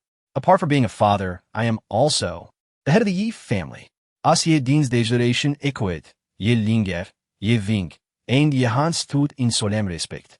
Meanwhile, Fu Bo could no longer bear to watch. He lowered his head, closed his eyes, and resolved to turn a blind eye. Simultaneously, in every corner of the illustrious Yi family, the air was filled with clamor, cries, and lamentations. I have been cultivating for over 30 years. Logically, I should have long since broken through to the sea-opening realm. Why has this breakthrough failed? How can a third-tier alchemist like me be unable to concoct even the most basic gathering spirit pill? The spiritual energy is chaotic. My meridians shattered. My cultivation. Brother Yishur, stop. You have lost your way. You cannot force a breakthrough. This is disastrous. Brother Yishur's breakthrough has failed, and he has perished. Sister Yi Zhen's heart has shattered, her cultivation lost, reduced to a mere mortal. And Brother Ziyang, his meridians are severed, and all his spiritual energy has dissipated. Heavens! What has happened to the Yi family? We have never committed any act to provoke the heavens. Why is this happening? Why? We have just ascended to the status of an illustrious family, commanding 99 spiritual veins. How could we have fallen to such a fate? Due to the loss of fortune and the rise of calamity, the entire Yi family, with its thousands of disciples and servants, was suffering the backlash. Some powerful elders fared better, merely facing block cultivation and hopeless breakthroughs. However, those who had just embarked on their cultivation journeys or were of lower strength were heavily affected by the overwhelming negativity, falling into madness or experiencing shattered hearts. Even deep within the Yi family, the ancestor Yi Shanhe, who was in seclusion striving for the quasi-emperor realm, was now ensnared by waves of dark, oppressive energy. His wrinkled face contorted in pain and struggle. Meanwhile, on Wenshuan Peak, the area with the densest spiritual energy, a grand formation enveloped the mountaintop, concealing it from external prying eyes. Yi Xian stared intently at the enormous alchemical furnace before him, his expression tense. Within the furnace, a dozen spirit herbs and medicines had been transformed into liquid, on the cusp of merging into a pill embryo. This was the most critical step in alchemy. Master, do you have confidence in successfully refining this divine fire breakthrough pill? Yi Xian gazed at the soul entity beside the furnace, manipulating the flames, and swallowed hard, saying, Our Yi family is currently suffering a drastic decline in fortune, with calamities arising. Everyone's cultivation is obstructed, and if we do not retrieve Chuchen soon, I fear I may not be able to break through. Slap! Before Yi Xian could finish, the soul entity, Dan Lao, suddenly swung his hand, delivering a sharp slap to Yi Xian's face. Silence. I am at a critical juncture in refining. If your noise causes the alchemy to fail, I will extract your soul and refine it into a demonic artifact. If necessary, I shall simply find another host. Master, please calm your anger. I shall never speak again. Yi Xian, having received the slap, immediately deflated like a punctured balloon. covering his swollen face with one hand while bowing his head in apology. Since Chuchen's departure, the usually benevolent Dan Lao had grown increasingly irritable and quick-tempered. The reason was simple. With Chuchen gone, the Yi family's fortune had plummeted and calamities had multiplied, affecting not only the Yi family members, but also Dan Lao, who was recuperating within his ring. The loss of fortune had greatly hindered Dan Lao's recovery, and the surge of calamity had even led to the emergence of a dark gas within his soul entity. This was driving Dan Lao to the brink of madness. He was more anxious than anyone else, desperate to know whether Chuchen was alive or dead, and the only one who could divine this was Yi Lingwei. Thus, the divine fire breakthrough pill must be successfully refined. It must be done. Give it to me, coalesce. The soul entity Dan Lao commanded, enveloping the alchemical furnace with a torrent of spiritual power, forcibly merging the refined liquids together, further tempering. Pill embryo, coalesce for me. With a thunderous roar, a tremendous shockwave erupted, and spiritual energy surged wildly, sending Yixian staggering back several steps until he fell to the ground. Fortunately, the entire Wenshuan peak had been concealed by a formation that masked its aura, and the servants and maids had been sent away in advance. Otherwise, such fluctuations would have undoubtedly attracted unwanted attention to the entire Yi family. Haha, it worked. It has finally succeeded. Amidst Don Elaosh Boisterschlefter, the formed pill embryo underwent further refinement, transforming into a round, lustrous pill that floated in midair. The pill contained an abundance of fire-type spiritual energy, as if a flame burned within, enveloped in an inexplicable aura of the Tao, unmistakably extraordinary. Is this the divine fire breakthrough pill that can enable divine fire realm cultivators to break through once more? Splendid. How splendid. The teacher possesses the remarkable ability to concoct such a miraculous elixir, surely indicating potential to become a master alchemist. Yixian gazed greedily at the divine fire-breaking pill while simultaneously flattering Dan Lao. Aspiring to become a master alchemist is no trivial matter. Dan Lao snorted coldly, then fixed Yixian with a fierce glare, cautioning, "Do not think for a moment that I am unaware of your intentions. This divine fire-breaking pill can only be consumed by those at the divine fire realm. Should you attempt to forcibly ingest it, you will meet a fatal end. And no, I wouldn't dare." The revelation of his thoughts left Yixian trembling in fear, hastily bowing his head and acknowledging his mistake.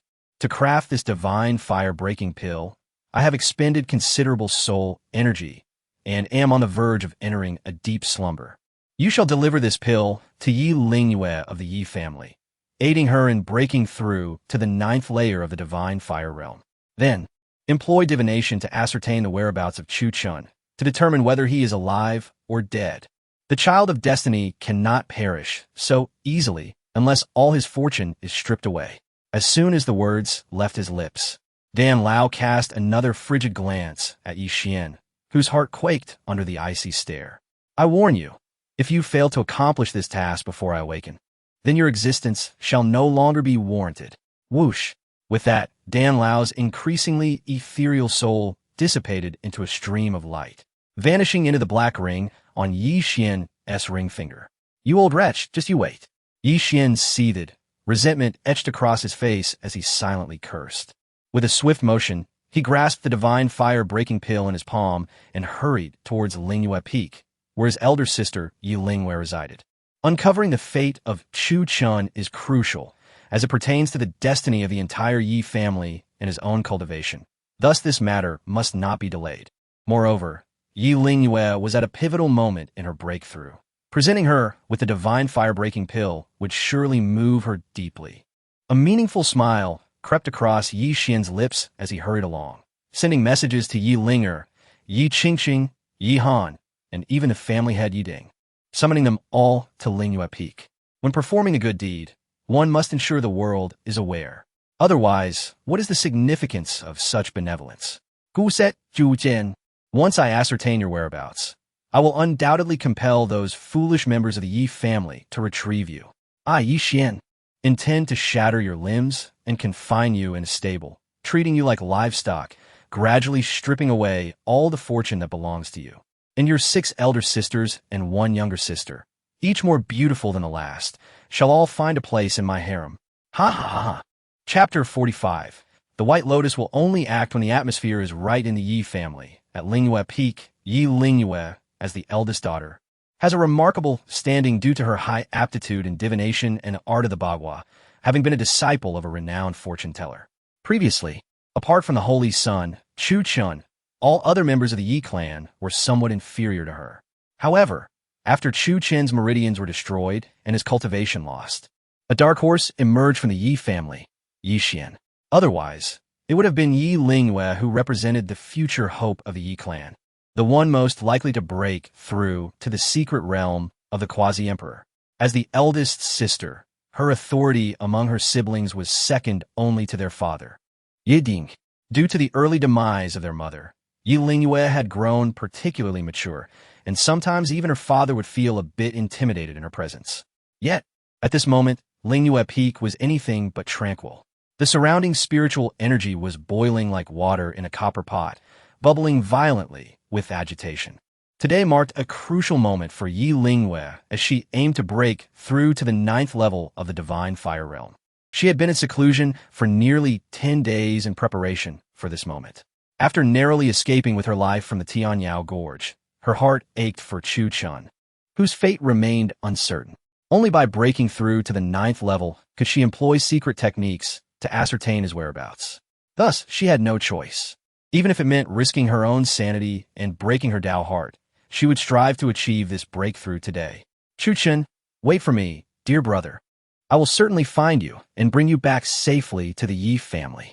I will not allow you to suffer out there. Yi Lingyue took a deep breath, sitting cross-legged in her secluded chamber, determination flashing in her eyes. She then closed her eyes and began to forcibly absorb the spiritual energy contained within thousands of top-grade spirit stones before her. Logically, breaking through from the 8th to the 9th level of the divine fire realm should not be difficult. One merely needed to practice diligently and accumulate enough energy for a natural breakthrough.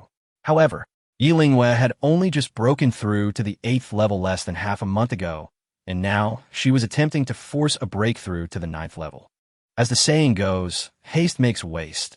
Her body had yet to adapt to the changes following her recent breakthrough, and now she was attempting to forcefully ascend to the 9th level.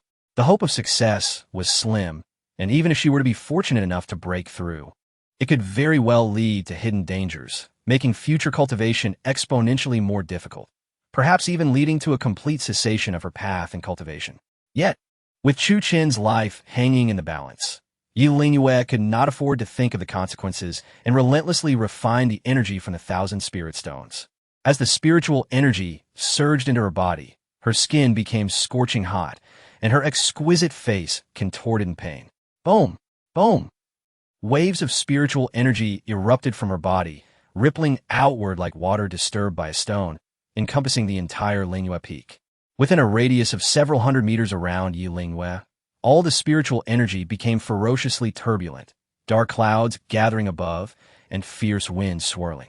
The servants and guards of Lingyue Peak had been sent away early on by Yi Lingyue, fearing that the fluctuations from her breakthrough might endanger these ordinary folk. 9th level of the divine fire realm, break for me! With a thunderous shout, the thousands of spirit stones before her disintegrated into ashes, their pure spiritual energy flooding into her body, pushing and colliding within her. Suddenly, Yi Lingyue sensed an invisible barrier within her body. She realized that shattering this barrier would allow her to break through smoothly. Crack! Crack! With the enhancement of the spiritual energy, the barrier began to crack, resembling a spider web shattering, on the verge of complete destruction. However, at that moment, a thread of thick, inky misfortune energy drifted from above the Yi family and invaded Yi Lingyue's body. Following Chuchen's departure, her luck had diminished significantly, and now, with this misfortune energy infiltrating her, not only was a breakthrough unlikely, but it seemed... Yi Lingyue coughed up a mouthful of crimson blood, her aura plummeting. The already cracked invisible barrier within her body not only repaired itself, but also became more solid than ever. At last, has it truly ended in failure? Yi Lingyue opened her eyes, tears streaming down her cheeks like beads. Chuchen, it is I, your elder sister, who has failed you. I am so sorry. Now, having failed in her breakthrough, she was not only unable to ascend to the 9th level, but feared she might even lose her current cultivation at the 8th level. Previously, in order to uncover Chuchen's whereabouts, she had recklessly overdrawn her life force to forcefully employ divination techniques. Now, with her failed breakthrough and the backlash she suffered, her situation was far more dire than she had imagined. While she was indifferent to the decline of her own cultivation, the inability to breach the 9th level of the Divine Fire Realm meant she could not ascertain Chuchen's whereabouts, which was something she could not accept. Elder sister, what nonsense are you speaking? Do you know why you failed in your breakthrough? It is all due to the ghost of that worthless Chuchen haunting us. Yi Lingwei turned to the voice and found Yi Linger behind her, her face filled with indignation and hatred, which made Yi Lingwei feel quite uncomfortable. Alongside Yi Linger were Yi Qingqing, Yi Han, Yi Xian, and even their father, Yi Ding. This was undoubtedly orchestrated by Yi Xian, for the Divine Fire Breakthrough Pill was exceedingly precious, and such an opportunity to win hearts was rare. He would naturally seize it. Elder sister, Linger is not speaking in vain. Yi Qingqing chimed in. Linger failed at alchemy. I failed at artifact forging. Yi Han failed at array drawing. And even our father and all the disciples of the Yi family have failed in their breakthroughs. Do you think all this is mere coincidence? Do you think we lacked effort? Or that we are too dull-witted? Of course not. This is simply the result of Chuchen's lingering resentment after his death. Entangling us, Yi Lingwei sighed deeply. Having failed in her breakthrough, her heart was already extinguished, and she was too weary to engage in futile arguments with her younger sisters. Being adept in the art of divination, she could sense the fortunes that others could not perceive. Yi Lingwei understood better than anyone the cause of the calamity that had befallen the Yi family. It was none other than Chuchen, the son of fortune, who had single-handedly supported the clan's destiny, elevating them to unprecedented heights, only to be cast out by them and erased from the family tree. Yet, who would believe such a tale? Or rather, who would be willing to believe it? Each member of the Yi family prided themselves on being masters of alchemy, artifact forging, and array formation, their ambitions soaring high. Yet, they remained oblivious to the fact that everything they had achieved was built upon the sacrifices of Chuchen, the son of fortune. Alas, perhaps. Yi Lingwei closed her eyes, silently pondering. Perhaps this is the destiny of the Yi family. Without Chuchen, they could never ascend to the ranks of an immortal family. Ignoring her younger sisters and even her father's counsel, Yi Lingwei took steady steps toward the secluded chamber. Having lost all hope, she longed to escape this place swiftly. Elder sister, is it merely a breakthrough to the 9th level of the Divine Fire Realm? I can help you achieve it. Yi Xian, the White Lotus, sensing the atmosphere was ripe, finally stepped forward and halted the ashen-faced Yi Lingwei.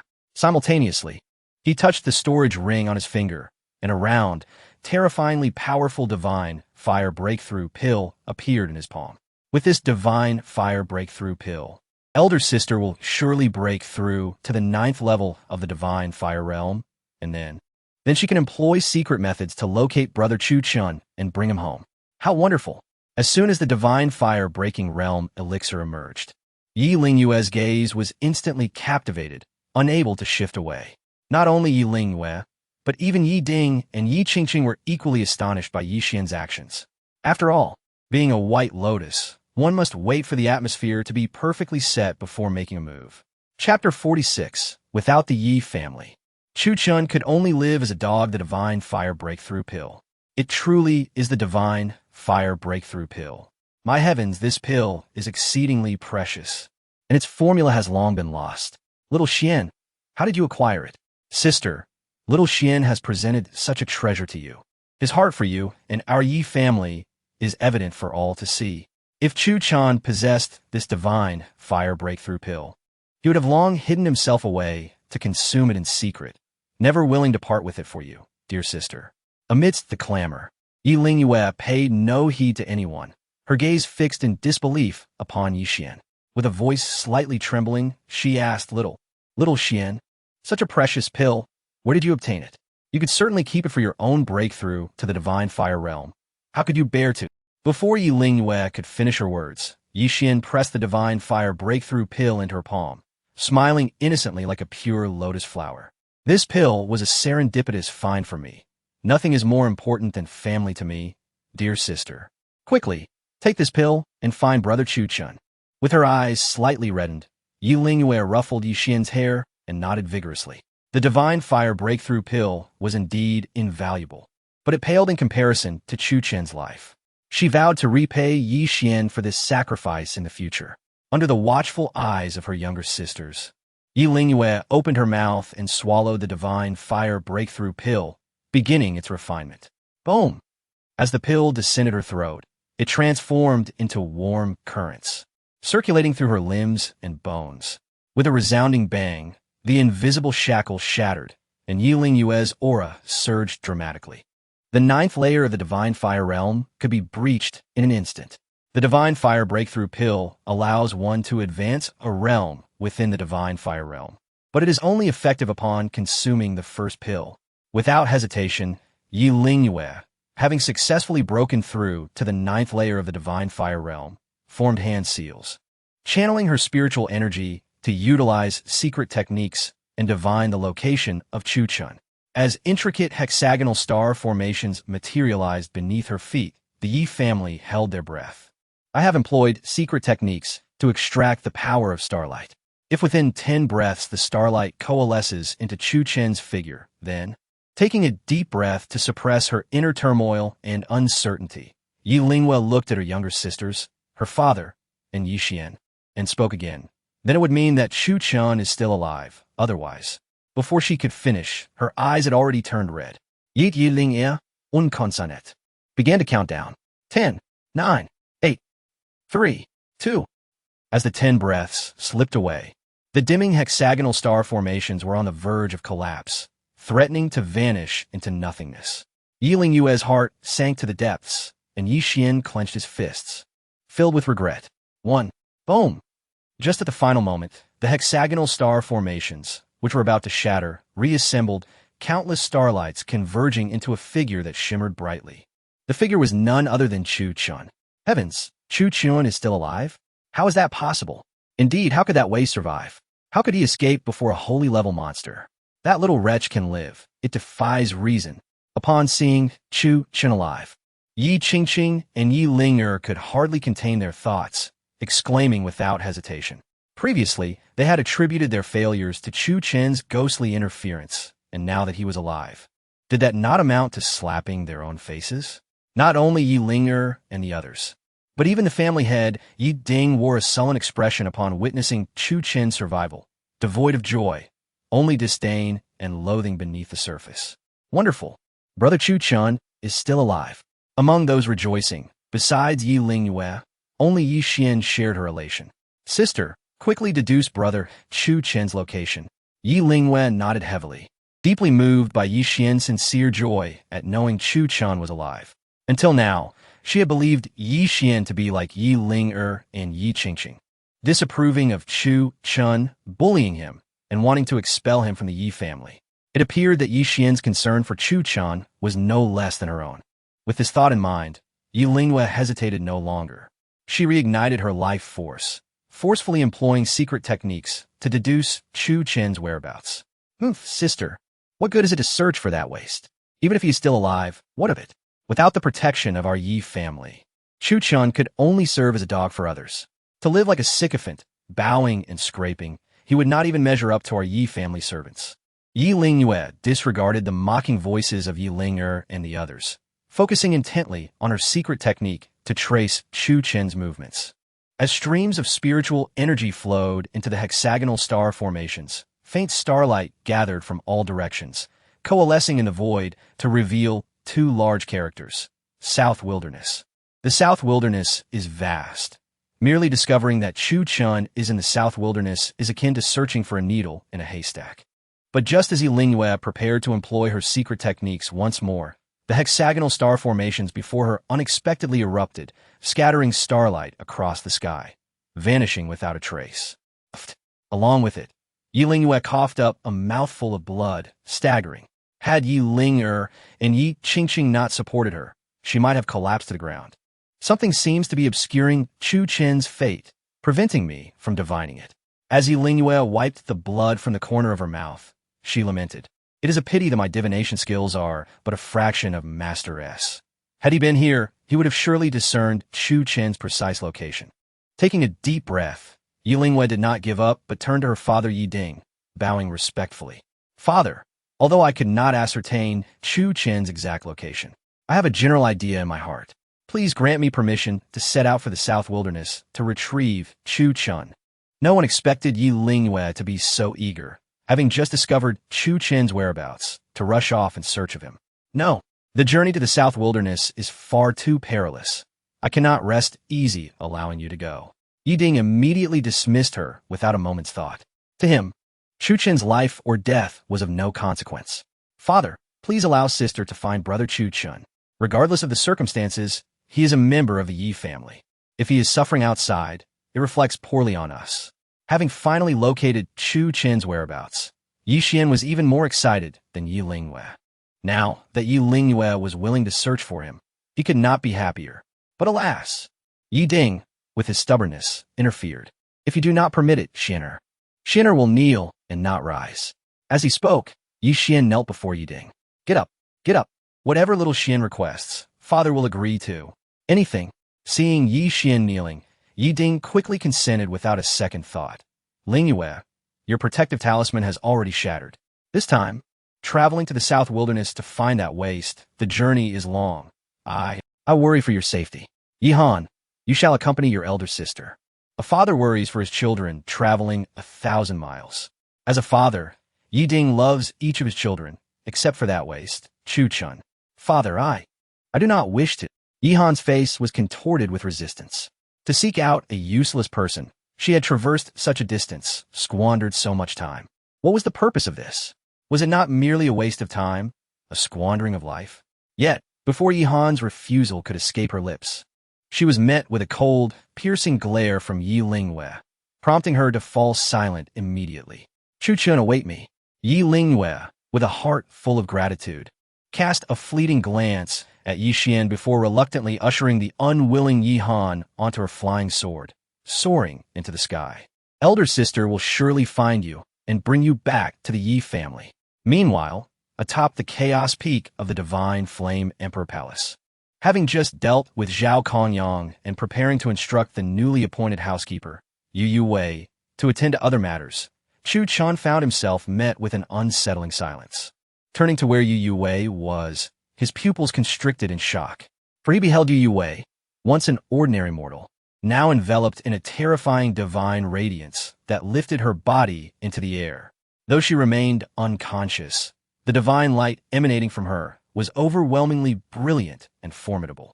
This girl, it seems. A frown creased Chuchen's brow as he took a step towards the unconscious Yu Wei, muttering, "This is quite extraordinary." However, before he could take another step, the abyssal emperor artifact, the swallowing demon jar, within him began to awaken uncontrollably. This sudden change tightened Chuchen's expression, causing his body to tense instantaneously. Chapter 47. The second capture of the heavens. Why has the devouring heaven demon cauldron awakened at this moment? What omens precede it? Chuchen furrowed his brow, surveying the entirety of Chaos Peak, where he found himself alone. Zhao Kongyang had been flung away by the old man Qi, while his master, Qi, had ventured into the heavenly demon gorge in search of the immortal herb and the ancient tea tree of enlightenment. Over 1,000 servants and guards, including the steward Yu Wei, remained in a deep slumber. Could it be that Qi had not yet departed? Was he lurking in the shadows, observing him? Or were there other palace masters who had forcefully intruded upon Chaos Peak, lying in wait in the vast void? None of these possibilities seemed likely. Chuchen took a deep breath and walked over to the unconscious Yu Wei. The revival of this supreme imperial weapon did not herald any imminent danger. Rather, it felt as though it was concealing heavenly secrets, obscuring his own aura to prevent others from prying. Although Chuchen had not fully refined the devouring heaven demon cauldron nor awakened its imperial spirit, he felt a nascent bond, akin to a blood connection, between himself and the cauldron. Who could be deducing his location? Could it be the Yi family? Never mind. It was of little consequence. The revival of the devouring heaven demon cauldron served only to obscure Chuchen's aura before it fell silent once more. He paid it no further heed and instead approached the still unconscious Yu Wei, retrieved a healing elixir from his storage ring, and gently pried open her crimson lips to administer it. Within Yu Youwei's body, a radiant divine light shimmered, uplifting her in a most mysterious fashion. As the elixir slipped down her throat, enveloped by the divine light, it was swiftly refined. The profound medicinal energy coursed through her meridians, nourishing her body. How could this mere mortal be? As he observed the vitality within Yu Youwei growing ever stronger, the divine light enveloping her became even more resplendent. Ultimately, several streams of divine light coalesced into a cocoon of light, completely enveloping her form. Chuchen furrowed his brow in perplexity. What could be the cause of such a phenomenon? Surely, Yu Youwei's identity was not ordinary.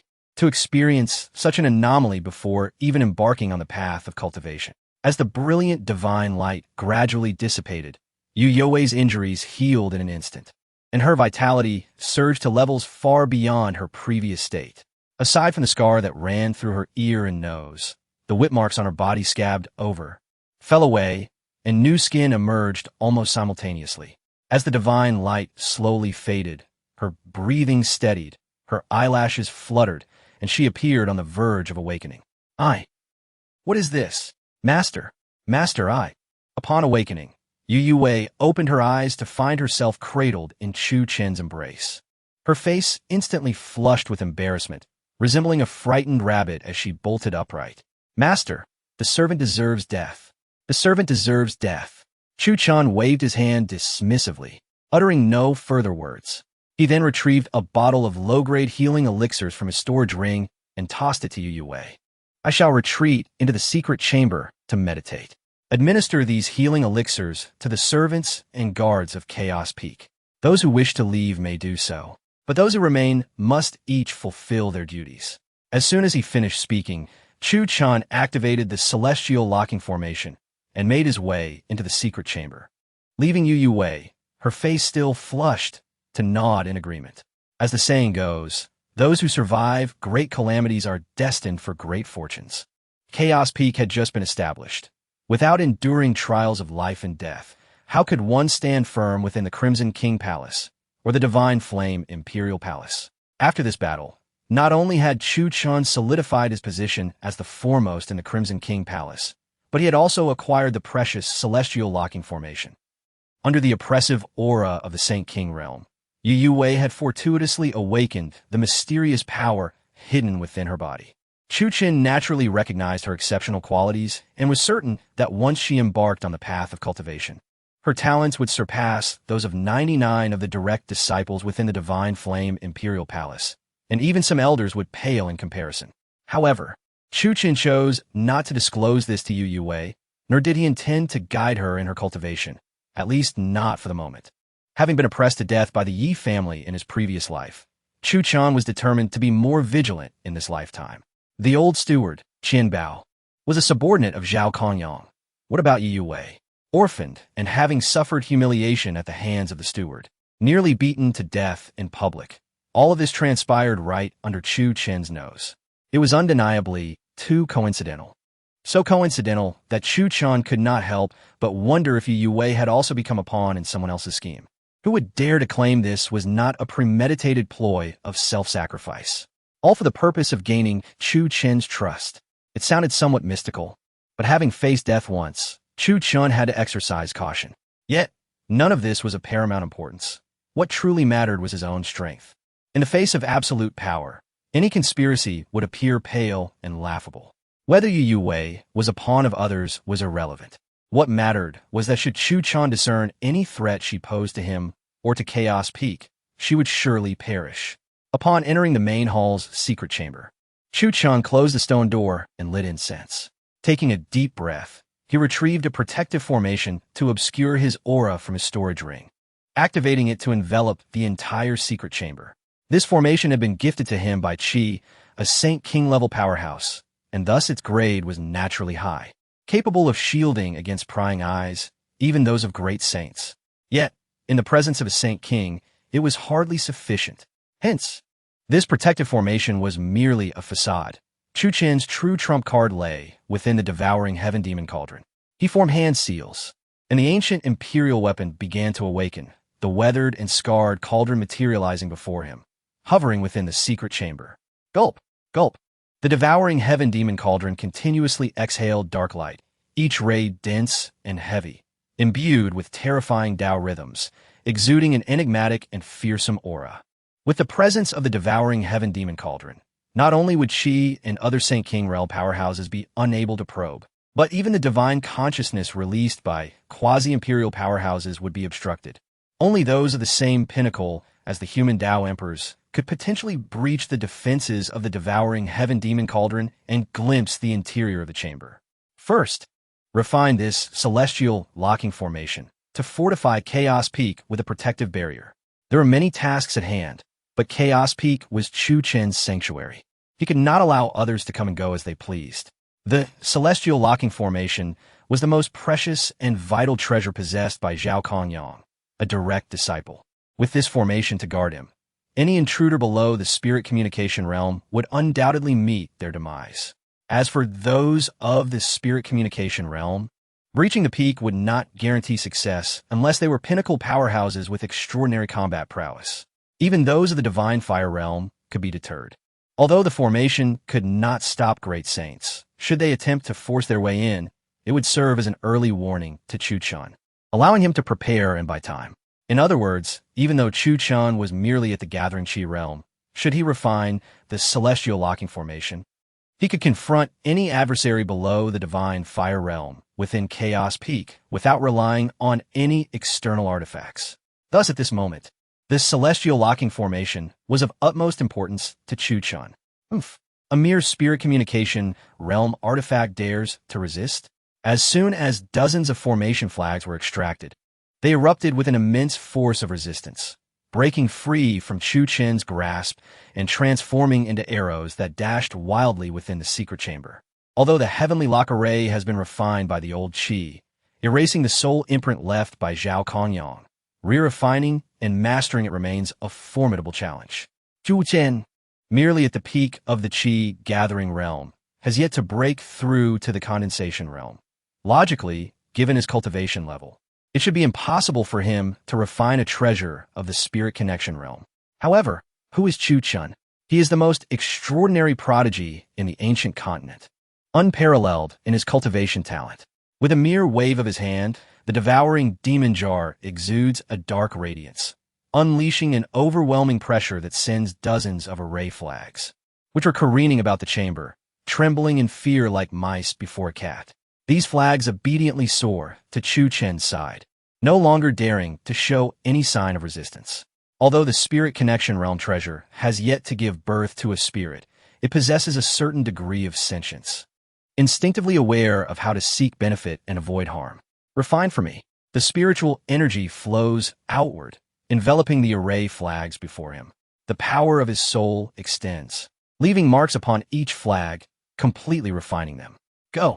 Upon completely refining the heavenly lock array, Chuchen hesitated not a moment. With a flick of his wrist, the array flags transformed into arrows, shooting out of the chamber and embedding themselves in various corners of Chaos Peak according to specific positions.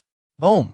Once all the flags were in place, a powerful aura emerged, solidifying the heavenly lock array and enveloping the entire Chaos Peak, shielding it from external scrutiny.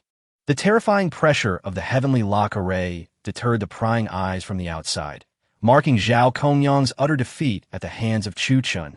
The Qi gathering realm remains too low. He must break through to the condensation realm to completely refine the devouring demon jar and awaken its spirit. After refining the heavenly lock array, Chuchen turned his attention to the devouring demon jar, his face alight with fervor. However, before that, the 10-day period had elapsed, allowing him to perform the second, grasping the heavens.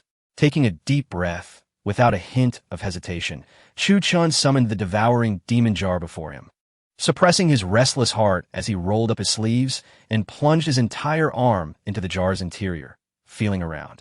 During the first grasping of the heavens, he obtained the phoenix blood, which would be of great use to the Empress. What treasures might he acquire this second time? As he pondered, an enigmatic and profound aura once again filled his mind. Unlike the first grasping, it felt as if a specific object had been waiting for him. as if it were Chuchen who had been chosen by a mysterious treasure amidst the vast cosmos. Chapter 48. At such a young age, possessing two supreme imperial techniques.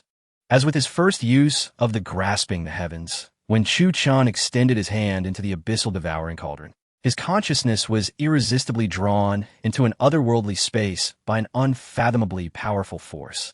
As he surveyed his surroundings, a dull gray haze enveloped him.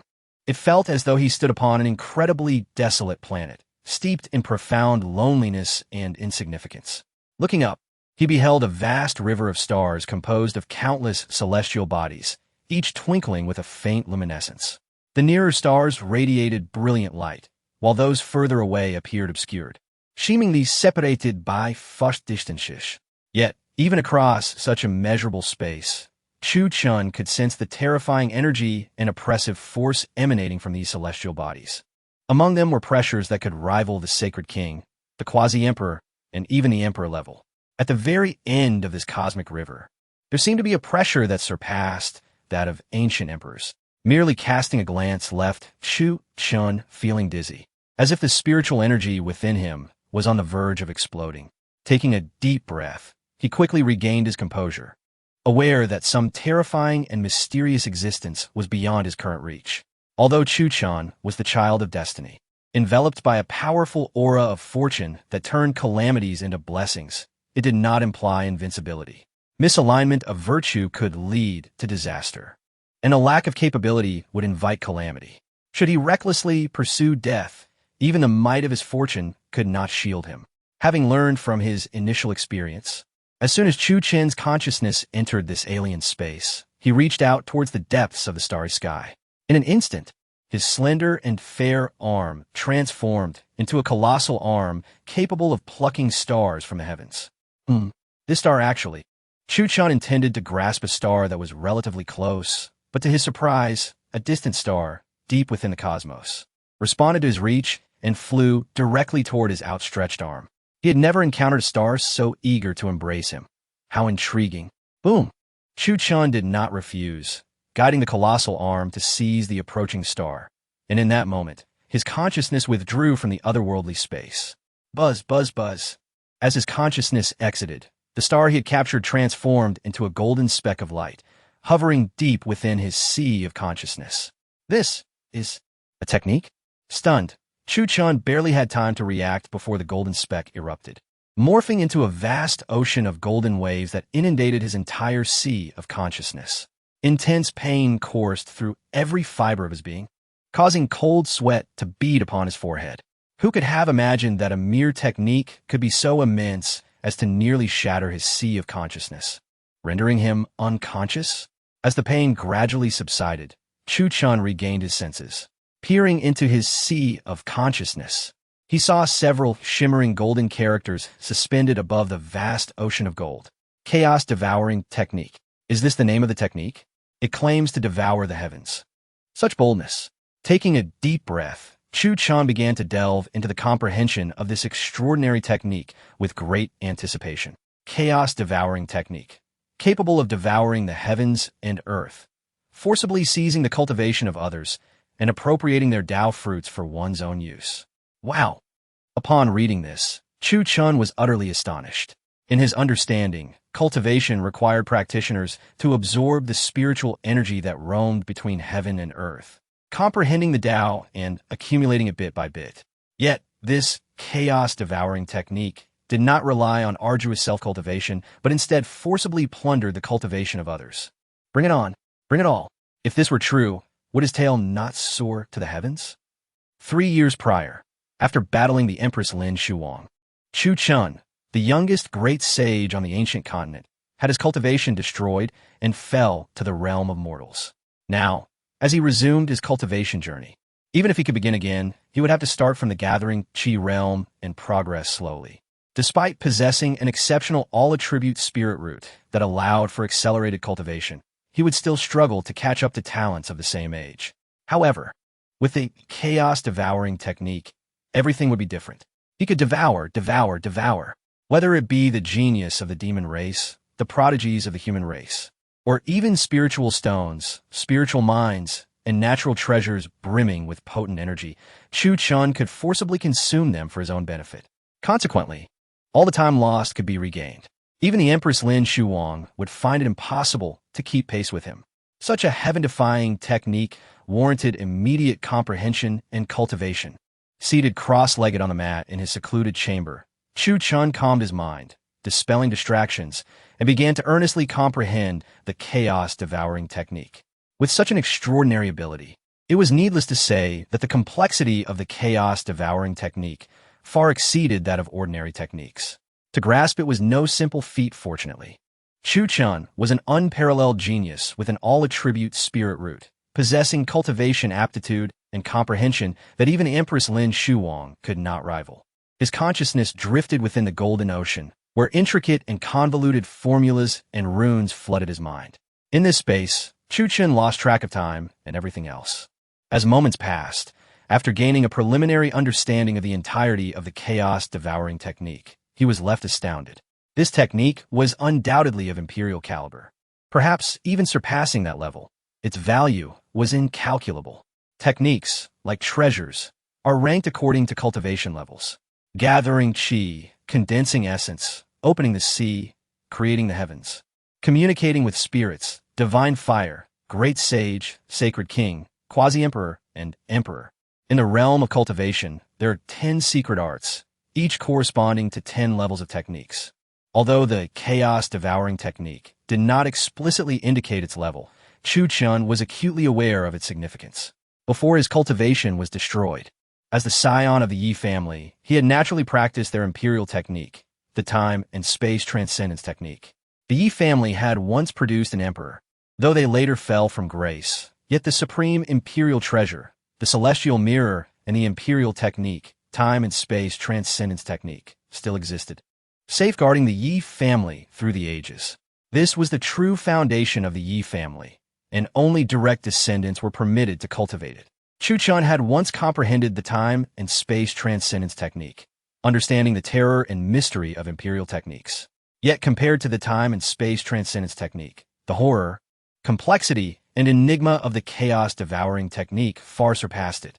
In essence, the Devouring technique was at least an imperial technique. However, if one dared to speculate boldly, it might have transcended the realm of humanity and the esteemed rank of emperor, reaching the ethereal domain of immortals. Indeed, only such a terrifying existence could devour the heavens and earth, forcibly seize the Tao fruits and cultivation of others, refining them for oneself. Who would have thought that less than half a month after leaving the Yi family, Chuchen would not only resume his path of cultivation, but also master 2 supreme imperial techniques at the gathering chi realm? It is worth noting that imperial techniques are closely guarded secrets of the great sacred lands and esteemed families. In the entire divine flame imperial palace, even Empress Lin Shuwang could not present 2 imperial techniques. Unexpectedly, with his exceptional all-attribute spirit root, it took him a mere 2 days to gain a preliminary understanding of the Devouring technique. Rising to his feet, Chuchen retrieved a cleansing talisman from his storage ring.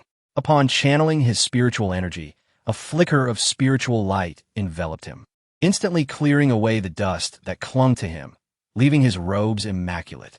Gurgle, gurgle, his stomach growled, the sensation of hunger striking him fiercely. Chuchen hurriedly took out provisions and fruits from his storage ring to satiate his hunger. In his profound contemplation of the Devouring technique, he became so engrossed that he remained oblivious to the passage of 2 days and nights without sustenance or water. Why is Yue absent from Chaotic Peak? As a practitioner in the Gathering Chi realm, his soul power had yet to awaken, rendering him incapable of probing his surroundings with divine sense. However, with the aid of the spiritual treasure, the heaven-locking formation, Chuchen possessed the ability to examine every blade of grass and every object upon Chaotic Peak. Yet, as he scanned the entirety of the peak with his consciousness, he found no trace of Yue, causing his brow to furrow in concern. In an instant, he activated the power of the heaven-locking formation, transforming his form into a beam of light that appeared outside the palace gates. "Where's Yue?" he inquired, observing the servants busying themselves with cleaning the palace. "Ah, and master," The sudden appearance of Chuchen startled the two servants, and once they regained their composure and recognized their master, they hastily knelt in reverence and replied, "Master, Steward Yu has gone to the spirit herb hall," stating that she would procure some spiritual herb seeds for planting in the spiritual fields. The two servants spoke in turn, but as they continued, their voices gradually dwindled. However, Steward Yu set out quite early, and now it has been 2 or 3 hours, yet she has not returned. We do not know where Steward Yu is now. The Spirit Herb Hall? The Spirit Herb Hall at Shuwang Mountain is not far from Chaotic Peak. 1 hour would suffice to procure the herb seeds. Now, having passed 2 or 3 hours without a return, something must be amiss. Enough, you may leave.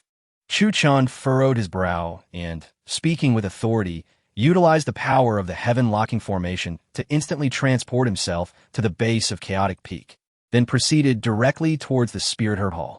He was determined to uncover the reason for Yu Yuwei's prolonged absence. Chapter 49. The Humiliation of Yu Yuwei. In the Crimson King Palace, atop the Chaos Peak, Yu Yuwei observed the spirit fields on the peak that had been thoroughly cultivated. With Chuchen still in seclusion, she pondered for a while and, wishing to avoid delaying the planting of spiritual herbs, decided to head to the herb hall with the spirit stones granted to her by Chuchen. The Chaos Peak towered several hundred meters, piercing the clouds. As a servant born into hardship, Yu Yuwei had no means of cultivation and relied solely on her feet to traverse the mountain. Fortunately, during the construction of the Chaos Peak, a spirit power cableway was established for the convenience of servants and guards, allowing for easy ascent and descent with a mere low-grade spirit stone. Half a day prior, Yu Yuwei had descended the mountain, making her way directly to the herb hall of the Crimson King Palace. Once she left the Chaos Peak, there were no more spirit power cableways, and she had to walk the rest of the journey. Fortunately, the location of the Chaos Peak was quite favorable, as it was not far from the herb hall, the Law Palace, and the Treasure Pavilion, allowing her to reach her destination within an hour. The weather was sweltering, and by the time Yu Yuwei arrived at the herb hall, her clothes were already soaked with sweat. After a brief rest, she gazed at the crowded herb hall before her and hesitated momentarily, before retrieving a handkerchief to conceal the prominent scar that marred her face. Women often cherish their beauty, yet Yu Yuwei, disfigured, had never considered restoring her appearance. With her parents slain and herself nearly beaten to death, she detested her frailty, her powerlessness, and the cruel world around her. Nonetheless, she was fortunate to have encountered her master, who aided her in seeking vengeance, granted her a new lease on life, and did not disdain the hideous scar upon her visage. Yu Yuwei yearned to repay Chuchen and wished to do something meaningful for him. However, as a mere mortal, she understood the limitations of her capabilities. During Zhao Kongyang's attack, when hundreds of outer and inner disciples surrounded the Chaos Peak, and when the formidable Elder Qi single-handedly subdued over 300 disciples to extricate Chuchen, Yu Yuwei witnessed the incredible strength of cultivators, which only deepened her sense of inadequacy. In this world, many matters are predetermined from the moment of birth. Wealth, power, and even talent are often constrained by the circumstances of one's birth. Sometimes, it is not that individuals do not strive hard enough, but rather that they lack the opportunity, the platform, and the fortuity. No matter how high one's innate talent, without the means to cultivate, the path to ascension remains forever barred. Yu Yuwei, born a servant, was fated to be estranged from the path of immortality from the very moment she entered this world. Surviving was already a tremendous stroke of luck. She had once contemplated defying fate, asserting that her destiny should rest in her own hands. She had attempted to rebel against her circumstances, striving more than once. Yet the outcome was always the same. She faced suppression from mere guards of low cultivation, and the old steward, Qian Bao, who had reached the peak of gathering energy, forced her parents to their demise, seeking to possess her against her will. In the face of overwhelming power, resistance proved futile. The only act of rebellion she could muster was to mar her own exquisite face, yet even that could not alter her fate. Had it not been for Chuchen's intervention, Yu Yuwei would have been cast from the cliff to her death. Yu Yuwei was a steadfast soul, aware that her life was granted by Chuchen. Though her ability to repay him was limited, she dedicated herself wholeheartedly to managing the vast Chaos Peak on his behalf. After donning her veil, Yu Wei stepped into the herb hall, eager to procure the spiritual herb seeds and return to the Chaos Peak. She calculated that her master would soon emerge from seclusion, and she needed to prepare a warm and delightful meal for him before his return. Who is this, lacking any cultivation, daring to enter our Crimson King Palace's herb hall? You cannot be a disciple of the Crimson King Palace, can you?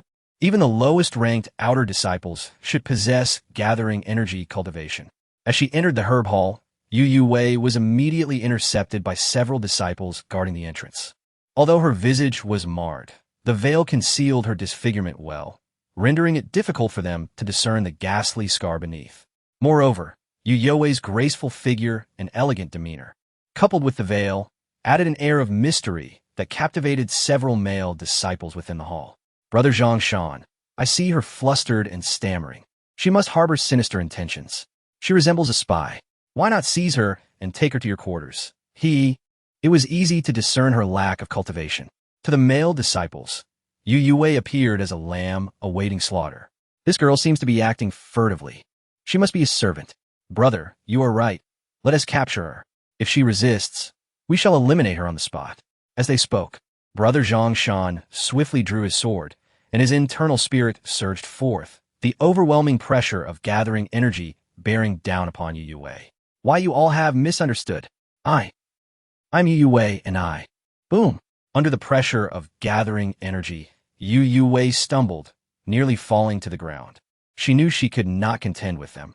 Resistance would only provoke them further and create trouble for her master.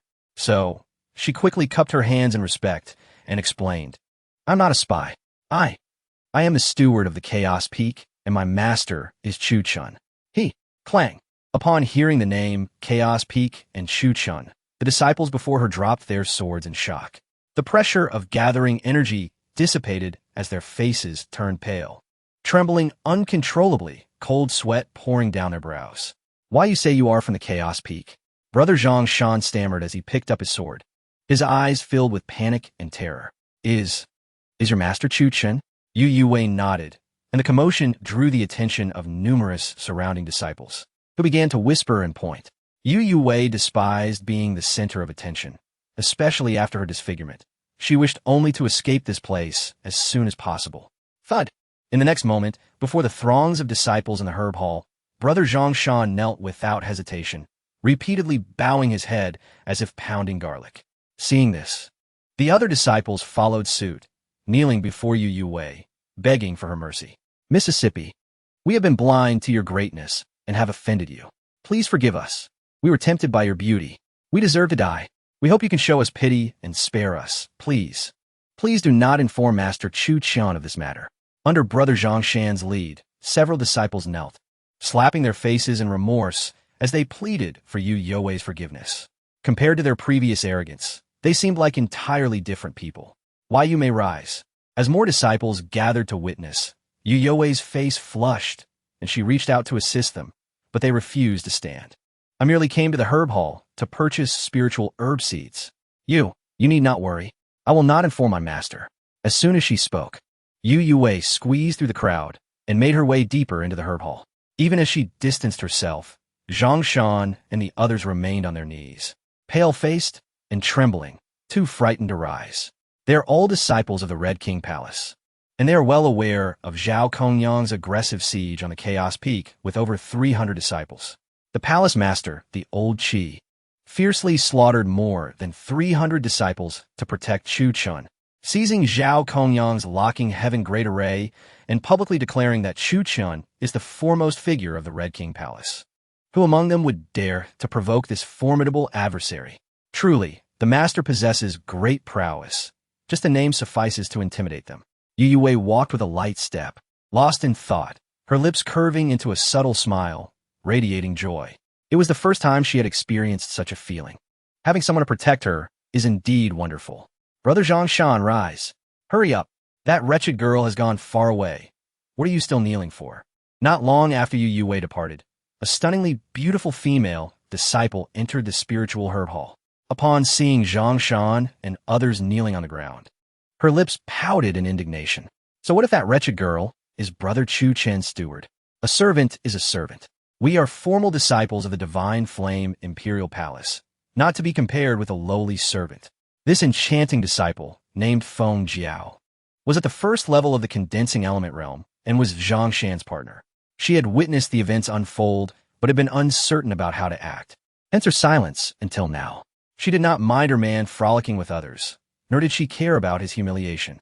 Moreover, her decision to step forward was not solely for Zhang Shan. Glancing down at her alluring figure and the proud curve she possessed, she caressed her delicate face, which resembled a work of art.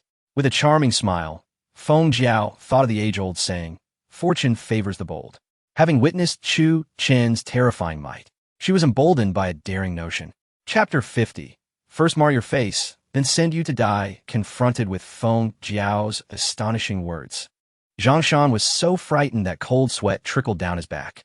While he was indeed lecherous, he was by no means foolish.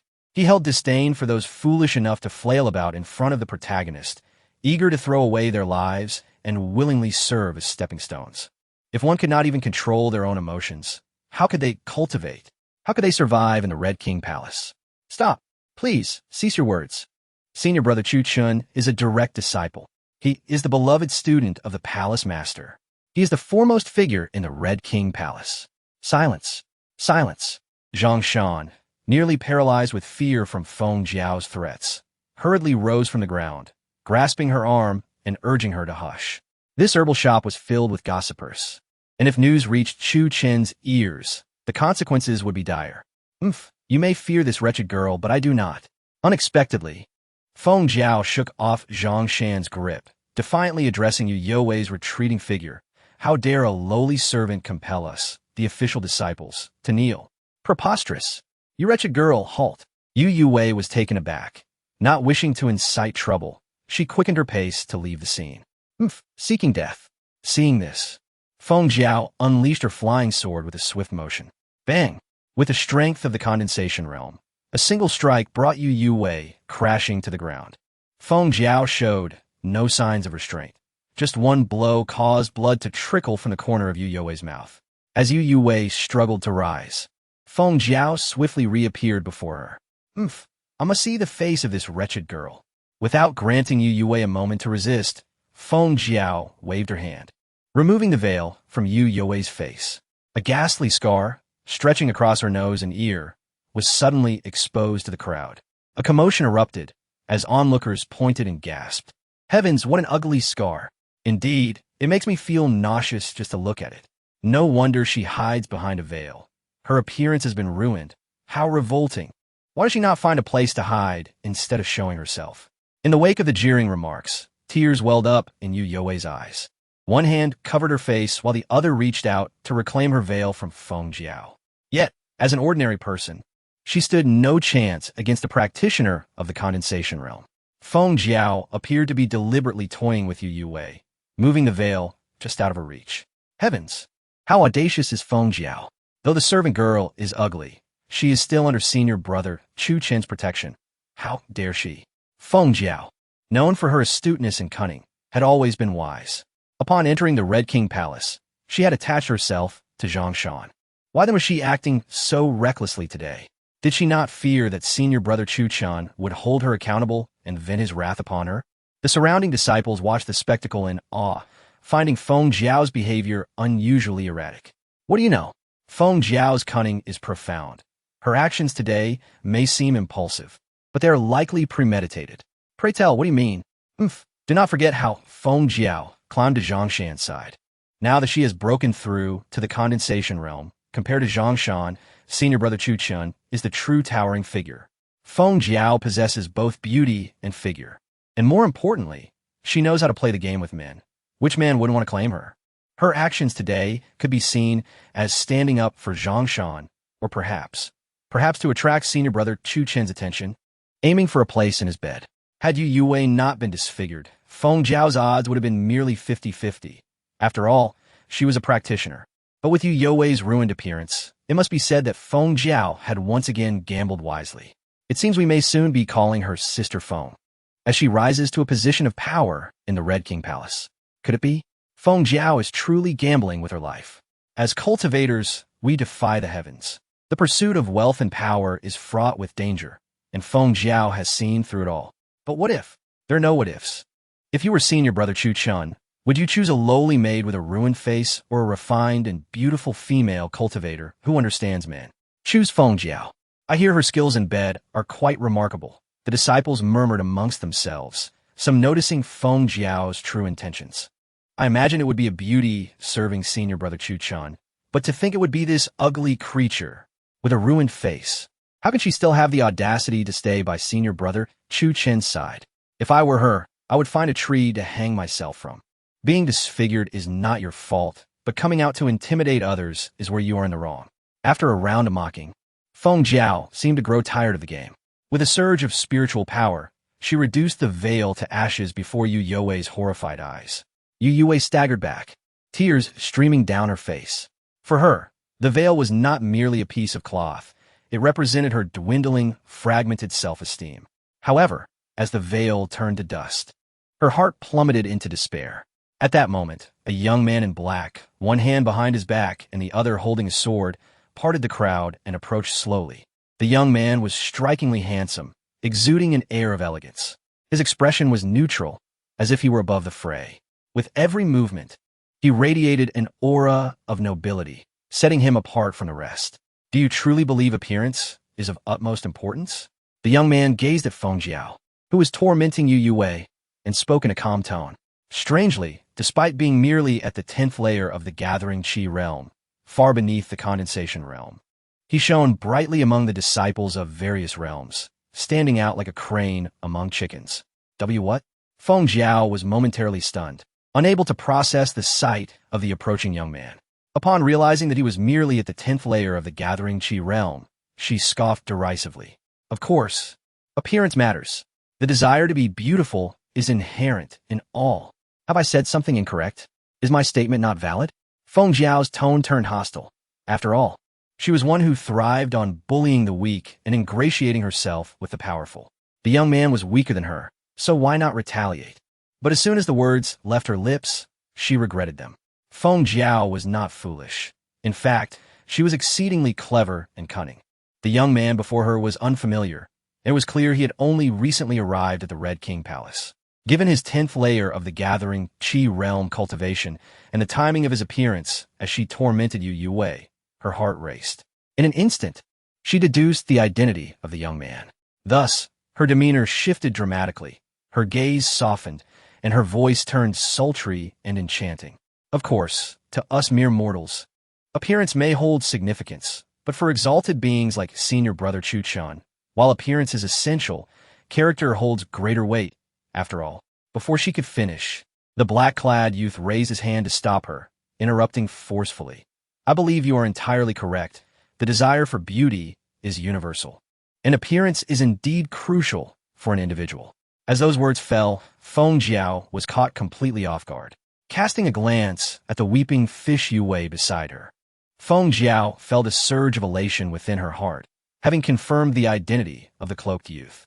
Yet, what did brother Chuchen mean by his words? Was he not there to defend fish Yue? Or could it be that, upon witnessing her beauty and prowess, brother Chuchen had succumbed to her charm, choosing her over fish Yue? It must be so. Amen. Thus, I present you with two choices. Chuchen paid no heed to the ecstatic Feng Jiao, instead speaking for himself. 1. Mar your own face. 2. Choose to perish. As his words echoed, the previously jubilant Feng Jiao froze in shock, her complexion drained of color. Observers among the disciples considered confronting Chuchen for his audacity, yet were restrained by the more astute among them. The spirit herb garden fell into an eerie silence, the atmosphere almost suffocating. Brother Chuchen, this is a misunderstanding. Trembling, Feng Jiao swallowed hard, realizing that everything had unfolded far differently than she had envisioned. The moment Chuchen appeared, he offered her no opportunity to flaunt her allure or entice him. He had delivered a sentence of death without hesitation. Brother Chuchen, please allow me to explain. Enough. Before Feng Jiao could finish her plea, Chuchen's calm demeanor interrupted her. Seeing this, Feng Jiao felt a flicker of hope, believing she had narrowly escaped a calamity. Since you refused to choose, I shall choose for you. But what followed sent her plunging into despair. Then let us first mar your face, followed by sending you to your end. With that, as if vanishing into thin air, Chuchen reappeared, a glimmering sword materializing before Feng Jiao. Aimed at her exquisitely beautiful visage, it descended with a swift arc. Brother Zhou Song, quickly! There is turmoil in the spirit herb hall of the Red King Palace. It appears that disciples are embroiled in conflict. How reckless! Not just within the Red King Palace, but the entire Divine Flame Imperial Palace has rules prohibiting disciples from harming one another. Public brawls suggest they hold our law enforcement team in utter contempt. Come, seize all the troublemakers and bring them to the law enforcement hall. Let them witness our might.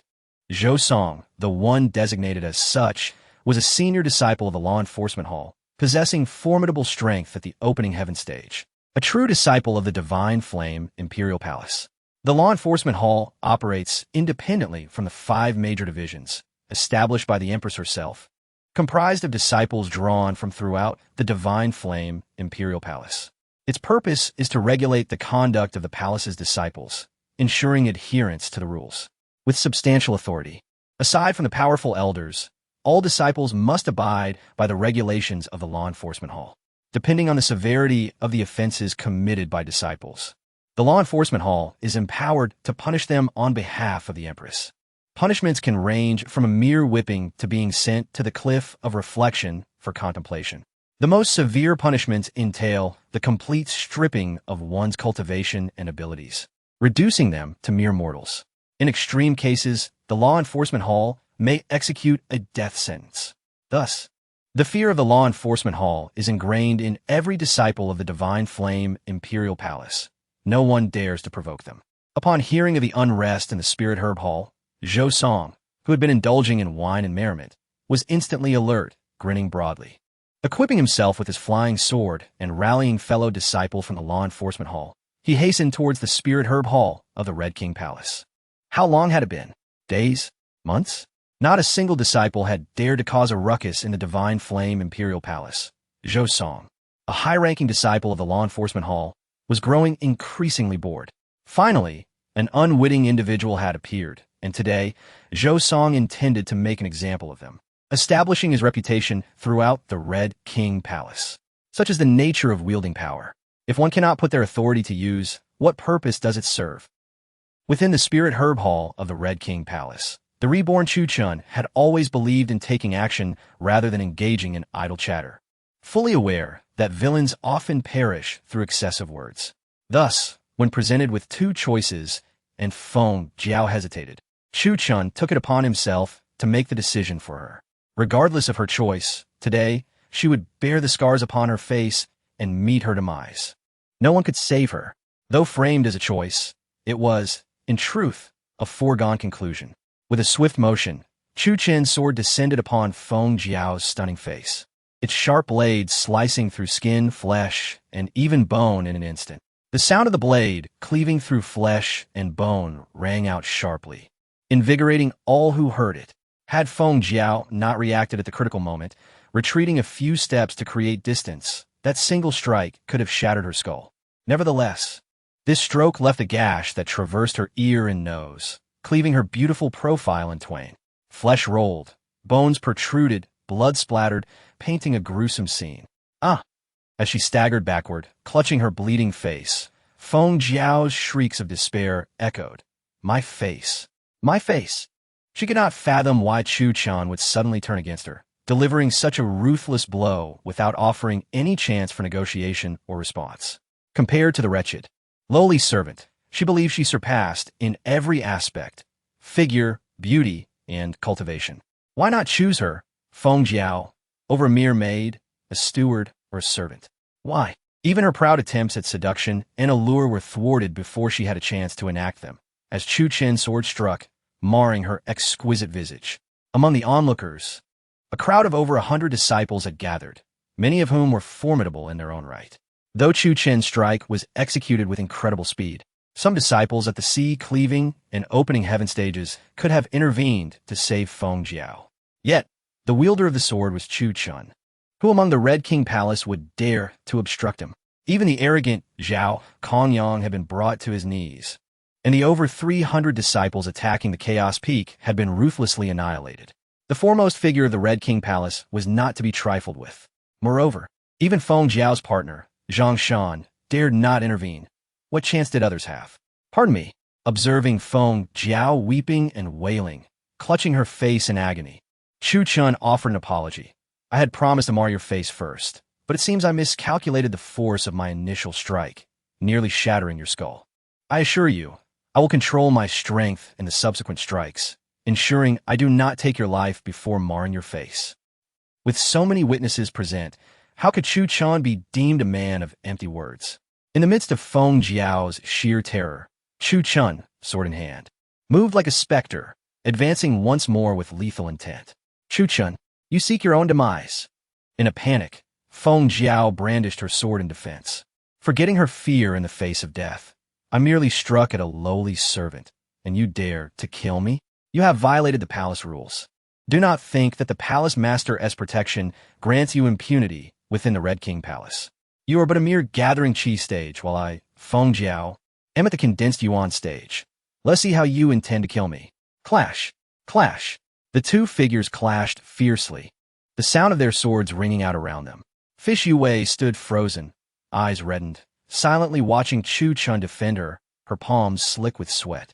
The gathering chi stage signifies a practitioner's ability to absorb the ambient spiritual energy of the world and refine it within, whereas the condensed yuan stage indicates that the practitioner has gathered sufficient spiritual power capable of condensing it into a more solid form of true essence.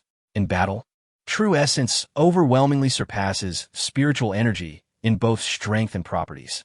Generally speaking, without resorting to formidable treasures, practitioners at the gathering chi stage could never hope to rival those at the condensing yuan stage. Yet, how could Chuchen be measured by such mundane reasoning? Your sword is not swift enough. Your speed is too languid. Your defense is insufficiently robust. Swish, swish, swish. The sword in Chuchen's hand moved with unparalleled speed, enveloping Feng Jiao in an overwhelming array of sword light, launching a fierce assault. Initially, Feng Jiao managed to fend off one or two strikes, but as Chuchen's onslaught accelerated, she found herself unable to withstand the barrage. Whoosh! Just as she blocked a thrust aimed at her front, before she could revel in her fleeting success, Chuchen deftly twisted his wrist and slashed at her face, leaving a gash deep enough to reveal bone, cleaving her already bloodied visage in twain once more. Flesh rolled back, and blood flowed profusely. In agony, Feng Jiao instinctively reached for her face, momentarily neglecting her defense. How could Chuchen let such an opportunity slip? His sword unleashed a relentless flurry of over a dozen strikes, from above and below, left and right, etching numerous scars upon her face.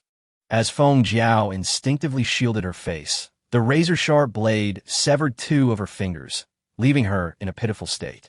Bang! After thoroughly mutilating Feng Jiao's face, Chuchen delivered a forceful kick to her abdomen, sending her sprawling 4 or 5 meters until she crashed against the beams of the Spirit Herb Hall, finally coming to a halt. My face! My face! Chuchen, I will haunt you even in death. Zhang Shan, why do you not intervene as your partner is so brutally humiliated? Where is the law enforcement hall? Where is the palace master? Amid Feng Jiao's wails, the surrounding disciples shrank back, daring not to intervene. Zhang Shan squeezed to the back of the crowd, his gaze averted, feigning ignorance. It was not that he lacked courage, it was simply, he could not contend. Zhang Shan himself was also at the condensing yuan stage, with only a marginally higher strength than Feng Jiao. If Chuchen could effortlessly defeat her while battling above his rank, he could just as easily vanquish Zhang Shan. To step forward now would be akin to courting death. Moreover, although Zhang Shan was Feng Jiao's partner, his feelings were purely carnal, devoid of any emotional attachment. With her face so grotesquely disfigured, it mattered not how skilled he was in bed. Ugh! To think the condensing yuan stage possesses such strength is truly disappointing. Casting a glance at the kneeling, lamenting Feng Jiao, Chuchen withdrew his gaze. His eyes then ignited with intensity, sweeping across the hundreds of disciples present, including those at the sea opening and even the heavenly opening stages, particularly Zhang Shan, Feng Jiao's partner, searching for anyone willing to stand up for her. If someone dared to do so, they would face the same fate. Yet, to his chagrin, whether they were at the sea opening, heavenly opening, or even a couple of spirit-communicating disciples, they all averted their gazes, looking into the distance, unwilling to meet Chuchen's stare. As for Zhang Shan, he was the only one who dared to meet the sharpness of Chuchen's eyes. Their gazes locked. However, Zhang Shan's expression was rife with flattery, admiration, and forced laughter. Yue. Chuchen withdrew his gaze, having lost all desire to linger further. With a swift motion, he thrust his sword into the ground half a meter in front of Yue. Although Feng Jiao was a practitioner at the condensing yuan stage after their previous confrontation, Chuchen had severed her meridians, rendering her a mere shell. Justice must be served. Go kill her. As those words fell, the previously eerie calm of the Spirit Herb Hall erupted once more. Lying on the ground, covering her face and pretending to be dead, Feng Jiao, believing she had escaped the calamity, was seized by terror upon hearing this command, her legs thrashing against the ground. She gazed at Chuchen and Yue with eyes full of dread. Do not kill me. Do not kill me. Senior brother Chuchen, I was wrong. I was wrong. I merely unveiled her veil, merely spoke in jest. Now that my face is ruined, show mercy and spare me. As she spoke, Feng Jiao knelt, her head bobbing like a garlic clove, bowing to Chuchen while also prostrating before Yue. Yue, her expression laden with hesitation, turned to Chuchen. She was not soft-hearted. In this predatory world, those who were soft-hearted had long since perished. She understood that failing to eliminate Feng Jiao today would lead to her vengeance in the future, vengeance that would be relentless. While Chuchen was present, she had protection. Should he depart or cast her aside, the first to strike would undoubtedly be Feng Jiao. To slay Feng Jiao now would eradicate future threats, yet, although Yue was a mere lowly servant, she was aware of the rules of the Divine Flame Imperial Palace. To kill Feng Jiao today would be gratifying. It would also invite unnecessary trouble for her master. This was the source of Yue's concern. Halt! The law enforcement hall of the Divine Flame Imperial Palace is present. Who dares to make a move? As the sound of hurried footsteps echoed, Zhou Song. With a stern expression, led a multitude of law enforcement disciples, surrounding the Spirit Herb Hall tightly. Infighting among peers is a capital offense in my Divine Flame Imperial Palace. Whoever dares to kill before the law enforcement hall, before me, Zhou Song. But before Zhou Song could finish his words, he was abruptly interrupted by Chuchen's deep voice. Yue, do I need to repeat myself? Swish! Yue's body trembled, and amidst the incredulous gazes of Zhou Song and the dozen law enforcement disciples, as well as the 100 disciples of the Crimson King Palace, she unsheathed her sword and approached Feng Jiao, who was paralyzed in fear, and thrust it forward. Whoosh! The sharp blade pierced through her chest, exiting from her back, penetrating her heart. Swift, precise, and ruthless. A single strike to end her life. Wailing, for her heart had been pierced, Feng Jiao's eyes widened. Her feet kicking against the ground, convulsing, her hands reaching out to Zhou Song of the law enforcement hall, her mouth opening to plead for mercy. Yet, as she opened her mouth, torrents of blood gushed forth, drowning her cries, leaving only the sound of her pitiful gasps, a sight too harrowing to behold. As the gasps faded, the last remnants of life within Feng Jiao ebbed away, her hands falling limply to the ground, her pupils dilating, her beautiful eyes unable to close. Death without peace. Indeed, she was clever in her own right. Yet Feng Jiao likely could not fathom even in death, where she had faltered in comparison to a lowly servant whose beauty had been marred. If only there existed a remedy for regret in this world. Feng Jiao would undoubtedly refrain from being the first to act, would never provoke Yue or Chuchen.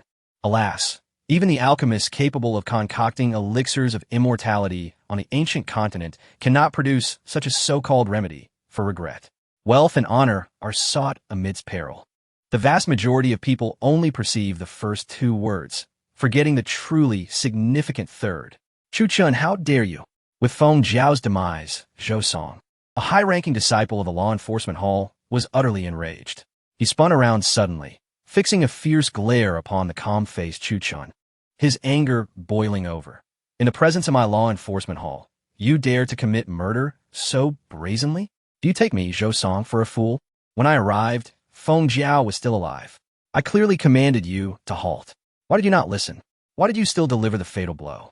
You are disregarding me, Zhou Song, the law enforcement hall, and even the entire Divine Flame Imperial Palace.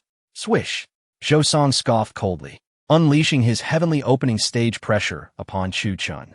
The so-called heavenly opening secret realm indicates that once practitioners transcend this stage, they would possess the power to create worlds.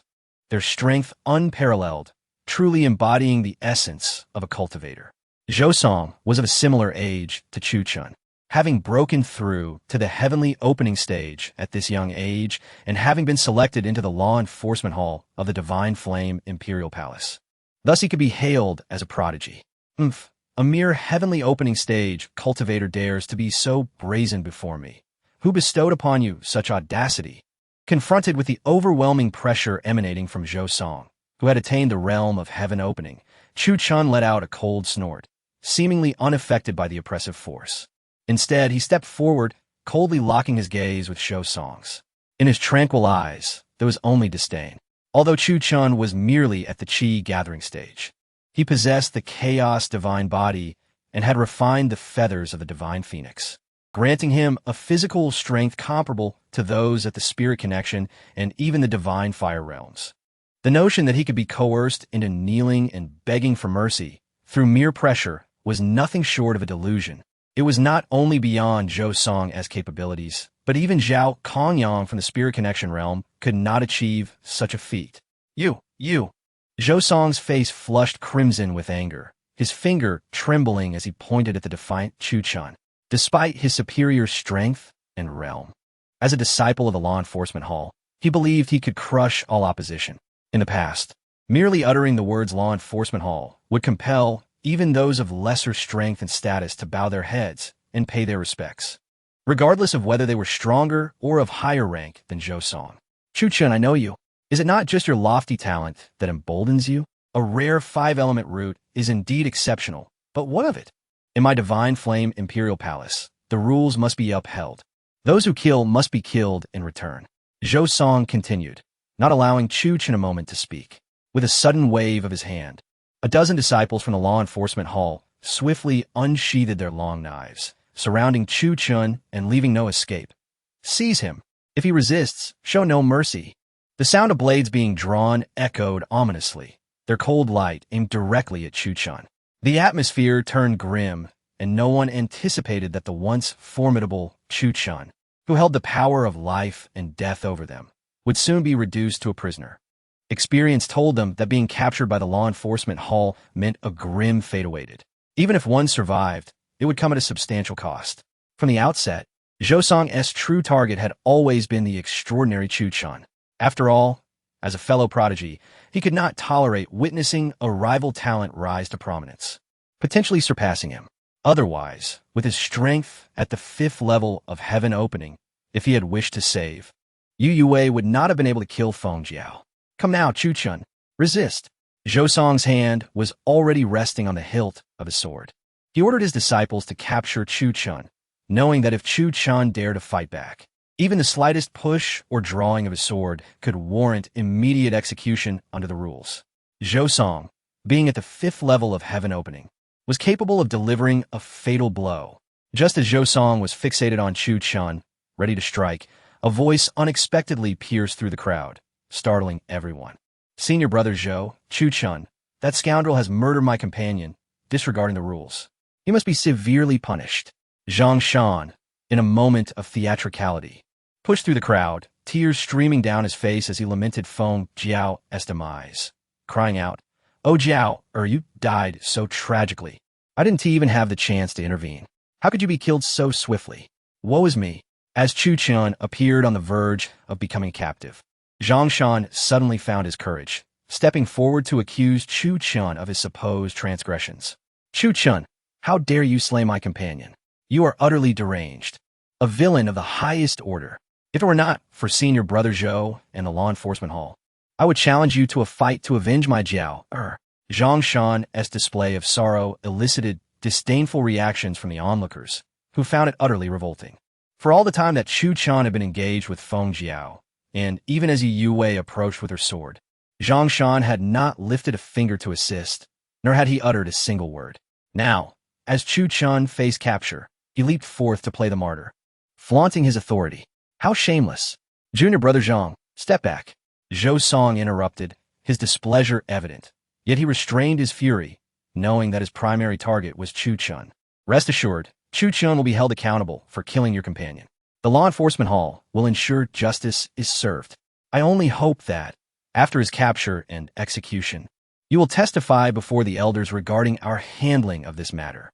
Given that Chuchen was an exceptional 5-element root talent and a disciple of the Venerable Qi, even a law enforcement hall would hesitate to act without just cause. Senior brother Zhou, that is only natural.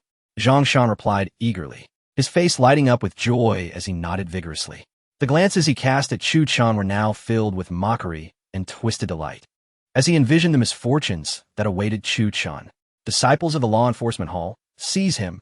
After pacifying Zhang Shan, Zhou Song raised his hand once more and swung it decisively. Capture Chuchen. If he resists, show no mercy. Yes, understood. However, just as the disciples drew closer with their knives, Chuchen, who had remained silent, suddenly spoke, posing an astonishing question. Why are you arresting me? Zhou Song was momentarily taken aback, and the disciples around him wore expressions of confusion. The hundreds of disciples from the Divine Flame Imperial Palace were equally bewildered. They had anticipated Chuchen would either resist or submit quietly, awaiting the return of their leader, Qi. Yet they did not expect him to ask such a question. You. Zhou Song furrowed his brow, momentarily speechless.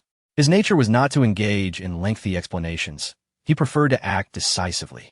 However, surrounded by hundreds of disciples on his home turf, and considering Chuchen's unique status, failing to provide a legitimate reason made it difficult to act with lethal intent.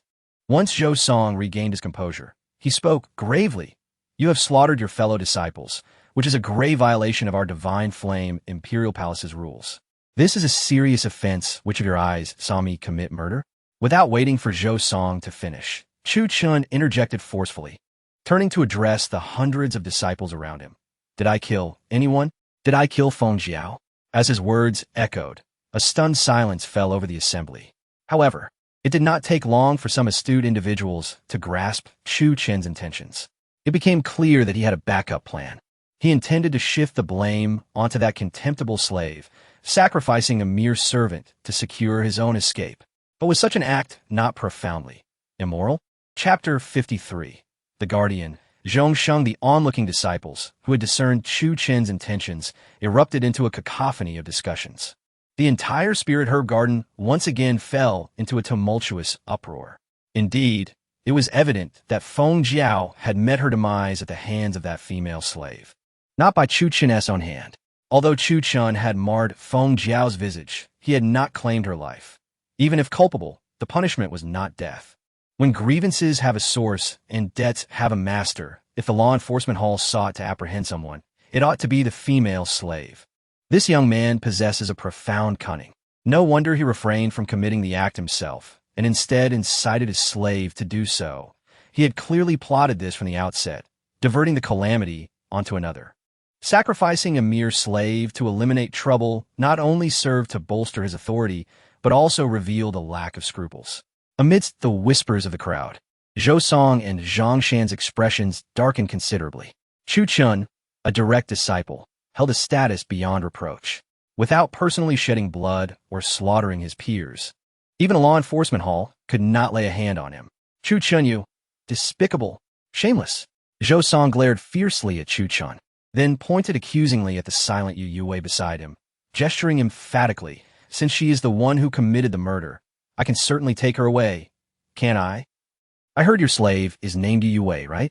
A lovely name, but alas, she has chosen the wrong master.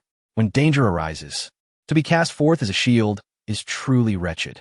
As he spoke, Zhou Song waved his hand, and his subordinates pressed a glistening blade against Yu Yue's neck. Throughout, Yu Yue maintained an expression of tranquility. For her life was a gift from Chuchen. Dying for her master was her greatest honor, as it meant she could aid him. She had repaid her debt of gratitude. Yu Yue bids farewell to her master, with the blade at her throat. Yu Yue bowed deeply to Chuchen, then followed the disciples of the law enforcement hall, stepping towards the exit of the spirit herb garden. Yet as a lowly slave, would she find any mercy within the law enforcement hall? The onlookers lamented. However, Zhou Song's formidable strength and the title he bore from the law enforcement hall made it clear that for Chuchen to escape unscathed was already a feat. Any one of them would have faltered in comparison to Chuchen. Just as Yu Wei was about to step out of the spirit herb garden, and as the crowd believed the matter settled, Chuchen suddenly extended his arm, halting her. Zhou Song, why do you apprehend my servant? The crowd erupted in astonishment. How could Chuchen pose such an obvious question? Impudent. Zhou Song scoffed, his indignation palpable. By your own admission, your slave has committed murder. Naturally, the law enforcement hall must take her. In retribution for her crime, I, Zhou Song, shall ensure her execution. What? Do you intend to obstruct the law enforcement hall's duty? As he spoke, Zhou Song grasped the hilt of his sword, a lethal intent radiating from him. If Chuchen was unwilling to part with this slave, an opportunity had arisen. Meanwhile, Yu Wei desperately shook her head at Chuchen. She had resolved to face death, seeking only to assist her master. Yu Wei could not comprehend why a lowly slave, even disfigured, would be thrust into the breach of punishment.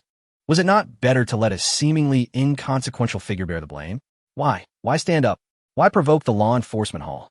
Why risk herself, leaving room for accusations? She was merely a wretched servant. Her death would elicit no grief, no sorrow from anyone. In an instant, tears welled in Yu Wei's eyes. Rubbing them, she turned her gaze away. What was it about the winds in the spirit herb hall today that felt so harsh? Chuchen, oblivious to Yu Wei's turmoil, spoke with righteous fervor, asserting, it is true that Yu Wei has committed murder, but as her master, it is my responsibility to discipline her for her transgressions. It is not your place, Zhou Song, to meddle here. A disciple of the law enforcement hall, unable to contain his indignation, attempted to argue. But what? Chuchen interrupted forcefully. Speak your piece or be silent. Yet, before the disciple could finish, he was drowned out by Chuchen's resolute voice. If I recall correctly, the rules of the Divine Flame Imperial Palace state that those who harm their peers are deserving of death. However, my slave is merely a servant and not a disciple of the Divine Flame Imperial Palace. How can this be considered infighting among peers? If the law enforcement hall insists on pursuing her, would that not be akin to a dog meddling in affairs that do not concern it? Now, step back and vacate the Crimson King Palace. A wave of astonishment swept through the Crimson King Palace.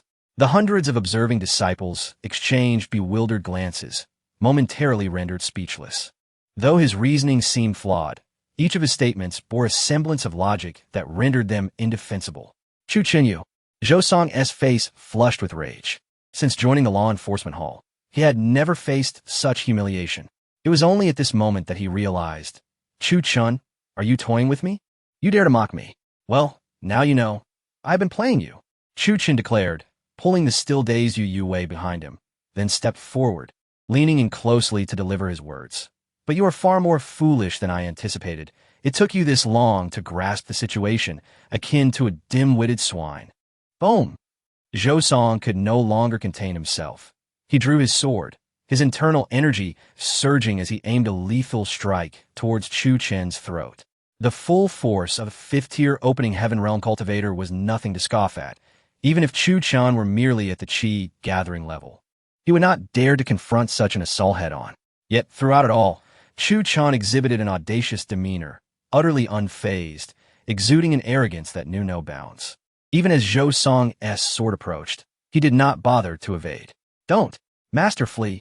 As Zhou Song's sword was poised to strike Chuchen, Yu Wei gasped in alarm. But at that moment, Chuchen's lips curled into a smirk, his gaze toward Zhou Song filled with disdain and contempt. Perish!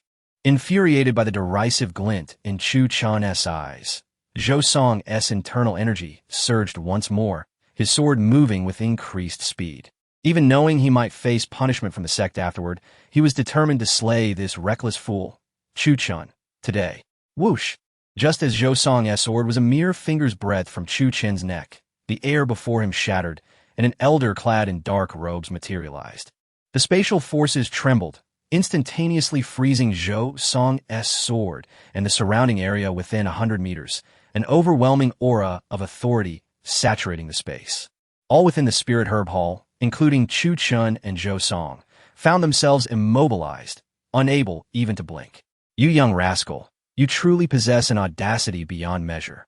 I am Zhong, the guardian appointed by the palace master for your protection. The elder stroked his grizzled beard and leaned closer to Chuchen, his clouded eyes surveying him thoroughly. As he observed, he nodded in approval, exclaiming, "The palace master did not err in his judgment. You are indeed a firebrand. However, you are still too naive. Provoking the law enforcement hall at this juncture leads only to your demise. Allowing your slave to take the blame while you extricate yourself. Surely that would have been the more prudent course. Impulsiveness once again. An uncarved block of wood cannot be sculpted, and a child cannot be taught." As the old man pondered, he suddenly came to a realization, leaning closer to Chuchen and exclaiming, "No, you young rascal must have already guessed my presence. You anticipated that I would step in to rescue you. Am I right or not?" In the face of the guardian, Zhongshang's inquiry, Chuchen summoned all of his strength and managed a slight blink as a response. The overwhelming power of space unleashed by the great sage enveloped the entirety of the spirit herb hall. All present, except for Zhongshang, regardless of whether they were in the earth-opening realm, heaven-opening realm, or spirit-connecting realm, found themselves imprisoned by this formidable force, Chuchen included. Before the mastery of space wielded by the great sage, this was a dimensional suppression, an utter domination. How could I forget? You cannot speak at this moment. Seeing that Chuchen was bound by the power of space, yet still managed to blink at him, Zhongshang was greatly astonished. With no time to ponder further, he waved his hand, and the space confinement around Chuchen dissipated instantly, allowing him to move freely. The others remained as rigid as lifeless statues, clearly ignored by Zhongshang, who wished to pose a few personal questions to Chuchen without interruption. Having regained his mobility, Chuchen began to stretch his limbs while respectfully bowing to the elderly Zhongshang before him. After all, this old fellow was his guardian. Given his mischievous nature, it was inevitable that this old man would often find himself risking his life to shield him from calamities or even sacrificing himself. A show of respect was thus warranted. Zhongshang waved his hand dismissively, then widened his eyes, his beard bristling as he glared at Chuchen, evidently displeased by the informal address. He was a sage-level powerhouse, an elder of the Crimson King Palace, deserving of a more respectful title, such as elder or sir. However, upon recalling Chuchen's circumstances, Zhongshang, with a hint of impatience, stroked his beard and changed the subject, questioning, "Boy, I am a great sage of the three heavens. Having already comprehended the power of space, I concealed myself within the chaotic currents of time and space, my aura restrained. Before I acted, even fellow great sages would find it difficult to detect me. You, possessing merely the gathering chi realm, how did you discern my existence? Could it be that the palace master informed you? That should not be the case.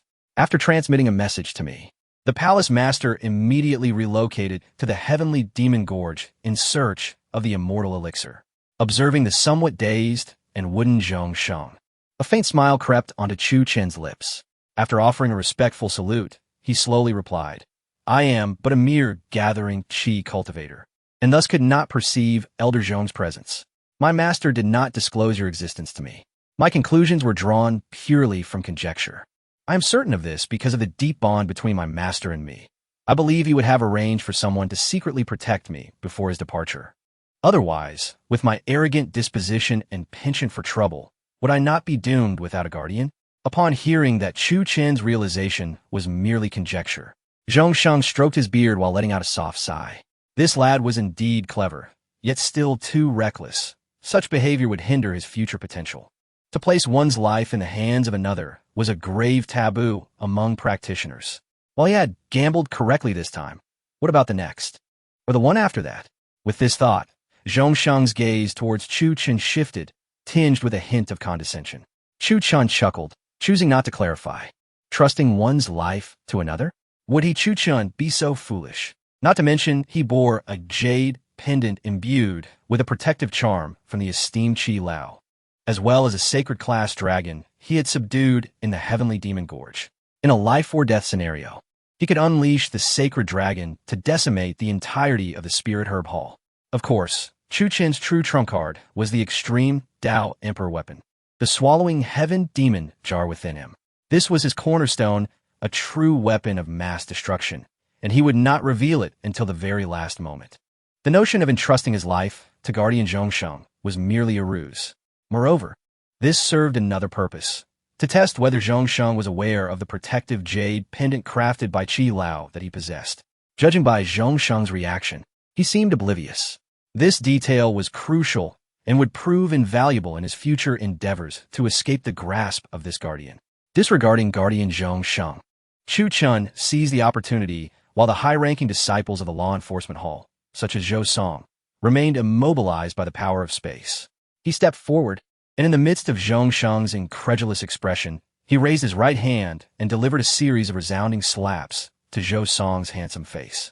Smack! Smack! Smack! After several strikes, Zhou Song's once fair and handsome visage swelled grotesquely, resembling that of a pig. What the saying? A gentleman's revenge is a dish best served cold? Chuchen was no gentleman. He was a petty man who believed in avenging grievances on the spot, lest he suffer from sleepless nights. Zhou Song's face flushed with rage, unsure if it was from the blows or the humiliation. His eyes burned with fury as he glared at Chuchen, as if ready to unleash a torrent of flames. Though Zhou Song was frozen by the power of space, his senses remained intact, and he could still see and feel, even if he could not move. As a cultivator of the heaven-opening realm and a high-ranking disciple of the law enforcement hall, he had never endured such humiliation. Zhou Song swore internally that once he regained his mobility, he would ensure Chuchen's demise. He would not rest until he avenged this insult. How could he maintain his standing in the law enforcement hall and the Divine Flame Palace after being so thoroughly humiliated in front of hundreds of disciples? So you dare to glare at me? After delivering a dozen slaps, Chuchen's hand throbbed with pain. When he noticed Zhou Song's defiant glare, he couldn't help but scoff. How could he still have the audacity to glare back after being struck? In that moment, Chuchen turned to draw his sword, advancing step by step toward Zhou Song. Zhou Song snorted derisively, his gaze filled with mockery and disdain, even tinged with provocation. As a heaven-opening realm cultivator, a disciple of the law enforcement hall, and a prodigy of the Divine Flame Palace, he could not believe that Chuchen would dare to kill him in front of so many witnesses. Should he perish, how could Chuchen survive? Today, Zhou Song vowed he would not yield. He would drag Chuchen down with him, challenging authority and the connections that shielded him. As Chuchen drew his sword, emanating an aura of impending death, Guardian Zhongsheng furrowed his brow, preparing to intervene. A minor reprimand would be acceptable, but should death ensue, it would be a troublesome affair, especially since Chuchen would be in the wrong. Furthermore, the law enforcement hall of the Divine Flame Palace was not a mere facade to be toyed with. Yet soon Zhou Song, emboldened and having cast aside any fear of death, could no longer maintain his composure. For Chuchen's sword was not aimed at his throat or heart, but rather at his most vulnerable point, his manhood. Zhou Song nearly collapsed from fright. If Chuchen were to kill him, he would face a capital offense. But should he sever his manhood, even a crime would not warrant a death sentence. As the cold blade pressed against his groin, a wave of goosebumps enveloped Zhou Song's body, and his gaze toward Chuchen transformed into one filled with subservience and flattery. Desperately, Zhou Song summoned every ounce of his spiritual energy to attempt an escape, yet despite his face turning crimson, he remained utterly immobile.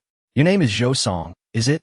I, Chuchen, have been in the Divine Flame Palace for merely a few days. What grievance do you hold against me that warrants such animosity? Seize my maid and bring her to the Hall of Justice, and she shall meet her demise. Those were your words, were they not? Zhou Song blinked desperately, yearning for explanation, pleading for mercy. Yet his eyelids felt as if they were laden with lead, rendering them immobile, his eyes a fiery crimson.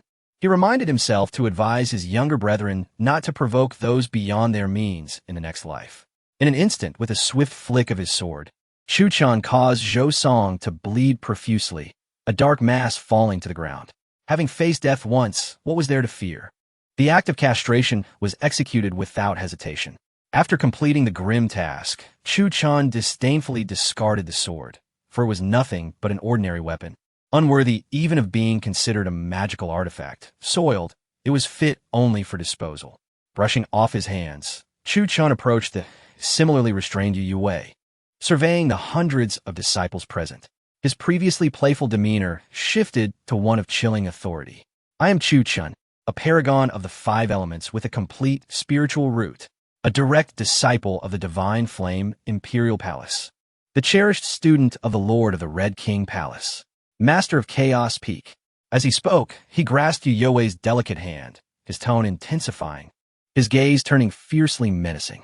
Her name is Yue, the steward of Chaos Peak, and my personal maid. It is true she has been disfigured, but do you deem her ugly? Is she ugly? From this day forth, should anyone dare to harm those under my protection, regardless of your realm, be it the earth opening, heaven opening, or spirit connection realms, whether you be inner disciples, outer disciples, or direct disciples, I shall not spare you. Consider your lives. Should anyone believe themselves more formidable than this Zhou character, feel free to challenge me. Chuchen, though I am but of the gathering Qi realm, I am not without my connections. I have my protectors. Even Zhao Kongyang has been left searching for his teeth after crossing me. Should you refuse to relent, come forth. Chapter 55. The unashamed are unrivaled. The protector, Zhong Sheng, smacked his lips, having encountered many arrogant individuals in his time, yet none could rival Chuchen's audacity. Acknowledging his connections, he still lacked the humility to temper his behavior. Truly, a remarkable oddity. After delivering his bold proclamation, Chuchen winked at Zhong Sheng, who immediately understood the cue. With a wave of his hand, the spatial energy enveloping the entire herbal hall vanished in an instant. Chuchen, I will kill you. Zhou Song, having just regained his mobility, brandished his sword, eyes ablaze with fury as he lunged at Chuchen. Just as Chuchen prepared to parry the attack, Zhong Sheng snapped his fingers, and the spatial force descended once more, immobilizing Zhou Song on the spot. The other disciples of the law enforcement hall, witnessing the scene, exchanged bewildered glances, fear evident in their eyes as they cast sidelong looks at Zhong Sheng, opting to lower their heads and refrain from advancing. Is this any way to conduct oneself? Zhong Sheng waved his hand impatiently. Then, amidst the incredulous stares of the hundreds of onlookers, shamelessly inquired, has anyone witnessed Chuchen harming another? Is there anyone? The last three words were pronounced with particular emphasis. Revered elder, we did not see senior brother Chuchen strike anyone. Indeed, elder, we only just arrived at this herbal hall. What transpired? Senior brother Chuchen has always been amicable. How could he possibly resort to violence? Whoever dares to slander senior brother Chuchen, I, Zhong Shan, shall be the first to object. Zhong Sheng nodded in satisfaction and turned his attention back to the still bleeding Zhou Song, continuing, in that case, it must be that this disciple, Zhou Song, was careless and inadvertently brought this upon himself. Zhong Sheng's face flushed slightly as he addressed the dazed disciples of the law enforcement hall. Now that the matter is clear, why are you still here in the Red King Palace?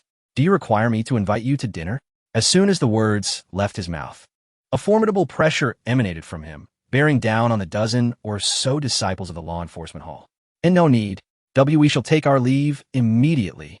Quickly, carry Zhou Song away for treatment. Only then did the disciples of the law enforcement hall react, hastily retreating while carrying Zhou Song, eager to escape and avoid further misfortune. Once they had left, Chuchen took Fishue's hand and bowed to Zhong Sheng, expressing, Elder, your fearlessness in the face of authority and your impartiality and justice have restored fairness to the disciples. I am deeply grateful. Enough. Have some shame. Before Chuchen could finish his flattery, Zhong Sheng, blushing, tore through the void and vanished into the turbulent currents of time and space. Having lived for over 1,000 years, it was Zhong Sheng's first time engaging in such shameless behavior, a source of great embarrassment. As Zhong Sheng departed, Chuchen turned to survey the crowd, and all who met his gaze, regardless of their cultivation level, averted their eyes, too intimidated to meet his stare. Among them, Zhong Shan, shrinking away and thinking, do not see me, trembled in fear. You are Zhong Shan, are you not? Chuchen had no intention of letting Zhong Shan off the hook. He approached Zhong Shan with Fishu Wei, a smile gracing his face. That Feng Jiao is your partner, is she not? I heard you mention in front of Zhou Song that you sought revenge for your deceased partner. As he spoke, Chuchen pointed a fish Yue beside him and declared, "To kill is to repay a life. It is only just. Now go ahead, kill her." Zhang Shan's face turned ashen with terror, realizing he could not escape. He shook his head vigorously. "No, you misunderstand, senior brother Chuchen. I have severed ties with Feng Jiao long ago. Moreover, she sought to rise in status and acquire cultivation resources. Not just with me, but with this group of brothers behind me as well." Upon hearing this, the brothers behind Zhang Shan instantly paled, their minds racing with countless expletives as they fell to their knees before Chuchen, pleading for mercy. "Please do not kill her. That would mean seeking revenge against me." Chuchen retrieved a long sword from his storage ring and thrust it into Zhang Shan's hands. "Here, strike me. Strike me. And those behind you. Do not just stand there. For those with grievances, avenge yourselves. For those without, feel free to vent your frustrations." Thud, thud. A multitude fell to their knees, and the sword slipped from Zhang Shan's grasp in fright. "Senior brother Chuchen, spare us. Senior brother Chuchen, we have erred in judgment. We were blind to your greatness. Spare us." As he observed Zhang Shan and his companions kneeling before him, a smile crept onto Chuchen's face as he suddenly recalled something. He quickly donned a friendly expression and helped Zhang Shan and the others to their feet. "You are all disciples of the Red King Palace, and your cultivation levels exceed mine. Why must we be so estranged? Come now, rise. It is merely a misunderstanding. It is not a matter of great importance. I, Chuchen, am not one to bear grudges. Senior brother Zhang Shan, you are my senior in cultivation. It is only fitting that I address you as such. Do not be afraid. I still need to procure medicinal pills, treasures, and artifact from the herbal hall. Senior brother Zhang Shan, please lead your brothers to my chaotic peak, and I will join you shortly." As Zhang Shan and his companions wore expressions of despair, Chuchen led Fish Yue directly to the store within the herbal hall, not forgetting to cheerfully remind Zhang Shan and the others, "Please do visit my chaotic peak. It will be a courtesy to give your junior some face. If you choose not to go, I may become rather displeased." Zhang Shan and the others turned pale, nodding frantically, while the onlooking disciples snickered, reveling in the misfortune of the former. Having provoked this formidable character, we may yet wish to survive. After Chuchen's departure, the terror on Zhang Shan's face lingered, and he looked at his brothers, who seemed ready to devour him, and declared, "At this point, we have but one course of action." Within the herbal hall, upon realizing that the visitor was Chuchen, the managing elder stiffened in fear. "May I inquire your name, elder?" Chuchen asked, smiling as he surveyed the entirety of the herbal hall. "I know. I am Zheng Ji, responsible for managing the herbal hall of the Red King Palace. I have met the esteemed Chuchen before." Not only was Fish Yue taken aback, but even Chuchen was astonished. This elder, Zheng Ji, held an esteemed position in the herbal hall and was a formidable figure with cultivation at the second level of the great sage. Why then was he treating Chuchen with such deference?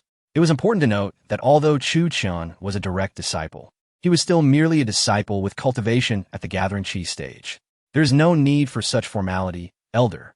I have come seeking your guidance," Chuchen replied, attempting to downplay his own significance. Zheng Ji, however, was not foolish.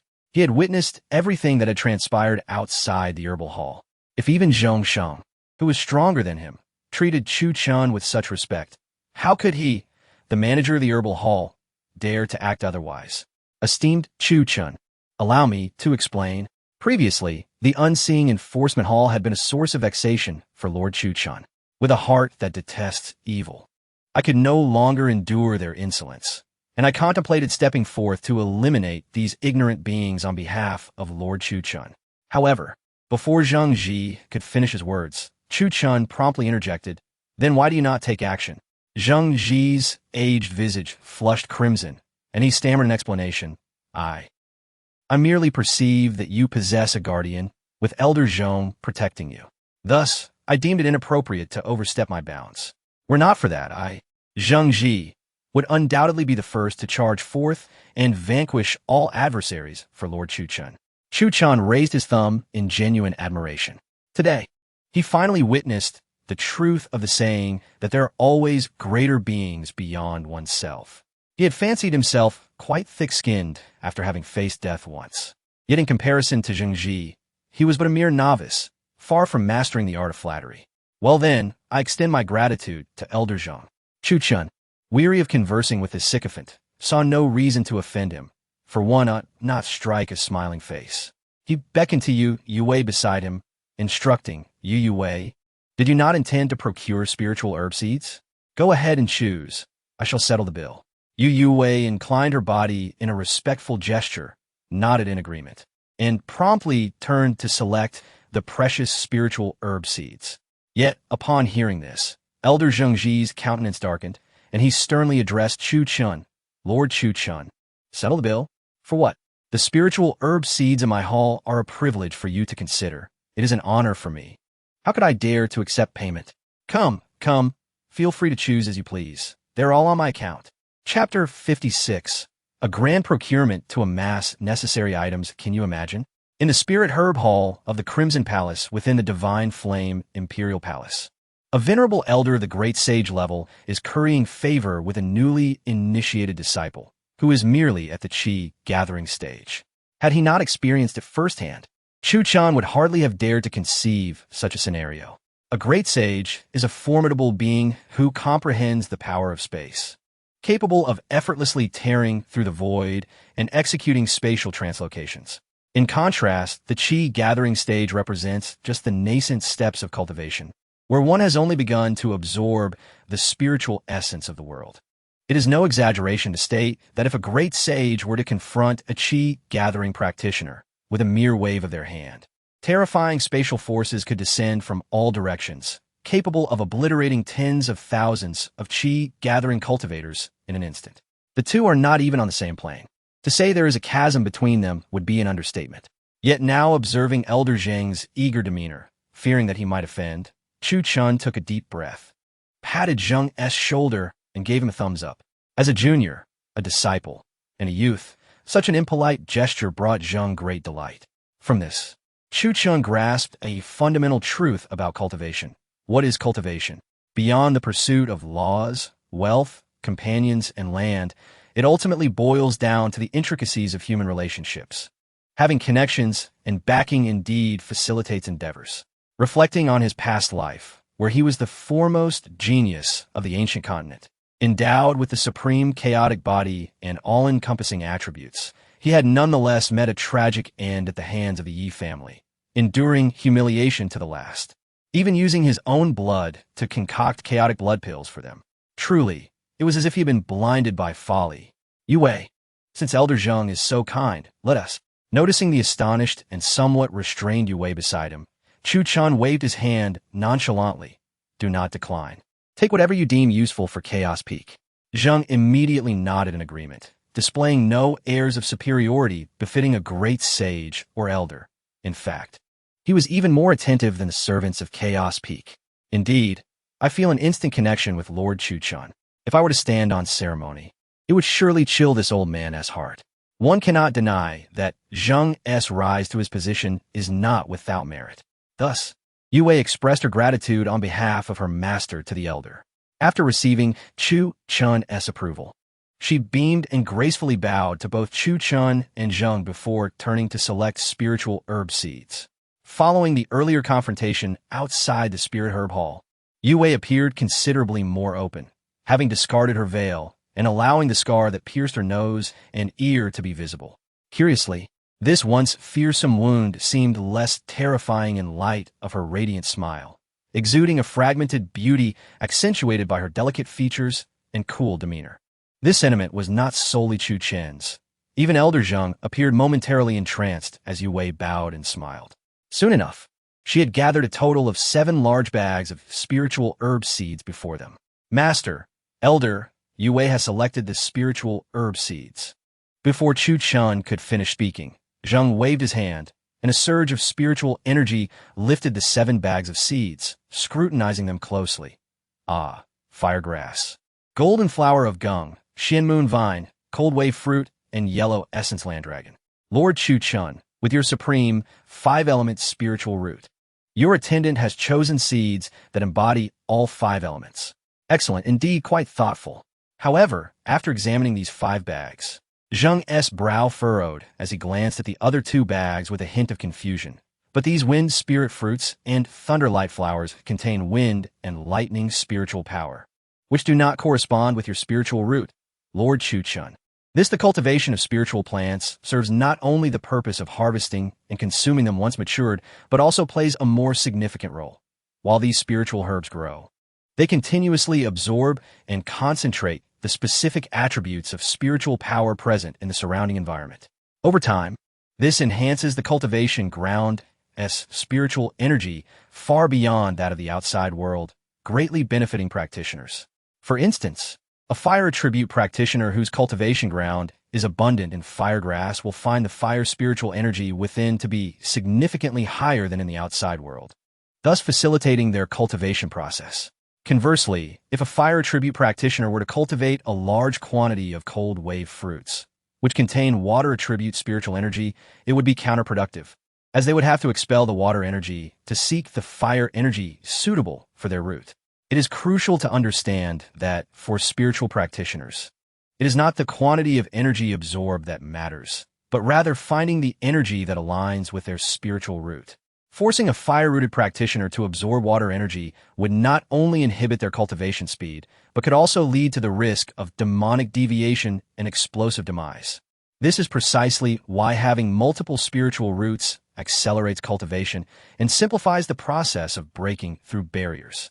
Chuchen publicly declared his possession of a supreme, five-element spiritual root. In truth, he possessed a supreme, all-attribute spiritual root, meaning he could assimilate any attribute of spiritual power without the need to filter specific energies from nature. Lord Chuchen, it is not that I am being stingy, but planting these wind, spirit fruits, and thunderlight flowers in your cultivation ground would be of no benefit to you and could before Zhang could finish. Chuchen waved his hand, stuffing all 7 bags of seeds into Yu Wei's embrace, leaving only a remark. Regardless of their usefulness, if my attendant desires them, we shall have them. Though spoken with jest, the gaze Chuchen cast upon Yu Wei was tinged with uncertainty. His secret of possessing an all-attribute spiritual root remained unknown to the Crimson Palace and the entire Divine Flame Imperial Palace, even to the Empress Lin Shuwang. How could this seemingly ordinary girl, Yu Wei, accurately select spiritual herbs embodying all 7 attributes? Was it mere coincidence, or was there a deeper secret at play? Lord Chuchen speaks truly.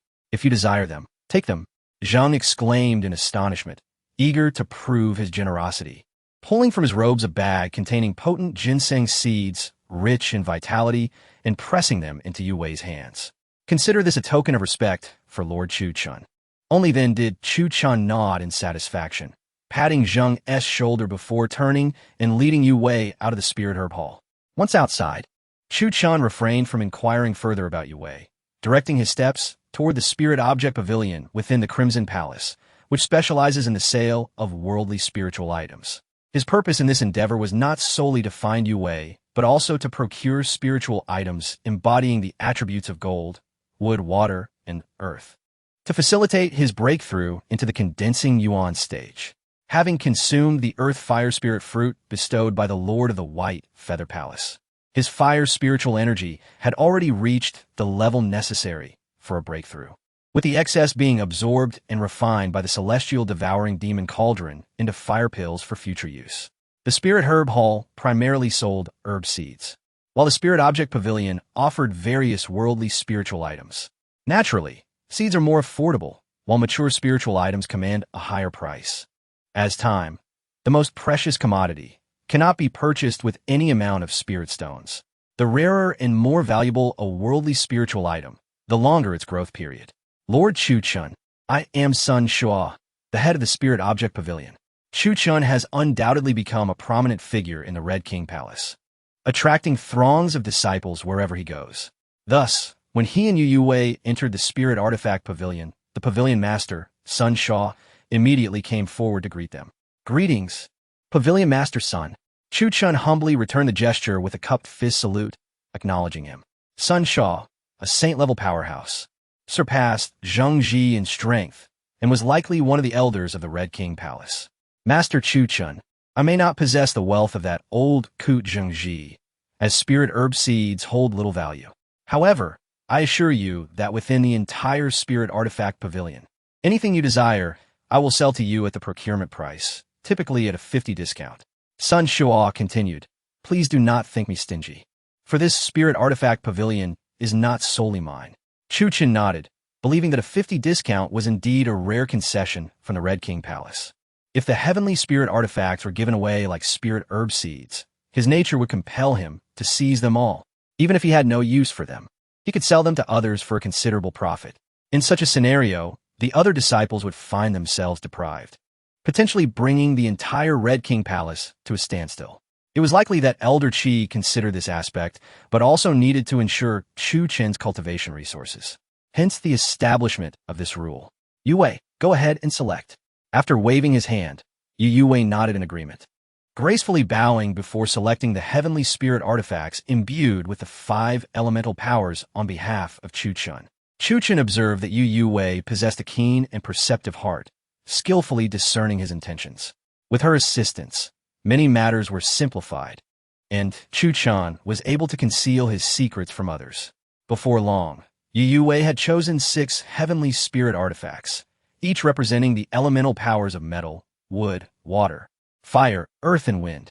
Although he had no immediate use for the fire element artifact, it would soon be depleted after absorbing the fire essence from the heaven-devouring demon cauldron. Hence, the more heavenly spirit artifacts he acquired, the better. Chuchen refrained from disclosing too much. The 5 heavenly spirit artifacts containing the 5 elemental powers were priced at 1,000 supreme spirit stones, while the wind element artifact was also valued at 1,000 supreme spirit stones, totaling 2,000 supreme spirit stones. Despite being fellow elders of the Red King Palace, Lin Shuwang exhibited far more restraint than Zheng Ji. While he was polite to Chuchen, he did not fawn over him excessively, which earned Chuchen's respect. After the 50 discount, it will only require 1,000 supreme spirit stones. What do you think? Without further ado, Chuchen retrieved 1,000 supreme spirit stones from his storage ring and placed them on the counter, eliciting gasps of astonishment from the surrounding disciples. To spend 1,000 supreme spirit stones so nonchalantly was a display of wealth that positioned him among the richest disciples of the Red King Palace. Unbeknownst to them, these spirit stones were a gift from Elder Qi when Chuchen became his disciple. Having acquired the necessary items, Chuchen initially intended to explore the martial arts hall and the treasure pavilion further. Yet, gazing at the recently purchased heavenly spirit artifacts ignited a fervent desire within him. With his aptitude, absorbing and refining these heavenly spirit artifacts would allow him to break through to the condensed origin realm in an instant. In the face of such a breakthrough, treasures and techniques became secondary. Only one's own strength mattered. Moreover, only by advancing to the condensed origin realm could he better cultivate techniques and refine treasures. Yue, let us return to Chaos Peak. Yes, master. As they reached the foot of Chaos Peak, Chuchen looked up at the towering mountain, and with a thought, he communicated with the Heavenlock array. A surge of spiritual power ascended, and with a wave of his hand, both he and Yue were lifted by the array's power, soaring upwards amidst her astonished cries. In an instant, they reached the summit. I shall enter seclusion. If Zhang Shan and the others arrive, instruct them to wait at the entrance of a secret chamber. Yes, master. After issuing this command, Chuchen accepted the 6 heavenly spirit artifacts from Yue and, filled with anticipation, stepped into the secret chamber, closing the stone door behind him. When the stone door opened once more, he would emerge as a powerhouse of the condensed origin realm. Such a pace of cultivation would undoubtedly shatter the records of the entire ancient continent. But why instruct Zhang Shan and the others to wait outside? A faint, sinister smile crept upon Chuchen's lips, reminiscent of a devil emerging from the depths of the earth. Chapter 57, Breaking Through Realms. The overbearing chaos swallowing heaven technique in the majestic hall of the Divine Flame Imperial Palace. Within the law enforcement hall, the castrated Zhou Song knelt on the ground, blood still dripping from beneath him. A dozen disciples of the law enforcement hall knelt behind him, trembling in fear, scarcely daring to breathe. Chuchen, possessing the rarest 5-element spiritual root and being a disciple of the venerable Qi, with a holy level guardian to protect him. How intriguing. From the main seat of the hall, a young man clad in a blue robe, twirling a folding fan, surveyed the kneeling Zhou Song and his companions with a smirk. In just a few days since entering the Divine Flame Imperial Palace, your treatment surpasses even that of the Holy Maiden, Zhang Ke. How fascinating. At this remark, Zhou Song, whose eyes streamed with blood tears, was momentarily dumbfounded. Brother Ji, you must stand up for me. The humiliation I, Zhou Song, have endured is one thing, but Chuchen has slapped the face of our law enforcement hall and yours. Brother Ji, as a disciple of the law enforcement hall, Zhou Song's animosity towards Chuchen stemmed not only from jealousy of his cultivation talent and a sense of threat, but also from his ulterior motive of probing into Chuchen's abilities on behalf of the very Ji he addressed.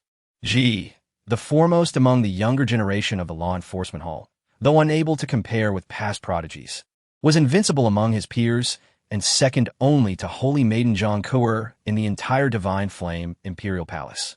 With substantial power in the law enforcement hall and the backing of elders, he was indeed a paragon among prodigies. Upon learning of the emergence of a genius with a rare 5-element spiritual root, Ji could hardly remain idle. However, given his status, he would not personally intervene. After all, it would be beneath him to trouble a Qi gathering realm disciple with his transcending spirit realm prowess. Ignoring Zhou Song's outcry, Ji closed his eyes slightly, mentally organizing the information gleaned from Zhou Song and the others.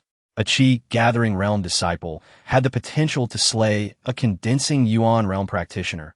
Indeed, the 5-element spiritual root was exceptional. Moreover, with a formidable guardian like Zhong Sheng at the 3rd level of the Great Sage, it posed some complications. As Ji spoke, Zhou Song and the others dared not interrupt, enduring their pain in silence, tears streaming down their faces. It appeared that the one named Chuchen had a particular concern for his personal maid, Yu Wei, going so far as to offend hundreds of disciples from the Red King Palace. After a moment of contemplation, Ji seemed to have an epiphany, whispering Yu Wei's name in his heart while a smile crept across his face, a scheme forming in his mind. Zhou Song, you have done well this time, though the sacrifice was great. Sensing the metallic tang of blood in the air, Ji furrowed his brow and forced himself to offer consolation. It is for the best that the filthy thing has been severed. From now on, you shall be pure. Focusing solely on the path of enlightenment, Zhou Song, on the verge of tears, had expected Ji to bestow upon him a miraculous elixir to restore his manhood, only to hear, after kneeling and weeping for so long, that the filthy thing was cut off. Was that all? Why don't you sever your own filthy thing? Zhou Song thought, barely restraining his urge to draw his sword and make Ji pay for his insolence. If only he were not overmatched. Brother Ji, Zhou Song knew Ji possessed a miraculous elixir, yet he hesitated to provide it, unwilling to assist him. In front of so many disciples, Ji felt slightly embarrassed and promptly assured, rest assured, I will avenge you. I will ensure you have your chance to deal with that scoundrel Chuchen. Upon hearing this, Zhou Song, initially despondent, was taken aback, gazing at Ji with disbelief, exclaiming, but Brother Ji, that Chuchen has the guardian Zhong Sheng, who is a 3rd-level great sage, wielding spatial powers. We are no match for him. And what a great sage. If Chuchen can find a great sage, why can't I, Ji? At these words, Zhou Song's face lit up with joy. With his open heaven realm strength, without that ancient pest Zhong Sheng as an obstacle, dealing with Chuchen would be as easy as slicing through vegetables. You have indeed suffered, Zhou Song. When I said you would be pure and focus on the path of enlightenment, I was not merely speaking lightly. As Ji spoke, he touched the storage ring on his hand, and a sword manual transformed into a stream of light, landing before Zhou Song. Zhou Song fixed his gaze on it, astonished, his mouth agape in disbelief. The cover of the ancient manual bore 4 grand characters: Evil Repelling Sword Manual. This Evil Repelling Sword Manual was acquired during my exploration of the ancient secret depths. Its rank is that of a holy level technique. Those who cultivate this manual with sufficient talent may one day reach the holy realm and attain the esteemed title of sage. As Ji's words fell, the grand hall fell into a profound silence. Including Zhou Song, more than a dozen disciples of the law enforcement hall exchanged astonished glances, their hearts racing with surprise and delight. A holy level technique, priceless beyond measure. In the path of cultivation, there exist 10 great manuals, each corresponding to 10 levels of techniques. For a practitioner to break through realms, they require not only talent and various cultivation resources, but also techniques. The rank of the technique dictates the heights one can achieve. For instance, those practicing an open heaven technique can only ever reach that realm, and likewise for others. Generally, techniques below the divine fire realm are relatively common. But once one reaches the great sage realm, every holy level technique is worth its weight in gold, often deemed priceless treasures fiercely guarded by major sections. How rare are holy level techniques? Even Zhou Song, as a law enforcement hall disciple, could not produce one, underscoring their value. Zhou Song was taken aback by Ji's generosity and nobility, offering a holy level technique to alleviate his anguish of being rendered childless. Had he known Ji would be so magnanimous, he would have cut himself without Chuchen's interference. With a pang of guilt, Zhou Song reflected on how he had previously cursed Ji in his heart. Now, he felt a deep sense of remorse. Brother Ji, I will never forget your immense kindness. Ji's face flushed slightly, and he waved his hand dismissively, clearing his throat before continuing. This evil-repelling sword manual has not yet been cultivated by me. Today, I pass it on to you. Cherish it and devote yourself to training, so you may break through and seek vengeance. Hearing this, Zhou Song was overwhelmed, tears streaming down his face. The other disciples behind him gave him thumbs up, praising Ji. Brother Ji, such righteousness, possessing a holy level technique, yet choosing not to cultivate it, but instead gifting it to Zhou Song. What magnanimity! In the entire divine flame imperial palace, how many possess such a heart? Zhou Song was so moved he could hardly articulate his gratitude. Kneeling, he bowed deeply while cradling the evil-repelling sword manual in his arms. Filled with trepidation as he opened the first page, 2 lines of large characters leapt into his vision, nearly causing him to faint. To practice this technique, you must first self-castrate. By the heavens!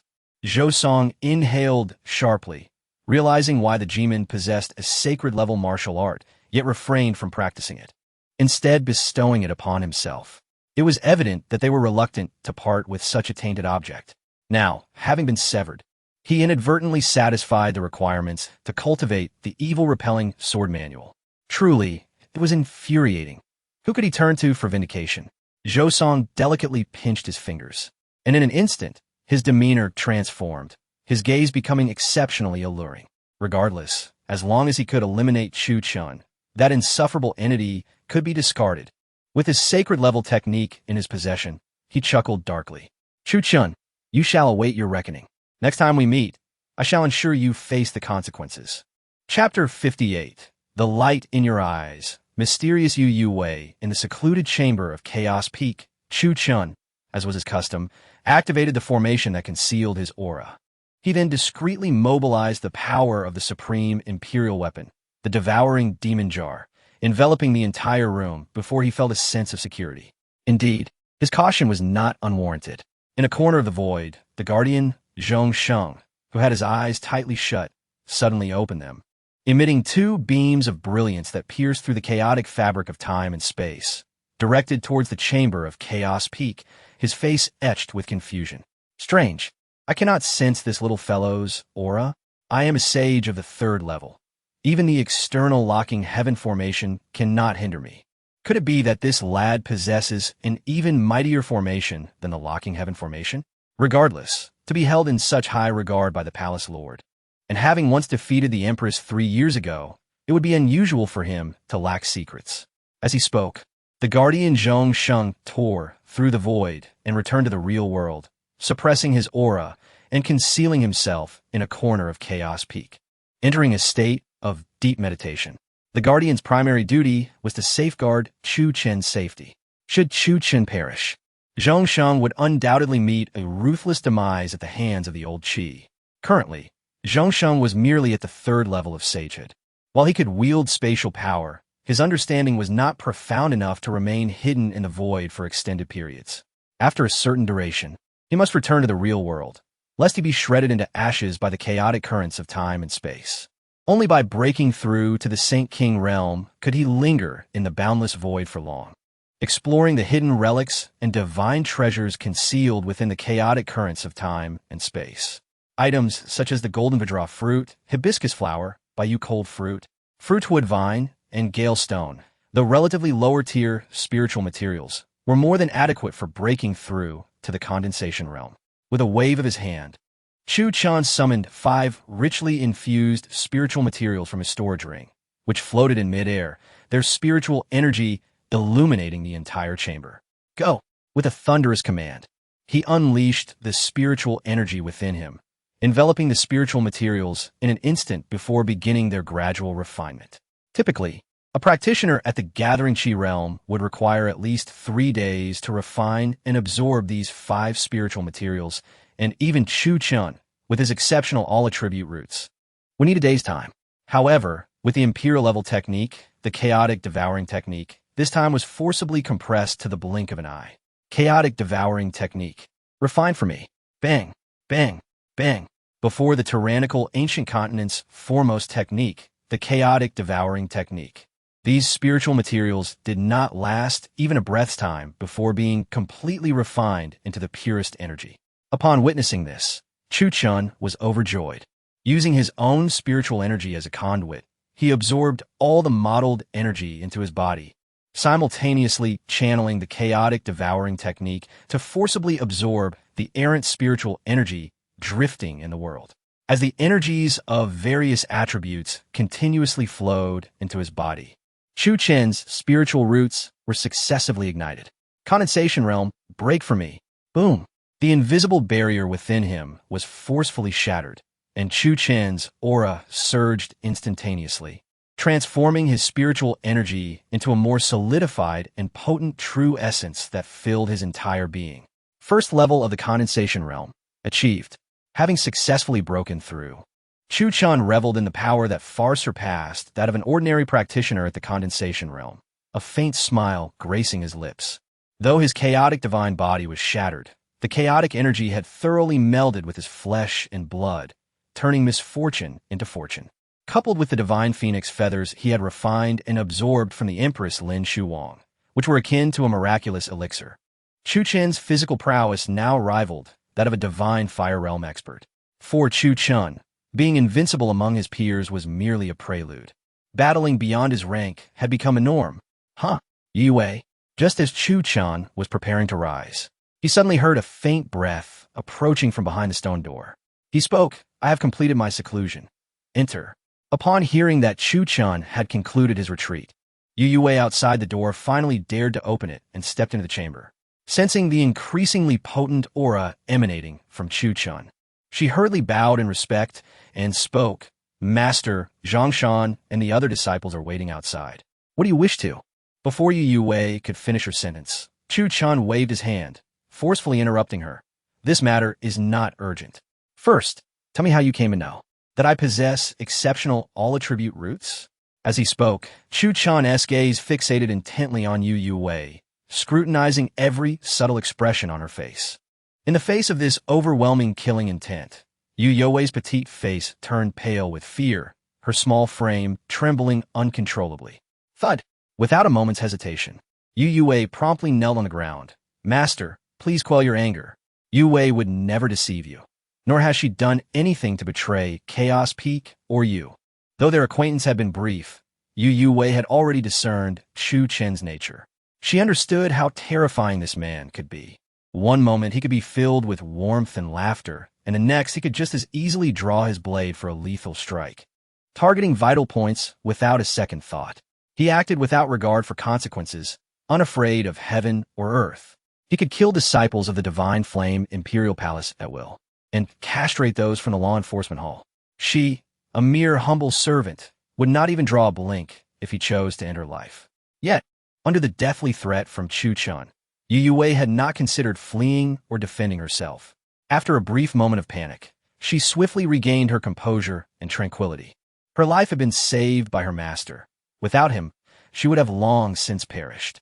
Yue knelt before Chuchen, ready to face death, and calmly stated, "If you wish to take my life, you may do so at any time, without needing any reason." Chuchen narrowed his eyes, still not lowering his guard.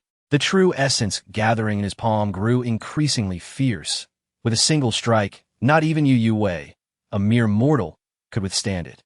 Even those of the condensation realm would find their skulls shattered, blood splattering in an instant.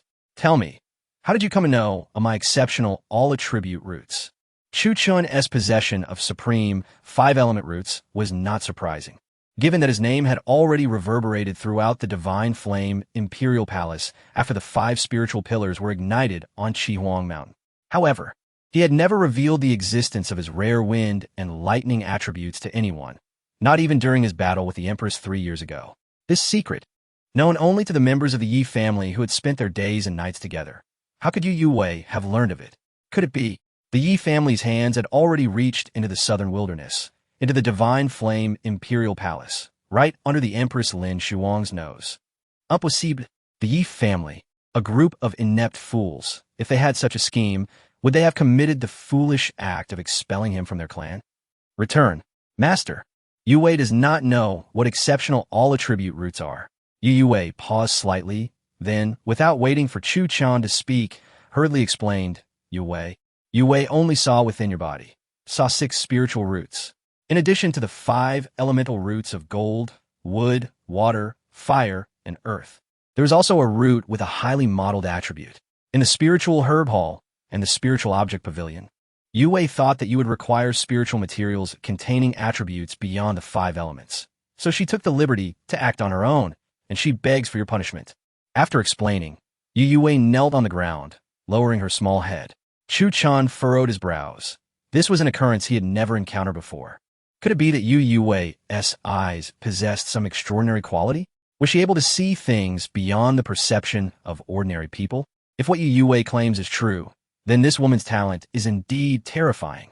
Lift your head. Look at me, Chuchen said coldly, his voice still brimming with murderous intent. Yes, master. Yu Wei dared not resist, trembling as she raised her head to meet Chuchen's gaze.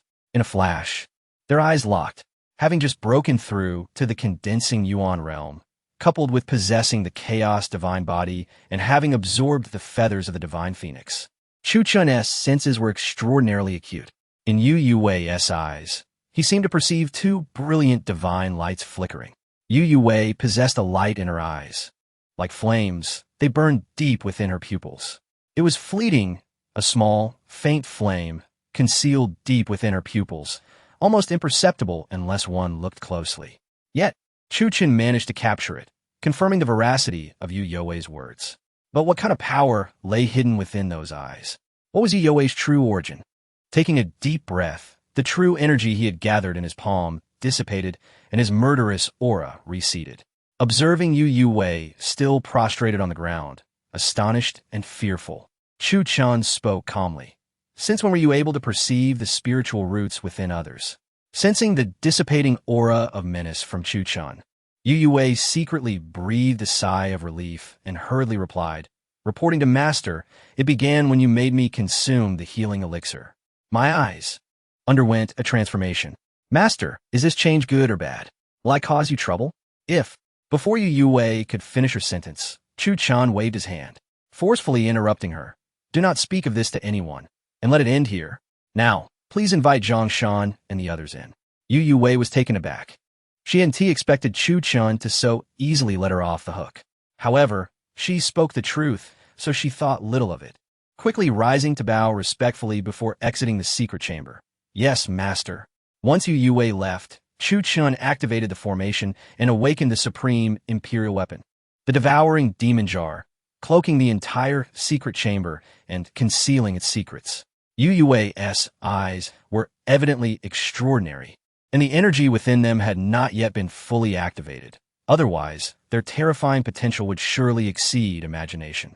Nevertheless, Chuchen did not dwell on the matter, for he was unaware of the origins of those eyes and could not grasp their implications. For him, enhancing his own strength was paramount. As for everything else, they could be postponed. After all, what was talent? What was a prodigy? Who among them wasn't striving for greatness? He, Chuchen, was the radiant sun hanging high in the sky, casting beams of brilliance. All talents and prodigies, regardless of who they were, would inevitably pale in his presence. This was an undeniable truth. Greetings, Senior Brother Chuchen. Greetings, Senior Brother Chuchen. Greetings, Senior Brother Chuchen. With a flurry of hurried footsteps, 7 disciples, including Zhang Shan, entered the secret chamber, their faces etched with anxiety. Upon seeing Chuchen, they simultaneously knelt before him. Senior brother Chuchen, it was I, Zhang Shan, who was blind to your brilliance.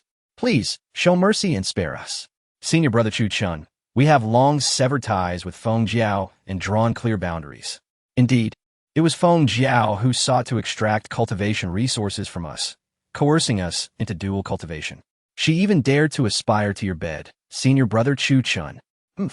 She ought to reflect on her worth. Exactly. How could senior brother Chuchen possibly be attracted to such a wretch?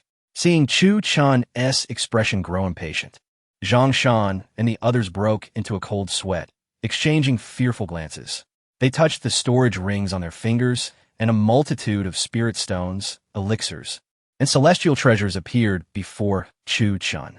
However, all 7 were merely at the condensing yuan realm, being intersect disciples.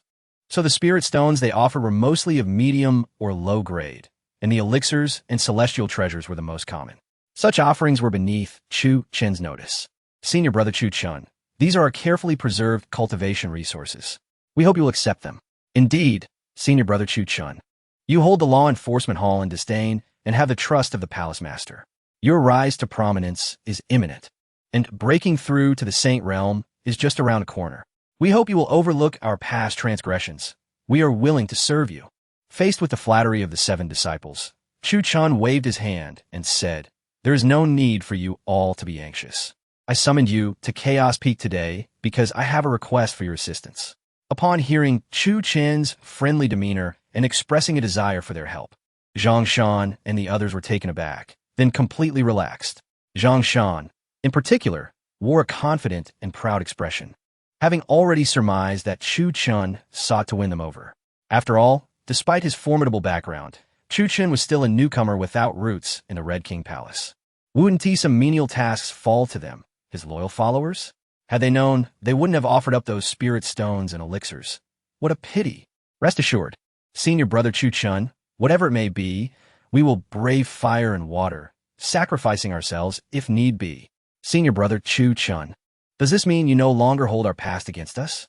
Have you forgiven us? Your benevolence is profound, senior brother Chuchen. My life henceforth belongs to you. I am but your loyal dog. Woof woof. In the eyes of Zhang Shan and the others, clinging to Chuchen's coattails meant they could stride confidently through the Red King Palace in the future. This was indeed a blessing in disguise. With a bright future ahead, a faint smile graced Chuchen's lips as he watched Zhang Shan and the others perform, his tongue darting out to lick his lips. Brothers, you flatter me. Making mistakes is quite normal. His eyes, deep as the stars, now held a bewitching charm, fixating on Zhang Shan and the others like a predator eyeing its prey, sending chills down their spines. Next time, be more cautious. Suddenly, laughter ceased. The devouring demon jar unleashed dark rays, binding the bodies of everyone in the secret chamber except for Chuchen. Before Zhang Shan and the others could react, Chuchen's figure vanished. When he reappeared, he stood behind Zhang Shan, gripping his throat with a firm hand. Senior brother Chu. Before Zhang Shan could finish, Chuchen's voice, cold and sinister as if in the depths of the abyss, echoed around them. Chaos devouring technique. Devour the heavens and earth. Devour for me. With the activation of his technique, a terrifying force of devouring erupted between Chuchen's palms, forcibly consuming Zhang Shan's spiritual energy, blood vitality, even his life force and mental energy, greedily appropriating it for himself. An unearthly purity of energy surged into Chuchen's body, while Zhang Shan visibly withered, becoming a mere husk. Even as he transformed into a dry corpse, the chaos devouring technique did not cease its consumption. Rather, it unleashed an even more formidable and terrifying devouring force, consuming the lifeless Zhang Shan once more, squeezing out every last drop of blood and flesh, even shattering his bones. Zhang Shan's body was reduced to ash, gradually vanishing within the secret chamber, leaving no trace behind, as if he had never existed. Ah, a demon. What kind of dark magic is this? So wicked. Help! Help! I do not wish to die. Senior brother Chuchen, spare me. Spare me. Witnessing Zhang Shan being consumed into ashes by Chuchen instilled a profound terror in the remaining 6 disciples, whose anguished cries reverberated throughout the chamber. The atmosphere was saturated with despair. Yet, their bodies were ensnared within the confines of the devouring heaven demon jar, rendering any escape utterly futile. This sensation was truly. After the obliteration of Zhang Shan, Chuchen felt an exhilarating surge within him. His spiritual energy, vitality, mental strength, and life force all gradually intensified. This intoxicating power was both euphoric and deadly. Extending his crimson tongue to moisten his lips, Chuchen reached out, capturing the 2nd and 3rd disciples. Activating the chaotic devouring technique once more, methodically harvesting their lives. Oh! The piercing screams echoed again within the chamber, yet due to the supreme artifact, the devouring heaven demon jar, shrouding the secrets of the heavens, none could perceive the horrors transpiring within. Once Zhang Shan and the other 6 were entirely reduced to ashes, Chuchen's spiritual power surged dramatically once more. In the blink of an eye, it was time for a breakthrough. Given that the chaotic devouring technique was so tyrannical and formidable, capable of devouring the heavens and the earth, forcibly seizing the cultivation of others and refining it for his own use. If he could consume the powers of Zhang Shan and the others, then could the holy level dragon sealed within the devouring heaven demon jar also be devoured? The mere thought of this made Chuchen's heart race with anticipation. Chapter 60. Swallowing a saint-level dragon is truly exhilarating. Bang! Bang! Bang! As the bodies of 7 disciples of the inner sect, including Zhang Shan, were devoured by the chaos devouring technique, reduced to mere ashes, the expansive chamber was left with only Chuchen, who sat in contemplation, a wicked smile gracing his lips. The energy, composed of spiritual power, life force, soul energy, and blood vitality, was consumed in one breath and forcefully refined for his own use. Having recently broken through from the 10th layer of the Qi gathering realm to the 1st layer of the condensation realm, less than the span of an incense stick had passed before the opportunity for another breakthrough struck once more. Chuchen sensed the presence of an intangible barrier within him. Shattering this barrier would allow him to ascend again, resulting in a considerable increase in both power and realm. Break for me! Without a moment's hesitation, with a fierce roar, an overwhelming force surged through his entire being, and the invisible barrier shattered instantly, dissolving into nothingness. His true essence solidified once more. His vitality surged like a dragon, and his aura explosively expanded. The 2nd layer of the condensation realm, broken. With a deep breath, Chuchen opened his eyes, fixating intently on his hands. Feeling the exceptionally pure essence within him, a subtle smile curling at the corners of his mouth. The ability to devour the heavens and earth, to forcibly plunder the cultivation of others, and to convert it for his own use. This chaos-devouring technique was indeed the most tyrannical art across the myriad realms, unparalleled. Blessed with the supreme, all-attribute spiritual root, Chuchen's cultivation aptitude was unrivaled throughout the ancient continent. His pace of advancement was second only to the Empress and a few prodigies from sacred lands. However, due to the trials of his second life, his path of cultivation had been severed, forcing him to restart from the Qi gathering realm. To surpass his contemporaries, time was necessary, and to catch up to the Empress, great fortune was also required. Yet with the chaos-devouring technique in his possession, it was not just contemporaries or the Empress he could surpass. Even the ancient relics and fossils of the past would be left in his wake. Undoubtedly, such a defiant and tyrannical technique must be a demonic art, an evil method, one that would be intolerable to the righteous path. Even the demonic path would resist it, as this technique was far too against the natural order. But having died once, Chuchen bore no psychological burden in cultivating this chaos-devouring technique, nor would he suffer from any moral condemnation. Only strength mattered. Everything else was illusory. Though blades are sharp, it is not the blades that kill, but the hands that wield them, the person behind them. However, should this demonic art be exposed, Chuchen would undoubtedly face the joint wrath of both the righteous and demonic factions. It was not that the chaos-devouring technique was particularly evil. Rather, those masquerading as righteous would seek to seize it from him under the guise of virtue, needing a justification for their actions. Thus, until he fully matured, He must remain low-key, learning to conceal his brilliance. Having consumed 7 practitioners of the condensation realm merely allowed him to break through to the next layer. Zhang Shan and the others were truly, pitifully weak. Chuchen smacked his lips, habitually stroking his chin, feeling a lingering sense of dissatisfaction. He was aware that Zhang Shan and his companions were not weak. They were quite skilled among their peers in the condensation realm. After all, the divine flame Imperial Palace possessed profound heritage, generously bestowing its disciples with exceptional techniques, treasures, elixirs, and other cultivation resources. Yet, the true terror lay within Chuchen himself. Not only did he possess a supreme, all-attribute spiritual root, but the chaos divine body was also fused with his flesh and blood. Having refined the phoenix feather, his appetite had reached an astonishing level. Fortunately, he had a saint-level dragon, one that had nearly brought about his demise. Old scores would be settled alongside new ones.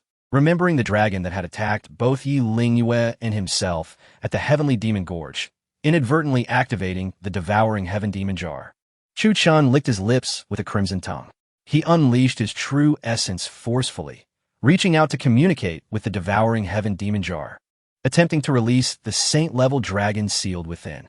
With his recent breakthrough, his control over the Devouring Heaven Demon Jar had strengthened. Though he still could not awaken the spirit of the vessel, he could now initiate basic communication with his supreme imperial weapon, manipulating some of its simple powers. Boom! As Chuchen's true essence surged into the Devouring Heaven Demon Jar, the entire vessel trembled violently, dark streams of energy spilling forth, pervading the chamber and disrupting all laws and orders, exhibiting overwhelming dominance. Come fort! Chuchen roared, nearly exhausting his true essence, his face reddening and his neck thickening, on the verge of collapse. With his second layer of the condensation realm strength, attempting to manipulate an imperial weapon, even after initial refinement, was still exceedingly strenuous. Whoosh! Just as Chuchen was about to be completely drained, a mysterious force surged from within the Devouring Heaven Demon Jar, resonating with his true essence and aiding him. Crack! Crack! With the sound of shattering void echoing around, a crimson dragon, entwined with swirling black mist, shot forth from the jar, ascending to hover above the chamber. Once stretching 100 feet long, the immense dragon's body was bound by the black mist spilling from the jar, forcibly shrinking to a mere several feet, imprisoned in midair. Damn human, you dare to desecrate a true dragon. Boom! The moment the red dragon appeared, it opened its lantern-sized eyes, fixating on Chuchen below. An overwhelming dragon might erupting, shaking his very soul. Locking eyes with a blood-red dragon, Chuchen felt as if he were being pulled into a desolate land of volcanic eruption, while the saint-level dragon transformed back into its 100-foot form, soaring through the skies. Tumultuous and unyielding. Heat. So intense it felt as though the entire world would be engulfed by an endless sea of flames in the next moment, leading to complete annihilation. In this desolate expanse, only Chuchen and the divine dragon existed. No Devouring Heaven Demon Jar, no one else. A mere practitioner of the condensation realm dares to desecrate a true dragon? Kneel before me. Boom! The infinite dragon might cascaded from the heavens, crushing Chuchen's body, tormenting his spirit, attempting to force his submission. Kneel! Kneel! Kneel! Chuchen shut his eyes tightly, his body trembling continuously, like a small boat adrift in a vast ocean, on the verge of capsizing. I would rather kneel to your mother. Just as the saint-level dragon believed it was about to obliterate Chuchen's mental realm, a thunderous roar resonated throughout the desolate world. A mere little worm dares to flaunt before me? You're not just foolish, but utterly ignorant. Do you not know who the true prisoner is? Who the master is? Retreat. Boom. The fiery desolation shattered into pieces with Chuchen's commanding voice. When he opened his eyes again, he found himself back in the chamber of Chaos Peak. The saint-level dragon still confined within the Devouring Heaven Demon Jar, its nearly 100-foot body compressed to a mere few feet, imprisoned in midair, unable to escape. You! The saint-level dragon glared viciously at Chuchen, speaking human words as flames spewed from its massive jaws. You are merely at the second layer of the condensation realm. How could you break my mental oppression? Impossible. This is absolutely impossible. Mental oppression is a technique targeting the mind, capable of shattering one's spirit, forcing complete submission, even reducing one to idiocy. Even though Chuchen possessed the supreme imperial weapon, the devouring demon cauldron, he found it exceedingly difficult to withstand the assaults on his psyche until he fully refined it. However, calling you foolish seems to be in vain. Regardless of your so-called mental suppression or any other nonsense, there is one thing I need to ascertain. With the devouring demon cauldron in my possession, you shall not be able to slay me. Chuchen scoffed twice, casting a glance at the saintly dragon as if it were merely a pitiable little creature. This so-called mental suppression is nothing more than an illusion or a mirage. If that is the case, what do I have to fear? Upon hearing these words, the saintly dragon fell momentarily silent, unable to find a retort, its blood-red eyes fixed intently on the diminutive figure of Chuchen below. I am Yin Hua of the Heavenly Demon Gorge. Spare me your idle chatter. I am indifferent to your identity or name. Before the saintly dragon, Yin Hua, could finish speaking, Chuchen impatiently interrupted. I present you with two choices. First, acknowledge me as your master and serve as my steed. Second, preposterous. As a proud dragon of my lineage, how could I ever serve as a mount to a human cultivator, especially one as insignificant as you in the condensing yuan realm? Absent this supreme imperial weapon, one breath of my dragon flame could reduce you to mere ashes. Chuchen remained unfazed, extending his crimson tongue to lick his lips, his gaze icy and calm. "'Tis TSK, I sincerely hope you choose the second option." As soon as the words left his mouth, to Yin Hua's astonishment, Chuchen suddenly waved his hand, unleashing a torrent of true essence that enveloped the massive dragon form suspended in the air. Chaos devouring technique. Devour for me. Boom. A terrifying force of absorption erupted instantaneously, indiscriminately seizing the vast energy within the saintly dragon, Yin Hua, and continuously channeling it into Chuchen's body for his own use. Simultaneously, the opportunity for a breakthrough once again descended. Chapter 61. The Empress is in danger. Chuchen is a man of integrity. He harbors a disdain for falsehoods. He possesses a compassionate heart, extending his benevolence even to the captive Jiao dragon, Yin Hua, to whom he offers two choices. One option is to acknowledge him as master and become his steed. The other is to serve as sustenance, to be forcibly devoured and refined for his own use. Prior to posing this query, Chuchen anticipated the haughty dragon's response. Yet, he felt compelled to ask, not out of idleness, but as a lesson learned through 2 lifetimes of existence, to grant the dragon a glimmer of hope for survival. Regardless of Yin Hua's choice, whether he willingly submits to become Chuchen's mount or resists, the outcome remains the same. He would ultimately become a source of energy for Chuchen. It is not unreasonable to absorb some of his spiritual, life, blood, and mental energy. The elaborate preamble serves the purpose of instilling a semblance of hope, lest the irascible, saint-level dragon chooses to self-destruct, taking them both down in a fiery demise. Let us not forget, this is the chaotic peak, where the scheming Master Qi is absent, and the Empress, Lin Shuwang, remains in seclusion. Although Chuchen has shattered several realms, he is still relatively inexperienced and would be no match for a saint. Although the saint-level dragon is restrained by the emperor-level artifact, the swallowing demon jar, Chuchen has merely begun to refine it. Containing the dragon's physical form is already a formidable feat. Should the dragon decide to self-destruct, there would be no stopping it. Fortunately, Chuchen foresaw this possibility and painted a grand vision for the dragon. Cultivation is arduous, and the forcible plundering of one's achievements is abhorrent. Yet, when weighed against the value of life, it pales in comparison. The prospect of survival would dissuade the dragon from a destructive end. Despicable human, what have you done? How could you siphon my spiritual energy? Release me. Release me. Amidst Yin Hua's desperate wails and curses, the chaotic swallowing art relentlessly devoured the energy within him, continuously feeding it into Chuchen's being. Yin Hua, a formidable saint-level dragon of the 3rd tier, possesses tremendous power, yet before the chaotic swallowing art, he is merely a lamb awaiting slaughter. In a mere breath, Chuchen encountered yet another opportunity for breakthrough.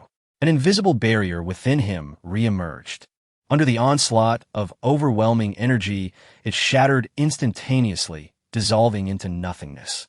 Third tier of the condensing Yuan realm, broken. Astonishing. Incredible. In just a few inhales, he ascended to the third tier. Chuchen gazed in astonishment, elated, his eyes glistening with admiration for the mighty saint. If a saint-level dragon can be consumed, then let us waste no time. Devour, devour, devour. With a thunderous roar, the chaotic swallowing art surged within him, and as his realm and cultivation advanced, the terrifying power of absorption escalated, hastening his consumption of Yanhua's energies. Regardless of whether it was spiritual energy, life force, or mental vitality, all were indiscriminately absorbed, flowing ceaselessly into Chuchen, who refined and assimilated it.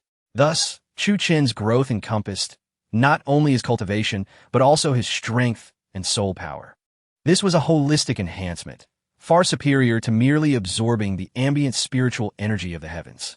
With the passage of time, Yanhua's roars echoed in the chamber.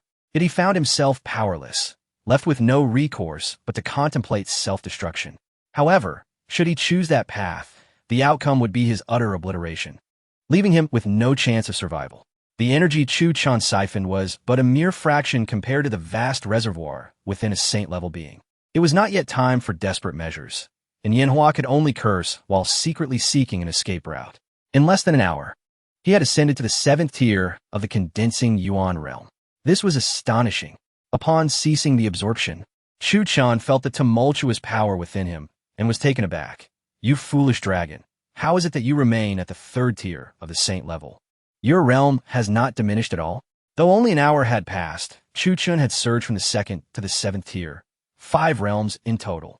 The energy he had consumed from Yanhua had been substantial, yet the dragon's realm remained unchanged. This revelation left Chuchen astounded. Beasts are indeed resilient. Looking at Yanhua, his eyes gleamed with ambition. If he could completely consume the dragon, his cultivation would reach unprecedented heights. However, Yanhua was a formidable saint-level being, with an energy reservoir so vast that merely breaking through to the condensing Yuan realm would not deplete it significantly. Yet, as he aspired to ascend to the next realms, sea opening, heaven opening, or even spirit communing and divine fire, the required energy would exponentially increase, perhaps by dozens or hundreds of times. Foolish dragon, your time ends here.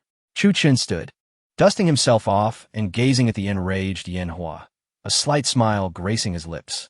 When you come to the realization and are willing to acknowledge me as master, becoming my steed, I shall cease my consumption of your cultivation and spare you. As the words left his lips, Yanhua unleashed a torrent of searing flames towards him. Insignificant human, you seek your own demise. The flames, capable of incinerating mountains and boiling seas, were immediately quelled by the suppression of the swallowing demon jar, leaving not even a spark behind. You insolent wretch! How can a mere condensing Yuan practitioner refine an emperor-level artifact? What sorcery allows you to consume another's cultivation? What secrets do you possess? Before Yanhua could finish his furious tirade, Chuchen waved his hand, and the swallowing demon jar erupted with an unfathomable force of absorption, forcibly drawing the dragon into its depths. With a stretch and a yawn, he exited the chamber. Should he choose, Chuchen could have continued to consume Yanhua, for the dragon's energy was indeed vast. Completing the absorption could propel him into the heaven-opening secret realm. Yet, haste would lead to instability. Having only recently resumed his cultivation journey, he must not indulge in momentary pleasure that could jeopardize his foundation. Moreover, achieving such rapid breakthroughs would inevitably attract unwanted attention, particularly from his scheming master, Qi. According to his past life's memories, it would still be some time before Empress Lin Shuwang successfully harnessed the emperor-level artifact. Premature upheaval could lead to unforeseen consequences. My master, you have finally emerged. As he stepped out, he was greeted by the ever-watchful Yu Wei and a tray of warm, delectable food awaiting him. Observing the anxious expression on Yu Wei's face, it was evident that she bore urgent news. Master, during your seclusion, the holy maiden Zhang Kuer from the Divine Flame Emperor Palace has sought your audience several times. Noticing her evident distress, I assumed she had something of great importance to convey. However, as I informed her that you were in seclusion, She chose not to disturb you and left after a few sighs. As Chuchen relished the delicious meal handed to him by Yu Wei, a frown creased his brow. The Empress Lin Shuwang should still be in seclusion. Why would Zhang Kuer approach him if she was not there to protect the Empress? A dreadful thought surged within Chuchen's mind. Was the Empress Lin Shuwang in peril? Could it be that the palace lords, unable to restrain themselves, had initiated a coup during her seclusion? With a furrowed brow, Chuchen hastily set down his chopsticks and rose, intent on departing. Master, you have not finished your meal yet. And what of senior brother Zhang Shan and the others in the secret chamber? Should I prepare some food for them? After all, Yu Wei, inherently kind-hearted, did not ponder further, believing it only courteous to attend to guests. Otherwise, it would be a breach of etiquette. Before Yu Wei could finish her sentence, Chuchen abruptly turned back, fixing her with a cold gaze. Senior brother Zhang Shan? What Zhang Shan? I have only met him once. When did he come to my chaos peak? Speak no nonsense. Yu Wei's eyes widened in shock, and she instinctively pointed towards the still-closed stone door of the secret chamber. Just as she was about to speak, a fleeting glance revealed the chamber to be utterly devoid of life. This cannot be. Even if Master had slain senior brother Zhang Shan and the others, there would be at least their bodies present. But this... The panic on Yu Wei's face vanished in an instant, and she promptly bowed to Chuchen. I must have been mistaken. Senior brother Zhang Shan and the others indeed have not been to my chaos peak. Please punish me, Master. Take good care of Chaos Peak, and contact me if anything arises. Chuchen nodded in satisfaction, then waved his hand, channeling the power of the sky-locking great array, and instantly appeared at the foot of Chaos Peak, heading straight for the Empress's palace. A murderous aura enveloped him. Empress, I have professed my feelings with so many words, yet have not even had the chance to kiss you. Lin Shuwang, you must not come to harm. Chapter 62. The Palace Coup. The four great holy kings launch an assault at the heart of the divine flame Emperor Palace, atop the most majestic and towering peak. The Empress's palace sprawls like an ancient, slumbering behemoth, exuding an aura of primordial might that dominates the surroundings and instills awe across the vast expanse.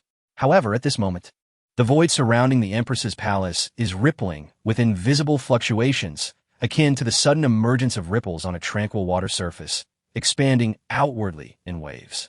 As time progresses, these ripples envelop the entire palace, effectively sealing it off, and further infiltrate the depths of the palace. The power of space is inherently profound. Even the mightiest of holy beings can merely scratch the surface of its comprehension. To attain full mastery, one must be at least a holy king. Yet, the strongest guardian surrounding the palace is merely the holy maiden Zhang Kuer, who is at the spirit communication realm and has yet to ignite her divine fire. Being far from the holy realm, she is utterly oblivious to the encroaching spatial ripples, unaware of the holy kings lying in ambush within the boundless void. In a vast expanse of the void, at the four cardinal points, there sit four holy kings. They are the East Palace Master, Chuchen, the West Palace Master, Xiaorang, the South Palace Master, Baiyu, and the North Palace Master, Gengyan. All the palace masters of the 5 divisions of the Divine Flame Emperor Palace have gathered here, save for the Central Palace, also known as the Crimson King Palace, Master Qi Laer, who remains absent. I say, Gengyan, with the 4 of us gathered here, casting our eyes upon the Empress's palace. Have you considered how we ought to conclude this affair? Chuchen, a figure of formidable stature akin to a small mountain, stares intently at Gengyan with his wide, copper-like eyes. According to the rules, one must not approach the Empress's palace without summons. What if? Chuchen's words hang in the air as Gengyan rolls her eyes, interrupting with a scoff. What if what? We are all holy kings, yet we should bow to a mere girl in the great saint's secret realm? You may comply, but I will not. It is said that Chuchen, the East Palace Master, is the most unruly of them all. Yet, at this moment, he seems less fierce than the seemingly fragile Gengyan. With an indignant snort, Gengyan gestures, and the invisible spatial ripples intensify, continuously seeping into the depths of the palace. Just as Chuchen is about to erupt, the South Palace Master, Baiyu, casually fans himself and interjects with a playful jest. If Gengyan is a weak woman, then there would be no ferocious tigress left in the entire ancient continent. Gengyan huffs in annoyance, casting a flirtatious glance. Baiyu, You are intolerable. To call me a tigress. If it weren't for your handsome looks, I would have already fought you. Meanwhile, the West Palace Master, Rang, remains stoic, his sharp, hawk-like gaze fixed intently on the depths of the Empress's palace. Unfortunately, the numerous formations within the palace obscure the secrets of the heavens, making it difficult for even a holy king to discern anything merely by sight. While the four palace masters bicker incessantly, their hands remain deftly at work. After all, as holy kings, multitasking is a trivial matter for them. With each intricate gesture, waves of spatial ripples are unleashed, continuously flowing toward the Empress's palace, as if weaving an impenetrable net. After a significant pause, Rang reluctantly withdraws his gaze and addresses his companions. Gung Yin, are you certain of what you claim? I cannot believe the Empress would sacrifice her one and only divine phoenix feather for a man, especially one who has previously defeated her. Upon hearing this, Bai Yu, who had been playfully bantering with Gung Yin, suddenly adopts a somber expression, his refined demeanor faltering. The loss of the divine phoenix feather would not only diminish the Empress's realm, but also destabilize her aura, forcing her into seclusion. I refuse to believe there exists such foolishness in this world. I cannot fathom our Empress being so naive. Rang, usually reticent, becomes loquacious when discussing the Empress's potential sacrifice, his lips curling into a mocking smirk. You may choose to believe or disbelieve, but I am certain. Gung Yin offers a knowing smile before retorting. Look at how the Empress has been in seclusion for several days, with holy maidens guarding the palace. Is this not a sign of a decline in her realm and an unstable aura forcing her into retreat? I must also inform you that we all know the Empress's paramour. He is Chuchen, the holy son of the undying family. 3 years ago, he was defeated and his divine body shattered, leading to a cessation of his cultivation. Yet he dares to declare his love for the Empress now. One could say that young man is fortunate, openly protected by that old cadre Qi and covertly supported by the Empress herself. It is said he has thrived within the Crimson King Palace, not only resuming his interrupted cultivation, but also breaking through several realms in rapid succession. Gung Yin appears to possess a wealth of secrets, articulating them with confidence. Tuoba Kuang nods in agreement, this time refraining from countering Gung Yin. Instead, he solemnly states, even if Gung Yan's judgment is flawed, it remains inconsequential. Given the Empress's innate talent, if we do not act soon, we may find ourselves without any opportunity to act at all. Once she ascends to the Holy King realm, unless we unite, who among us can rival her? At this juncture, a profound silence envelopes the gathering. Each of the four palace masters has cultivated for hundreds, if not thousands, of years to reach the Holy King realm, while the Empress, Lin Shuwang, has ascended to the Great Saint realm in merely 30 years. If all goes as expected, her ascension to the Holy King realm is practically a foregone conclusion within a few years. Let us not forget, once the Empress attains the Holy King realm, she will earn the recognition of the ultimate imperial weapon of the divine Flame Emperor Palace. At that time, Gung Yin licks her lips, her peach blossom eyes glinting with a serpent-like glimmer. Will we have any path left to survive? If we do not instigate this coup today, we shall surely be slain by her in the future. Upon uttering these words, the other three palace masters collectively gasp, fully aware, albeit reluctantly, that Gung Yin speaks the truth. What of Qi Laer, the master of the central palace? Why is he absent? Tuoba Kuang's eyes blaze with intensity, penetrating the void toward the Crimson King Palace. The five palace masters of the divine Flame Emperor Palace share a common fate. If one rises, all rise. And if one falls, all fall. Why do we not see Qi Laer today? The gravity of initiating a coup demands careful consideration of all unforeseen factors. Beyond the Elder Council, the authority of the five palace masters is paramount. Yet Qi Laer's absence stirs unease within the meticulous Tuoba Kuang. Do not concern yourself with that old codger. Ever since he took Chuchen as his disciple, it seems he has found a reason to cling to life. Gung Yin scoffs dismissively, clearly aware of Qi Laer's whereabouts. At this moment, he is likely still in the Tianyao Gorge searching for the elixir of immortality. As if such a treasure is easily found. Even the emperor cannot lay claim to it. What right does that old man have to seek a second life? Upon learning that Qi Laer is in the Tianyao Gorge, the other three palace masters breathe a sigh of relief, reassured that it would not jeopardize their plans. As they observe the spatial ripples still weaving their intricate net, Gung Yin cannot resist teasing Bai Yu, whose expression has darkened. I must say, our Empress is quite the romantic. Just a few flowery words, and she would willingly part with her divine phoenix feather, even her life. Bai Yu, you see, although we are both men, you have been subservient to the Empress for years, yet she has never bestowed upon you even a glance. Yet that young man. Silence. Boom. The usually composed Bai Yu's face flushed crimson, unable to contain his fury any longer. In that moment, the previously inaudible ripples in the space began to tremble, and the once impenetrable web was suddenly torn apart at the seams. Zhang Ke, the saint guarding the palace gates, sensed the disturbance and instantly became alert. This is bad. Quickly, form the array. With a burst of spiritual energy, Zhang Ke activated the hundreds of formations within and around the Empress's palace, which began to operate autonomously, suppressing the spatial ripples. Bai Yu, is your reaction truly warranted? All is in vain. All is in vain. We were so close to encircling the entire Empress as palace. Yet you, realizing their exposure, Gung Yin was in a frenzy, but before she could finish her tirade, Tuoba Kuang beside her unleashed the Sacred King artifact, wielding two massive axes, radiating murderous intent. Since we have been discovered, let us strike before the Elder Council arrives. Seeing this, Gung Yin and the others also summoned their Sacred King artifacts, preparing to launch a fierce assault on the Empress's palace.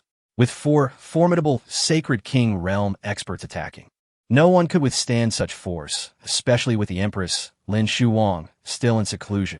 As the 4 palace masters manifested in the sky, Zhang Ke felt a grave threat, her delicate face drained of color. She could only activate the formations while drawing her sword, determined to protect her Empress with her life.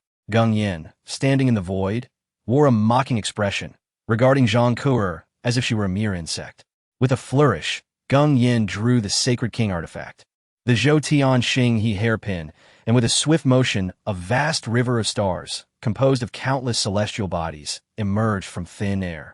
The terrifying pressure of the Sacred King realm enveloped the surroundings, instantly binding Zhang Ke and the others, rendering them powerless to resist, let alone escape. At that critical juncture, a figure clad in a black robe, Chuchen, rushed to the palace gates. Calmly, he extended his hand, shielding dozens of female disciples, including Zhang Ke behind him. He stood alone before the magnificent river of stars, a smile gracing his lips. Chapter 63, Yihan will twist off his head and kick it like a ball. In the ancient continent of the southern wilderness, 2 striking figures traversed the towering mountains and dense forests. They journeyed under the stars and the moon, crossing mountains and rivers, enduring hardships that were difficult to express. These 2 figures were none other than the talented scions of the Yi family, Yi Lingyue and Yi Han. Elder sister, we have been in the southern wilderness for over 10 days now, nearly scouring the entire region, yet there is no trace of that little beast, Yi Han exclaimed, wiping the beads of sweat from her forehead while swatting away the venomous insects that kept inching closer. She pouted in frustration. Who knows if that waste is already dead? Let us return, elder sister. It is a sheer waste of life to squander time on inconsequential individuals. Moreover, suddenly, Yi Lingyue, who was leading the way, turned around sharply and glared at Yi Han, her expression stern. Moreover what? Moreover, we have been out for over 10 days and I have not seen Xiao Xian in all this time, Yi Han replied, her face filled with grievance. However, the moment she mentioned Xiao Xian, her weariness and dissatisfaction vanished, replaced by a gentle smile that radiated warmth. Do you truly miss Xiao Xian that much? Yi Lingyue felt a tightening in her chest, but restrained herself from expressing her agitation. Of course, upon hearing her elder sister question her affection for Xiao Xian, Yi Han's fatigue dissipated. She confidently thumped her small chest in assurance. Xiao Xian is our brother. As his elder sister, how could I not protect him? In the Yi family, Xiao Xian adored conversing with her the most and relished the chicken soup she prepared. As she reminisced, a blissful smile adorned Yi Han's face, dispelling the previous aura of aloofness. And what of Chuchen? Yi Lingyue's fists clenched, her body trembling slightly as she looked at Yi Han incredulously. Chuchen is also your brother, your biological brother. I recall that he used to enjoy confiding in you and loved your chicken soup. Before Yi Lingyue could finish her sentence, Yi Han's eyes widened in disbelief as she interrupted. Elder sister, what are you saying? How can that waste be compared to Xiao Xian? Xiao Xian possesses the demeanor of an emperor and treats every member of the Yi family with kindness. Yi Lingyue scoffed, continuing her pace while questioning. So, are you implying that Chuchen does not care for the Yi family? Well, that. Yi Han instinctively began to retort, intending to enumerate Chuchen's numerous failings in front of her elder sister. However, as she opened her mouth, she realized that it seemed that Chuchen had not actually done anything wrong toward the Yi family or herself. It was impossible, absolutely impossible.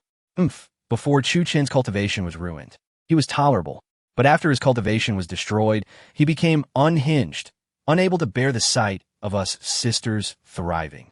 I will never forget the moment when I was on the verge of breaking through to become a 4th-tier array master, and that waste barged into my frosty summit, causing chaos in my secluded chamber. It disrupted my focus, leading to my failure and nearly costing me my life. Yi Han's beautiful eyes brimmed with hatred, fury, and a fierce killing intent as she recounted the incident.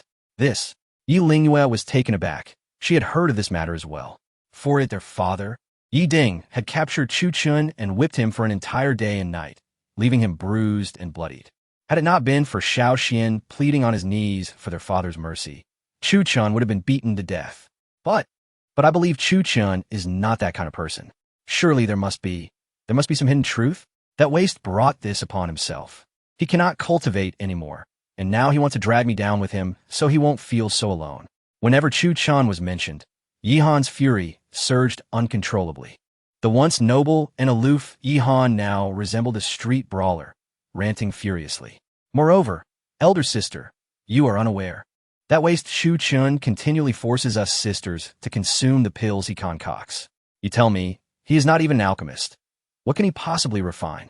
I have no idea where he finds those trash pills, yet he insists on presenting them to us like a sycophant. It's utterly disgusting. Pills. Yi Lingyue was taken aback, then instinctively touched the storage ring on her hand. A dark red pill appeared in her palm. Due to her practice in 8 trigrams and divination arts, she often secluded herself in the Yi family. Nevertheless, Chuchen had consistently sent her the chaotic blood pills every few days. Even if she refused them, he had never ceased his efforts. Ah, elder sister, you have this pill too? The pill was dark red, exuding a bloody scent. Upon seeing it, Yi Han recognized it immediately. Quick, dispose of it. Who knows where that waste got this pill from? Don't eat it and ruin your stomach. I hardly consumed the blood pills he sent me. They were either given to Xiao Xian or discarded on Frosty Summit. While Yi Han continued to criticize Chuchen and the pills he sent, Yi Lingyue gazed at the chaotic blood pill in her hand. Reflecting on the uncertain fate of Chuchen, her nose tingled, and her eyes turned red as she instinctively placed the pill in her mouth and began to chew thoughtfully. Elder sister, no. Boom! As the chaotic blood pill entered her mouth, it transformed into a warm current that traveled down her throat, spreading through her limbs. The trace of chaotic energy within nourished her entire being, filling her spiritual root with vitality. In an instant, Yi Lingyue felt her clarity return, as if the paths of the world lay before her once more. Not only did her internal injuries heal in an instant, but she also sensed an opportunity for another breakthrough. This was simply unfathomable, utterly extraordinary. It was known that the entire ancient continent had evolved from chaos. Since the dawn of time, chaotic energy had given rise to myriad forms, and it was nearly impossible to find now. Yi Lingyue was astounded. Such a small blood pill contained chaotic energy.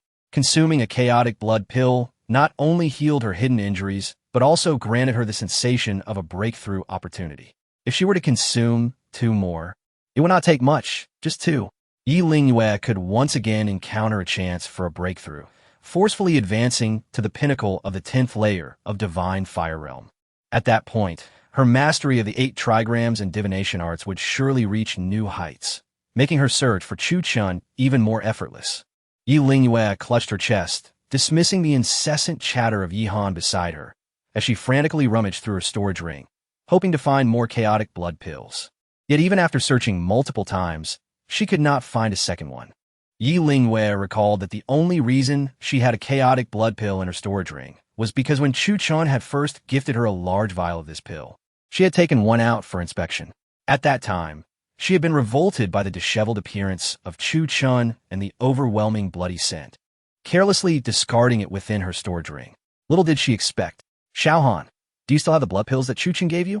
Yi Lingyue stared at Yi Han with a look of urgency, her voice filled with anxiety and tension. Dear sister, I find that elixir rather unclean. Rather than giving it to Xiao Xian, I simply discarded it on Frosty Peak. Yi Han was taken aback. She had never witnessed her elder sister exhibit such an anxious demeanor. Could it be that the medicine had affected her mind? She had always warned against consuming anything provided by Chuchen, especially those elixirs. Yet her sister refused to heed her warnings.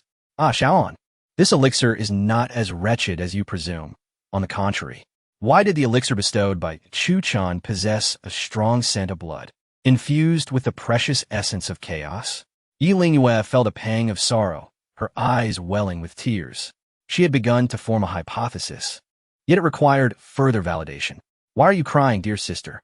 The deceased deserve our respect. If you dislike my words, I shall refrain from calling that good-for-nothing a good-for-nothing. Yi Han, dismissing her sister's distress, affectionately linked arms with Yi Lingyue as they spoke and emerged from the dense forest. Before them stood a magnificent city, the city of divine fire, home to the divine flame imperial palace. How splendid! Sister, we have arrived at the city of divine fire. As she gazed upon the bustling and vibrant city, Yi Han's fatigue vanished, replaced by exuberance as she exclaimed, Sister, shall we utilize the spatial wormhole established in the city of divine fire to return to the Yi family? We have scoured the entire southern region, and there is no trace of that good-for-nothing, no sign of Chuchen. Perhaps he has long perished, or even if he lives, he might have left the southern region. Wu Tihi, the mere thought of returning home to see Yi Xian filled Yi Han with joy. Ye Lingyu Sikit softly, acutely aware of her younger sisters and even her father's profound bias against Chuchen. Such prejudice could not be dispelled with mere words, unless tangible evidence was found. Their opinions would remain unchanged. Once prejudice takes root, even the simplest of breaths can be deemed erroneous. If you wish to return, you may do so, Yi Lingyue declared, gently releasing Yi Han's arm and resolutely proceeding toward the city of divine fire. Her eyes held an unprecedented determination. I have yet to search for Chuchen, the city of divine fire, and the divine flame imperial palace. Perhaps he. Yi Han pose, watching her sister's solitary figure, feeling a surge of empathy. Inwardly, she scolded Chuchen. Even in death, he was a source of unrest. Sister, I know you wish to find Chuchen, but you are well aware that 3 years ago, he defeated and subdued the Empress of the Divine Flame Imperial Palace. As Yi Lingyue approached the threshold of the city of divine fire, Yi Han, in frustration, stomped her foot, yet felt compelled to follow her. Who is the Empress Lin Shuwang? She is the most talented woman of the ancient continent. She is the sovereign of the Divine Flame Imperial Palace. Our Yi family stands in fierce opposition to the Divine Flame Imperial Palace. They despise Chuchen with a passion. Even if he were a fool, he wouldn't willingly walk into the lion's den, would he? Let us wait and see. Should he dare to step into this city of divine fire? Yi Han shook her head in exasperation, her thoughts spiraling as she continued to pursue her sister. Chapter 64. Wow, Chuchen is so handsome. In the city of divine fire, where the palace of divine flame is located, its prosperity is unparalleled throughout the southern wilderness. Every day, numerous cultivators traverse mountains and rivers, journeying thousands of miles, merely to catch a glimpse of the unparalleled beauty of Empress Lin Shuwang. Among them, those with exceptional talents aspire to enter the palace of divine flame, hoping to see the Empress's true form day and night. Yet, what is the reality? Ideals may be beautiful, but reality is often harsh. Since the great battle 3 years ago, Empress Lin Shuwang has rarely made public appearances. Ordinary cultivators, even if fortunate enough to enter the Palace of Divine Flame as outer disciples, seldom see the Empress. The notion that one could enter the palace and meet the Empress, or even be alone with her, is a rare opportunity that few can hope for. Except for Chuchen, no one else can be found at such heights. However, it is always good to have aspirations. At the very least, the admirers and fans of the Empress gather in Divine Fire City, making it unprecedentedly prosperous and affluent. Wearing a veil to conceal her face, Yi Lingwei reminded her younger sister, Yi Han, not to attract trouble. She knew Yi Han longed to return to the Yi family, but chose to follow her out of concern for her safety. After all, the 7 sisters of the Yi family were protected by their own defensive talismans, while Yi Lingwei's talisman had shattered in the heavenly demon gorge. To avoid attracting trouble, remember that 3 years ago, Chuchen defeated Empress Lin Shuwang. The cultivators living in Divine Fire City harbor great resentment towards us. The Yi family has a history with the Palace of Divine Flame, so we must not reveal our identities. Though reluctant, Yi Han obediently donned her hat and veiled her strikingly beautiful visage. Humph! It's all that Chuchen's fault because of him. I have to cover my face while shopping. The 7 sisters of the Yi family were all enchanting beauties, each one a sight to behold. Naturally, they wished to be seen. How else would anyone know of their beauty? Thus, Yi Han and her sisters often strolled about, indulging in the attention of men who showered them with exaggerated compliments and bold advances. Yet, while they found these men distasteful, it did not deter them from flaunting their allure. The sisters derived amusement from these infatuated suitors, who were unable to forget them despite being rejected. Yet, as they finally arrived in the bustling and prosperous Divine Fire City, they were forced to hide their faces. The more Yi Han thought about it, the more aggrieved she felt, pouting as she complained, "It's all that bastard Chuchen's fault for fighting the Empress. He.s. adding to my troubles, even in death. Xiao Han, do not speak carelessly." Yi Lingwei could no longer contain her frustration and scolded. If it weren't for Chuchen shattering his divine body and losing his cultivation to defeat Empress Lin Shuwang and repel the demonic coalition 3 years ago, how could our Yi family have ascended to an immortal family so swiftly? How could we command 99 spiritual veins? And how could you, Yi Han, have gained abundant cultivation resources and countless servants? Yi Lingwei expected Yi Han to recognize her error or feel some shame upon hearing this. To her surprise, Yi Han coldly huffed and retorted, "Sister, what nonsense are you speaking?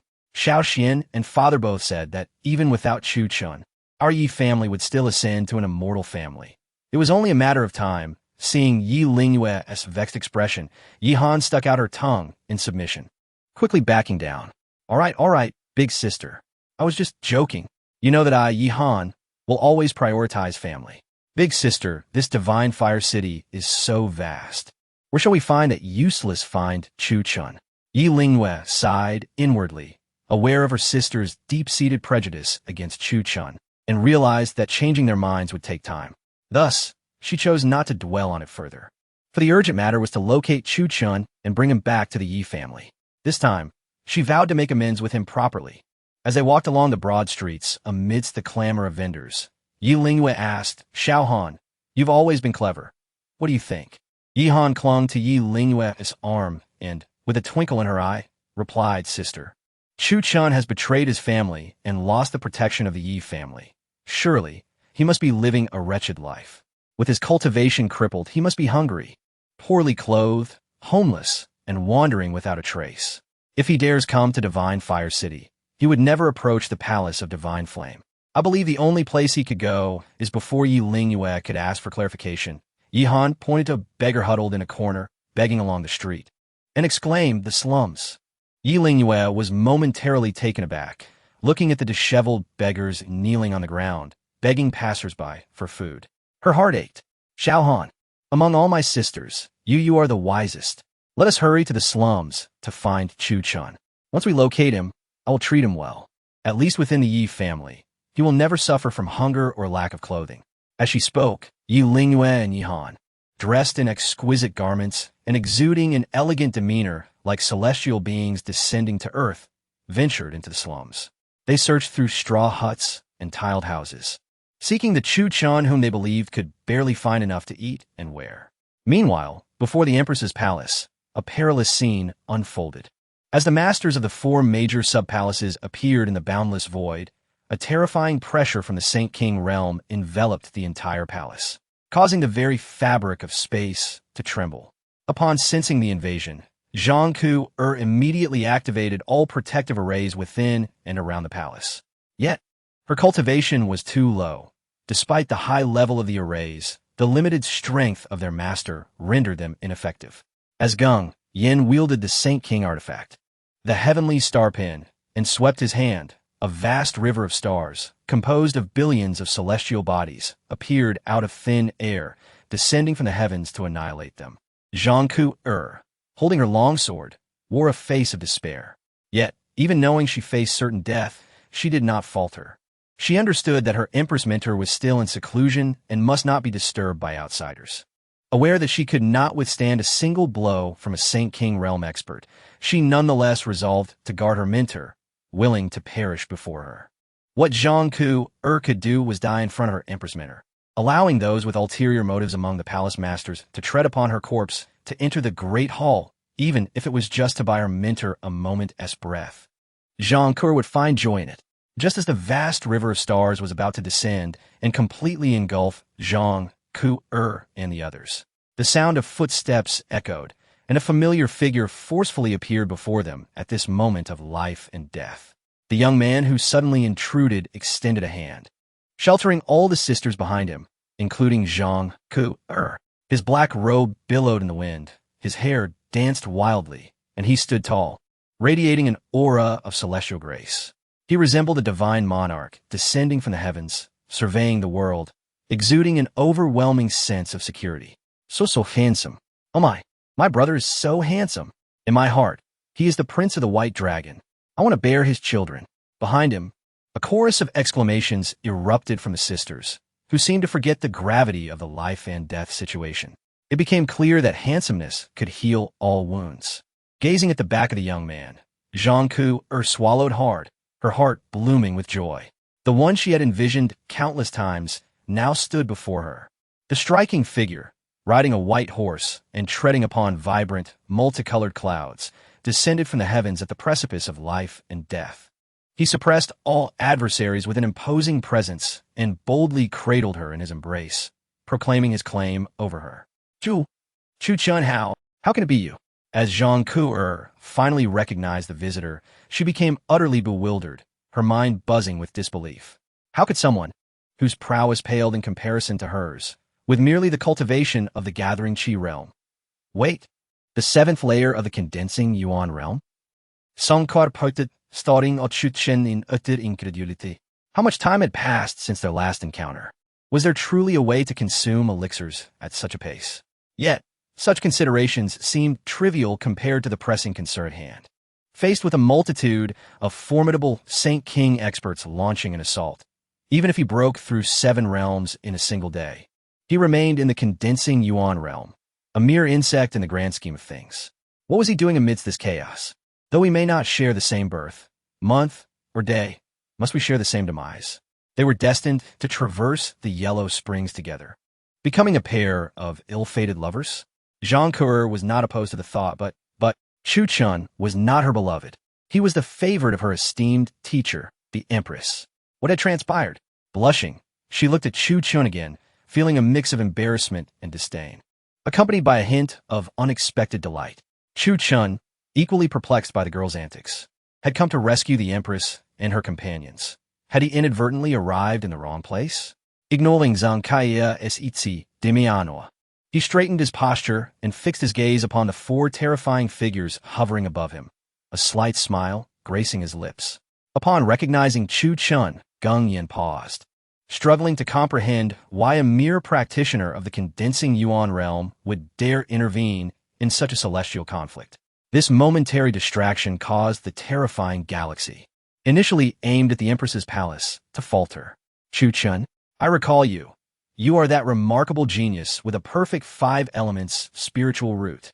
Gung Yin snorted, casting flirtatious glances at him while simultaneously commanding the vast galaxy to press down upon him.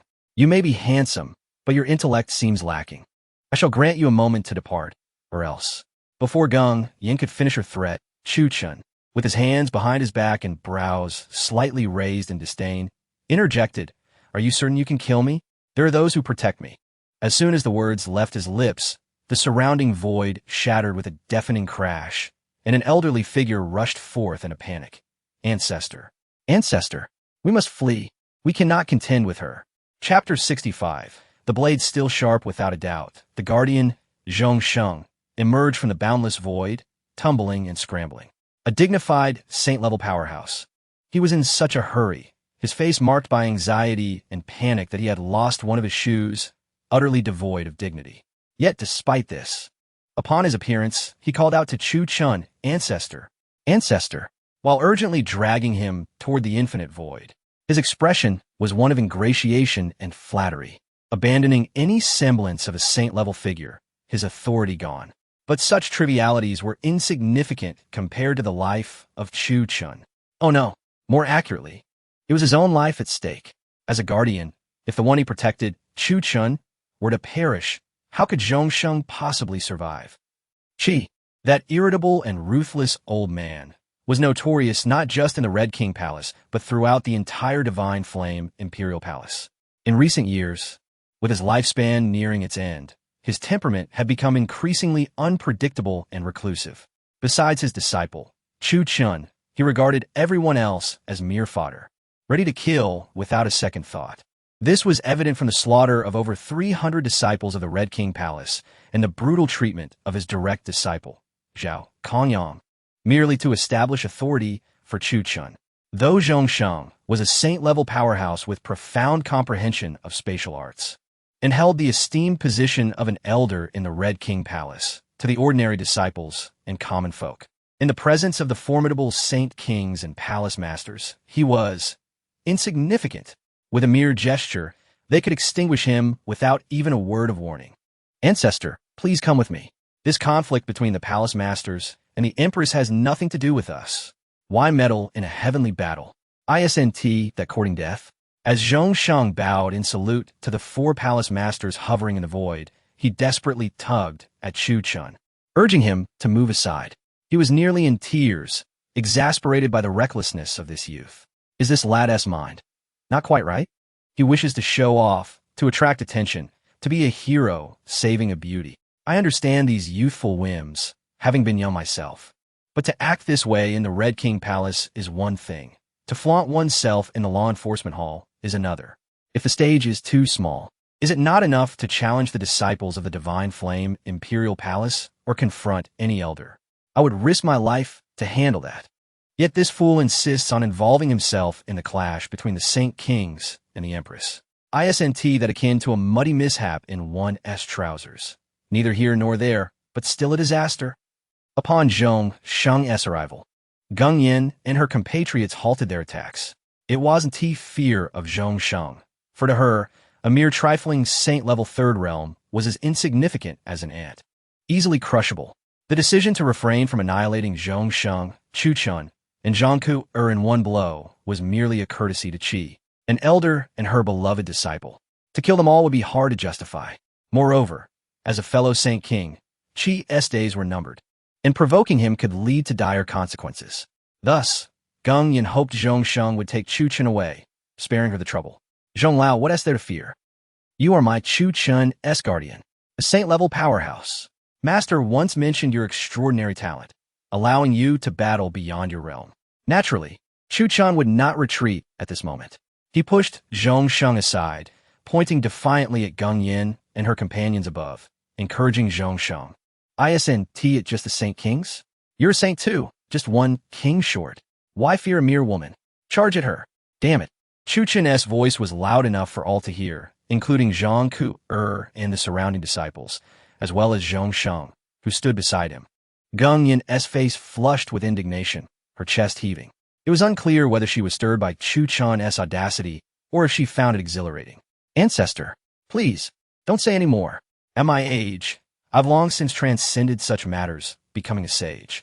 Faced with Chuchen's outrageous remarks and feeling the icy glare and lethal intent from Gung Yin, Zhongsheng shivered, his nerves getting the better of him as he earnestly explained, Palace Master Gung, please don't misunderstand. I have never, I never intended to disrespect you. To be honest, even if I had such intentions, I lack the ability. You may look at me. I am already. Boom. Before Zhongsheng could finish, Gung Yin unleashed her pent-up fury, striking with a wave of her hand. This old man, Chuchen, could tease her, for he was young and handsome. But what was this ancient relic thinking, challenging her before his imminent demise?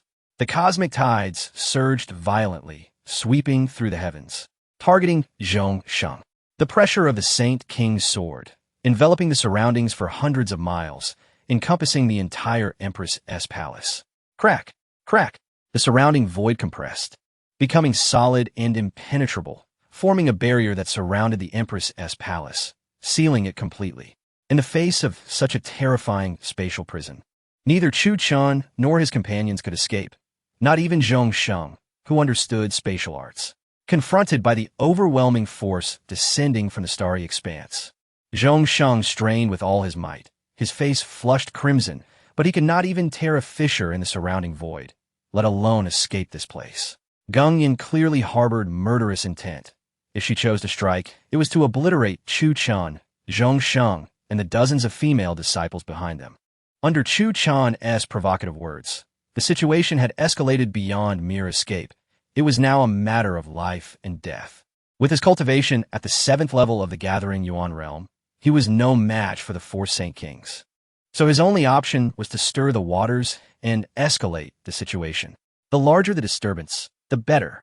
Of course, the reason he expended so much effort was primarily to buy time. Ideally, he wished to stall until the Empress, Lin Shuwang, emerged safely. If that moment could not be reached, then he hoped to delay until the elders arrived for assistance. During his time in the Divine Flame Imperial Palace, Chuchen had learned many secrets. Besides the Empress and the 5 Palace Masters, there was also the Elder Council. The Elder Council, subordinate to the Empress, was responsible for her safety. The Supreme Elder within the Council possessed cultivation equal to the Palace Masters, formidable in strength.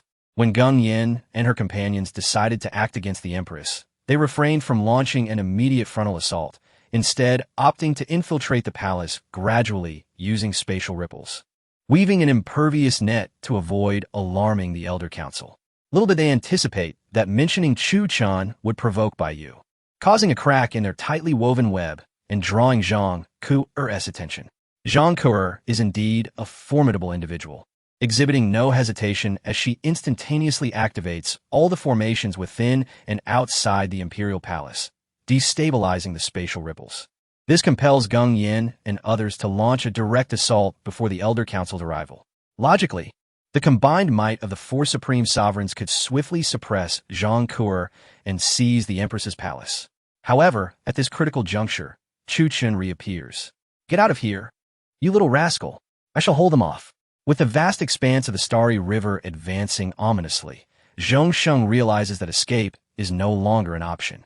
In the face of life and death, the old man first sends the meddlesome Chuchen flying with a single palm strike, then bites his tongue, spitting out a mouthful of blood, his hands forming intricate seals as his spiritual energy soars.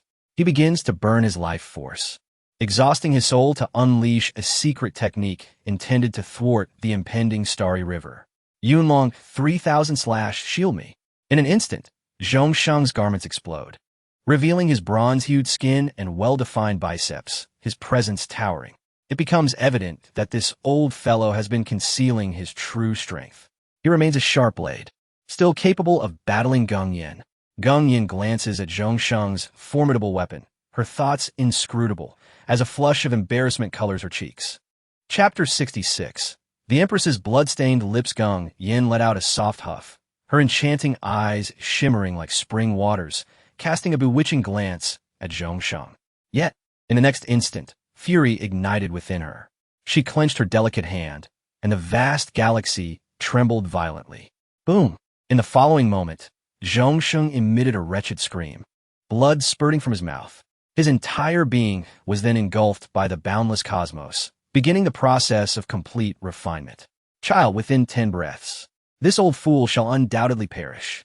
Gung Yin sneered coldly, casting a sympathetic glance towards Chuchen standing before the Empress's palace. Leave this boy to me.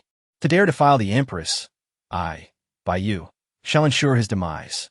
However, just as Gung Yin was about to strike, Baiyu, with a grim expression, casually waved a hand towards Chuchen below. Whoosh! Using his finger as a sword, a piercing sword chi surged forth from the void, expanding with the wind, slicing through all in its path with unparalleled sharpness. Before Chuchen could react, this sword chi, imbued with the oppressive aura of a Saint King, raced towards his throat in an instant. The pressure it carried forced blood to seep from the corners of Chuchen's mouth. Master, if you do not emerge soon, your disciple shall truly meet his end.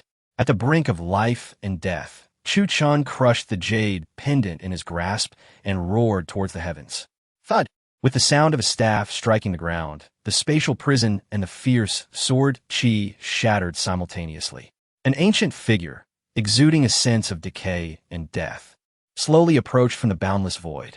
Meanwhile, deep within the divine flame Empress Palace, in the chamber of the Elder Council, a stooped old woman sighed softly, shattering the void with a wave of her hand, causing her form to vanish in an instant.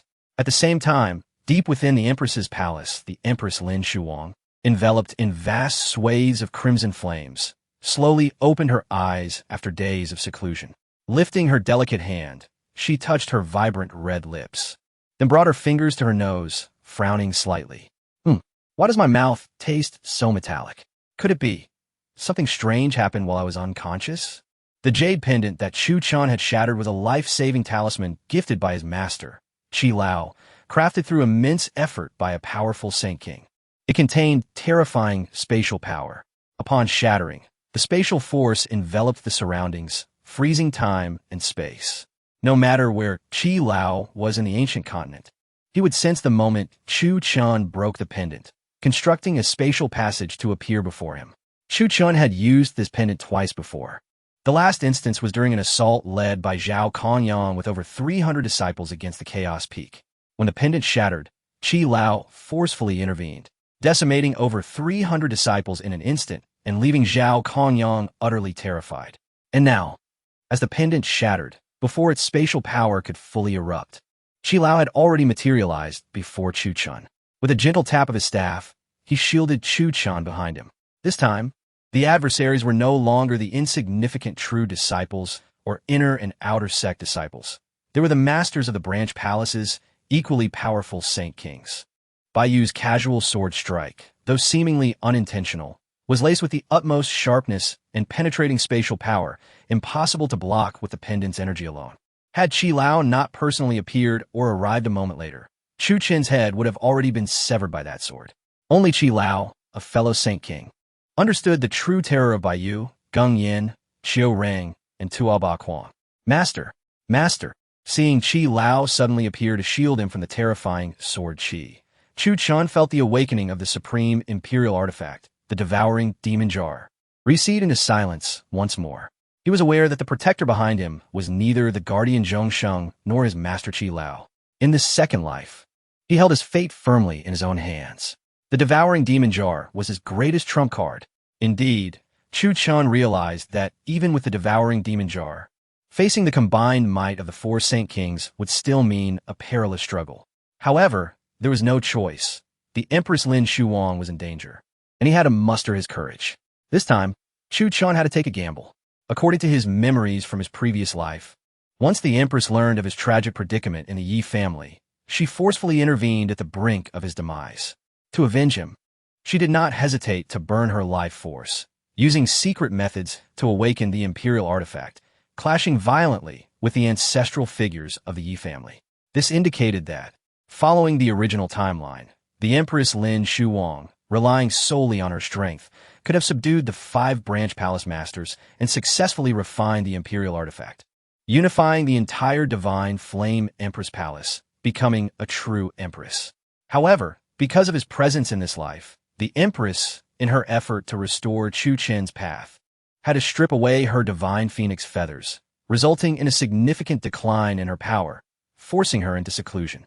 Thus, the 4 branch palace masters seized the opportunity to instigate a palace coup.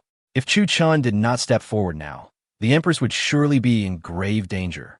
Moreover, breaking through during seclusion was an extremely perilous endeavor. If disturbed by Gung Yin and the others, her breakthrough could be forcibly interrupted, leading to a backlash and the risk of a shattered Dao heart, or worse, falling into madness. Having lived 2 lives, Chuchen saw through everything. While he was no paragon of virtue, he owed the Empress Lin Shuwang a debt he could no longer ignore. Master, how have you been injured? Regaining his senses, Chuchen fought back tears, gazing at the disheveled and battered Qi Lao, filled with concern. You are a saint king, in this age of hidden emperors. Who could possibly harm you? Upon hearing this, the four-branch palace masters hovering above cast dubious glances. As fellow saint kings, their strengths varied, yet they were not vastly different. In other words, anyone capable of injuring Qi Lao could potentially harm them as well. Qi Lao's appearance added a layer of uncertainty to the battlefield. Both Geng Yin and Bai Yu glared fiercely at Chuchen, but refrained from attacking further. In this world, strength always dictated the outcome. Cough, cough. Cough, cough.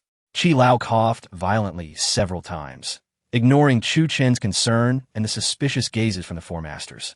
He turned away, extending his staff towards Zhong Sheng, who was being refined by the vast galaxy and on the brink of annihilation, gently tapping the air.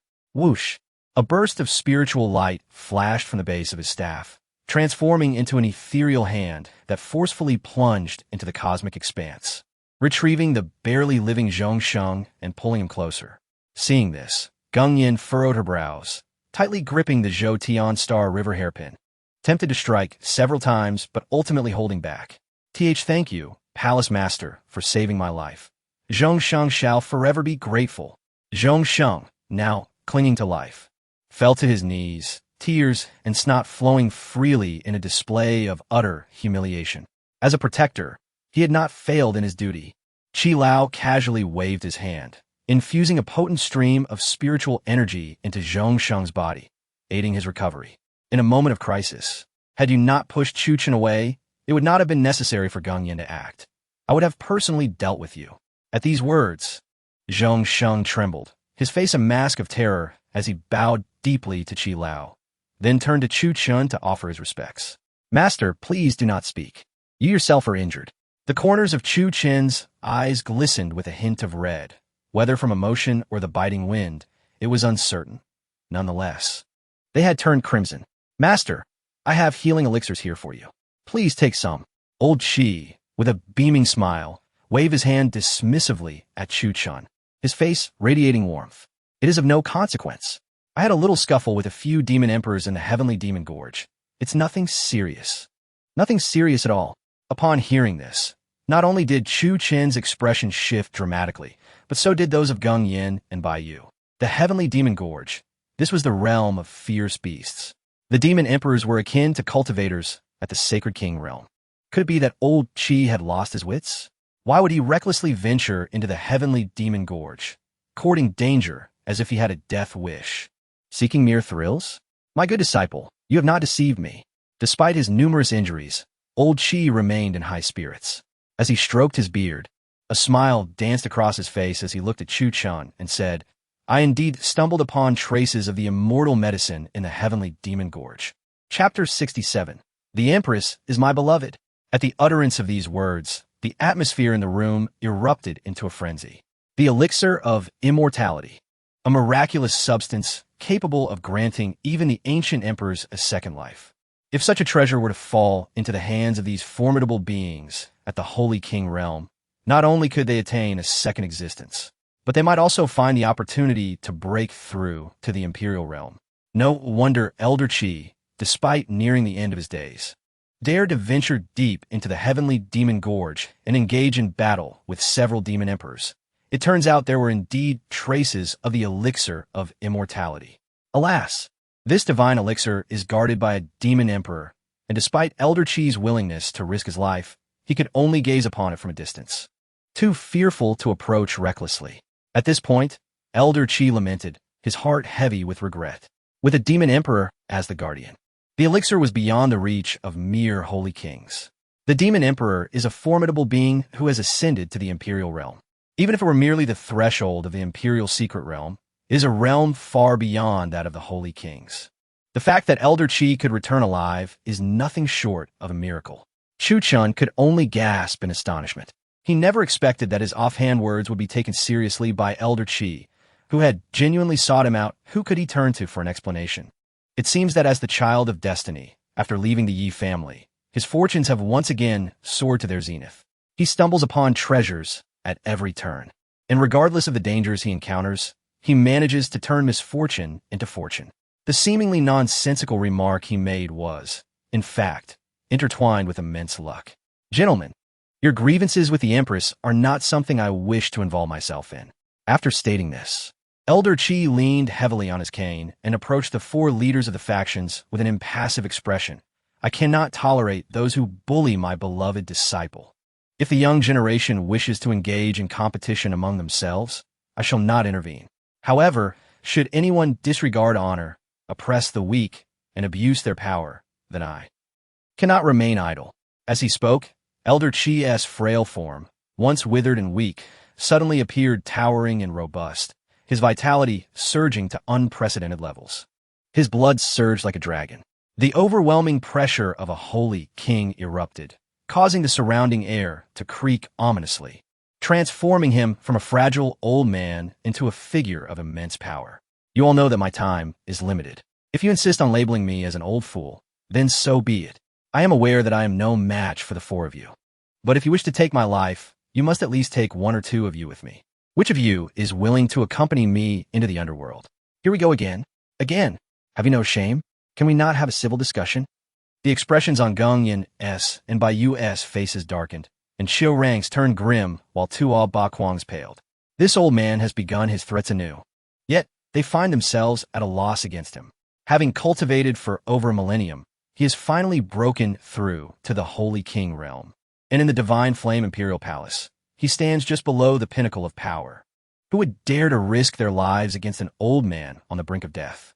Moreover, while the 4 leaders of the factions may appear united, they each harbor ulterior motives. If a confrontation with Elder Chi were to occur, not only could they risk being dragged down by him, but should he inflict heavy injuries, the one who strikes him could easily become the next target. After all, the resources for cultivation in the Divine Flame Imperial Palace are limited. Who would want another competitor to divide the spoils?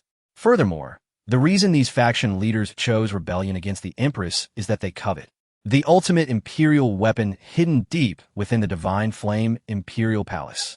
The more who perish, the fewer competitors remain. This is the survival of the fittest. The very truth of this world. This old man is at it again.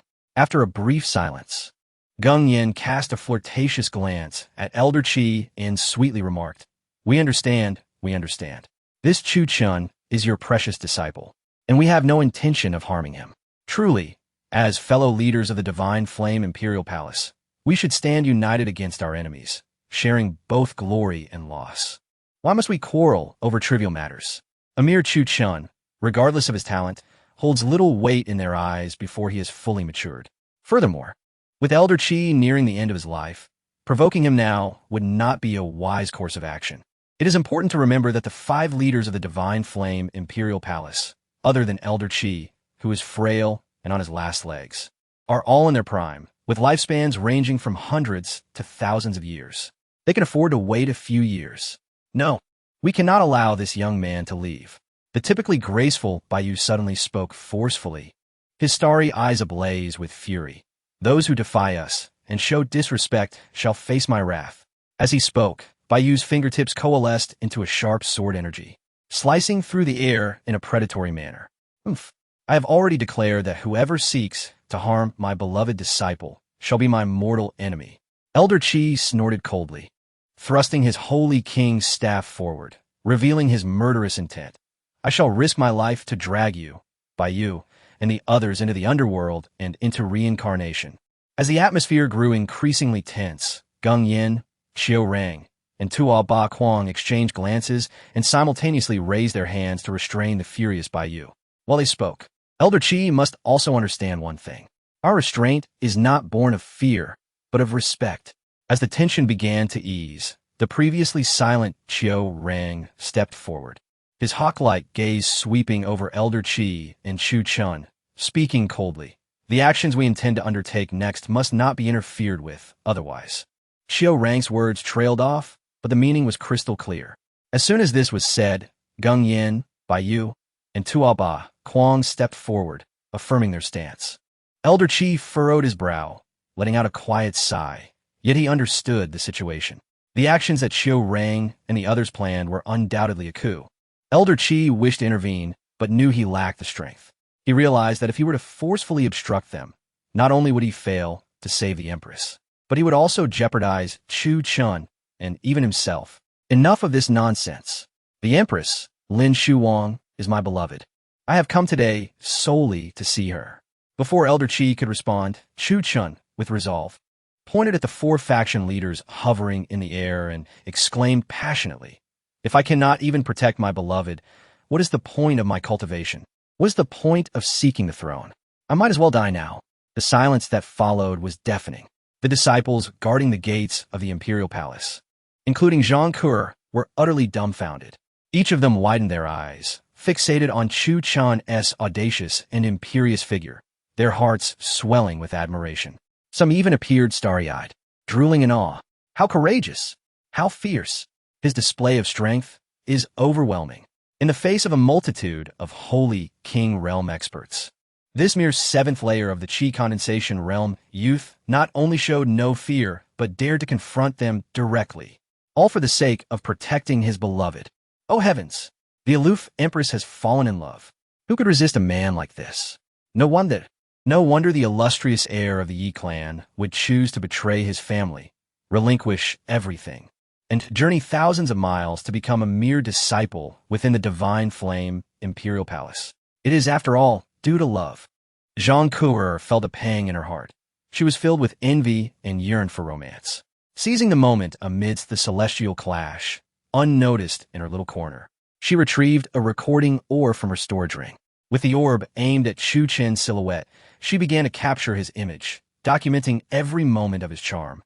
Declarations of love, deep affection, bravery, kindness, meticulousness, patience, enthusiasm, seriousness, rationality, composure, and maturity. Here, 1,000 words are omitted. She planned to sell these precious moments to her esteemed female mentor at a high price, earning a little pocket money, or perhaps exchanging them for a few novels. Chapter 68. The Empress emerges.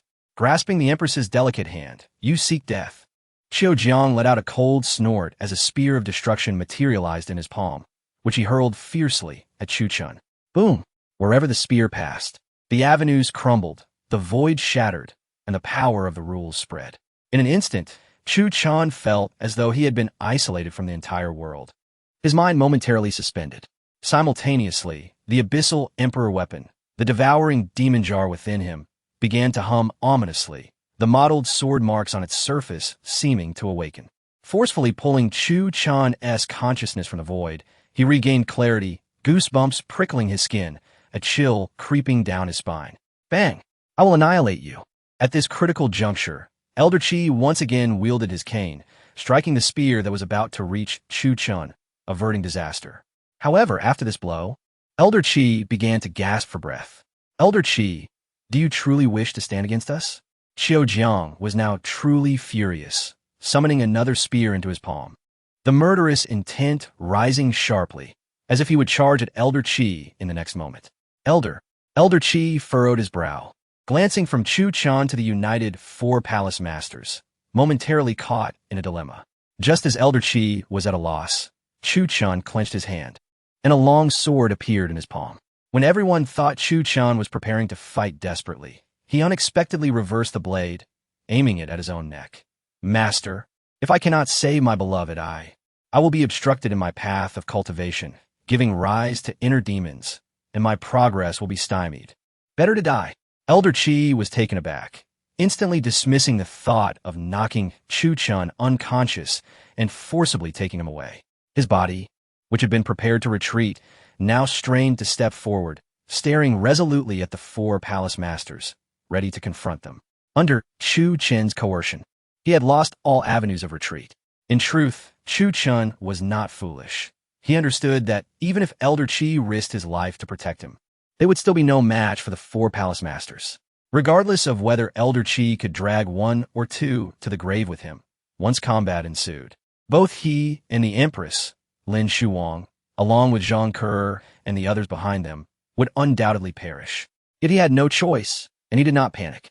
Should a confrontation truly arise, Chuchen still had his trump card. This trump card was to summon the abyssal emperor weapon, the devouring demon jar, and entrust it to his master, Elder Chi. As fellow Saint Kings, Elder Chi was no match for the four palace masters, but with the abyssal emperor weapon in hand, the tides would turn completely. Offense and defense would shift. How powerful would the Abyssal Emperor weapon be in the hands of a Saint King? A full-force strike could sink the entire Divine Flame Imperial Palace and even the Divine Fire City, erasing them from existence as if they had never been. To slaughter Gongyan, Baiyu, Qiujiang, and Tua Baquan would be as simple as slaughtering livestock. However, handing the devouring demon jar to Elder Qi could lead to endless troubles. Perhaps no one in the entire Divine Flame Imperial Palace could restrain this old man, and both Chuchen and the Empress would find themselves ensnared in an even greater crisis. But when death loomed, who could afford to be concerned about such matters? If Chuchen were to perish, what did it matter if the floodwaters rose and the populace suffered? Just as the Saint King battle was about to commence, just as Chuchen was on the verge of awakening the devouring demon jar, and just as the Empress's magnificent figure was about to shatter the void and descend with force. Cough, cough. With a series of coughs, the fabric of the void shattered, and a stooped, old woman slowly emerged from the boundless expanse. Esteemed palace masters, might you grant this old woman a modicum of respect? Would you kindly withdraw? The speaker was Elder Wang Su of the Divine Flame Imperial Palace, a true Saint King. At long last, the supreme combatant from the Empress's Council of Elders, capable of standing toe-to-toe with the 5 palace masters, had arrived. Upon seeing her, Gongyan Baiyu and the other palace masters exchanged glances, their brows furrowing, yet they refrained from making a move. Elder Qi, on the other hand, let out a profound sigh of relief. Without his cane to lean upon, he might have collapsed from exhaustion. His internal vitality was nearly depleted, and with his lifespan waning, it was difficult enough to face one opponent, let alone 4. Elder Wang Su's appearance signaled that the Council of Elders would not turn a blind eye to the palace upheaval. Even if they engaged 2 against 4, hope remained slim. But with Elder Wang Su keeping watch, if Elder Qi couldn't win, he could discreetly lead Chuchen away. Shameless? Betraying allies? What of it? With his prowess as a Saint King, even if he left the Divine Flame Imperial Palace, he could still live freely outside. The only concern was that Chuchen's path of cultivation would be fraught with obstacles, but Elder Qi had time to wait. Greetings, Elder Wensu. Though Elder Qi's heart was already set on retreat, he still put on a facade of solidarity, appearing as though he would face life and death together with her. After all, who could blame him for his love-struck disciple? Yet this was not entirely a negative situation. Even Elder Qi, despite his folly, could see that his disciple's affection was mutual, with the Empress reciprocating his feelings. When his plans came to fruition, he would. At this thought, Elder Qi suddenly felt rejuvenated, as if he had been reborn, rekindling the passion and impulsiveness of his youth. Elder Wang Su, rest assured I, Elder Qi, am a person of the Divine Flame Imperial Palace in life, and a corpse of the Divine Flame Imperial Palace in death. Today, I will risk my old life to ensure the safety of the Empress. Anyone